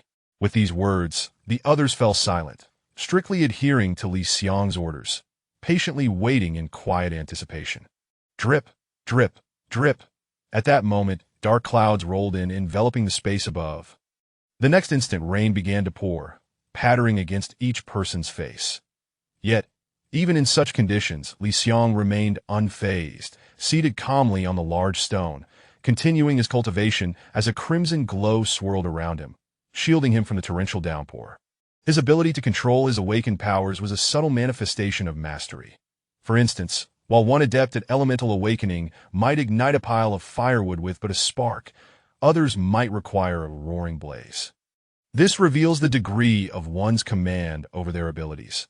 The more complete the control, the less energy is expended, leading to a smaller flame, resembling a mere spark rather than a conflagration. Thus, as the director of the Special Investigation Bureau, Li Xiong was not merely the busy figure others perceived. endlessly managing affairs without practicing cultivation, but on the contrary, he possessed profound skills, having reached at least the pinnacle of the initial stage, with aspirations to transcend into the realm of the extraordinary. 3 hours later, the temple remained devoid of life. Not a soul was in sight, not even a trace of anyone. In response, Li Xiang appeared at ease, as if this was entirely within his expectations. After all, how could a carefree spirit, accustomed to a life of freedom, willingly encumber themselves with such weighty shackles, especially ones as thick as a meter, impervious even to cannon fire? It was indeed a formidable challenge. Director, the time. The secretary spoke once more, for in his understanding, the director bore the weight of the entire nation's safety. The matters he dealt with daily were countless, the accumulated documents resembling a small mountain. Wasting time in this manner was indeed imprudent. Enough! Continue to wait. If it comes to it, you and a few others may head down to assist with the paperwork, that I shall remain here until the Taoist returns. Li Xiang gestured dismissively, interrupting the secretary's words and reiterating his command with seriousness. Thus, time continued to pass, and when Li Xiang finally opened his eyes again, it was already the following morning. Observing the stillness around him, unchanged from the previous night, he let out a heavy sigh. Alas, it seems it is futile. Apparently, our Special Investigation Bureau is too small to accommodate such a revered cultivator. Let us pack up and return. After sitting in silence throughout the night, Li Xiang had hoped to receive the favor and assistance of an extraordinary individual, akin to Liu Bei in ancient times, to aid the Special Investigation Bureau in supporting the entire nation. However, he had miscalculated. Recognizing that he could no longer afford to squander time, he acknowledged the secretary's point. For Li Xiang, time was of the essence, that a slight delay in processing a document could jeopardize the safety of the Bureau's warriors. Therefore, he could not continue to wait. Just as he was about to leave, an elderly voice called out from behind him. Director Li, wait. Since you have come this far, it would be a jest not to meet this old Taoist. Or perhaps, do you, as the director of the Huawu Bureau, look down upon this old man? Li Xiang turned to see an elder, holding a white dust brush, seemingly weightless as he floated down from the treetops, arriving before him in an instant. Li Xiang's pupils contracted, sensing the overwhelming presence of Taoist Yusu, whose aura was vast like an ocean, emanating incessantly, at least twice as potent as his own. Regaining his composure, Li Xiang's face broke into a smile, for he understood the implications of the Taoist's arrival after making him wait all night, appearing suddenly at dawn, an unspoken acknowledgement of his worth. Not at all. I merely sought Taoist Yusu in vain, and was prepared to return empty-handed. I did not expect to encounter you before departing. It seems fortune indeed favors me. Li Xiang laughed heartily, displaying no pretense, engaging in light banter with Taoist Yusu. After a moment, Taoist Yusu stroked his beard, his gaze sharpening into something formidable, an aura of terror emanating from him, overwhelming all in its path. Director Li, may I inquire what brings you to this remote Taoist temple? Li Xiang, undaunted, stood tall, a deep crimson glow enveloping him, countering the pressure of the elder's presence. The arrival of spiritual energy heralds a new era. At present, our land of the 9 provinces is overrun by evolved beings, a dire internal threat, while externally, international wolves lurk, eager to seize the abundant resources of our great nation. This is an external peril. With internal strife and external threats, the 9 provinces are in turmoil. As the director of the Special Investigation Bureau, I am ill-equipped to handle the spiritual energy crisis that I implore Taoist Yusu to emerge from seclusion and eradicate the malevolence plaguing our world. Li Xiang's words rang out with resounding conviction, imbued with spiritual energy, echoing through the mountains like a thunderclap, striking a chord in the hearts of all who heard. Upon hearing this, a smile spread across Taoist Yusu's face, and he replied, "Excellent, excellent. I truly did not misjudge you. The spirit of the people of the 9 provinces demands such audacity, even at the cost of life. In the past, our land endured a millennium of calamity, with bloodshed and suffering, and our forebears descended from the mountains to act upon the will of the world, vanquishing the evils that plagued it. Now, as Yusu Zi, I shall heed the call of my predecessors and purge all demons from our land. restoring peace to the people. With that declaration, Li Xiang felt a surge of excitement, his face flushed with enthusiasm, nearly bursting into a triumphant shout. Very well. As the director of the Special Investigation Bureau, I extend my gratitude to Taoist Yu Su for joining our cause. I am certain that with your assistance, we shall eradicate all malevolent forces in the days to come. Thus, the Special Investigation Bureau of Huagua entered a period of remarkable growth and brilliance. This chapter, a grand amalgamation, is akin to two chapters in one that we shall reconvene tomorrow, for today has indeed been exhausting. After a bath, I must retire for the night. Farewell, Chapter 86. Bloodline and the Direction of Evolution in the blink of an eye. A month had elapsed. During this period, the entire territory of Huagua remained remarkably tranquil, with no significant upheavals. The three grand academies diligently commenced the cultivation of a fresh reserve of talent, maintaining their customary serenity while wholeheartedly advancing their efforts that, of course, aside from the occasional incursions by sea creatures along the maritime blockade, the other forbidden zones remained silent, as if they were brewing something ominous, revealing not a whisper of information. In the capital, within the highest command office, the chief secretary entered with a grim expression, clutching a report, and announced, "Director, there is a situation." "What is it?" "Let me provide a brief overview." Li Xiang was engrossed in his work. Having recently undergone a period of introspective retreat, he had made a breakthrough at a minor stage, which led to a backlog of documents that he was now frantically attempting to process. Without lifting his gaze, he continued to scrutinize the papers strewn across his desk. Since last month, the 7 major forbidden zones within our borders, with the exception of the maritime zone, have been enveloped in an aura of mystery. It appears as though they are entirely sealed off. Despite the continuous losses of personnel in the past, we were still able to receive some intelligence. However, in this past month, there has been a complete absence of reports. Yet, just moments ago, personnel stationed at the monitoring stations along the perimeter of these forbidden zones detected a substantial surge in energy density signals. Moreover, there has been a notable increase in the spiritual energy above the Kunlun Mountains. According to the insights of several esteemed elders from the think tank, this is rather unusual and suggests that something significant may be afoot. With a sharp snap, Li Xiang's pen broke in two. After a moment of contemplation, he composed himself and replied, "Notify Chief Yushu and instruct him to lead a team from the Tianbang Ancient Martial Arts Unit to promptly investigate the situation in the Kunlun Mountains." The so-called Tianbang Unit is a covert force established by the Special Investigation Bureau, comprising members who practice traditional martial arts. They are divided into 3 tiers corresponding to the Tianbang, Dibang, and Renbang. The Tianbang, being the elite, consists of only a handful of members, each having attained the first tier of the extraordinary realm. They are regarded as the nation's treasures and the bedrock of the Special Investigation Bureau. The Dibang is slightly less prestigious, comprising 75 individuals, a significant increase in number compared to the Tianbang, all of whom are at the pinnacle of the zero-tier realm, just a step away from transcending to the extraordinary.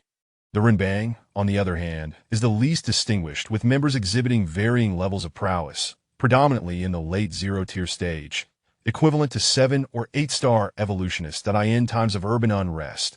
It is the Renbang that is dispatched to restore order, while the Dibang and Tianbang seldom intervene, choosing instead to remain hidden in the shadows of Huagua, silently safeguarding their realm. It is worth noting that since the arrival of Taoist Yushu, the Special Investigation Bureau seems to have unearthed a brilliant gem of human potential. Following their training in traditional martial arts, the combat capabilities of all personnel have seen a significant enhancement, with preliminary estimations suggesting at least a 2-fold increase.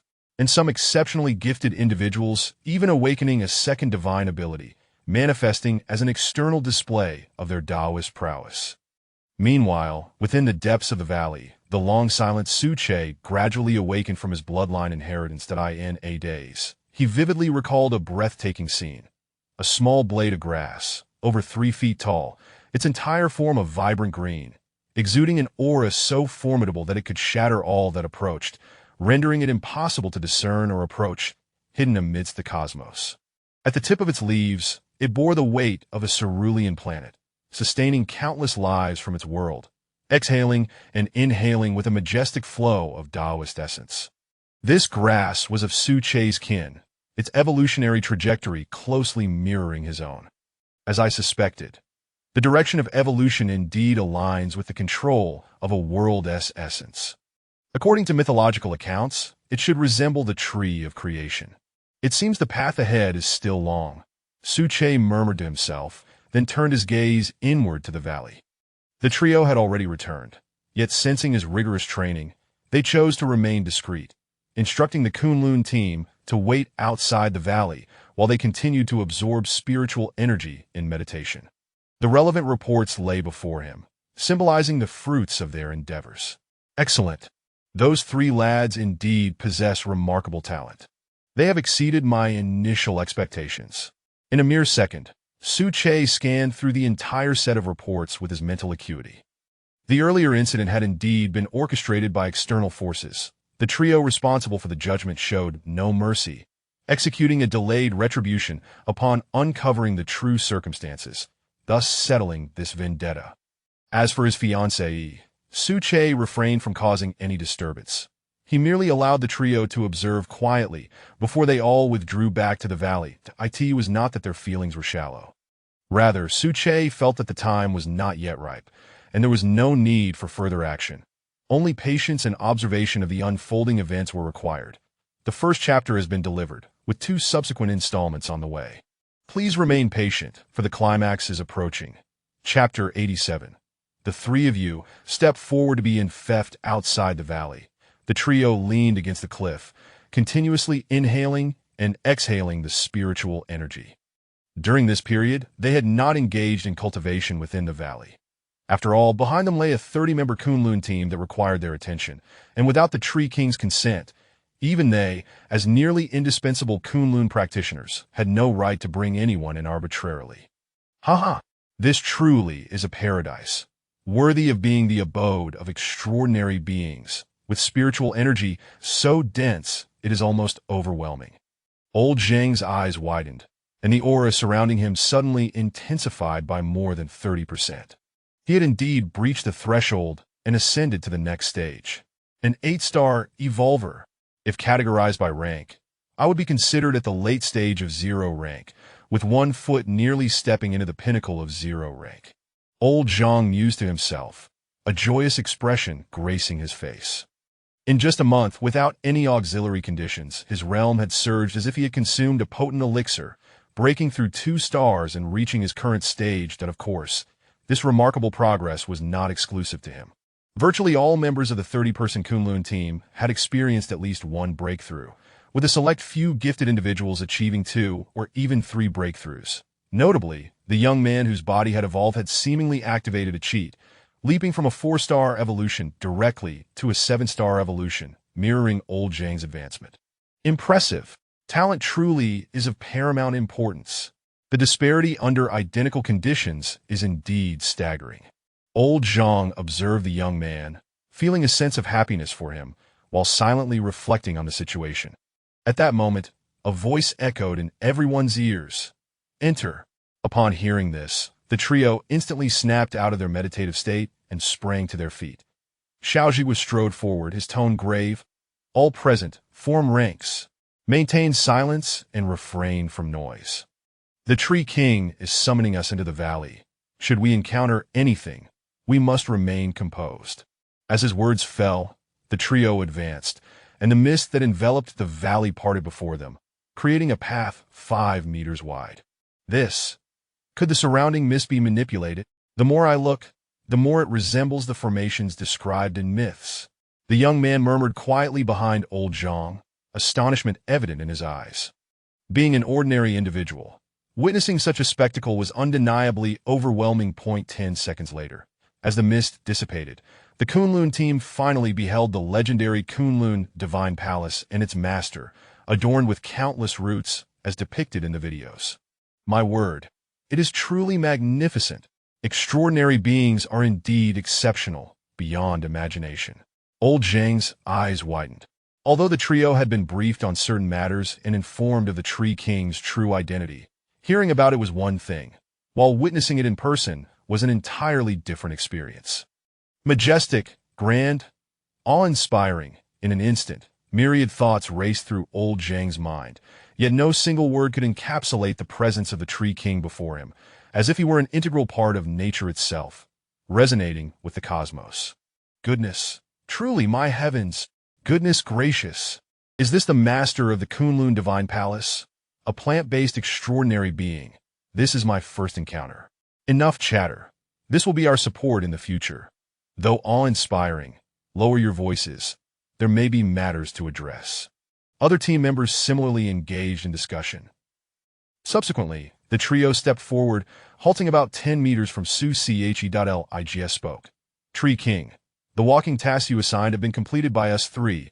All relevant data is documented in the report. As he spoke, the trio bowed their heads, bracing for the final judgment of fate. Although they had generally fulfilled the tasks, they were ultimately the recipients of the assignment, and the final assessment, regardless of their personal feelings, rested with the Tree King. Did I end the next moment? Su Che replied, excellent. I have reviewed the report. It surpasses expectations. 85 points. From this day forth, you three have passed the threefold walking trial and are officially welcomed into the walls of my Kunlun Divine Palace, assuming the position of walkers. You three step forward to be infeft. Go! As he spoke, a cascade of green ribbons shot down from the treetops. The insignia on the foreheads of the trio, under the influence of the ribbons, acquired an inexplicable charm, brimming with vibrant life force, embodying Su Che's own essence, symbolizing their belonging to the Kunlun Divine Palace. Moreover, the trio received additional benefits. Foremost among them was a substantial enhancement of their mental capacity, which had increased by at least 30 to 40% from its previously feeble state. Thank you, Tree King. The three of them bowed in unison, respectfully expressing their gratitude. The author has something to say. There will be one more update around 10:30, as I am diligently typing. The Chapter 88. The bestowal of divine offices at the same time. As the trio completed their conferral, they were preparing to introduce the Kunlun team when a fierce gust of wind howled through the air. The Animal Legion, dispatched to clear the area, promptly turned around at Su Che's summons. Within mere minutes, they came galloping back from the distance, returning to the valley. Clang! Clang! The Golden Eagle couple was the first to return, transforming into two streaks of golden lightning, their speed akin to that of teleportation, nearly imperceptible to the naked eye. Even for the current trio, it was challenging to catch sight of them. Roar! This was the young deer. Having stepped into the realm of the extraordinary, its bloodline had been fully activated. With its fiery red mane, robust physique, magnificent antlers, and exceptional fire control abilities, it bore an uncanny resemblance to the legendary Fire Cheelin, albeit still lacking in some aspects of cultivation. Boom! The circular lake suddenly erupted with massive waves as small fish surged from the stream below. With a powerful flick of its tail, one fish leapt several dozen meters, akin to a diver, crashing into the lake. Accompanying it was the mischievous little Jean, who upon entering the extraordinary realm as a dragon, could already soar through the skies, but inexplicably preferred to frolic with the small fish, taking root within the circular lake.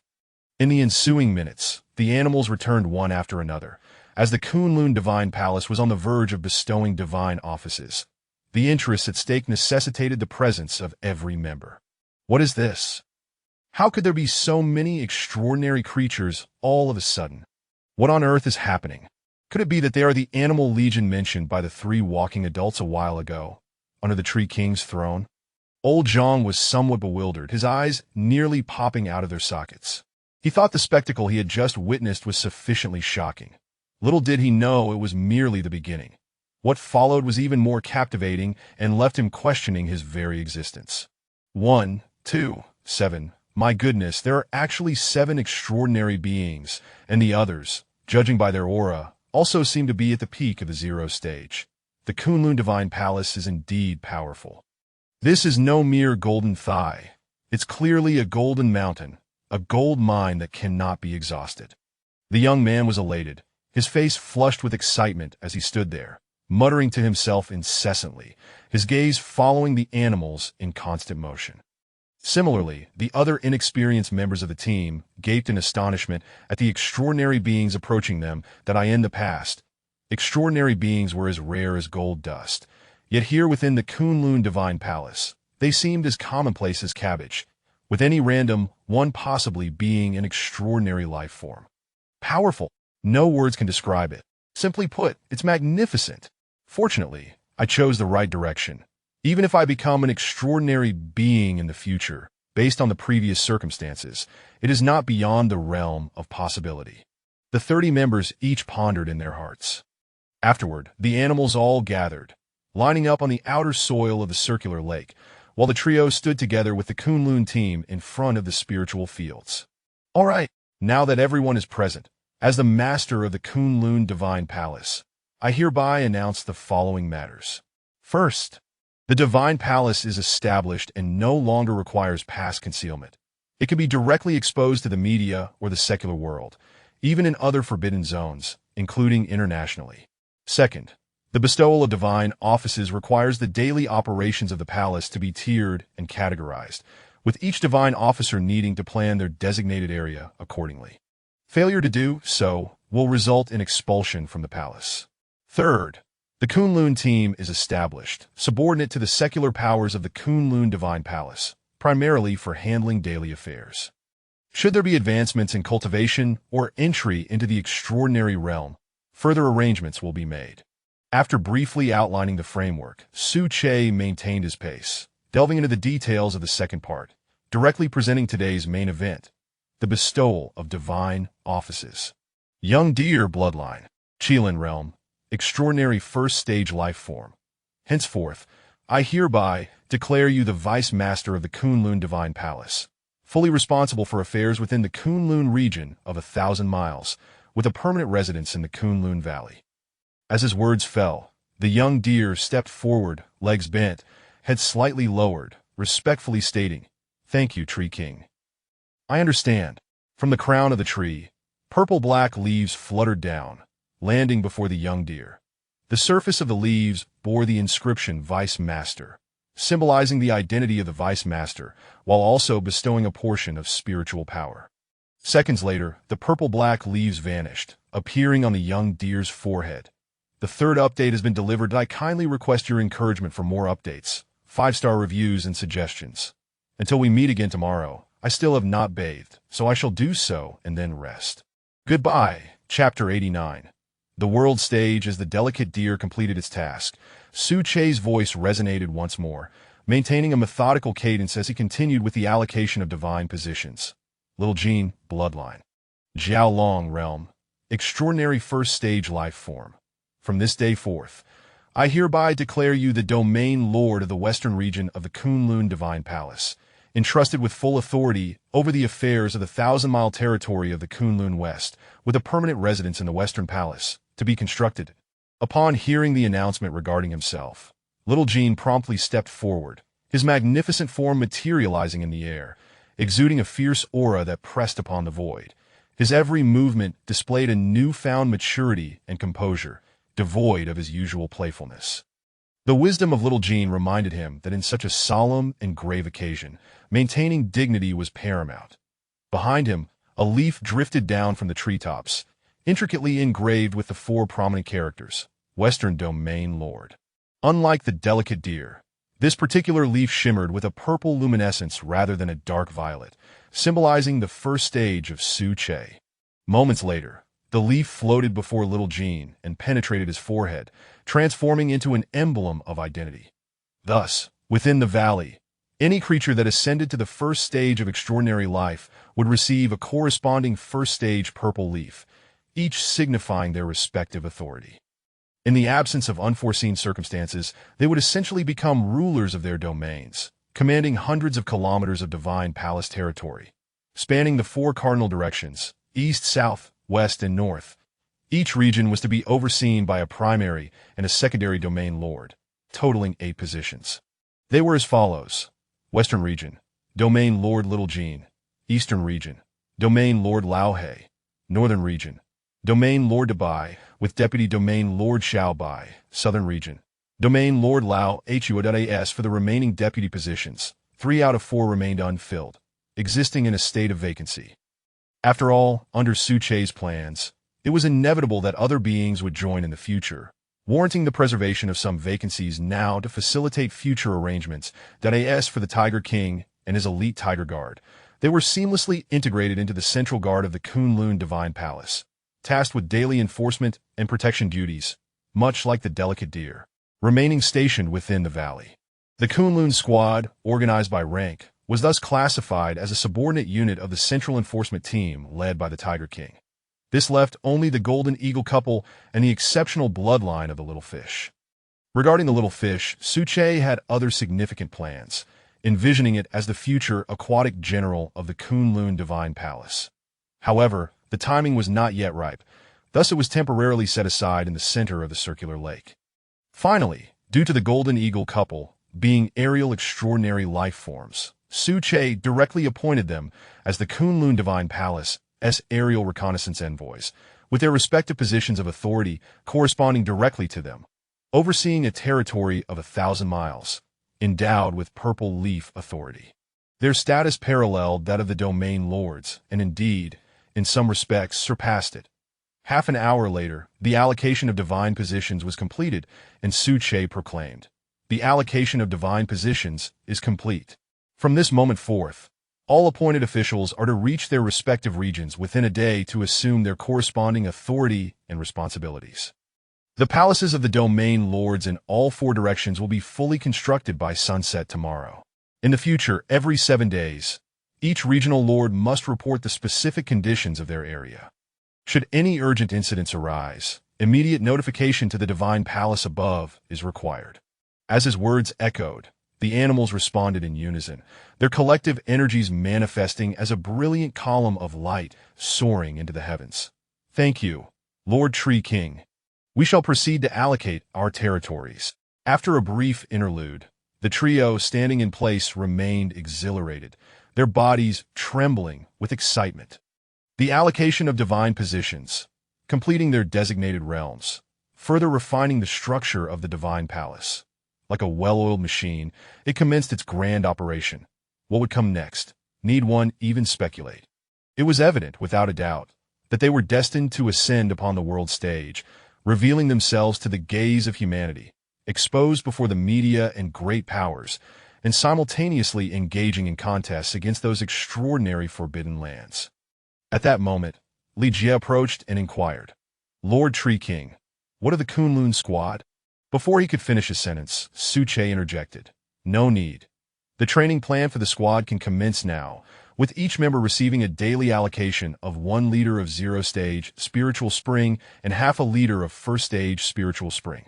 Order. You 3 shall be the chief instructors, and within a month, I expect to see all personnel reach the pinnacle of the 0 stage realm. By the way, inform the Special Investigation Bureau that the affairs concerning the Kunlun Mountains need no longer be concealed. On the contrary, we can leverage relevant media resources to further publicize the Kunlun Divine Palace." With those words, Suche said no more, allowing his aura to recede as he resumed his cultivation. Meanwhile, Li Jie nodded, committing the directives to memory, before turning to an adjacent open area to commence his duties. Author's note: here is the first update. Additionally, for those interested in joining the organization for discussions, please click on the author's personal interface, where you will find Chapter 90, A Global Sensation Kyoto, Headquarters of the Special Investigation Bureau. At the same time, the Central Information Room received a message from Li Jie. Upon reading it, the Chief Secretary's complexion shifted, revealing a hint of unease. For several minutes, he found himself in a state of utter bewilderment, struggling to comprehend why such a message had been transmitted. After considerable contemplation, he decided to take the message and knocked on Li Xiang's office door. Although, as the chief secretary, he could independently handle certain matters, he chose to consult the director regarding the 7 forbidden lands, especially since even seemingly trivial issues warranted caution. "Come in." Li Xiang's voice resonated. "Director, we have just received news from the Kunlun Forbidden Land, personally sent by Li Jie. I find the contents rather peculiar, and I believe it warrants your direct attention." As he spoke, the secretary handed over the message. "Oh, the Kunlun Forbidden Land. Did we not just send the chief instructor to investigate the situation?" Li Xiang pondered, albeit with some confusion. Nevertheless, he accepted the message and began to read that it stated, "The foundation of the Kunlun Divine Palace has been laid. The region of the Divine Palace has been divided, and Lord Tree King has ascended to the position of Palace Master, achieving the second tier of the extraordinary. It is indeed a historic event that demands global attention, one that all sentient beings should be aware of. I hope the Special Investigation Bureau will no longer conceal relevant information. It is time to release it. After perusing the message, Li Xiong furrowed his brow. The contents were few, conveying a singular notion: to lift the restrictions on the Kunlun Divine Palace. However, he discerned a deeper implication behind the message, laden with significant meaning. Lord Tree King. The Kunlun Divine Palace. What could this signify? Li Xiong drummed his fingers on the desk, producing a rhythmic sound. As he propped his head in contemplation, a myriad of thoughts flashing through his mind. Within mere seconds, he grasped several interpretations. First, the emergence of the Kunlun Divine Palace marks its official debut on the world stage, necessitating high visibility rather than information control, possibly hinting at an unfolding plan. Second, the Kunlun Divine Palace symbolizes the open emergence of the Forbidden Lands, heralding the complete arrival of the era of spiritual qi, where countless sentient beings ascend to the historical stage, signaling humanity's diminished supremacy, a landmark event.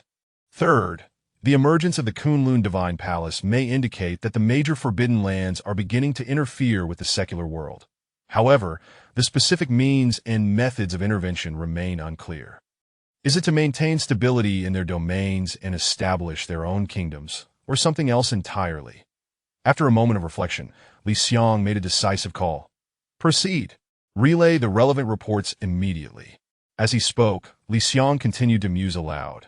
At present, Lord Tree King, representing the Kunlun Forbidden Land, does not exhibit any overtly aggressive tendencies. Rather, it seems to occupy a territory. At the very least, through several exchanges of resources, it has demonstrated goodwill towards our Special Investigation Bureau, showing no intent to become adversaries. Thus, from any angle, we cannot jeopardize the burgeoning rapport between the two parties. We shall consider it a favor to Lord Tree King.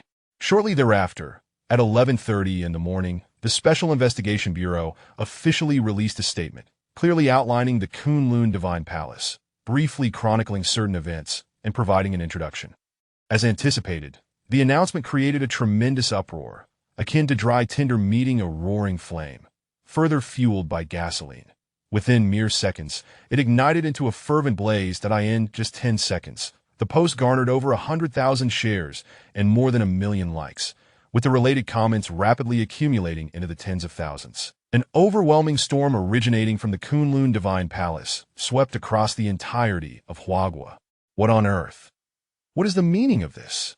The Kunlun Divine Palace is actually the Kunlun Forbidden Land, and it is indeed a legendary second-tier extraordinary being. Goodness, a first-tier extraordinary being is already formidable enough, dominating 8 or 9-star evolvers. The Palace Master of the Kunlun Divine Palace is undoubtedly a remarkable figure, having ascended another tier. Completely baffled. What does this mean? Isn't the Kunlun Forbidden Land our adversary? How has it transformed into the Kunlun Divine Palace, becoming an official partner of the Special Investigation Bureau? I can't take this in. This revelation is simply too vast for one person to digest. Only sheer astonishment remains. Throughout the afternoon, the citizens of Huagua engaged in fervent discussions about the Kunlun Divine Palace. Some expressed hostility, asserting, "Those not of our kind will surely harbor ill intentions." Others voiced approval, proclaiming, "The arrival of spiritual energy allows countless beings to ascend the historical stage. It is the trend of history and the era." There were also neutral voices suggesting, "A dialectical approach is necessary. If the entity is gentle and lacks aggressive tendencies, it can certainly be permitted. In an era of historical progression, it is impossible for only one race to exist. Harmonious development is assured." The author has spoken. Here is the second update, and stay tuned for a third. Chapter 91. Lunar Tide Soon. As the Kunlun Divine Palace became the center of heated discussions, in the capital, at the headquarters of the Special Investigation Bureau, Li Xiong pondered deeply before deciding to convene an emergency meeting. As for the topics of discussion, they required little speculation. Anyone with even a modicum of intelligence would ascertain that the discourse revolved around the newly formed factions of extraordinary beings akin to the Kunlun Divine Palace. I have just received the latest intelligence. Aside from the Kunlun Forbidden Zone, the activities in the other 6 Forbidden Zones are persistently ongoing, and the energy density signals continue to rise steadily. The think tank has offered their insights. They likely aim to emulate the Kunlun Forbidden Zone, establishing their own affiliated factions, striving to expand their influence, and possibly encroaching upon other territories. Li Xiong, donned in military attire, stood at the forefront of the conference room, articulating his thoughts with resolute clarity. At that moment, the screen in the meeting room displayed a vast map of the Golden Rooster, marked prominently with 6 red crosses, while the emblem of the Kunlun Forbidden Zone had been expunged, now in a state of temporary observation. Li Xiong surveyed his surroundings and continued. Everyone, please share your thoughts concerning the extraordinary beings, particularly their affiliated factions. How should we, as representatives of our nation, face this? What strategies should we employ? Currently, the international response to these extraordinary forces is largely uniform, predominantly employing a scorched earth approach. However, the anticipated outcomes have proven to be less than favorable, with severe casualties resulting. As his words hung in the air, the deputy rose to voice his assessment. First and foremost, we must ascertain their intentions. The Tree King of the Kunlun Forbidden Zone simply desires to be undisturbed, establishing his own domain. If their motives are similar, I believe we need not overcomplicate matters. Conversely, should they harbor malicious intent and seek to instigate widespread conflict, then I assert we need not deliberate further. We can engage directly. After all, times have changed. Our Special Investigation Bureau possesses a certain confidence now, no longer needing to act like timid turtles. As he spoke, the members of the Special Investigation Bureau present nodded in agreement, affirming the validity of the proposed strategy. As night fell, the meeting persisted, the conference room ablaze with light. IT has understood that such critical discussions cannot be hastily concluded in less than 5 or 6 hours. Every member must contemplate thoroughly. At this juncture, within the valley, Su Che, engrossed in his cultivation, suddenly felt an inexplicable tremor within his heart. Consequently, a formidable wave of spiritual energy emanated from him, enveloping the entire Kunlun Divine Palace area. Why is there no activity? It's completely quiet. Nothing seems to be happening.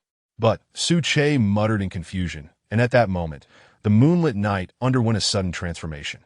Initially, he beheld the moon visibly enlarging, expanding by over 10% with each passing few seconds. As the date approached the 15th, the moon shone brilliantly at night, rendering it unlikely for an ordinary person to notice such subtleties. Yet, with his vast spiritual sea, Su Che was not easily deceived. As time progressed, the moon continued to swell, resembling a giant standing in the void, forcefully inflating the lunar body, akin to the process of inflating and deflating a balloon. Boom! Rumble! Within the circular lake, waves surged unbidden by the wind, creating countless splashes, the towering waves reaching heights of several dozen meters as they crashed against the shore, producing a thunderous roar. Small fish, perplexed, darted from the depths of the lake. Despite not using any supernatural abilities to manipulate the water or taking any other actions, how could such events transpire? Upon witnessing this, Su Che understood the cause. It stemmed from the tidal influence of the moon that as the 2 celestial bodies drew near. Their gravitational pull intensified, resulting in the surface waters rising and receding further outward. This, if my conjecture holds true, it should be the situation mentioned in the bloodline inheritance. Su Che murmured to himself, continually affirming the sudden lunar change in his mind. Simultaneously, in the midsection of the Yellow River, at a broad estuary, shadows emerged upon the lake's surface, subsequently materializing like a small island, exuding the aura of extraordinary beings. Have they finally arrived? But why has the timing shifted? Ultimately, they have yet to step into the second tier. Ah well, even so, this old turtle must venture forth. As the 3rd chapter concluded, those wishing to join the organization for further discussions may click on the author's personal interface, where further details are provided. Chapter 92. The mutation persists, movements from all sides half an hour later. As the clock struck 8 in the evening, the moon had expanded over threefold from its original size, resembling a colossal grinding stone. As time progressed, it continued to grow even larger. The resplendent and luminous moonlight cascaded down without any obstructions, illuminating the ground as if it were broad daylight, rendering the night virtually non-existent. A robust aura of spiritual energy emerged from an unknown source, sweeping through the surroundings. Soon, other beings also noticed the transformation of the moon, in the Kunlun Mountains. Within the non-core areas of the Kunlun Divine Palace, the creatures in their lairs seemed to receive a mysterious, unified signal. Sparse sounds erupted as they rushed out, their diverse auras mingling in a manner that instilled fear. They remained on the ground, their heads held high, continuously breathing in and out towards the moon, as if engaged in some enigmatic ritual of worship. In the Demon City, at the Tao Palace Academy, awakened evolvers strolled in small groups through the living quarters, discussing how to awaken their abilities and gain better control over elemental forces. Suddenly, they began to speak in unison. Hey, what's with the spiritual energy? Look at the moon in the sky. Doesn't it seem much brighter than before? And it has changed size. No way. Is that real? Indeed, it is true. Come quickly and take a look. Goodness. This is no moon. It clearly resembles a gigantic grinding stone at this size. It has expanded threefold. What on earth is happening? Could something be occurring again? Let us ask the instructor. He is a member of the Demon City Special Investigation Bureau and should know some insights that we do not. The scene before them began to unfold simultaneously across various corners of the world, as the moon's influence was indiscriminate and not limited to just Wagwa. The Bear Country issued the latest announcement. All personnel remain vigilant and heightened in alertness. All citizens are to stay indoors. Maintain absolute calm until further instructions are given. The battlefield personnel are to be fully stationed. Upon discovering any anomalies, there is no need for prior reporting. Actions can be taken immediately. The battlefield, as its name implies, is akin to Huawei's Special Investigation Bureau, responsible for overseeing the occurrences of spiritual within the valley through the lineage of blood. Su Che had already sensed the situation ahead of time. Using the authority of the leaf blades, he alerted the domain lords, all of you. Remain in place and do not act recklessly. In the coming hours, there may be some drastic changes. Do not be overly startled. While ensuring your own safety, also protect your respective jurisdictions. As soon as his words fell, an overwhelming force of spiritual energy was unleashed without reservation, enveloping the entire core area of the Kunlun Divine Palace, safeguarding against any unforeseen events. The mental power of Lord Tree King is indeed insurmountable. The disparity between the two is akin to fireflies and the bright moon. Even having stepped into the second tier, I find it exceedingly difficult to compare.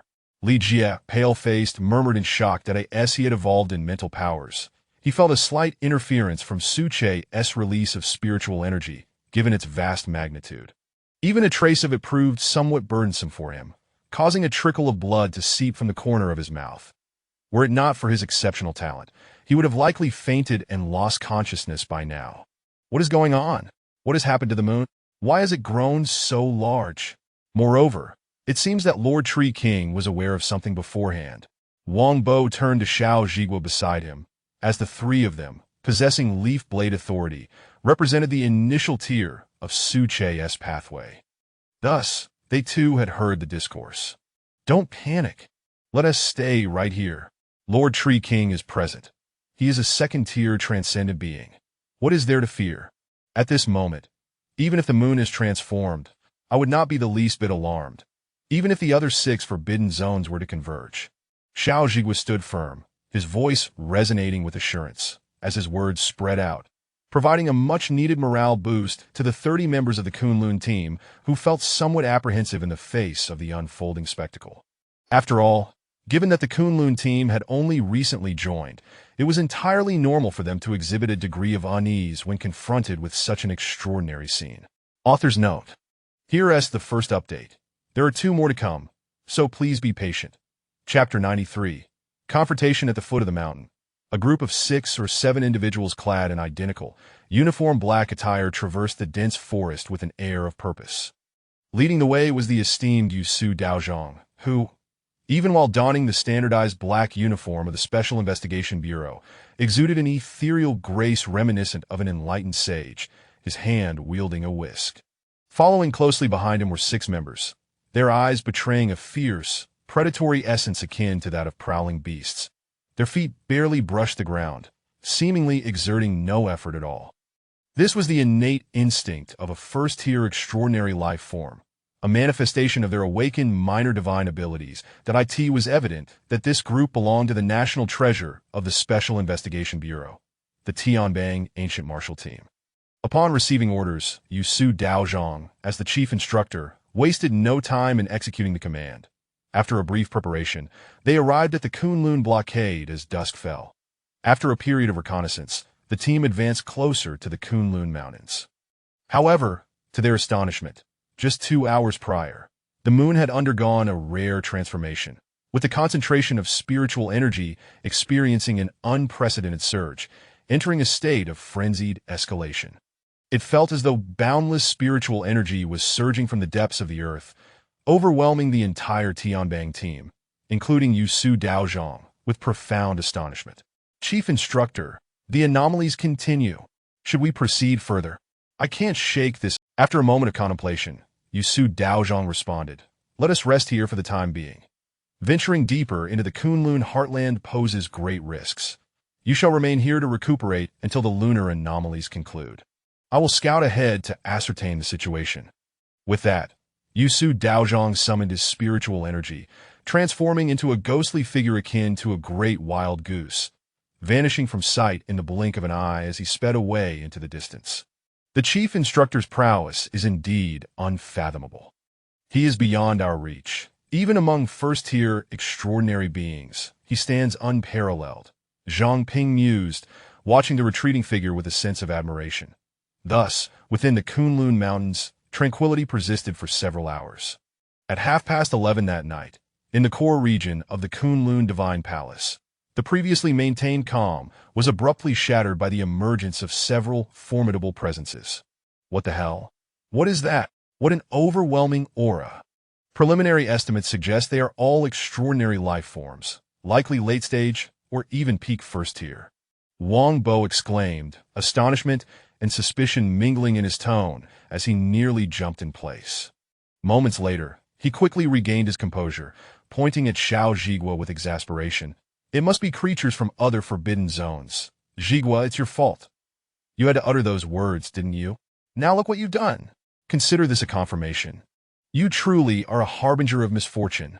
Upon hearing this, Xiao Zhigua could only roll his eyes and shrug in resignation, but he had not anticipated that a mere jest would materialize into reality. "Come on, it's merely a coincidence. I am not a harbinger of misfortune." Xiao Zhigua defended himself and thought. "They're here. The Yellow River Forbidden Zone, the Huashan Forbidden Zone, the Yangtze Forbidden Zone. Just 3 forbidden zones, none of which have reached the second tier.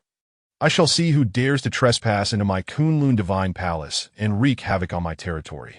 Awakening, Su Che, under the weight of his formidable mental prowess, perceived 3 luminous points, their resounding auras ascending to the heavens, eclipsing all other life forms.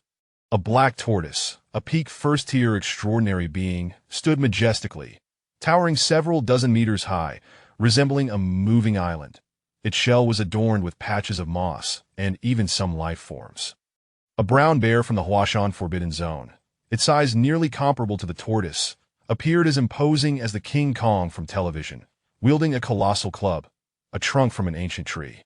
Upon closer inspection, its black fur bristled ominously, glinting with a sinister sheen under the dim light, emanating an aura of primal violence. Lastly, from the Yangtze Forbidden Zone, lay a grotesque catfish with 2 whiskers, its 15-meter-long body sprawled intimidatingly, inciting trepidation. Nourished by spiritual energy, it had developed 4 limbs on its soft underbelly, enabling it to traverse land as an amphibious creature. Author's note, card review. Chapter 94, Audacity. How can the Divine Palace tolerate your rampancy? It is all due to the aura of spiritual energy, the beings born from the heavens and the earth. Indeed, as expected of the rulers of the several forbidden zones, just from their presence alone, they have essentially entered the late stage of the first tier, even reaching the pinnacle of the first tier. Even with my current cultivation, I can only hope to contend with one of them alone.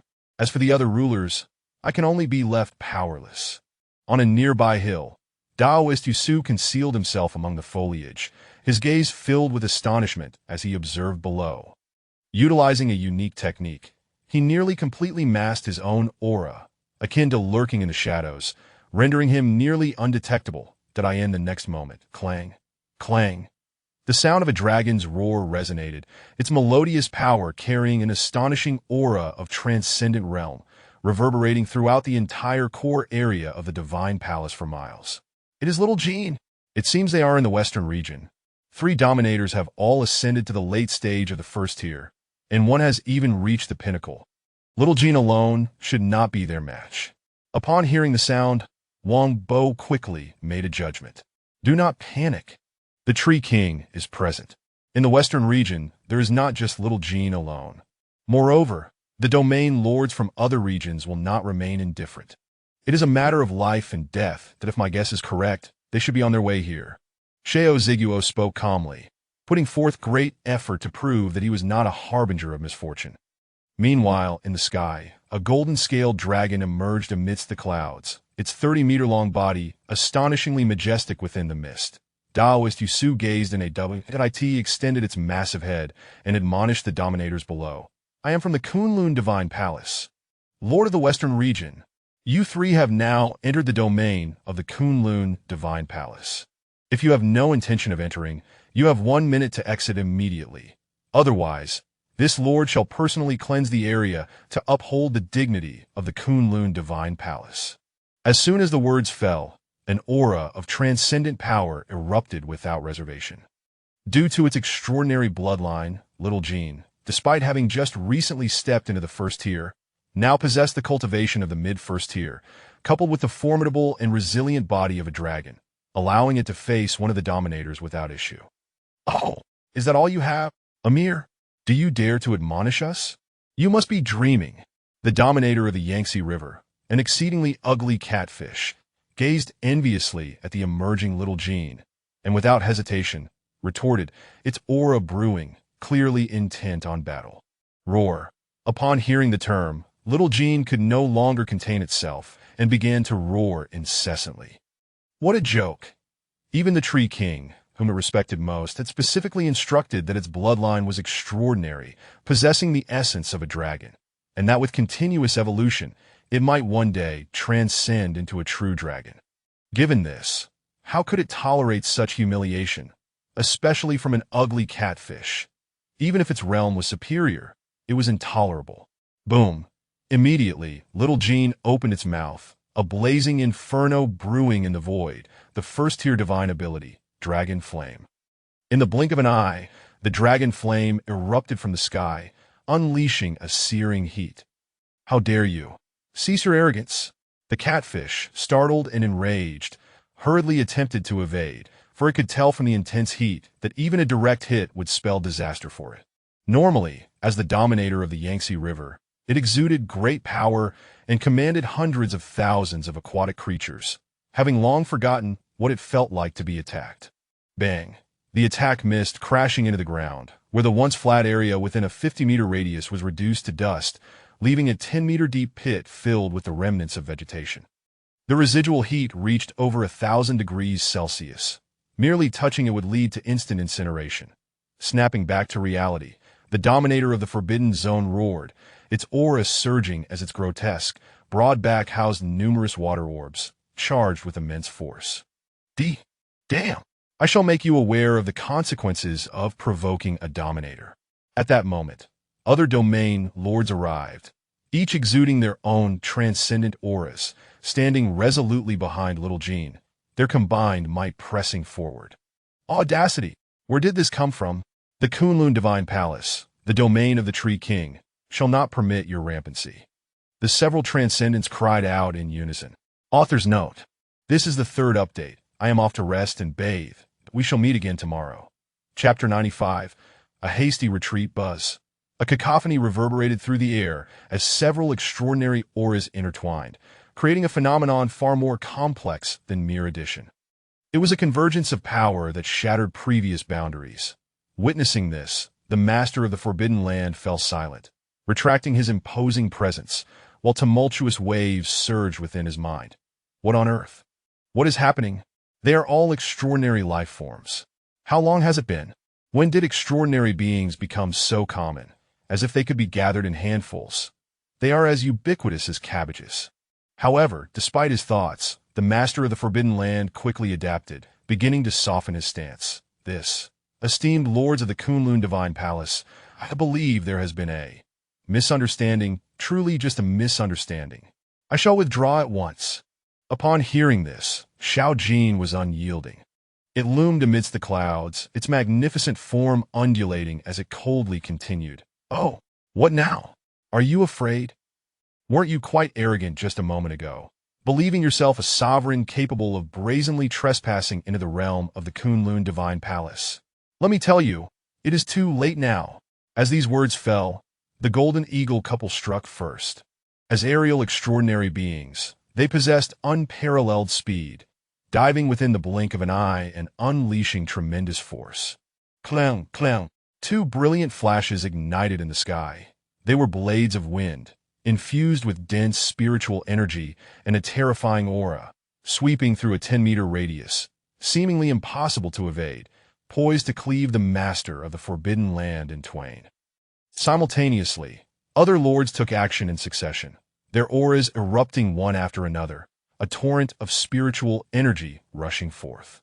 Roar. Xiao Jin unleashed dragon flames once more, this time the temperature soaring sharply, shifting from fiery red to a hint of black, suffused with energy exceeding 10,000 degrees Celsius. Boom. In the air, the dragon flames roared forth, accompanied by a piercing howling, the sound of energy friction against the air. Within a mere minute, the master of the Forbidden Land was gravely injured. Had he not fled swiftly, aided by his physical advantages, he would have likely become a cold, motionless corpse lying upon the ground. After all, despite being the master of the Forbidden Land, he had yet to ascend to the second tier, lacking overwhelming strength, capable of contending with only two adversaries at once. Yet now, he faced four lords of the Kunlun Divine Palace, along with two aerial scouts. The numerical advantage effectively bridged the gap in their realms. Following this brief interlude, Xiao Jin turned its gaze toward the other two masters of the Forbidden Land, coldly stating, "You two, please make your exit. Withdraw from the Divine Palace's domain immediately. Otherwise, I trust you have already witnessed what lies ahead." As these words echoed, the long-silent Xiangge finally spoke, his voice reminiscent of a weathered elder. "Honorable Palace Master, Kunlun is the progenitor of myriad mountains, a convergence of all dragon veins. In the time to come, there will be great upheavals that we, though lacking in merit, seek to encounter some fortuitous opportunities, and we hope for your gracious consent." In tandem, the Huashan master of the Forbidden Land echoed similar sentiments, their tones imbued with respect, merely wishing to remain and assuring they would not engage in any further misdeeds. Though he appeared coarse as a massive black bear, his intellect was highly developed, lacking any semblance of foolishness at this juncture. Just as Xiao Jin was poised to continue its reprimand, a voice resonated in its mind from Su Che. "Enough! Let it be. Designate an area for these two masters to remain. As long as they refrain from making any rash moves, you must keep a vigilant watch over them. As for that catfish, disregard it." Within the valley, under the coverage of mental energy, Su Che observed the unfolding events. Upon noticing the Xiangui from the Yellow River's Forbidden Land, he was struck by a flicker of intent, the feasibility of which would ultimately depend on execution. Thus, as the Xiangui spoke, he transmitted commands directly to Xiao Jin. Moreover, allowing merely a designated area was not a significant concession. Once Su Che's regional kingdom was established, interactions with these extraordinary beings from the Forbidden Lands would be inevitable. On the other side, Xiao Jin withdrew its words, calmly issuing the necessary commands. By the decree of the Palace Master. Permission granted. However, the designated area is confined to this space. You two must not wander freely, lest you face consequences beyond your endurance. No sooner had the words been spoken than Shao Jin emerged from the clouds, gracefully descending to the ground, joining the other extraordinary beings in mutual discourse. In response, the Xian Gui expressed heartfelt gratitude, saying, "Thank you, Palace Master." Nearby, the black bear imitated the gesture, cupping its hands and making a booming sound. "Thank you, Palace Master. Your profound wisdom is deeply appreciated by us." Their words, akin to those of wandering heroes, carried an air of dissonance that was hard to ignore. The author has something to say. Here's the first update, with 2 more to follow. Please be patient, everyone. Chapter 96. The earth trembles soon. Time passed incrementally. Nearby, hidden atop the hills, Master Yusu observed the temporary cessation of chaos and swiftly utilized his Taoist techniques to return to the original encampment of his team. Instructor, what transpired? Moments ago, a massive presence of extraordinary life forms emerged within the mountain range. From my preliminary assessment alone, there are no fewer than 8. What could this possibly mean? What has occurred? Team leader Zhang Ping approached with a hint of anxiety in his voice. In response, Yusu shook his head, his expression grave. There is significant unrest. It appears stability has been disrupted. Just now, the sovereign-level beings from the 3 forbidden zones have all arrived, and a minor skirmish has taken place. It is likely that more creatures are currently observing. Notify the higher authorities. The Kunlun blockade line must be temporarily advanced. At least 10,000 personnel should be on standby, and the weaponry logistics must begin sounding alarms. We can expect further developments. Can we establish direct communication with the master of the Kunlun Divine Palace to seek counsel on these matters? With narrowed eyes, Master Yusu stood solemnly as he spoke. In the next moment, the relevant communication personnel promptly activated a specialized messaging device to relay the pertinent report. Strange lunar phenomena. Spiritual energy has surged significantly. Beings of the Forbidden Zones have converged en masse upon the Kunlun Mountains. What could be the reason behind this? Is there another underlying cause? Leaning against an ancient tree, Master Yusu gazed contemplatively into the distance, muttering to himself. At midnight, precisely at 12 o'clock, the moon in the sky had taken on an unnaturally grotesque size, tinged with a crimson shadow that exuded an enchanting aura. Its pockmarked surface cast eerie shadows, making it evident to even the untrained eye that something was amiss. Half of the sky was enveloped by the moon, whose luminosity rivaled that of the sun, rendering the night indistinguishable from day. In that moment, an abrupt transformation occurred. A resounding boom echoed as if thunder had struck from a clear sky, reverberating in everyone's ears. The ground began to tremble, and numerous the once flat soil revealed terrifying fissures, some measuring around a meter in length, while others stretched for dozens of meters. In their panic, some animals fell into the seemingly bottomless chasms. What lay before them resembled the epicenter of a cataclysmic earthquake. What in the world? What is happening? Why is it shaking so violently? Could it be that the Lord of the Trees spoke of a forthcoming massive earthquake? Within the valley, the trio exchanged astonished glances, while Wang Bo jumped up, muttering in confusion. Impossible. Everyone, remain still. There are likely greater movements afoot. Li Jie interjected calmly, maintaining a sense of composure. The advantage of a mental strength evolver lies in their ability to remain remarkably calm in the face of turmoil, enabling them to handle situations with poise. At the same moment, Su Che awoke, his words filled with fervor. It has begun. Finally, if the bloodline legacy holds true, then the resplendent era of a millennium ago is poised to re-emerge before the eyes of the world tonight at midnight. As he spoke, the tumult continued unabated. Amid the trio's astonished gazes, the mountains on either side began to rise, ascending while simultaneously stretching outward, as if they were regrowing. Indeed, you heard correctly. The peaks were literally growing upward. Not only the mountains, but the ground itself began to stretch massively, with the fissures expanding, accompanied by the sound of cracking. What was once a valley spanning 1,000 acres had now multiplied tenfold, reaching a staggering expanse of over 10,000 acres, while the circular lake transformed into a vast freshwater body.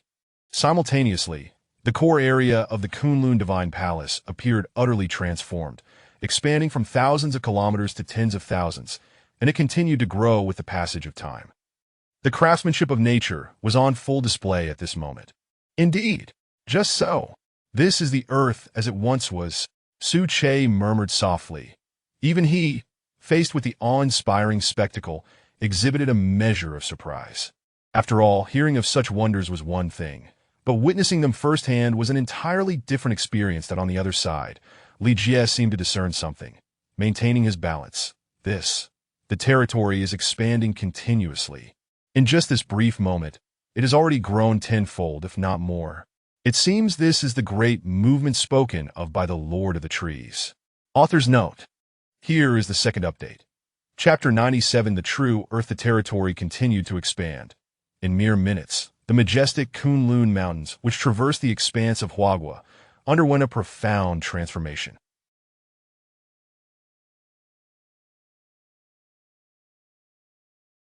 Viewed from a great height, the Kunlun Range appeared to pulsate with an overwhelming vitality, as if it were a living entity, continuously extending outward in a rhythmic undulation. Rocks accumulated, soil was upheaved, and the mountains expanded relentlessly. Simultaneously, an immense volume of rich spiritual energy surged forth from the depths of the earth. This energy, synthesized under immense pressure, was of a high grade, concealed within the soil.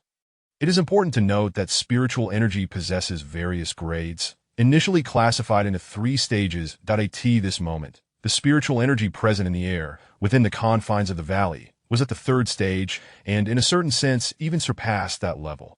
Meanwhile, 2 sovereigns of the Forbidden Realm, who had been resting, were abruptly roused from their meditative state due to the violent commotion. Without uttering a word, they greedily absorbed the high-grade spiritual energy. In just a second of inhalation and exhalation, their surrounding meditative space became shrouded in mist, saturated with droplets of spiritual energy. Likewise, in this fortuitous moment, no creature could afford to miss out. The primal instincts from their lineage compelled them to absorb this energy, as it promised immeasurable benefits for their future evolution. Within the valley, a trio remained in a state of astonishment, while the members of the Kunlun team behind them were utterly awestruck, their eyes wide with disbelief. What on earth? Uncle, what is happening? How could such a transformation occur in such a short time? Has the valley truly changed so drastically? Is this still our Earth? The young man exclaimed, glancing around as if he were in a completely unfamiliar place. Do not panic. Everyone is here. Nothing is amiss. It is undoubtedly Earth. I suspect it is the influence of spiritual energy. Old Zhang managed to suppress his shock, eventually regaining his composure and offering quiet reassurances. At this moment, Su Che was filled with exhilaration, for he comprehended what lay before him and the reasons behind the unfolding events. The true Earth. Indeed, it is as expansive as I had envisioned. The ancestral teachings were accurate. The depletion of spiritual energy, due to the cycle of reincarnation, led to Earth's gradual decline, ultimately ushering in an era of desolation, causing some smaller worlds to contract and even vanish into the void. Su Che murmured to himself, diligently articulating the relevant knowledge. It turned out that millions of years ago, Earth was a realm of splendor, entirely the domain of spiritual beings. During that era, myriad races emerged, vying for supremacy. Various myths and legends unfolded, with mighty human cultivators wielding wooden swords, causing stars to fall with but a flick of their fingers. Beings of extraordinary talent, utilizing their divine powers, rendered vast expanses barren, transforming them into desolate wastelands, requiring an area thousands of times larger than that of present-day Earth. However, due to the cycle of reincarnation and the depletion of spiritual energy, the Earth plane began to shrink gradually in order to preserve its vitality. After centuries of decay, it ultimately manifested as the diminished territory prior to the resurgence of spiritual energy. Now, with the revival of spiritual energy, the Earth plane was reawakening, revealing its true form once more. Come forth, a glorious era. The great age has arrived. I, Su Che, shall stand atop the pinnacle of this epoch. Su Che's consciousness thundered within his corporeal form, his foundational roots embedded in the soil, now drawing forth spiritual energy without restraint. Even the branches and canopy began to absorb the energy. All personnel remain in place. Engage in 3 hours of spiritual energy absorption. Awaken at 3:30 in the morning. After issuing these commands, Su Che fell silent, fully immersing himself in his cultivation.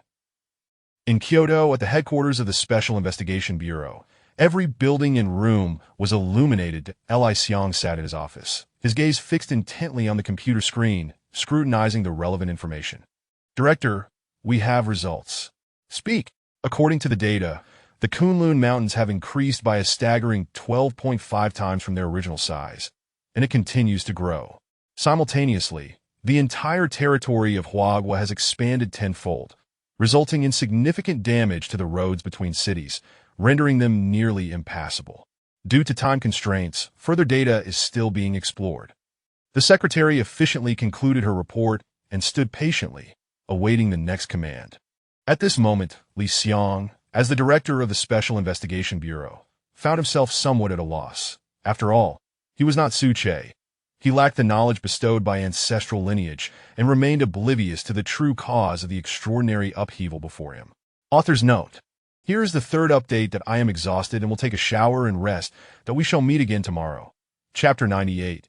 The Global Temporary System. After much contemplation, and based on the existing data, Li Xiang arrived at a preliminary conclusion. His expression was grave. Following a series of discussions, he ultimately issued relevant orders from the highest command zone.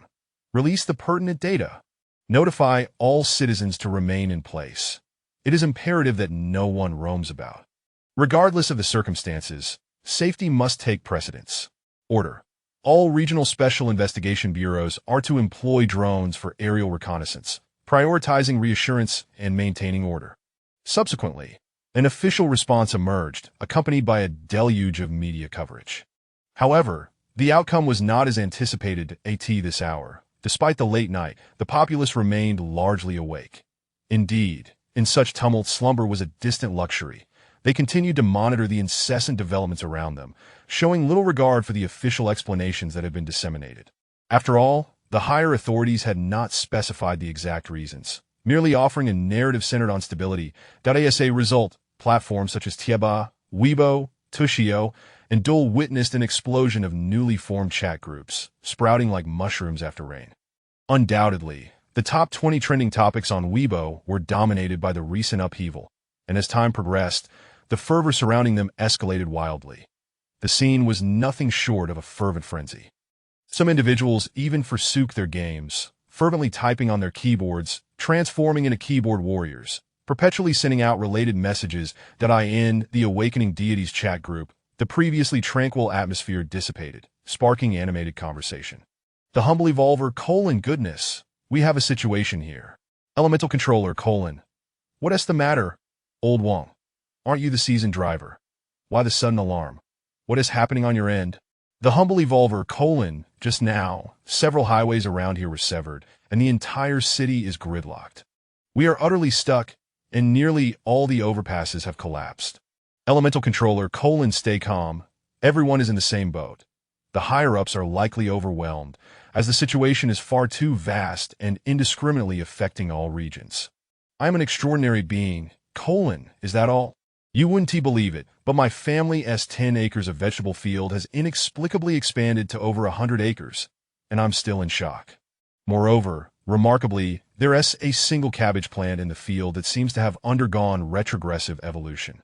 It has sprouted a vibrant green root crown, and the aura of spiritual energy is simply overwhelming.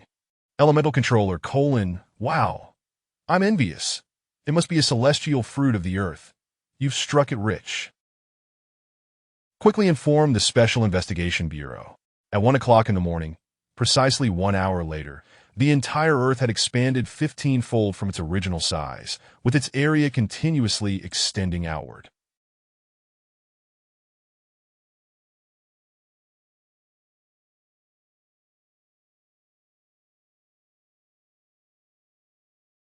Most foundational structures in various countries suffered dimensional assaults, leaving behind mere remnants, resembling a desolate wasteland. In Kyoto, at the headquarters of the Special Investigation Bureau, a secretary entered and announced, "Director, What on earth is that? What time is it now?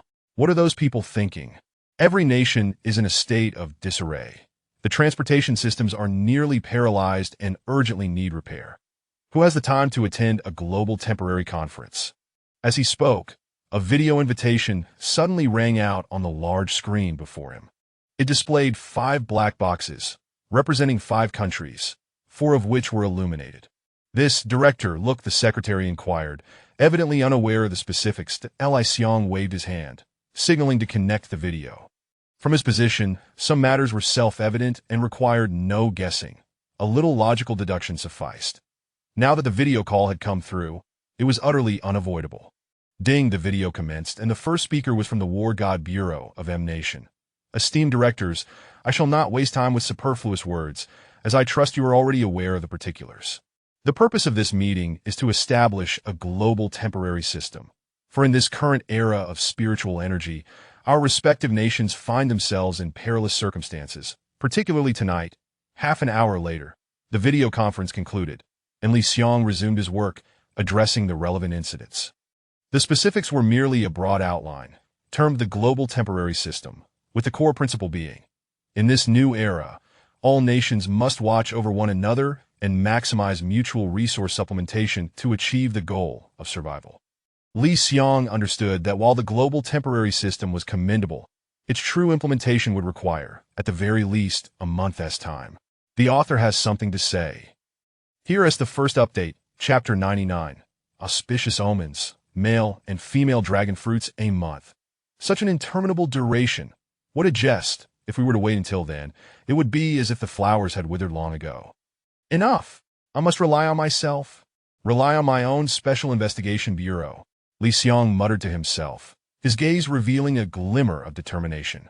This was a unique tenacity he possessed as the director of the Special Investigation Bureau, a responsibility that weighed heavily, akin to Mount Tai, for the entirety of the people of Huagua. Director, the detection station just reported. At that moment, his secretary rushed in, holding a report, a look of urgency etched across his face. Li Xiong thought, could you not come at such a time? Whenever you arrive, it is invariably bad news. To be frank, through concrete examples, Li Xiong had discerned a peculiar affinity for misfortune that his secretary seemed to possess. Any report he delivered, without exception, heralded a large-scale adverse event. It appears, perhaps it's time to consider a new secretary. Continuing down this path is hardly sustainable. Li Xiong mused quietly to himself. He then inquired, what is it? The Kunlun Base's blockade detection station has just detected a significant energy density, suspected to be linked to the Forbidden Zone. The secretary replied with utmost formality. Oh! Li Xiong expressed his confusion, finding it difficult to comprehend why, at this juncture, the creatures of the Forbidden Zone would still be plotting. Did they intend to initiate another large-scale battle? He proceeded to access the data transmitted to the back end, which was displayed on the screen. Boom! At first glance, upon witnessing the specific energy density and the dense array of red dots, Li Xiong's mind erupted, akin to thunder striking a clear sky, leaving him dazed and bewildered. This was not merely a large-scale energy density. It was, in fact, the large-scale landing of Forbidden Zone creatures that in comparison to the entrance of the Demon City. This was a mere trifle, both in scale and quantity, existing on a fundamentally different plane. This is the Yangtze River Forbidden Zone. There must be a maritime Forbidden Zone at play, for such a scale could not possibly arise without it. Li Xiong scrutinized the map and made a rudimentary assessment based on the distribution of energy density. Indeed, he was entirely correct. The congregated creatures of the Forbidden Zone originated from both the Yangtze River and maritime Forbidden Zones, as the sovereign of the Forbidden Zone. Having been nearly slain by the domain lord of Kunlun, the catfish was undoubtedly unwilling to concede, and thus sought out the maritime Forbidden Zone. The two entities, it could be said, had found common ground, each fulfilling their respective plans that, of course, the maritime Forbidden Zone referred not to the entrance of the Demon City, but rather to the expansive region at the Yangtze River's mouth, where another sovereign ruled over thousands of square kilometers of water. At 3:30 in the morning, within the valley, suddenly, a brilliant point of golden light flickered, accompanied by an astonishing aura that pierced through the heavens, and the earth die in the next moment. The anomalous moon returned to its normal state, and the oceanic tides across various regions reverted to their original conditions. The dark expanse of the Kunlun Mountains was illuminated by sunlight that streamed down from an unknown source, gradually dispelling the haze within the mountains until it shone as brightly as daytime. In the sky, clouds gathered, draped in purple radiance, exuding a majestic aura that flowed like a waterfall of liquefied high-grade spiritual energy that on the ground. Flowers bloomed in a riot of colors, as if welcoming the arrival of spring. At the center of the circular lake, a flash of red appeared, seemingly conjured from thin air, as a crimson lotus emerged, its 12 petals poised to unfurl, cradling a lotus seed at its core, exuding an inexplicable charm as it floated gracefully upon the water's surface.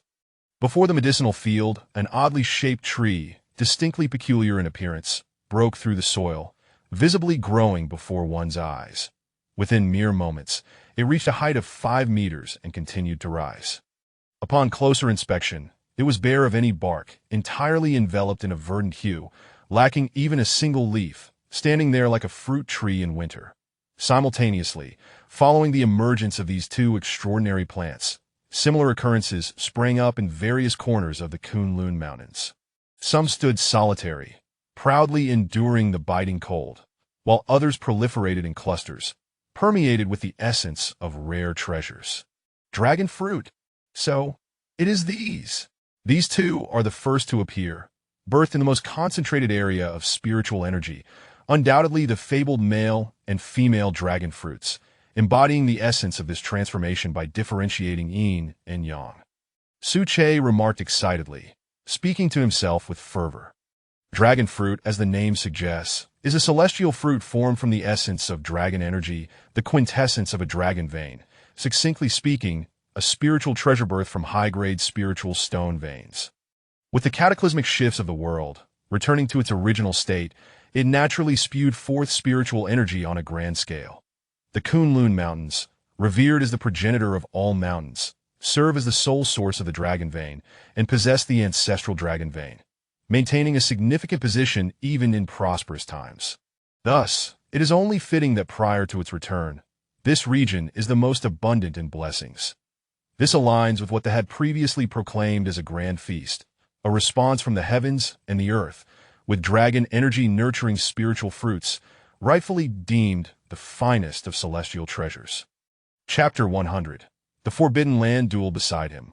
Wang Bo stood dumbfounded, his eyes wide with disbelief as he gazed intently at the male and female dragon fruit not far away, as if he had encountered a ghost, leading him to question the very essence of life itself. What on earth? What is happening? What is this? Automatic growth? Transmutation? Or perhaps some celestial sorcery? This is utterly absurd. Xiao Zhiguan nodded in agreement, equally filled with astonishment. The sight of the male and female dragon fruit manifesting in the void was so surreal that, had he not witnessed it with his own eyes, he would have never believed it. He would have thought it merely an illusion. Yet, the tantalizing fragrance wafting through the air and the inexplicable charm surrounding it left no doubt in his mind. It was real, it seems. The three sovereigns of the Forbidden Land have arrived simultaneously at our Kunlun Divine Palace, likely drawn here by the allure of these spiritual fruits. At that moment, Li Jie suddenly experienced a moment of clarity, comprehending the underlying reason. In the next instant, information regarding the dragon fruit was transmitted directly into the minds of the three men by Su Che. After a brief silence, Li Jie stood stunned, exclaiming, "Goodness! The essence of the dragon vein! It can aid in breaking through to the second tier of the extraordinary. Perhaps even to the third tier. My word, it's no wonder. If it were me, I would undoubtedly be captivated. It truly is." The trio exchanged incredulous glances, each processing the astonishing news about the dragon fruit. Just then, accompanied by a thunderous roar, evolutionary creatures from the Yangtze River's Forbidden Land and certain coastal areas initiated their assault, commencing a large-scale invasion. Before their eyes, hundreds of thousands of shrimps. Part of its rage stemmed from a desire for vengeance, to cleanse itself of humiliation. Another part was driven by its insatiable greed for the male and female dragon fruit within the valley. Such heavenly treasures were simply too enticing to resist. which is why it had dared to venture into Kunlun territory. Hearing this, Su Che couldn't help but chuckle, bemused by the audacity of a sovereign of the Forbidden Land to challenge an equally ranked and even higher-leveled sovereign. Was it Liang Jinru? Oh, last time, I spared you due to your supposed virtue. Who would have thought you would dare to return and wreak havoc? It seems I have indeed made you too comfortable. This time, even if the King of Heaven himself were to come, he could not save you. As the words left his lips, the aura of a second-tier extraordinary was unleashed without restraint, crushingly overwhelming. Then, the clear sky was rent asunder by a bolt of lightning, thick as a barrel, imbued with the power of judgment, violently descending upon the catfish's injured head. Boom! Due to the pressure of the aura, the sovereign of the Yangtze River was unable to evade in time.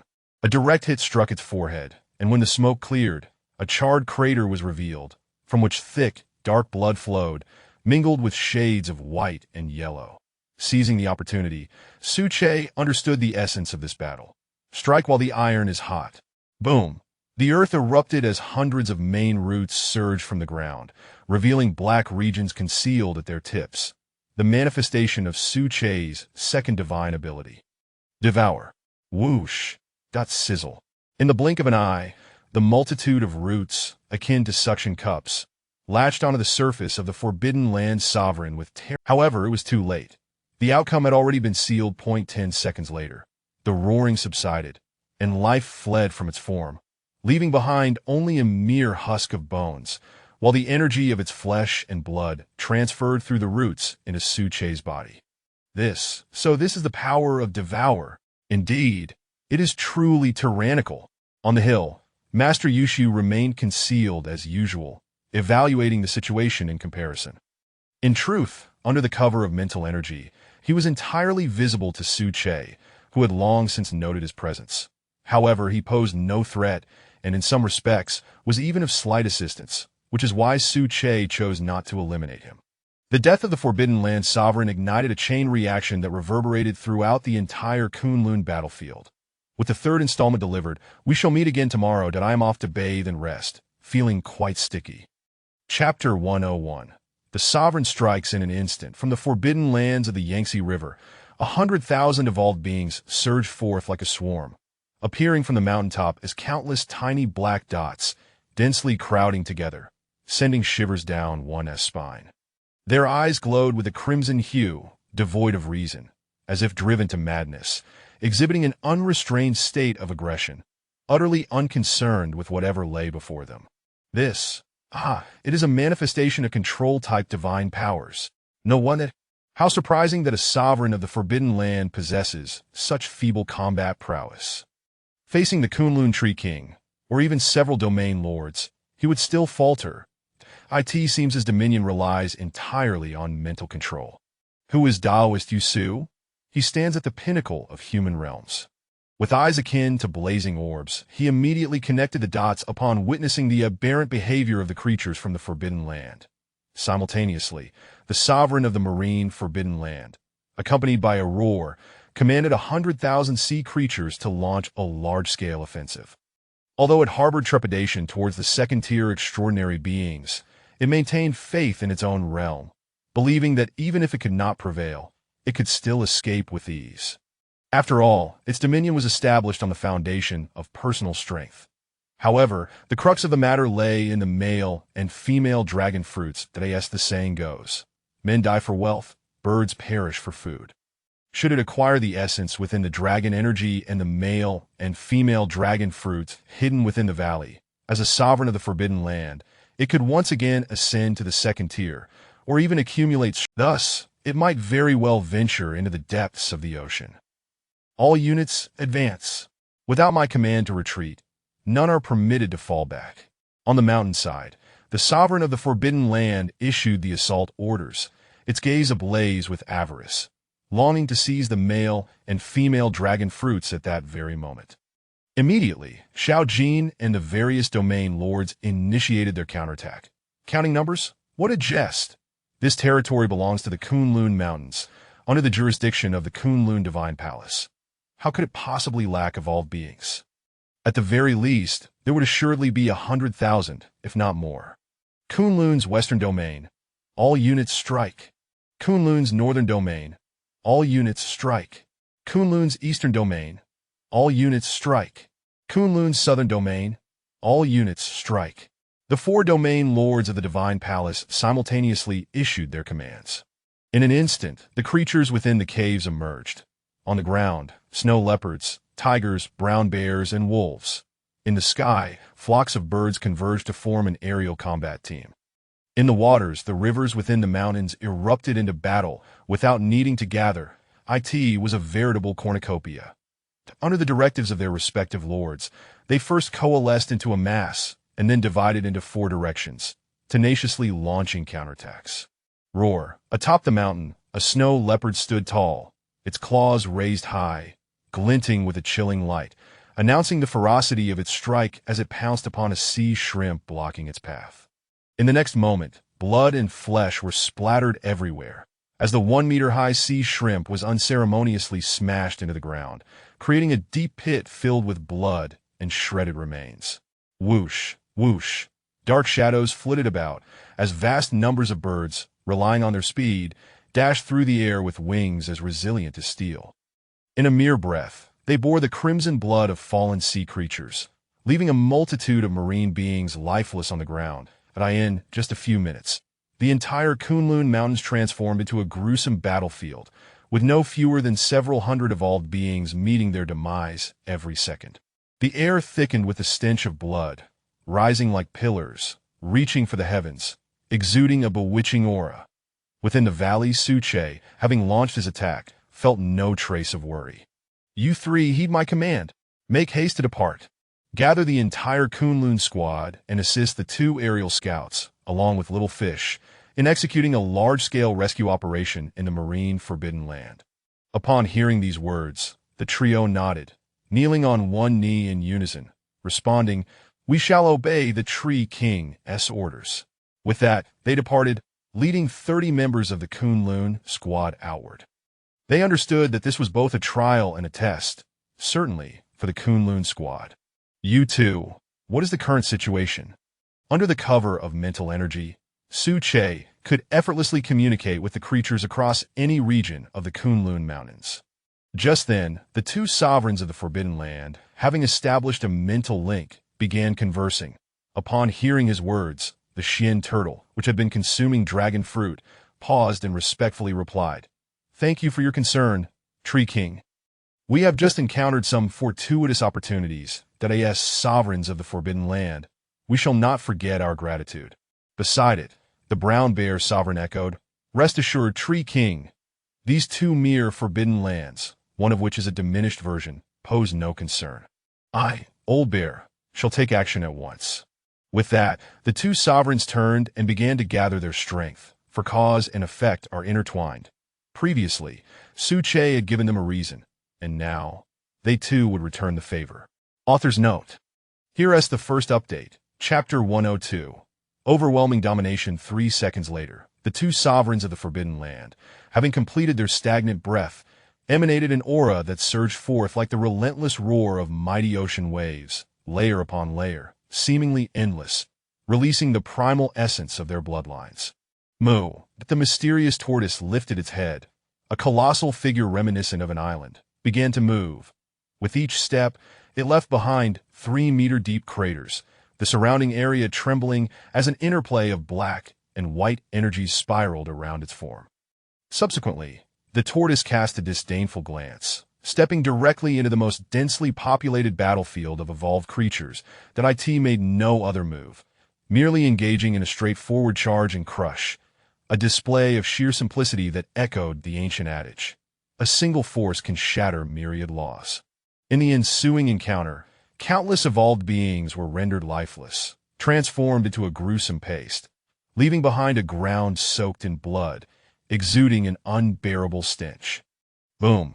But the trembling persisted, as the very soil beneath quaked violently. Bang!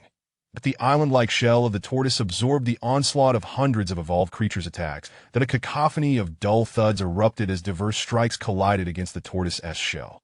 Yet, as the smoke cleared, The shell remained virtually unscathed, pristine as ever, as if the previous assault had never transpired. Run. Hurry, flee. This is a sovereign-level creature. We stand no chance against it. In no time, the commanders of the marine tribe recognized the unfathomable depth of the tortoise before them, their voices filled with panic, eager to retreat from the battlefield. However, as a sovereign of the Forbidden Realm, how could the tortoise allow such an opportunity to slip away? With a powerful exhalation, blue torrents of water surged from its mouth, imbued with tremendous force and infused with its own spiritual energy, harboring a chilling intent to kill, sweeping across the entire area. In the span of a single breath, it obliterated over 10,000 evolved beings. The might of this extraordinary life form, especially that of a sovereign of the Forbidden Land, was manifest in this moment, far surpassing that of the catfish. Meanwhile, on another front, the brown bear sovereign leaned against a mountain peak, its towering form exceeding 10 meters, a striking spectacle. Come forth, a mere swarm of insignificant fish. The Lord of Kunlun has bestowed upon me an opportunity. Today, I shall use you as a tribute to the palace master. How fortuitous!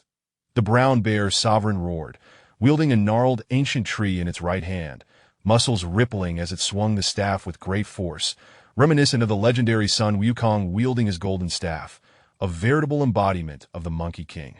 Boom! But in the front line, a multitude of evolved beings stood together, and in the next moment, the ancient tree glimmered, unleashing a tremendous force that cleaved the evolved creatures in twain. Their upper and lower halves separated, displaying a grotesque beauty of violets. Bang! Another strike landed on the head of a pinnacle-tier sea crab. The impact left a deep dent, embedding its entire form, including its head, into the ground, resembling a twisted, deep-fried pastry. In the end, the entire western region had transformed into the battlefield of the brown bear sovereign. The evolved creatures fell like chaff, only to be replenished anew, with a rough estimate placing their numbers at no less than 50,000.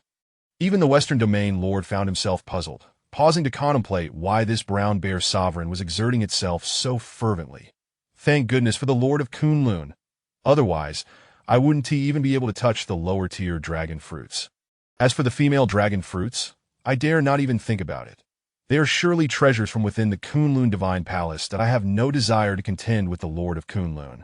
That would be sheer self-torture. After a while, the western region settled, and the brown bear sovereign sat upon a blue stone, muttering to itself. Beneath its seemingly rugged exterior lay a glimmer of shrewd intelligence. Chapter 103. Myths of the Contemporary World Due to the Cataclysm. A tremendous influx of dragon energy has been reinvigorated within the Kunlun Mountains that a portion of this essence has given birth to 2 dragon fruits, one male and one female. Meanwhile, other external layers, albeit slightly inferior, have manifested into 3 distinct grades of dragon fruits distributed sequentially across various corners of the Kunlun range. The brown bear sovereign and the black tortoise sovereign, having arrived earlier, have already partaken in a portion of the highest grade dragon fruits among the 3rd tier, which are but a hair's breadth inferior to the 2 dragon fruits in the valley. Consequently, the 2 sovereigns of the Forbidden Lands have opted to take matters into their own hands, clearing the obstacles before them. Indeed, a remarkable lineage. There is hope for further evolution in the future. Observing the brown bear sovereign, Su Che expressed his satisfaction from behind, feeling an uncanny resemblance to the legendary figure of Sun Wukong, the Monkey King, particularly in the way the sovereign commanded the ancient trees in battle. This, Su Che mused, perhaps the characters in mythological tales are not entirely fictitious. They might have truly existed, albeit, at that moment, within the valley, the 2 dragon fruits, embodying the duality of yin and yang, thrived vigorously, with a dense accumulation of high-grade spiritual energy coalescing above them, providing the most complete nourishment. In half an hour, that should suffice. Through his mental probing, Su Che discerned the state of the dragon fruits. Simultaneously, due to the influence of dragon energy, other heavenly spiritual fruits had fully ripened, with the Zhu fruit in the medicinal field growing by over a century in age. After a while, the western and eastern regions were nearly completed, prompting the 2 domain lords to give the order to commence the cleanup of the battlefield. However, in the northern and southern tributaries, Combat persisted unabated, as the continuous influx of evolved marine creatures made significant extermination exceedingly challenging. Too slow. This is an utter waste of time. Su-Che expressed his dissatisfaction, noting that what was anticipated to be a 2-hour battle had extended to the present moment. Thus, he resolved to take action himself and simultaneously reap a harvest of nourishment. Upon uttering these words, spiritual energy surged, merging into the void. Soon after, dark clouds gathered, and thunder rumbled. Bang! A purple lightning bolt illuminated the sky, unleashing a torrential downpour of thunder. The tributaries in the north and south became infused with the domineering energy of judgment, swirling chaotically. Did I in but a second? The evolved creatures within the waters were rendered paralyzed, rendered immobile, and reduced to mindless roars. Then the second divine ability, Devour, manifested as the roots of the main tree ascended, weaving a vast net beneath the soil that ensnared all creatures within. Upon contact, the devouring power was unleashed, and the immobilized marine creatures were swiftly reduced to mere flesh and bone, helplessly awaiting their demise under Su-Che's will, as they walked step by step towards their end. By heavens! Wang Bo exclaimed, shocked as he beheld the marine creatures reduced to mere skin and bones. He murmured, the combination of the first and second divine abilities yields such tremendous power. This is undeniably formidable. Before their eyes lay 100,000 marine evolved beings, utterly devoid of life, standing still like wooden carvings, lacking flesh, weight, or breath, as if a mere gust of wind could send them tumbling away. Indeed, so powerful.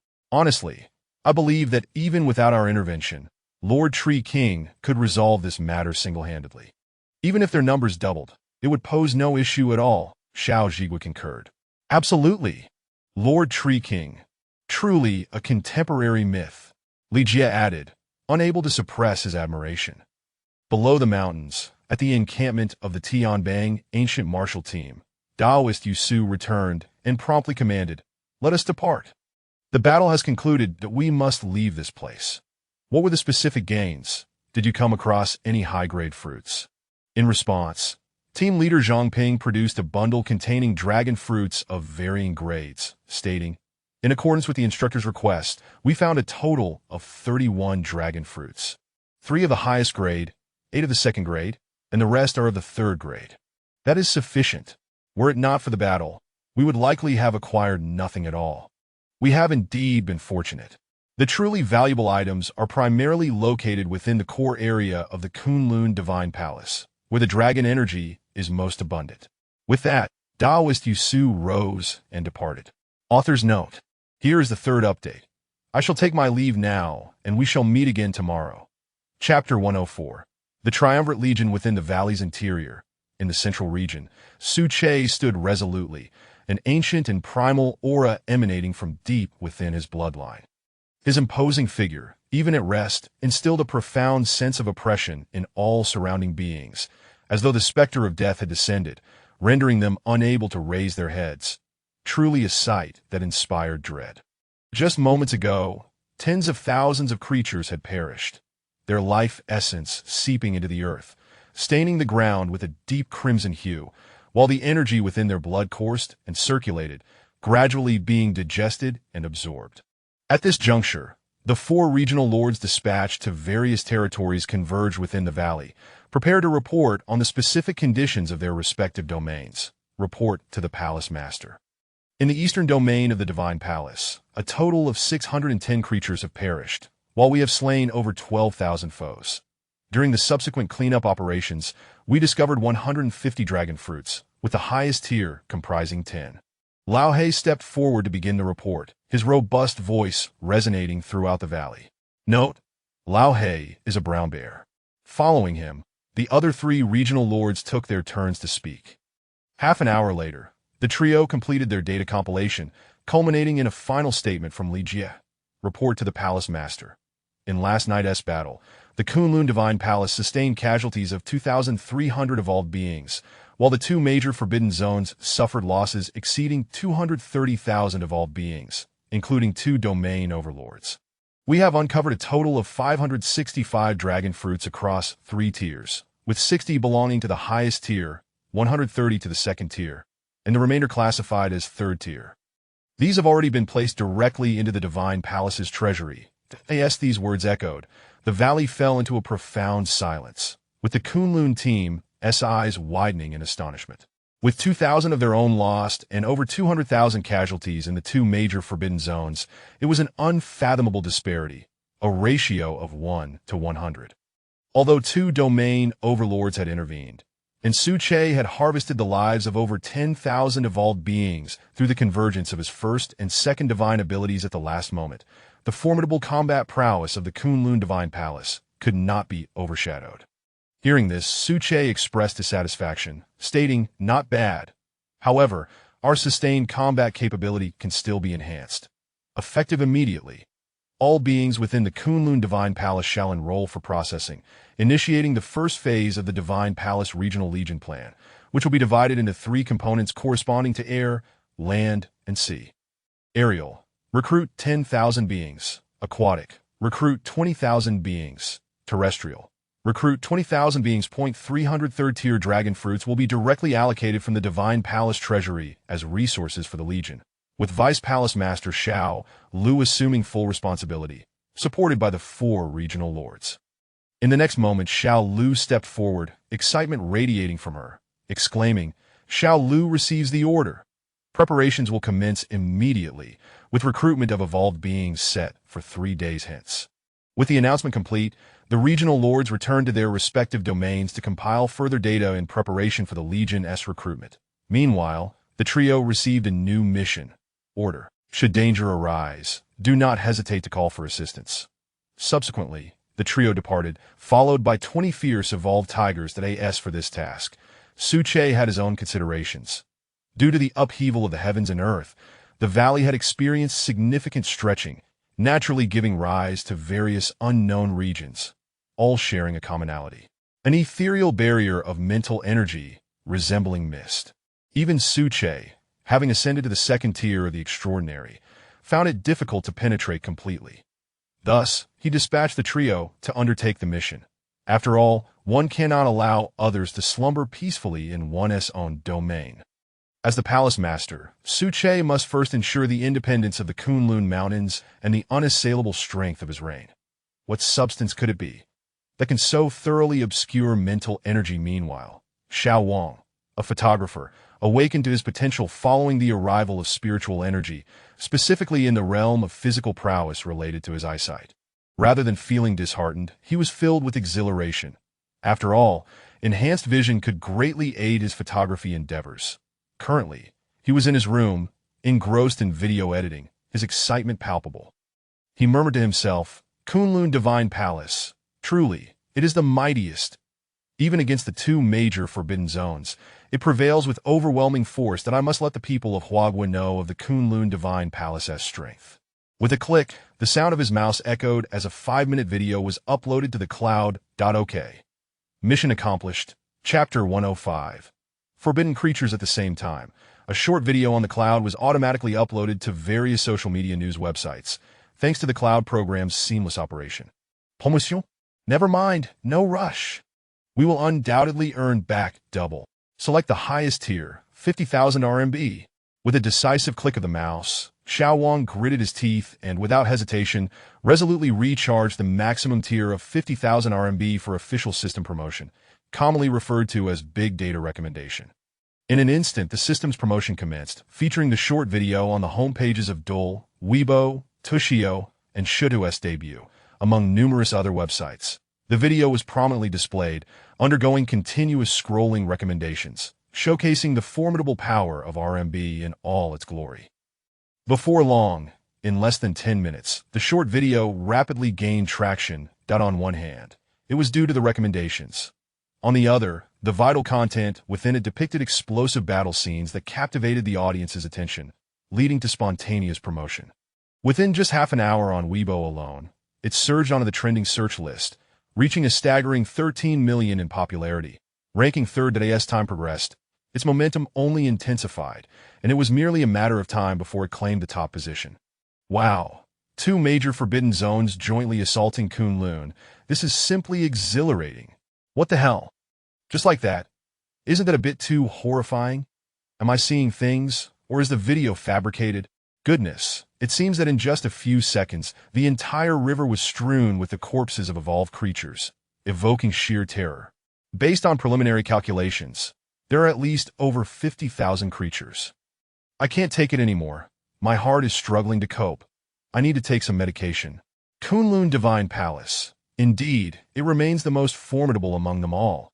I feel none of the other 7 forbidden zones can rival its might.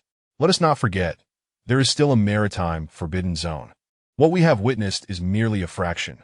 The maritime forbidden zone is hundreds of times larger than Kunlun's.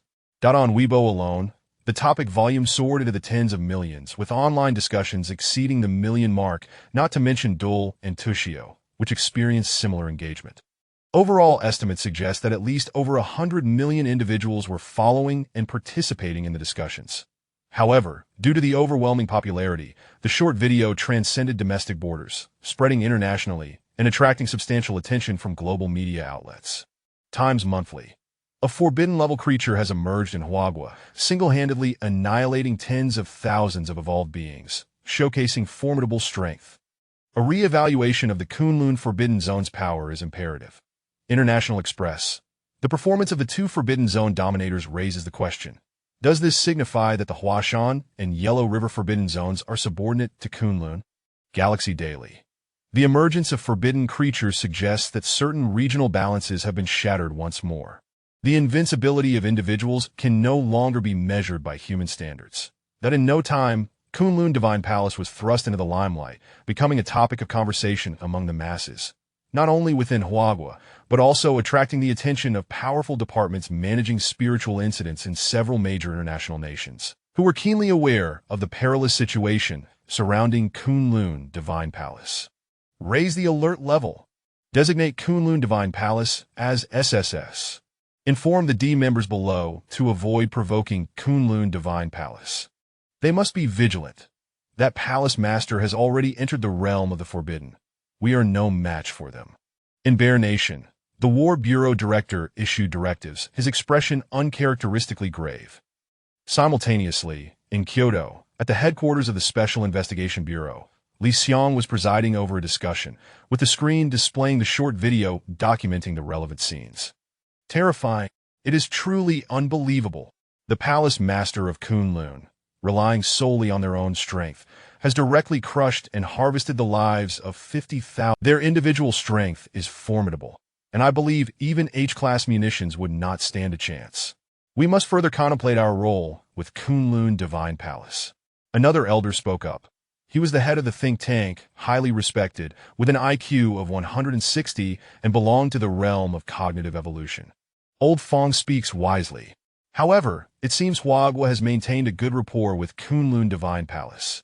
That powerful palace master is not unreasonable, possessing great wisdom. Likewise, differing viewpoints emerged. Author's note. Second update. Chapter 106. The return of the Yushu team in the discussion room. There were 2 distinct sections.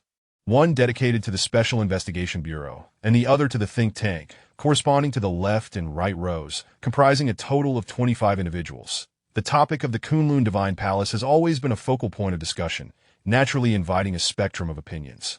Some expressed agreement, while others voiced dissent, with a few adopting a neutral stance. That Li Xiong stood at the forefront, his expression grave, resembling a still wooden sculpture, his eyes filled with anxiety, reflecting his concerns regarding the current predicament of Huagua. The area had expanded. Numerous foundational structures lay in ruins. The emergence of forbidden creatures had been reported, and various restricted zones had begun to exhibit heightened activity.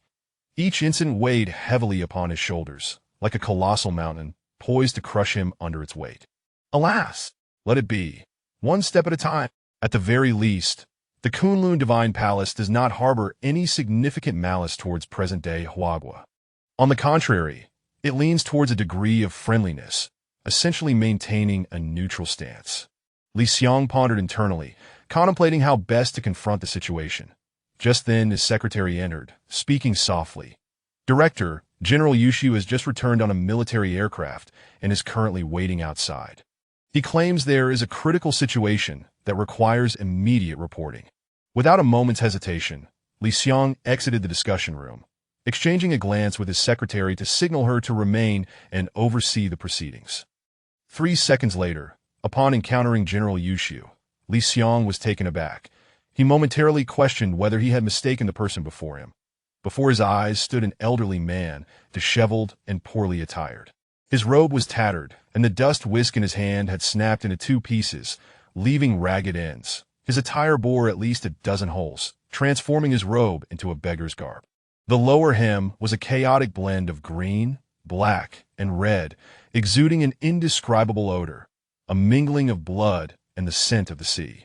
"General," Li Xiong began, gesturing in disbelief. The words he intended to utter momentarily caught in his throat. After several moments, he finally managed to voice his concern. "What on earth happened?" "It's nothing. No cause for alarm. Merely a trifling matter. On the way back, I encountered a residual evolutionary creature from a forbidden maritime zone, and we engaged it head-on with the ancient martial arts team. A bit of training, you see." General Yushu waved his hand nonchalantly, as if discussing the weather. However, Li Xiong was no fool.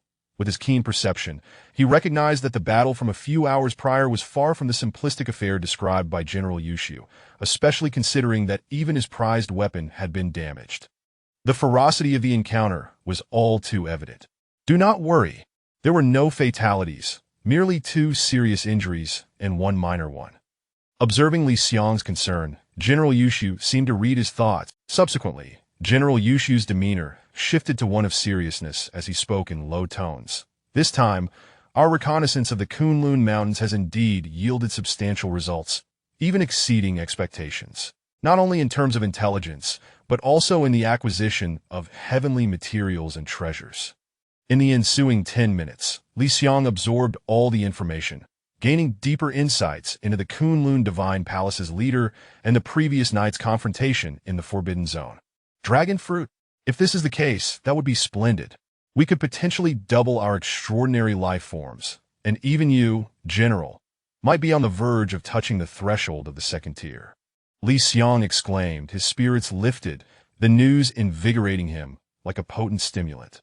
Upon returning to the discussion room, he raised no objections and promptly announced the situation, formulating corresponding protocols based on the latest developments from the Kunlun Divine Palace. "Do not panic. Following the expansion, the area of the Kunlun Mountains has increased exponentially. You must understand that it will take no less than 3 months, if not longer, to conduct a thorough investigation. As for the leader of the Kunlun Divine Palace, he is more inclined towards localized development, solidifying his rule without provoking unnecessary conflict. Thus, broadly speaking, Huagua should remain largely untroubled, provided we do not engage in reckless actions." Just before concluding, Li Xiong's mind echoed with General Yushu's words. "I hereby declare. Henceforth, the relationship between the official Special Investigation Bureau of Huagua and the forbidden Kunlun Divine Palace will remain unchanged, and there is no need to worry about the Tree King's destructive capabilities. That is all. The meeting is adjourned." With that, Li Xiong took his leave, ready to rest and recharge for the challenges that lay ahead. Chapter 107. The era of grand infrastructure. Once the specific directives were firmly established, the entirety of Huagua sprang into immediate action. The activation of the national machinery unleashing an energy so potent it was nearly suffocating.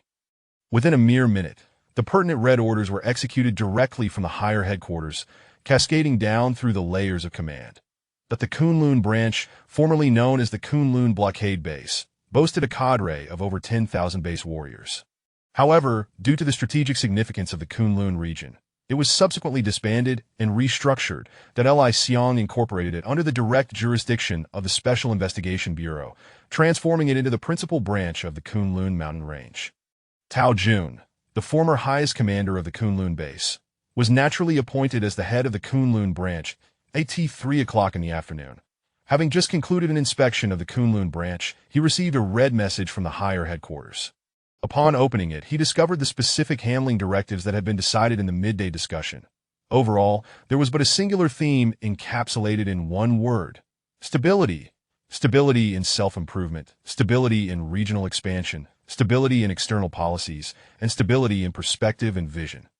Of course, in addition to the specific handling directives, 2 new commands were interspersed within.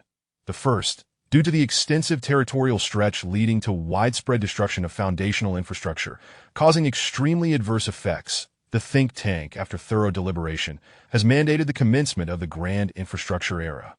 The Kunlun branch is primarily responsible for establishing satellite cities under Kunlun, capable of accommodating at least 1 million citizens. The second command: transport 50,000 spirit stones directly into the Kunlun Forbidden Area's Divine Palace, to be handed over to the Palace Lord, with the option to contact the 3 walking deities in advance. What is the purpose of this? Why are we sending spirit stones for no reason? Tao Jun found himself somewhat perplexed. He understood the necessity to immediately execute the first order regarding the Grand Infrastructure Era without hesitation. After all, the current state of Huagua was one of utter chaos, requiring urgent resolution of destroyed housing and paralyzed transportation. However, the second directive concerning the 50,000 spirit stones left him baffled. Unable to grasp its significance, that it is worth noting that even now, 50,000 spirit stones represented a substantial sum. A simple calculation revealed it could sustain the entire Kunlun branch for 3 months, if not longer. Yet, as his gaze gradually lowered, he noticed a line of small print following the second order, providing a detailed explanation. Upon reading it, he finally comprehended the situation. I see. This pertains to the dragon fruits? So that's the reason. No wonder. Immediately thereafter, 10 helicopters ascended directly, laden with 50,000 spirit stones, heading straight for the core area of the Kunlun Divine Palace. In truth, the dispatch of the 50,000 spirit stones was not merely Li Xiang's intention, but also an arrangement by the chief instructor of Yushu. After all, with every cause, there is an effect. Having taken the cause, one must bear the consequence. The intrinsic value of the 30 dragon fruits was indisputable. Whether for personal use or research, they were indeed treasures of the earth and sky. The heavenly ranking ancient martial team, including Yushu himself, had remained on the periphery of the Kunlun mountain range, never having ventured into the core area of the Divine Palace. However, it must be acknowledged that the 30 dragon fruits were indeed derived from the Kunlun Divine Palace, and the absence of obstruction from others constituted an inherent cause. Now, the 50,000 spirit stones were the corresponding consequence. Simultaneously, the Special Investigation Bureau officially announced, Title: The Era of Grand Infrastructure. Due to the abrupt territorial expansion, the total area of Huagua has increased more than tenfold, now exceeding 10,000 square kilometers. Effective immediately. To ensure unobstructed communication across regions, the Special Investigation Bureau has launched the Grand Infrastructure Plan. Within the span of 1 month, 9 major cities and 9 satellite cities must be established, capable of accommodating a population of 14 billion. Following the announcement, it resonated like a thunderclap, leaving all personnel in a state of bewildered excitement. What the hell? Don't ask, just know it's impressive. Impressive, aside from these 2 words, I am at a loss to express my exhilaration in any other language. The Special Investigation Bureau. Truly formidable. Haha, we finally reached this point. I just bet with a friend whether this would be handled, given the current near-paralyzed state, that I didn't expect the announcement to come so swiftly. Indeed, I am in awe. In just a month, 18 cities, including 9 major ones, truly a grand undertaking. I must inquire, isn't a month rather short for such a monumental project? It seems unlikely to be completed.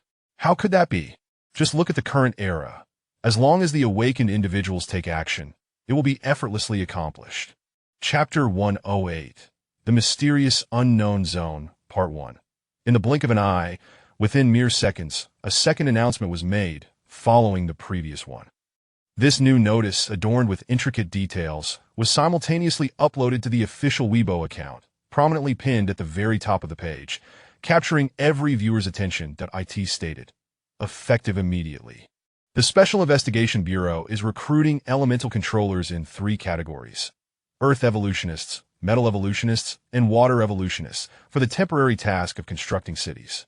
The 9 cities, symbolizing the 9 provinces of China, include Magic City, Capital City, Sheep City, Golden Capital, Sichuan, and Xinzhou. Additionally, there are 9 satellite cities: Kunlun Satellite City, Huashan, Yangtze River, Yellow River, Sea Region, and the Himalayan Satellite City.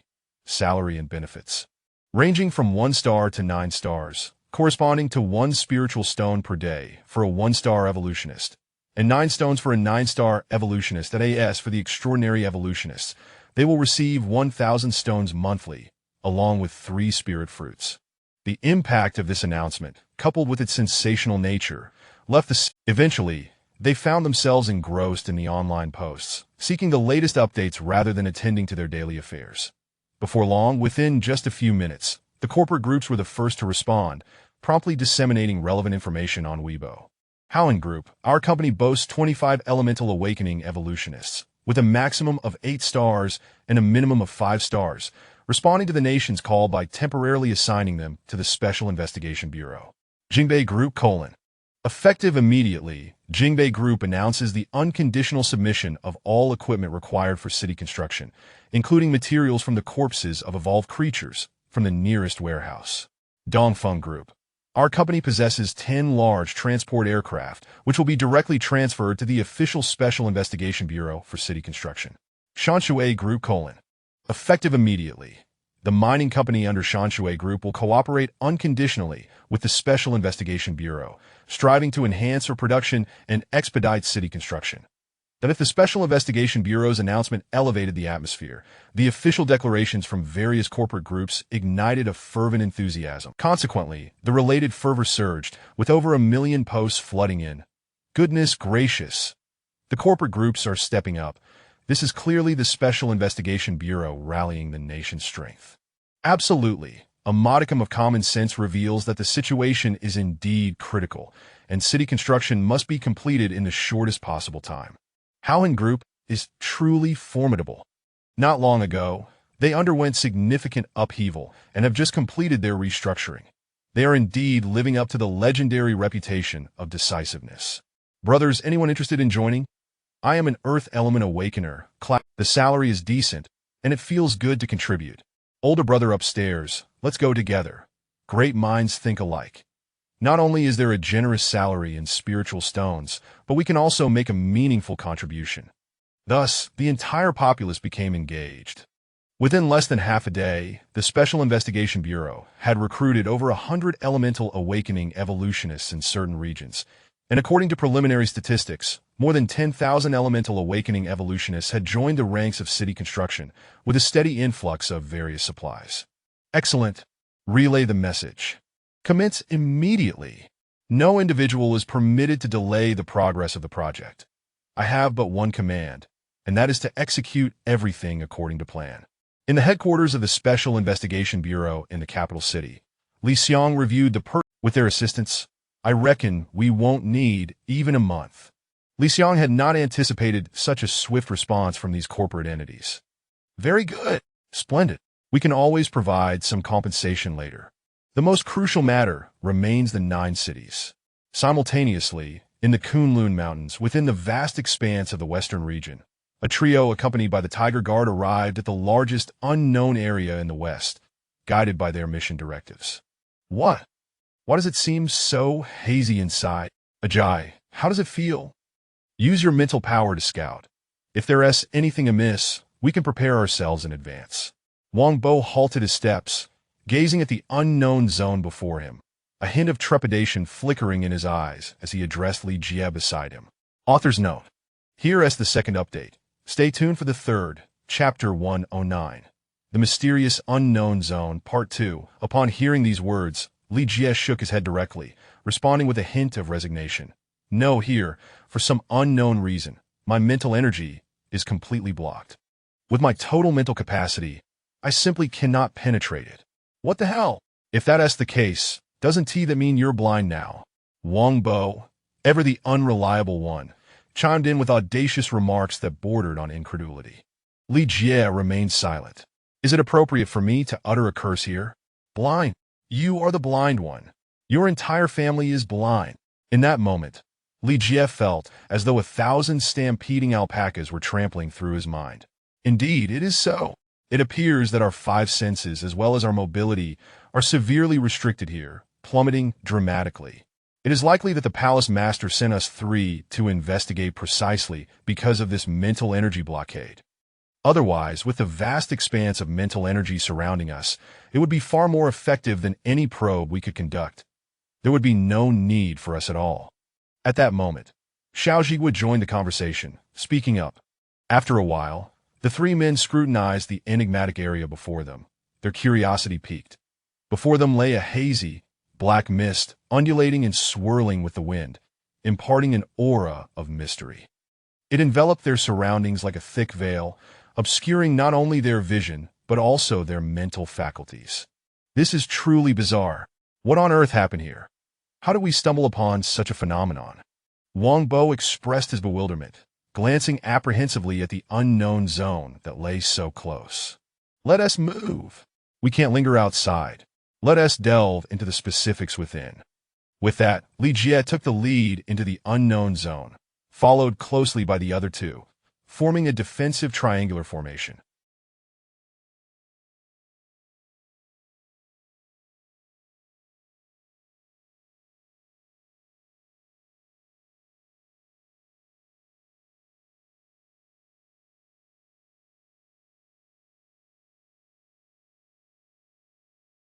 The trio concentrated their energies to the utmost, with their right hands channeling spiritual energy and their left hands crackling with lightning. They stood ready to respond at the slightest hint of danger. Crack, crack, crack. As Wang Bo stepped onto the ground, a crisp sound echoed. What is that? Oh my. Wang Bo peered down, only to discover a ground littered with bones, his foot resting upon one of them. What the hell? What sort of creature is this? The body stretches for hundreds of meters without an end in sight, and judging by the skeletal structure, it seems rather large. Wang Bo stammered in disbelief. What is wrong? What is happening? The other two paused, glancing at the ground, their breaths hitching in shock. Li Jie crouched down, grasping a handful of bones, applying pressure, but finding them immovable, as unyielding as steel, causing him a twinge of pain. In my estimation, this is at least a second-tier extraordinary life form, perhaps even of a higher echelon. After all these years, the bones have yet to fully decompose and remain remarkably sturdy, indicating its high rank. Xiao Jigua nodded in agreement, affirming, Indeed, I recall the palace master mentioning something about the physical strength of extraordinary life forms, which aligns closely with what Jie has stated. Following this brief interlude, the trio continued their exploration, trailed by over 20 tigers, exuding a fierce aura. Soon, they made a new discovery. The entire unknown zone appeared to exist in a realm of its own, completely distinct from the outside world, akin to a sealed-off space. The sky was shrouded in a dull gray, as was the ground. There was no sunlight, no moonlight, only an enigmatic glow emanating from an unknown source, providing barely sufficient visibility, engendering an oppressive atmosphere. What on earth? Why does it always feel like my heart is racing? While traversing the path, Wang Bo halted once more, expressing his unease as beads of sweat cascaded from his brow. It was noteworthy that Wang Bo was on the cusp of transcending into a first-tier extraordinary life form, with his physical prowess beyond reproach. Yet, what was this? Sweat pouring down incessantly. Retreat! We must withdraw immediately. Without hesitation, Xiao Jigua issued the command, leading the two back to their starting point. Ah, much better now. The oppressive sensation, isn't as intense as it was there. Wang Bo plopped down on the ground, appearing as if he had been pulled from water, his clothes completely drenched. A mere twist would yield at least half a bucket of water. Meanwhile, Li Jie furrowed his brow, deep in contemplation. Oppression. I can hardly breathe. This the pressure of mental energy. I understand now. Li Jie exclaimed, slapping his thigh with exuberance, speaking to himself in delight. Author's note. Here is the third update. Off to shower and rest now. We shall reconvene tomorrow. Chapter 110. A deadly abyss. A sky full of corpses. What? Could you elucidate a bit more clearly? I mean, Ajay, please don't speak in riddles. What exactly have you discovered? At this moment, Wang Bo interjected with a sense of urgency. The mental pressure, an oppressive force from the spiritual realm, was indeed an unbearable experience. Following a brief respite, Wang Bo's condition had improved slightly, and the beads of sweat that had formed on his brow began to subside. Beside him, Xiao Jigua fixed his gaze intently on Li Jie, his expression unmistakably inquiring. Ajay, please enlighten us. What is the situation? Li Jie then approached the two, adopting a serious demeanor as he proclaimed, "It is a manifestation of mental pressure. A formidable force of spiritual energy," as he spoke. He rose to his feet and gestured towards the swirling black mist before them, continuing with unwavering resolve. "I wonder if you both have noticed the pervasive fog that envelopes this area. In my estimation, it is a tangible manifestation of spiritual energy, and it is precisely because of this that it effectively counters the complete encroachment of the Master's mental prowess. By heavens, the external manifestation of spiritual energy. Is that truly the case?" Wang Bo exclaimed, nearly springing to his feet, his astonishment palpable, enveloped in disbelief. "Ajay, could it be? This mist has already permeated the entire space. It's everywhere. If that's the scale of it, doesn't that imply?" Xiao Zhigua pressed on, seeking to confirm the veracity of this revelation. In response, Li Jian nodded affirmatively, asserting with conviction, "That is indeed the case. There can be no mistake. Otherwise, do you think our master, possessing such vast reserves of spiritual energy, would allow this? Why else would he dispatch the three of us?" Upon hearing this, both men fell silent, contemplating the implications. Indeed, the master, having ascended to the second tier of the extraordinary, wielded a nearly limitless reservoir of spiritual power. He was akin to a nightmare in this forbidden realm, one that none dared provoke. Yet, faced with this unknown territory, he lacked effective strategies, and the inability to fully cover the area with his mental energy could only suggest certain unsettling truths. "Ajay, given this situation, what should we do now? With this mental pressure, Wang Bo and I can hardly proceed. We are essentially immobilized." Xiao Zhigua continued to inquire. "Did not fret?" Li Jie replied, "That I shall assess the situation further. You two remain here and be vigilant for any anomalies. As a spiritually awakened evolutionist, I should be able to endure a bit longer." Having said this, Li Jie mounted a tiger and charged forth. The others remained behind. To be candid, if anything were to transpire, even double the numbers would be insufficient to. Otherwise, it would serve little purpose. Thus, Li Jie opted for a light approach, aiming to economize on time. Crack, crack, the tiger's massive paws crushed the nameless bones beneath with each stride. 5 minutes later, having ventured 30 kilometers deep, the mental pressure intensified immensely, bearing down like an insurmountable mountain. Despite being a spiritual evolutionist and having undergone a secondary awakening, Li Jie found himself struggling against its weight. "Enough! It is time to return. But why does this place resemble a forsaken wasteland? There appears to be no sign of life. Could something catastrophic have occurred here?" Perched upon the tiger, Li Jie gazed into the distance, only to behold an expanse of swirling black mist and an overwhelming aura of death that suffused the horizon. Along his path, he encountered countless animal remains. Some skeletal remains were colossal, reaching heights of 1,000 meters, standing silently, yet exuding an aura of ferocity that was difficult to confront, evoking a sense of dread. Others bore peculiar shapes, with massive skulls adorned by 5 protruding horns, still emitting a faint glow even after centuries had passed. Even Li Jie, a voracious reader, was unable to identify the creatures before him. His preliminary assessment suggested a high probability that they did not belong to the current Earth. What on earth? What are these entities? What sound is that? Good heavens, could there still be life in this space? At that moment, Li Jie faintly discerned a howling sound, his face paling in terror. Without a second thought, he turned back. Continuing forward was utterly impossible. The best course of action was to return to the starting point, exit the unknown zone, and report the findings to the master. Chapter 111. An explanation from the palace master within the valley. The trio hurriedly returned, still haunted by the lingering memories of the psychological pressure they had encountered in the unknown territory. After taking a brief respite, they now engaged in a detailed report of their mission. Oh, a sky filled with bones. Moreover, a space devoid of life, a desolate realm of decay. Black mist permeates the entire area, intangible and insubstantial, yet carrying a formidable mental pressure. It must be a manifestation of psychic energy.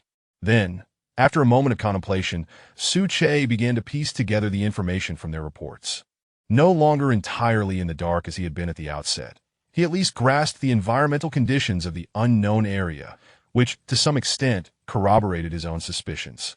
It appears to be merely a small world, speculated. However, due to the cyclical mechanism, the spiritual energy has continuously dwindled. At that moment, Li Jie, who had been standing to the side, stepped forward and suddenly spoke up. Master of the palace, before I departed, I couldn't shake the feeling that I faintly heard some inexplicable howling. What a jest! After such a lengthy passage of time, if life could persist unthreatened, what tier of evolved being would that entail? Fourth tier? Fifth tier? Or perhaps even higher? At that level, a mere sneeze could easily spell his end. Upon hearing this, Su Che contemplated for a moment before responding calmly. Do not be concerned. After a millennium of spiritual energy depletion, it is virtually impossible for life to endure within a small world. Even if there were any, they would be barely surviving and not worth fearing. As he spoke, Su Che seemed to recall something and continued. I will grant you one more day to explore some of the smaller, unknown areas. Complete your findings before nightfall. The specific locations have already been sent to you. Tomorrow, the 3 legions will convene under the leadership of Xiao Lu, with you 3 assisting. The Kunlun team will join in maintaining order to ensure the legion's collection proceeds without error. As his words concluded, the trio felt a surge of excitement, responding in unison. Master of the palace, we understand, and tomorrow the legion's collection will undoubtedly be flawless. After departing, the 3 could hardly contain their exhilaration. The Legion's collection represented a significant event for the Kunlun Divine Palace during this period, and the fact that the palace master entrusted part of it to them was a testament to his confidence. Indeed, it was undeniably wise to choose the palace master. Look at us now, essentially under no pressure, just awaiting our ascension into first-tier extraordinary beings, along with our respective duties. Wang Bo remarked, confidently speaking to himself as they walked. Meanwhile, Su Che observed the retreating figures of the trio, feeling a sense of pride as he murmured to himself. What was merely a casual move back then has unexpectedly yielded such significance. Truly remarkable. With that, his gaze fell upon the 2 dragon fruits. The time is ripe. It is time to fully absorb and break through. Author's note: there will be one more update, so please be patient. Chapter 112. The Baptism of the Torrent Rise. Su Che uttered a low command, and the spiritual power contained within his body surged forth with overwhelming vigor, permeating the surrounding void and transforming into a formidable buoyancy. Above the circular lake, a first-grade lotus flower broke through the water's surface with a splash, ascending gracefully towards Su Che's form that I in front of the medicinal field. A peculiar tree, entirely devoid of foliage, uprooted itself and soared through the air, mirroring the movement of the lotus.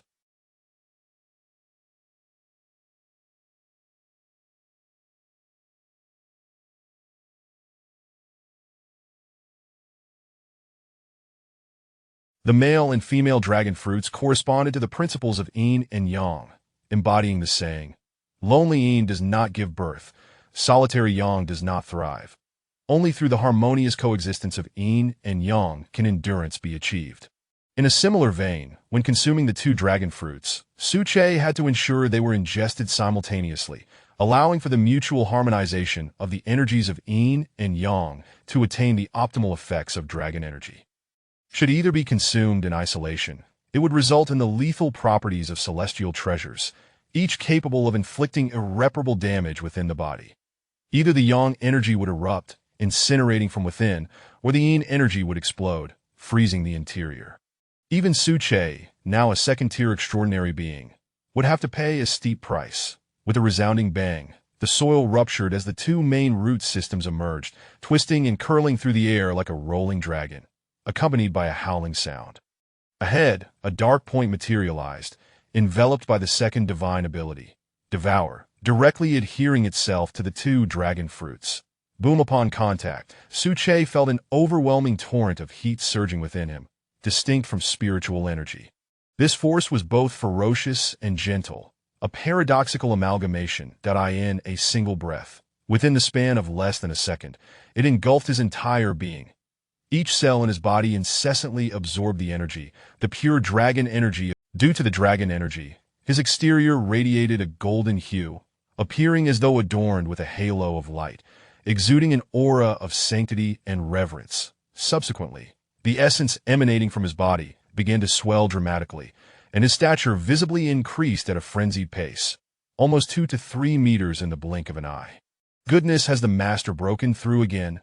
Outside the valley, Wang Bo, preparing to depart, suddenly sensed the soaring aura emanating from within the valley and could not help but mutter in astonishment. Second tier? Does this mean he is nearing third tier extraordinary? My word, the master truly commands respect. Should he reach the third tier, would he not be capable of obliterating other forbidden zones directly? At this moment, Li Jie interjected calmly, "Enough. The master is undoubtedly formidable, that we must promptly execute our mission without delay. Once we conclude our tasks in the next couple of days, it will be time for the three of us to consume the dragon fruits and contemplate breaking through to first tier extraordinary. If we continue at this pace, we shall truly become the lowest in the divine palace." Within the valley, the baptism of energy from the dragon fruits persisted. The two primary root systems continuously transported energy, while the dragon fruits hovered mid-air, enveloped in a radiant golden light. Above their canopies, the third heavenly tribulation manifested as a small bulge, quietly growing under the stimulation of energy, swiftly expanding from the size of a pea to that of a fist.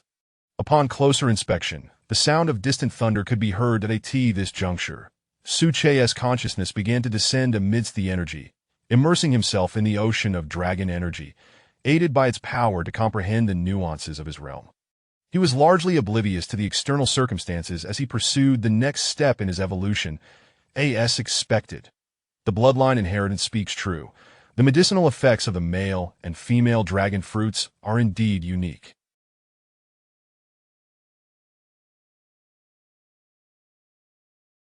Perhaps I can leverage this opportunity. To his thoughts trailed off, and the faint remnants of his consciousness sank deeper, his breath retreating as his mental faculties began to envelop, as if he were fading from existence.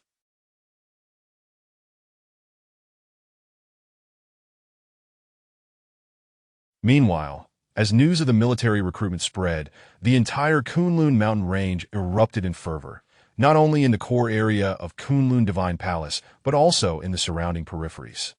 Everywhere, evolved beings ceased their prior conflicts. In every valley, atop every tree, and in every corner, a multitude of evolved entities congregated, engaging in rare exchanges, even partaking in sparring matches. Have you heard? Heard what? You, a mere pangolin, are truly speechless. Were you not supposed to stay underground? Why are you out today? Don't mention it. I heard Kunlun Divine Palace is recruiting a military contingent. I wanted to see if I qualify. The benefits are said to be excellent, and it's the legendary Divine Palace. Indeed, I wish to go as well, but my cultivation does not meet the mark. What is the matter? I was unaware there were cultivation restrictions. Mid-stage 0 tier. You didn't know? The military recruitment isn't open to just anyone. I've heard from some esteemed individuals that the minimum requirement is at least mid-stage 0 tier, if not higher. Alright then, I'm at late-stage 0 tier, just barely meeting the requirements. Author's note. Here is the third update, that we shall reconvene tomorrow. It's quite hot, and I'm drenched in sweat. The author is off to take a shower and rest. Chapter 113. New abilities. As dusk settled, the trio made their return. This time, the confined expanse of the unknown territory proved to be less formidable than anticipated, with the pervasive mental pressure within being surprisingly mild. In certain localized areas, it even exhibited a rather faint presence. Over the course of 2 hours, the three of them conducted a cursory exploration. However, no new discoveries awaited them. Only a multitude of skeletal remains and the stench of decay lingered. The entire unknown region lay enveloped in profound silence, suffused with an oppressive atmosphere of death, devoid of any semblance of life. Indeed, just as the Lord of the Palace indicated, due to the depletion of spiritual energy, all living beings within have perished, leaving behind. We absolutely cannot afford to disappoint the Lord of the Palace, or else. Descending from the back of the tiger, Wang Bo executed a nimble somersault, landing firmly on the ground, his excitement palpable as he muttered to himself. Let us go. You two stay here and await the return of Deputy Palace Master Xiao Lu, at which point we can discuss matters together. I shall enter first to report the specifics." With that, Li Jie stepped into the valley. The next moment, a loud bang echoed, and Li Jie was momentarily dazed, a sharp pain surging through him as he collided with an unseen barrier, propelled back several meters. What on earth? What just happened? He looked up, astonished to discover a translucent yellow membrane enveloping the entrance to the valley, exuding no discernible. The unique aura of that glowing circle seemed eerily familiar, reminiscent of the essence he felt from the two dragon fruits. "What is the matter? Were you not supposed to report to the lord of the palace?" That was rather swift.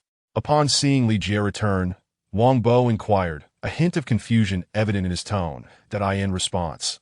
Li Jie plopped down onto the ground, exasperatedly replying, "I can't get in. It is completely blocked." The lord of the palace must have awakened a new ability, as the entire interior of the valley is shrouded in a luminous circle. "Look, above, that bump on my head is precisely what I just collided with. Truth be told, it does sting a bit." As he spoke, Li Jie rubbed his forehead, the life energy from the fruit surging at his fingertips, transforming into a refreshing chill that alleviated the swelling almost instantaneously. Well then, the lord of the palace's new ability. That is perfectly normal. Such a trivial matter. Even if the lord of the palace claimed he could traverse the heavens and the earth, I would remain unwavering in my belief, without a hint of doubt. Wang Bo stated calmly, proceeding with his next thought.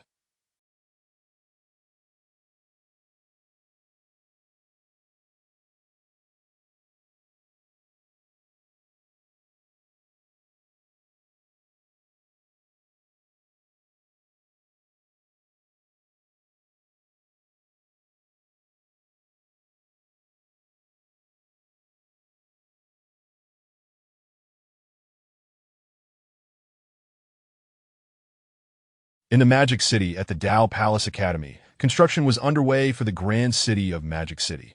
The area of just one construction site equated to that of 4 magic cities, spanning the former 7 urban districts. The total area reached an astounding 700,000 square kilometers, rightfully earning its title as a colossal metropolis. That in the original blueprint, the City of Magic was delineated into 4 zones, each corresponding to a legendary divine beast, symbolizing auspicious guardianship. The overarching framework was directly established by the Magic City Special Investigation Bureau, while the respective zones were contracted out to various corporate entities within Magic City, each responsible for their designated sectors to expedite construction. Hurry, move swiftly. This way. 50 excavators for the Azure Dragon District, Segment 8. Everyone is prohibited from slacking. Remember, the City of Magic will be our future home, and we cannot afford any mistakes. Come, notify the higher-ups to dispatch 20 Earth-type awakened evolvers to Segment 9 of the Black Tortoise District. The soil here is exceedingly hard, making it impossible for the machinery to operate. In no time, within a single day, 9 colossal cities and 9 satellite towns commenced construction simultaneously under the directives of the Special Investigation Bureau. Author's note. Here is the first update, Chapter 114. Second-order transcendents begin to step into Kyoto at the headquarters of the Special Investigation Bureau. Li Xiong stood with his hands clasped behind his back, gazing at a peculiar edifice before him. Overall, the structure was entirely black, resembling a small black hole that absorbed a significant amount of light, rendering it dim and lackluster. From a distance, it appeared akin to a colossal goose egg, exhibiting a standard elliptical shape constructed entirely from the research institute's spirit energy, refined iron. In terms of strength, it could withstand not just ordinary D-class munitions, but even 1 or 2 Dongfeng D-class missiles without faltering. Behind Li Xiong stood a cadre of high-ranking officials, all in military attire, standing resolutely at attention. Among them were the vice president of the Kyoto Dao Palace Academy, the deputy director of the Special Investigation Bureau, the commander of the Kyoto base, and the deputy commander of the Kyoto base. As Li Xiong walked, he incessantly murmured, "What time is it?" The retreat commenced at noon, and now it's precisely 7 o'clock. 7 hours have already passed. Surely, nothing could have gone awry. Could there be any trouble with the chief instructor? As the saying goes, concern breeds chaos. Under ordinary circumstances, as the director of the Special Investigation Bureau, he navigated matters relating to spirit energy with ease and finesse. However, When it came to the breakthrough of Chief Instructor Yusu, he found himself anxious and unable to maintain his usual calm. It was unavoidable. One could hardly blame him. After all, Chief Instructor Yusu, with both his influence and cultivation level, had become a pivotal figure within the Special Investigation Bureau of Huagua, akin to a steadfast anchor in turbulent seas. Typically, when all was well, there were seldom issues. Yet, given the threshold of second-order transcendence, unforeseen circumstances could arise. Should news of any mishap circulate, it would deliver a severe psychological blow to all personnel within the Special Investigation Bureau of Huagua. And if the situation escalated, temporary societal disorder could become a distinct possibility. Director, you seem flustered. Don't fret. Let's wait a while longer. Given the chief instructor's level of cultivation, it's improbable that anything has gone amiss. The deputy director approached, suggesting with a hint of exasperation, holding a document in his hand. Director, if you cannot calm yourself, why not peruse this document?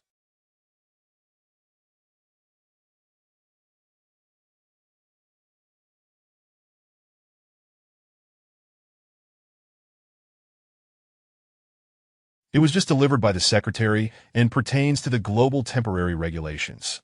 Upon hearing this, Li Xiang perked up, swiftly shifting into a work mindset. Oh, what does it entail?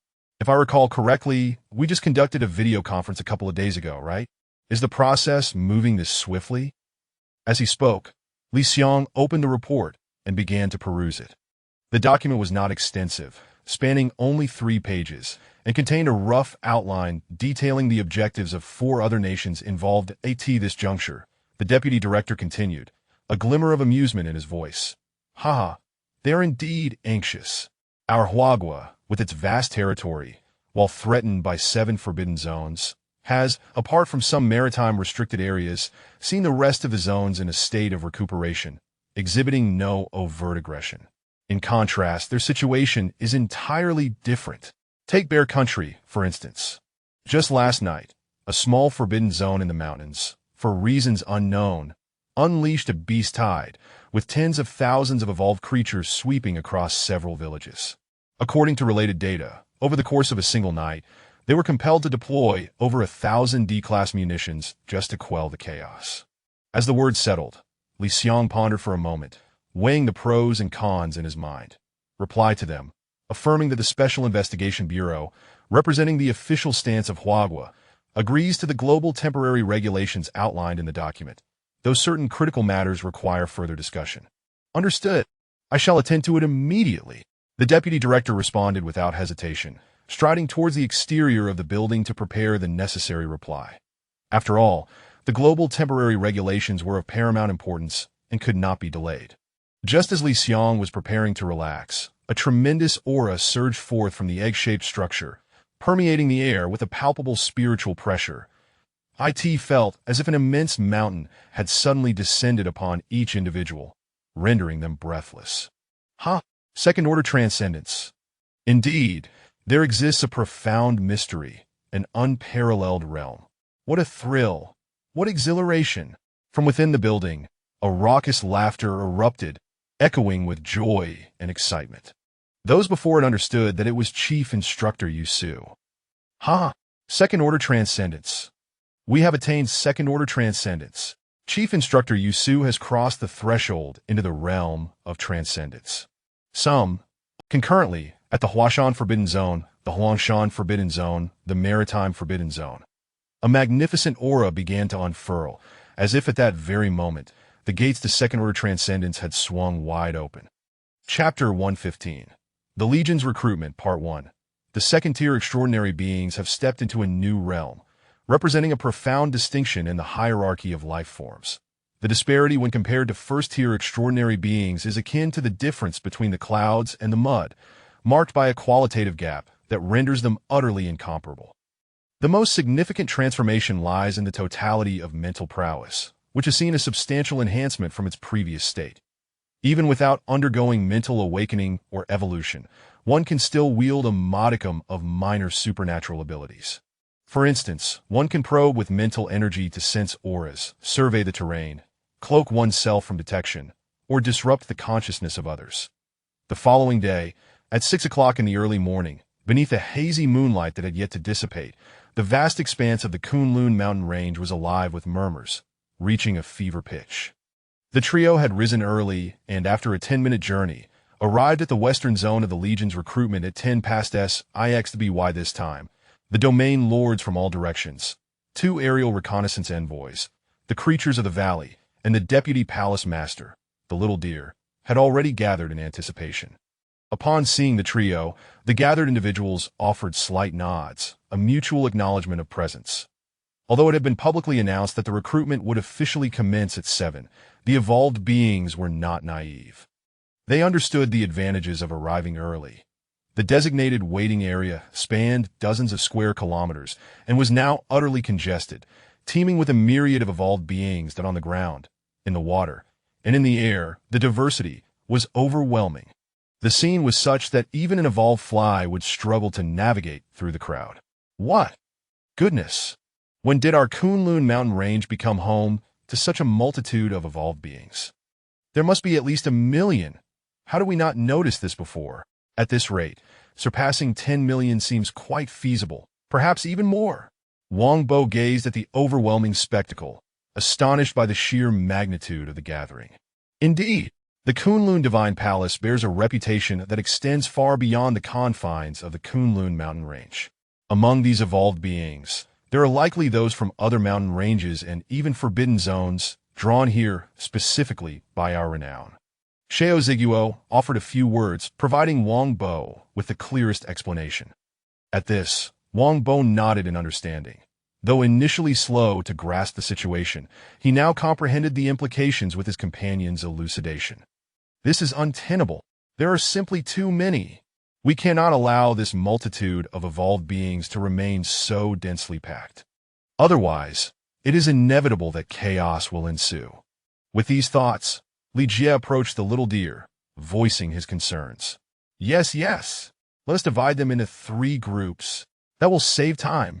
The little deer replied promptly, then turned to inquire. By the way, where is the palace master? Why can't I sense his presence here? Due to the ongoing Legion recruitment, the little deer had been away from the valley, attending to various details in the Kunlun mountain range while gathering information. Not to worry. The palace master has consumed a dragon fruit. He is likely awakening his abilities or breaking through to a higher tier. There is no cause for concern. Li Jie, well aware of the little deer's thoughts, responded directly. Just then, accompanied by a resounding dragon's roar that echoed through the heavens and the earth, an announcement reverberated forth. The Kunlun Divine Palace is officially commencing the Legion recruitment across 3 divisions in half an hour. From this moment, evolved beings must be categorized into 3 groups: ground, water, and air. Please adjust swiftly. Do not make any mistakes. As the last words rang out, 3 beams of golden light illuminated the waiting area, carving out 3 distinct zones, clearly marked as ground, water, and air. Quickly categorize. Do not air. The dragon's roar resounded once more, as Xiao Jin darted through the clouds, exuding an imposing presence. Wow, how powerful! The speaker must be a domain lord from the Divine Palace, right? Surely, they're a first-tier extraordinary being. A small pangolin emerged from the soil, its naive eyes sparkling with excitement as it muttered to itself, daydreaming about transcending into the extraordinary realm. What? What just happened? What did the domain lord say? I barely caught that. Honestly, how foolish can one be?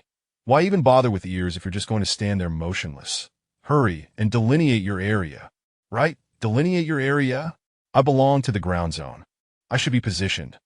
Oh no, why is it so far away? I must hurry over. In no time, a tumultuous roar erupted as the evolved beings commenced their migration, a movement that resulted from the actions of over 1 million creatures, shaking the earth and stirring up a minor sandstorm. The tremors were so pronounced that even the Kunlun satellite city could sense them. Rain, come down, now! In the next moment, under Xiao Jin's command, the clouds swiftly condensed, and a torrential downpour cascaded down, quelling the freshly stirred sandstorm. Author's note.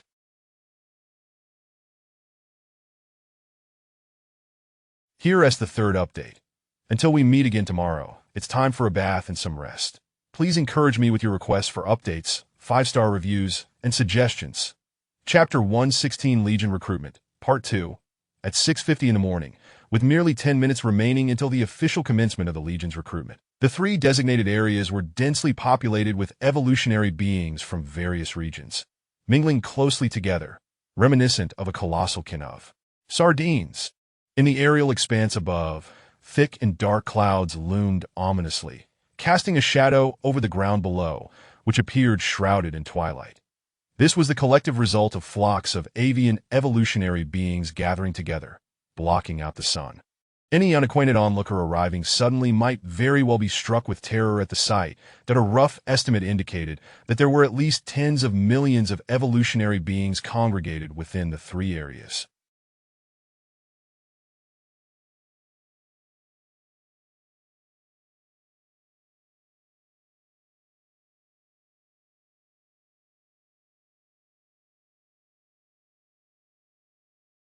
They stood in stillness, exhibiting an eerie quietude, not daring to make a sound for fear of being expelled by the enforcers of the Kunlun Divine Palace, merely awaiting the next step in the Legion's assessment. "Where are the 2 aerial reconnaissance officers?" inquired Deputy Palace Master Xiao Lu, her flowing hair resembling flames, exuding an air of authority. "Present," replied the Golden Eagle couple in unison. After deliberation, "You 2 are fully responsible for the aerial area's Legion assessment," she continued with unwavering resolve. "The specific quote is, must adhere strictly to the original plan, without fail." As she spoke, the intense flame surrounding her began to pulsate, radiating a formidable heat. "Aerial reconnaissance officers, acknowledge the order." The Golden Eagle couple responded simultaneously, obtaining the instruments required for the assessment. It was a small wooden twig, about 4 inches long, with a purple-black exterior that appeared as though it had been carelessly picked up from the ground or a tree, seemingly inconspicuous. However, one must understand that beneath its unassuming facade lay immense power. Kunlun Divine Palace. Where is the Western Domain Lord? Deputy Palace Master. With a resounding boom, 3 assessment instruments floated in the air, emanating an overwhelming and primal aura. As the spiritual energy from the assessors infused these instruments, they radiated an immense psychic force, descending like a mighty mountain from Suche. What is happening? I feel as though the Palace Master's mere psychic pressure is terrifying. We must endure or else. Do not speak. Hold on. I cannot endure any longer. My cultivation level is simply insufficient that ITC. At this moment, Deputy Palace Master Xiao Lu declared with authority. The Legion assessment is divided into 3 stages.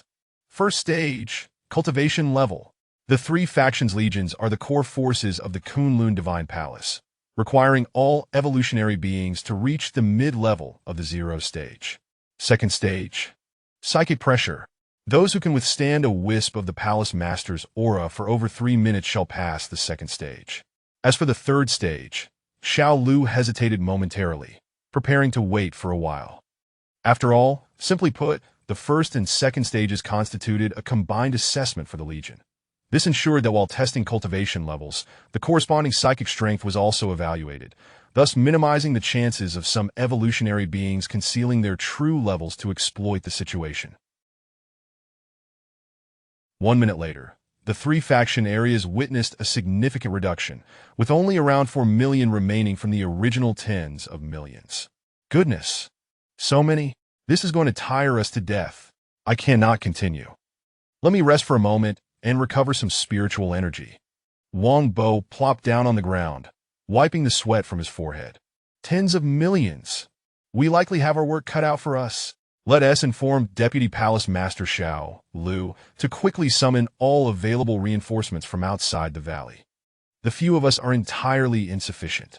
Even if a few first-stage extraordinary beings can transport thousands of evolutionary beings at once, we cannot sustain the spiritual energy. Beside him, Xiaoji was similarly voiced his grievances. Author's note. This is the first update, slightly ahead of schedule, that I've detailed the Legion aspect a bit more, as it will have significant implications later that I'll be back to continue writing. Chapter 117. The Legion's Assessment, Part 2. Do not rush. Remain calm. Just as we turn back, I happened to mention it to Deputy Palace Master Xiao Lu. I estimate they will arrive in just a few minutes. By then, our task will become considerably easier. Li Jie cast a glance around, then patted his backside and rose effortlessly from the ground, declaring, "Let us proceed." In the aerial sector, another batch has just fallen, numbering at least 50,000. They truly are not resilient. Relying solely on the 2 aerial scouts and the regional guard, we will undoubtedly be overwhelmed. Let us not linger here. We should swiftly gather some personnel to assist. With that, the trio, accompanied by the Kunlun squad, hastily made their way towards the aerial sector without further ado. Their mission, as instructed by the Palace Master, was singular: to eliminate the evolved organisms that had failed the assessment, thereby preventing any interference with the upcoming Legion evaluation to AT this moment. Time had elapsed to 1 minute and 30 seconds. Gazing ahead, the once densely packed throng of evolved organisms, akin to sardines in a can within the 3 sectors, had dwindled to barely 1/10, now reduced to approximately 100,000. Scattered and sparse, they appeared isolated across the expanse of several 100,000 square meters. Under the coverage of mental energy, the extraordinary beings tasked with the review could directly perceive that the remaining evolved organisms were predominantly at mid-tier 0 stage, with a substantial number reaching late stages or even peak levels. There is still half the time remaining, with only about 100,000 left, and the Palace Master granting us a quota of merely 40,000, distributed across 3 sectors. Even with the reinforcement from the regrouped squads, we may only manage around 100,000. What shall we do, Deputy Palace Master? Could it be? Old Hayes shouted, his voice booming with uncertainty, standing tall like a small black mountain that instilled a sense of dread. Fear not. Do not panic. We still have half the duration of mental pressure. Bear in mind that the 3 great assessment devices, left by the Palace Master, will progressively intensify the mental pressure over time until it reaches its utmost limit.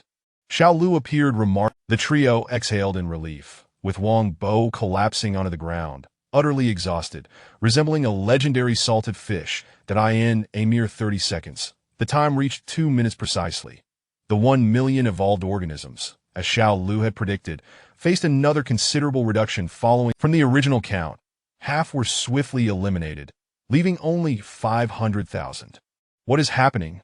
Why has the intensity of mental pressure surged so significantly? Indeed, it is fortunate that my mental capacity is slightly stronger. Otherwise, this wave would have nearly sealed our fate. This is exceedingly challenging.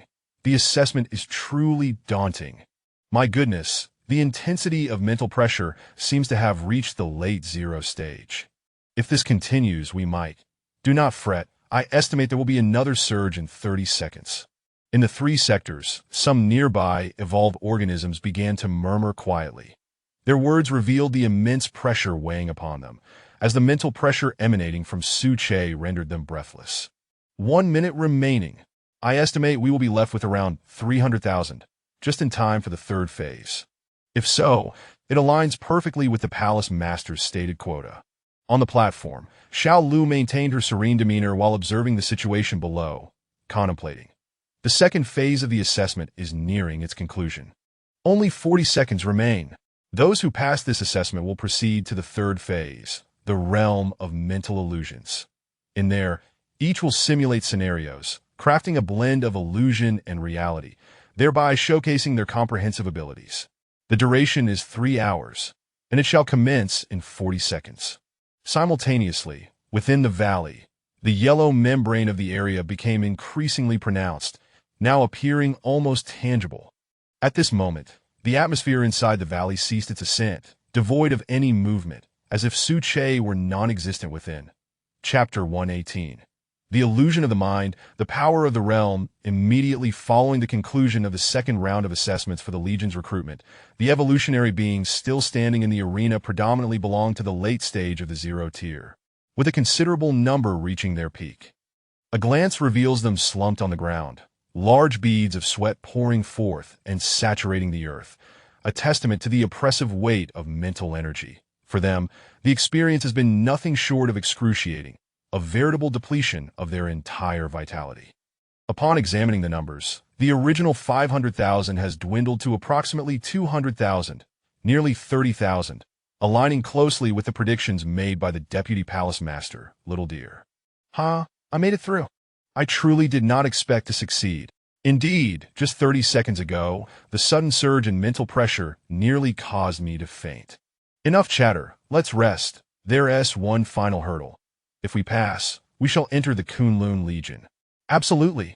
Gaining entry into the Kunlun Divine Palace is quite an honor. Right. We must seize this time to recuperate. My mental faculties have been severely strained that I wonder what the next assessment will entail. As they conversed, the slightly authoritative voice of Little Deer resonated once more. The third round of assessments, the illusion of the mind. It begins now. With those words, accompanied by 3 resonant hums, 3 suspended assessment devices surged with spiritual energy, and suddenly, a dazzling purple-black light erupted, enveloping the area in layers of mental power. The extraordinary second-tier mental strength emanating from Su-Che was vividly manifested at that moment.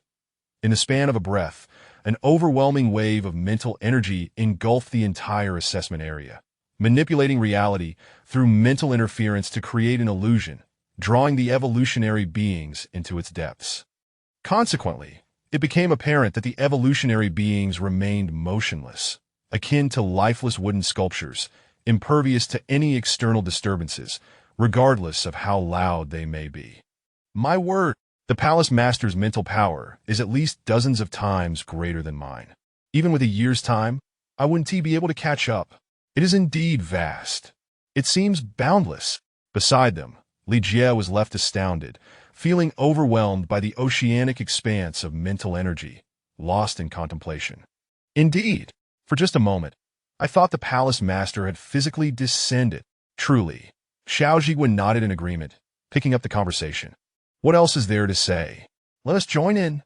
With nearly 300,000 participants, if we inspect them one by one, even with the enhancement of mental power, it will be exhausting. Let us not waste time. Wang Bo interjected brusquely, then closed his eyes, aligning his mental energy with the pervasive illusion, entering its realm. In the next moment, Li Jie and Xiao Jigua followed suit. On the other side, the domain masters on the high platform, along with the deputy palace master and the aerial reconnaissance envoy, exchanged glances and nodded, stepping into the illusion as well. After all, while the illusion of the mind constructs a scenario, the specifics of the assessment still require human oversight to execute the planned scoring, thereby evaluating the evolutionary being's strengths and various attributes. Within the mental illusion, to the observers, it appeared as though they possessed a divine perspective, with each glowing bubble fragment representing a virtual scene corresponding to a particular evolutionary being undergoing assessment. It is indeed. The Palace Master's mastery of mental energy is nothing short of sublime. At that moment, Li Jie floated above the mental illusion, overseeing his assigned evaluations, murmuring to himself. In one of the illusions, the backdrop was a boundless plain, stretching for thousands of miles, covered in grass. The subject of the assessment was a mouse, its body towering at 3 meters, exceptionally robust, with 2 pronounced fangs jutting out nearly half a meter. Its cultivation had reached the peak of the 0 tier, just a step away from transcending into extraordinary life. At this juncture, it cautiously traversed the grassland. Yet after an undetermined duration, it had encountered not a single being, not even a strand of fur. All it beheld was verdant grass as far as the eye could see. What is this? What kind of assessment is this? Why is there still no sign of activity? The mouse halted, expressing its grievances, then plopped down to rest. Li Jie observed this with a hint of intrigue and continued to watch intently. Meow! Roar! Suddenly, as the mouse rested, a tabby cat appeared from behind, exuding a fierce aura, and without a moment's hesitation, it pounced. Holy cow! Run escaped swiftly. In the next instant, the outcome was unmistakable. The panicked mouse, seeing its natural enemy approaching, froze in terror, helplessly surrendering. This won't do. Pass. The fear response is far too pronounced. It is utterly inadequate. Thus, Li Jie eliminated the first candidate from the assessment. Within the valley, several hours elapsed, and the once nearly solidified membrane began to dissipate for reasons unknown. As the membrane dissolved, the presence of Su-Che resurfaced. Indeed, it is the power of the realm. A resonant voice echoed, tinged with a palpable excitement. For those wishing to join the organization for communication, feel free to click on the author's personal interface. Author's note: the official Tomato novel team has arrived. Participate in the fan submission for a blade of grass or character concept discussions. We encourage everyone to take part. On the book's details page, not only are there official rewards, but also personal rewards from the author. Chapter 119. Words manifest as laws in the first tier of the extraordinary.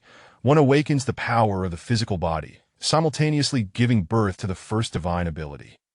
In the second tier, the awakening of mental power occurs, significantly enhancing the existing foundation to the extent that mental power can interfere with reality. The third tier, unlike the aforementioned two, is characterized by the harmonious coordination and unity of both physical and mental powers. It is not merely a singular aspect. The physical body harbors the spirit, while the spirit imbues the physical form with an aura, representing a symbiotic relationship. Under the interaction of these two forces, only the most outstanding among them can give rise to a power that is almost forbidden, a unique ability of the third-tier extraordinary beings, domains. Within a domain, the ruler appears as a deity, possessing nearly complete mastery over all. Even the ethereal energies, under the enhancement of the domain's power, can be controlled in part by the ruler, who can even direct the majority of the energy's flow and its concentration according to their will. Omniscience and omnipotence directly lead to a dramatic escalation in personal combat prowess that if the difference between the second and first tiers is 10, then the disparity between the third and second tiers reaches a staggering 200, if not more. The chasm between them is akin to an insurmountable abyss. Indeed, what a delightful surprise. I truly did not expect this. 2 dragon fruits, born from the pure dragon energy of the Kunlun Mountains, while differentiating yin and yang, fortuitously bestowed the power of domains. It appears that fortune has smiled upon me. After 2 days of silence, Su Che now awakens leisurely, his consciousness conversing within his body. Subsequently, a magnificent mental power radiates from his form, encompassing a wide area as he begins to probe the specific range of his awakened domain. 10 miles, 100 miles, 500 miles, 1,000 miles. In a mere 3 seconds, through preliminary exploration, the extent of his domain is approximately 1,000 miles, precisely equivalent to the core range of the Divine Palace prior to its expansion. 1,000 miles. According to the records of my bloodline heritage, a typical third-tier extraordinary being, upon awakening their domain, initially ranges around 10 miles, with rare cases reaching 20 miles. In the later stages, it stabilizes at just over 100 miles. But how is it that in an instant, Su Che feels a twinge of astonishment, even disbelief? After all, in comparison to the data, the scope of his domain is indeed quite extraordinary. What exactly is happening? Is it due to my bloodline? Or the 2 dragon fruits, male and female? Or perhaps something else? After contemplating for a while, Su Che could not arrive at a conclusion, and thus chose to momentarily set aside the issue, awaiting the day he steps into the third tier to further explore the knowledge of his bloodline heritage. At this moment, Su Che calms his thoughts, channeling his mind directly into his domain, perceiving the myriad mysteries within. Indeed, truly worthy of the perspective of a deity. He then directs his gaze towards the evaluation area of the 3 legions, proclaiming, "I command, gather the dark clouds, and let the storm descend." In the next moment, above the evaluation area of the 3 legions, the clear sky is struck by a thunderbolt, and in an instant, the sunlight vanishes, as if night has fallen. Majestic dark clouds gather, flashing with lightning and resonating with continuous roars that is a vivid portrayal of the tempest before the storm. Why is it raining? It was just clear moments ago. Goodness! The weather is truly peculiar. At this moment, Wang Bo, who had been forced to withdraw from the assessment due to insufficient mental power, leans against the ground, observing the sudden change in the sky with astonishment, sitting up in surprise. "I command, dissipate the storm, and let the sunlight return."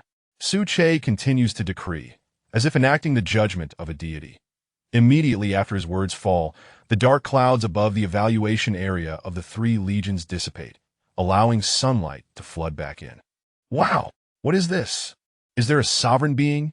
Even Wang Bo, despite his usual sluggishness, realizes that the change in weather is extraordinary.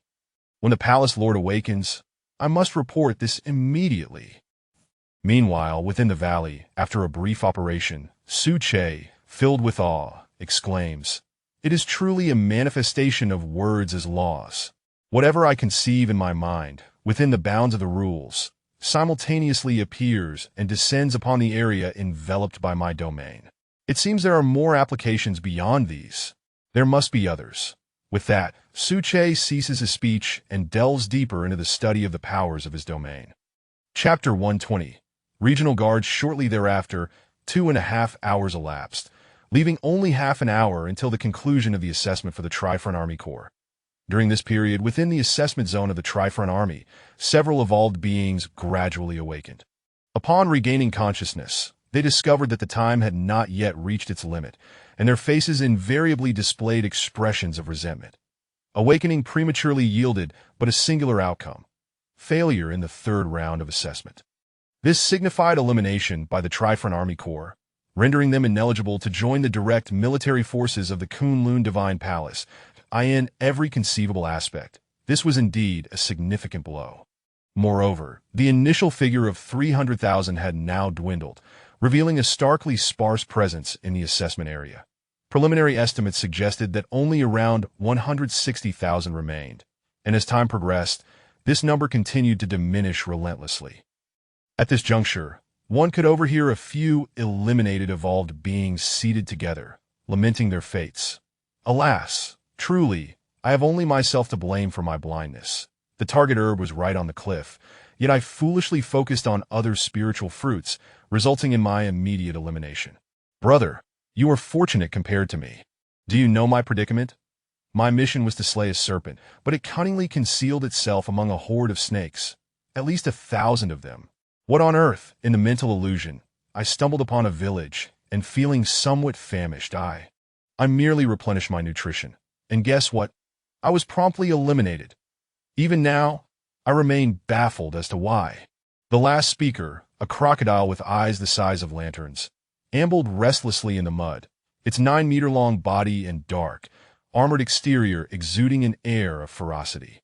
Upon hearing this, 3 nearby evolved beings exchanged glances, nodding in unison as they echoed, "Senseless slaughter.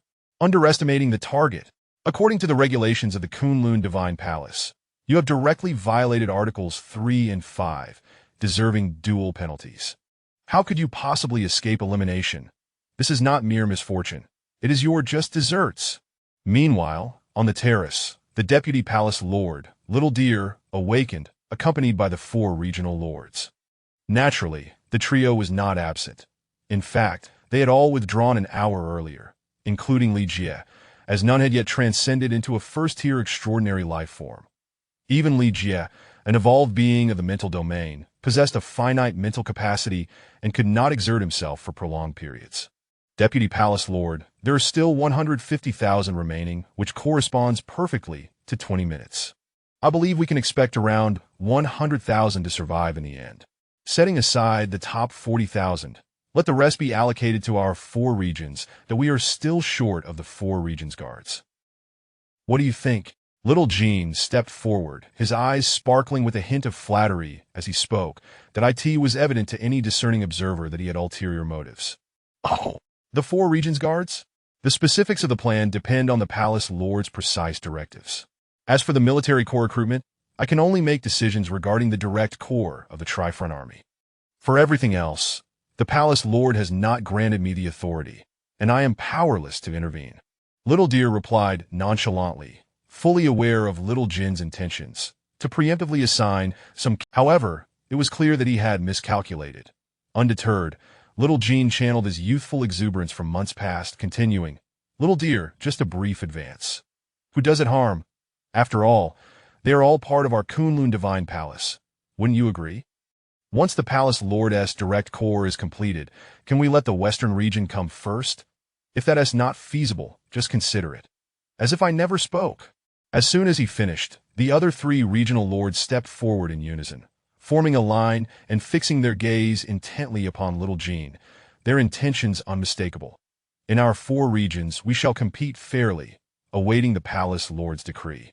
Do not engage in petty schemes or attempt to use backdoor tactics, even if the palace lord encourages competition among us. Actually, I was just discussing matters concerning the Trifront army with the deputy palace lord. You mustn't misunderstand. Do you trust me? Little Jean interjected hastily, a smile attempting to mask his intent as he sought to extricate himself from the situation. Old black, old white, old fire. Trust you, that would be a fool's errand. Chapter 121. The Trifaction Legion is hereby established, effective today, within the Four Directions region, which constitutes the core area of the Kunlun Divine Palace, its significance beyond dispute. The combined expanse of this area stretches to an astonishing tens of thousands of miles.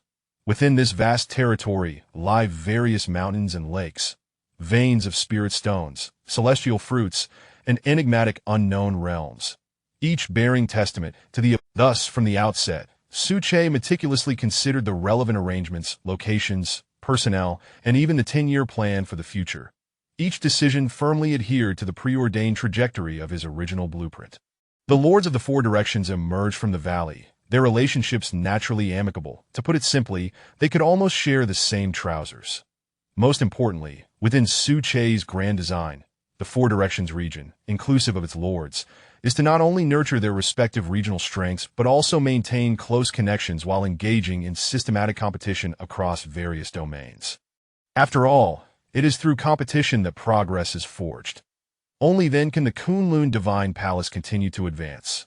As for Xiao Jin, within the Animal Legion, he has always been the most vivacious and mischievous one. Even upon stepping into the first tier of extraordinary beings, his demeanor has become somewhat steadier. Yet from time to time, he still exhibits a touch of unpredictability, reminiscent of Wang Bo from the trio. Following this brief interlude, calmness returned to the platform.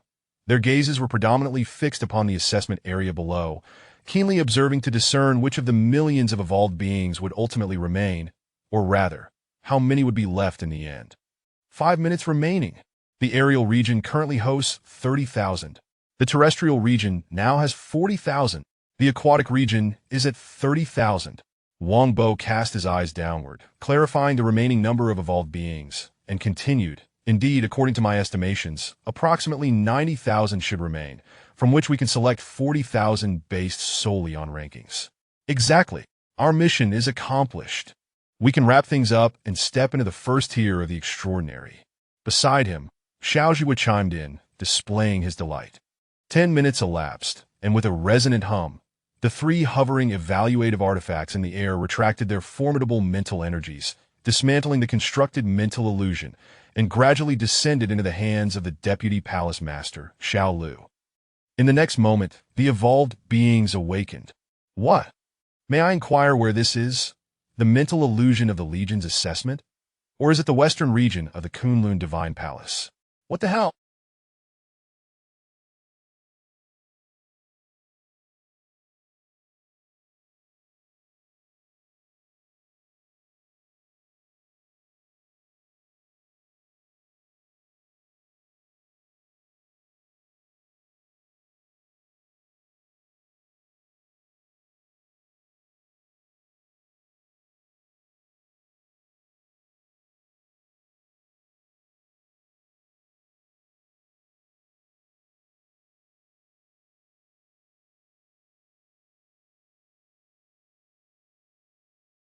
Why has it vanished? After lying in wait for so long and finally eliminating the opponent, I barely had time to rejoice. Haha, this is reality. Does this mean I passed? Hold on, wait a moment. The Deputy Palace Master will announce the specific circumstances. The Kunlun Divine Palace's directly subordinate legion, the Trifaction region, has concluded its recruitment. Congratulations to all. You have successfully passed the relevant assessments. Now, please remain still as we issue your respective ranking numbers. Firstly, in the aerial region, the top 10,000 will directly enter the Divine Palaces. As she spoke, flames erupted from her form, radiating temperatures exceeding 1,000 degrees Celsius outward. From this day forth, the Kunlun Divine Palace's Trifaction Legion is hereby established. At that moment, a resounding voice, imbued with an imposing aura, echoed throughout the heavens and the earth. Deputy Palace Master, Lords of the various regions, as you traverse Kunlun, please lead the Trifaction Legion of the Kunlun Divine Palace back to the valley for further conferral. With the conclusion of the statement, the area of the Legion fell into a profound silence among the evolved beings. What the hell? Who was that just now? Does anyone know? That aura is truly terrifying. It must be the Palace Master. I reckon it is. Just the aura alone scared the wits out of me, and this is my first time experiencing such a thing. After a pause, the evolved beings began to exchange their thoughts. Meanwhile, the trio was in a state of fervor, with Li Jie, as a spiritually awakened evolver, acutely sensing the overwhelming essence of the Palace Master following his advancement to the mid-second tier. Let us go. It's the Palace Master's directive. I suspect another breakthrough is imminent.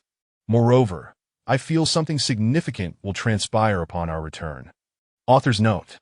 Here is the third update.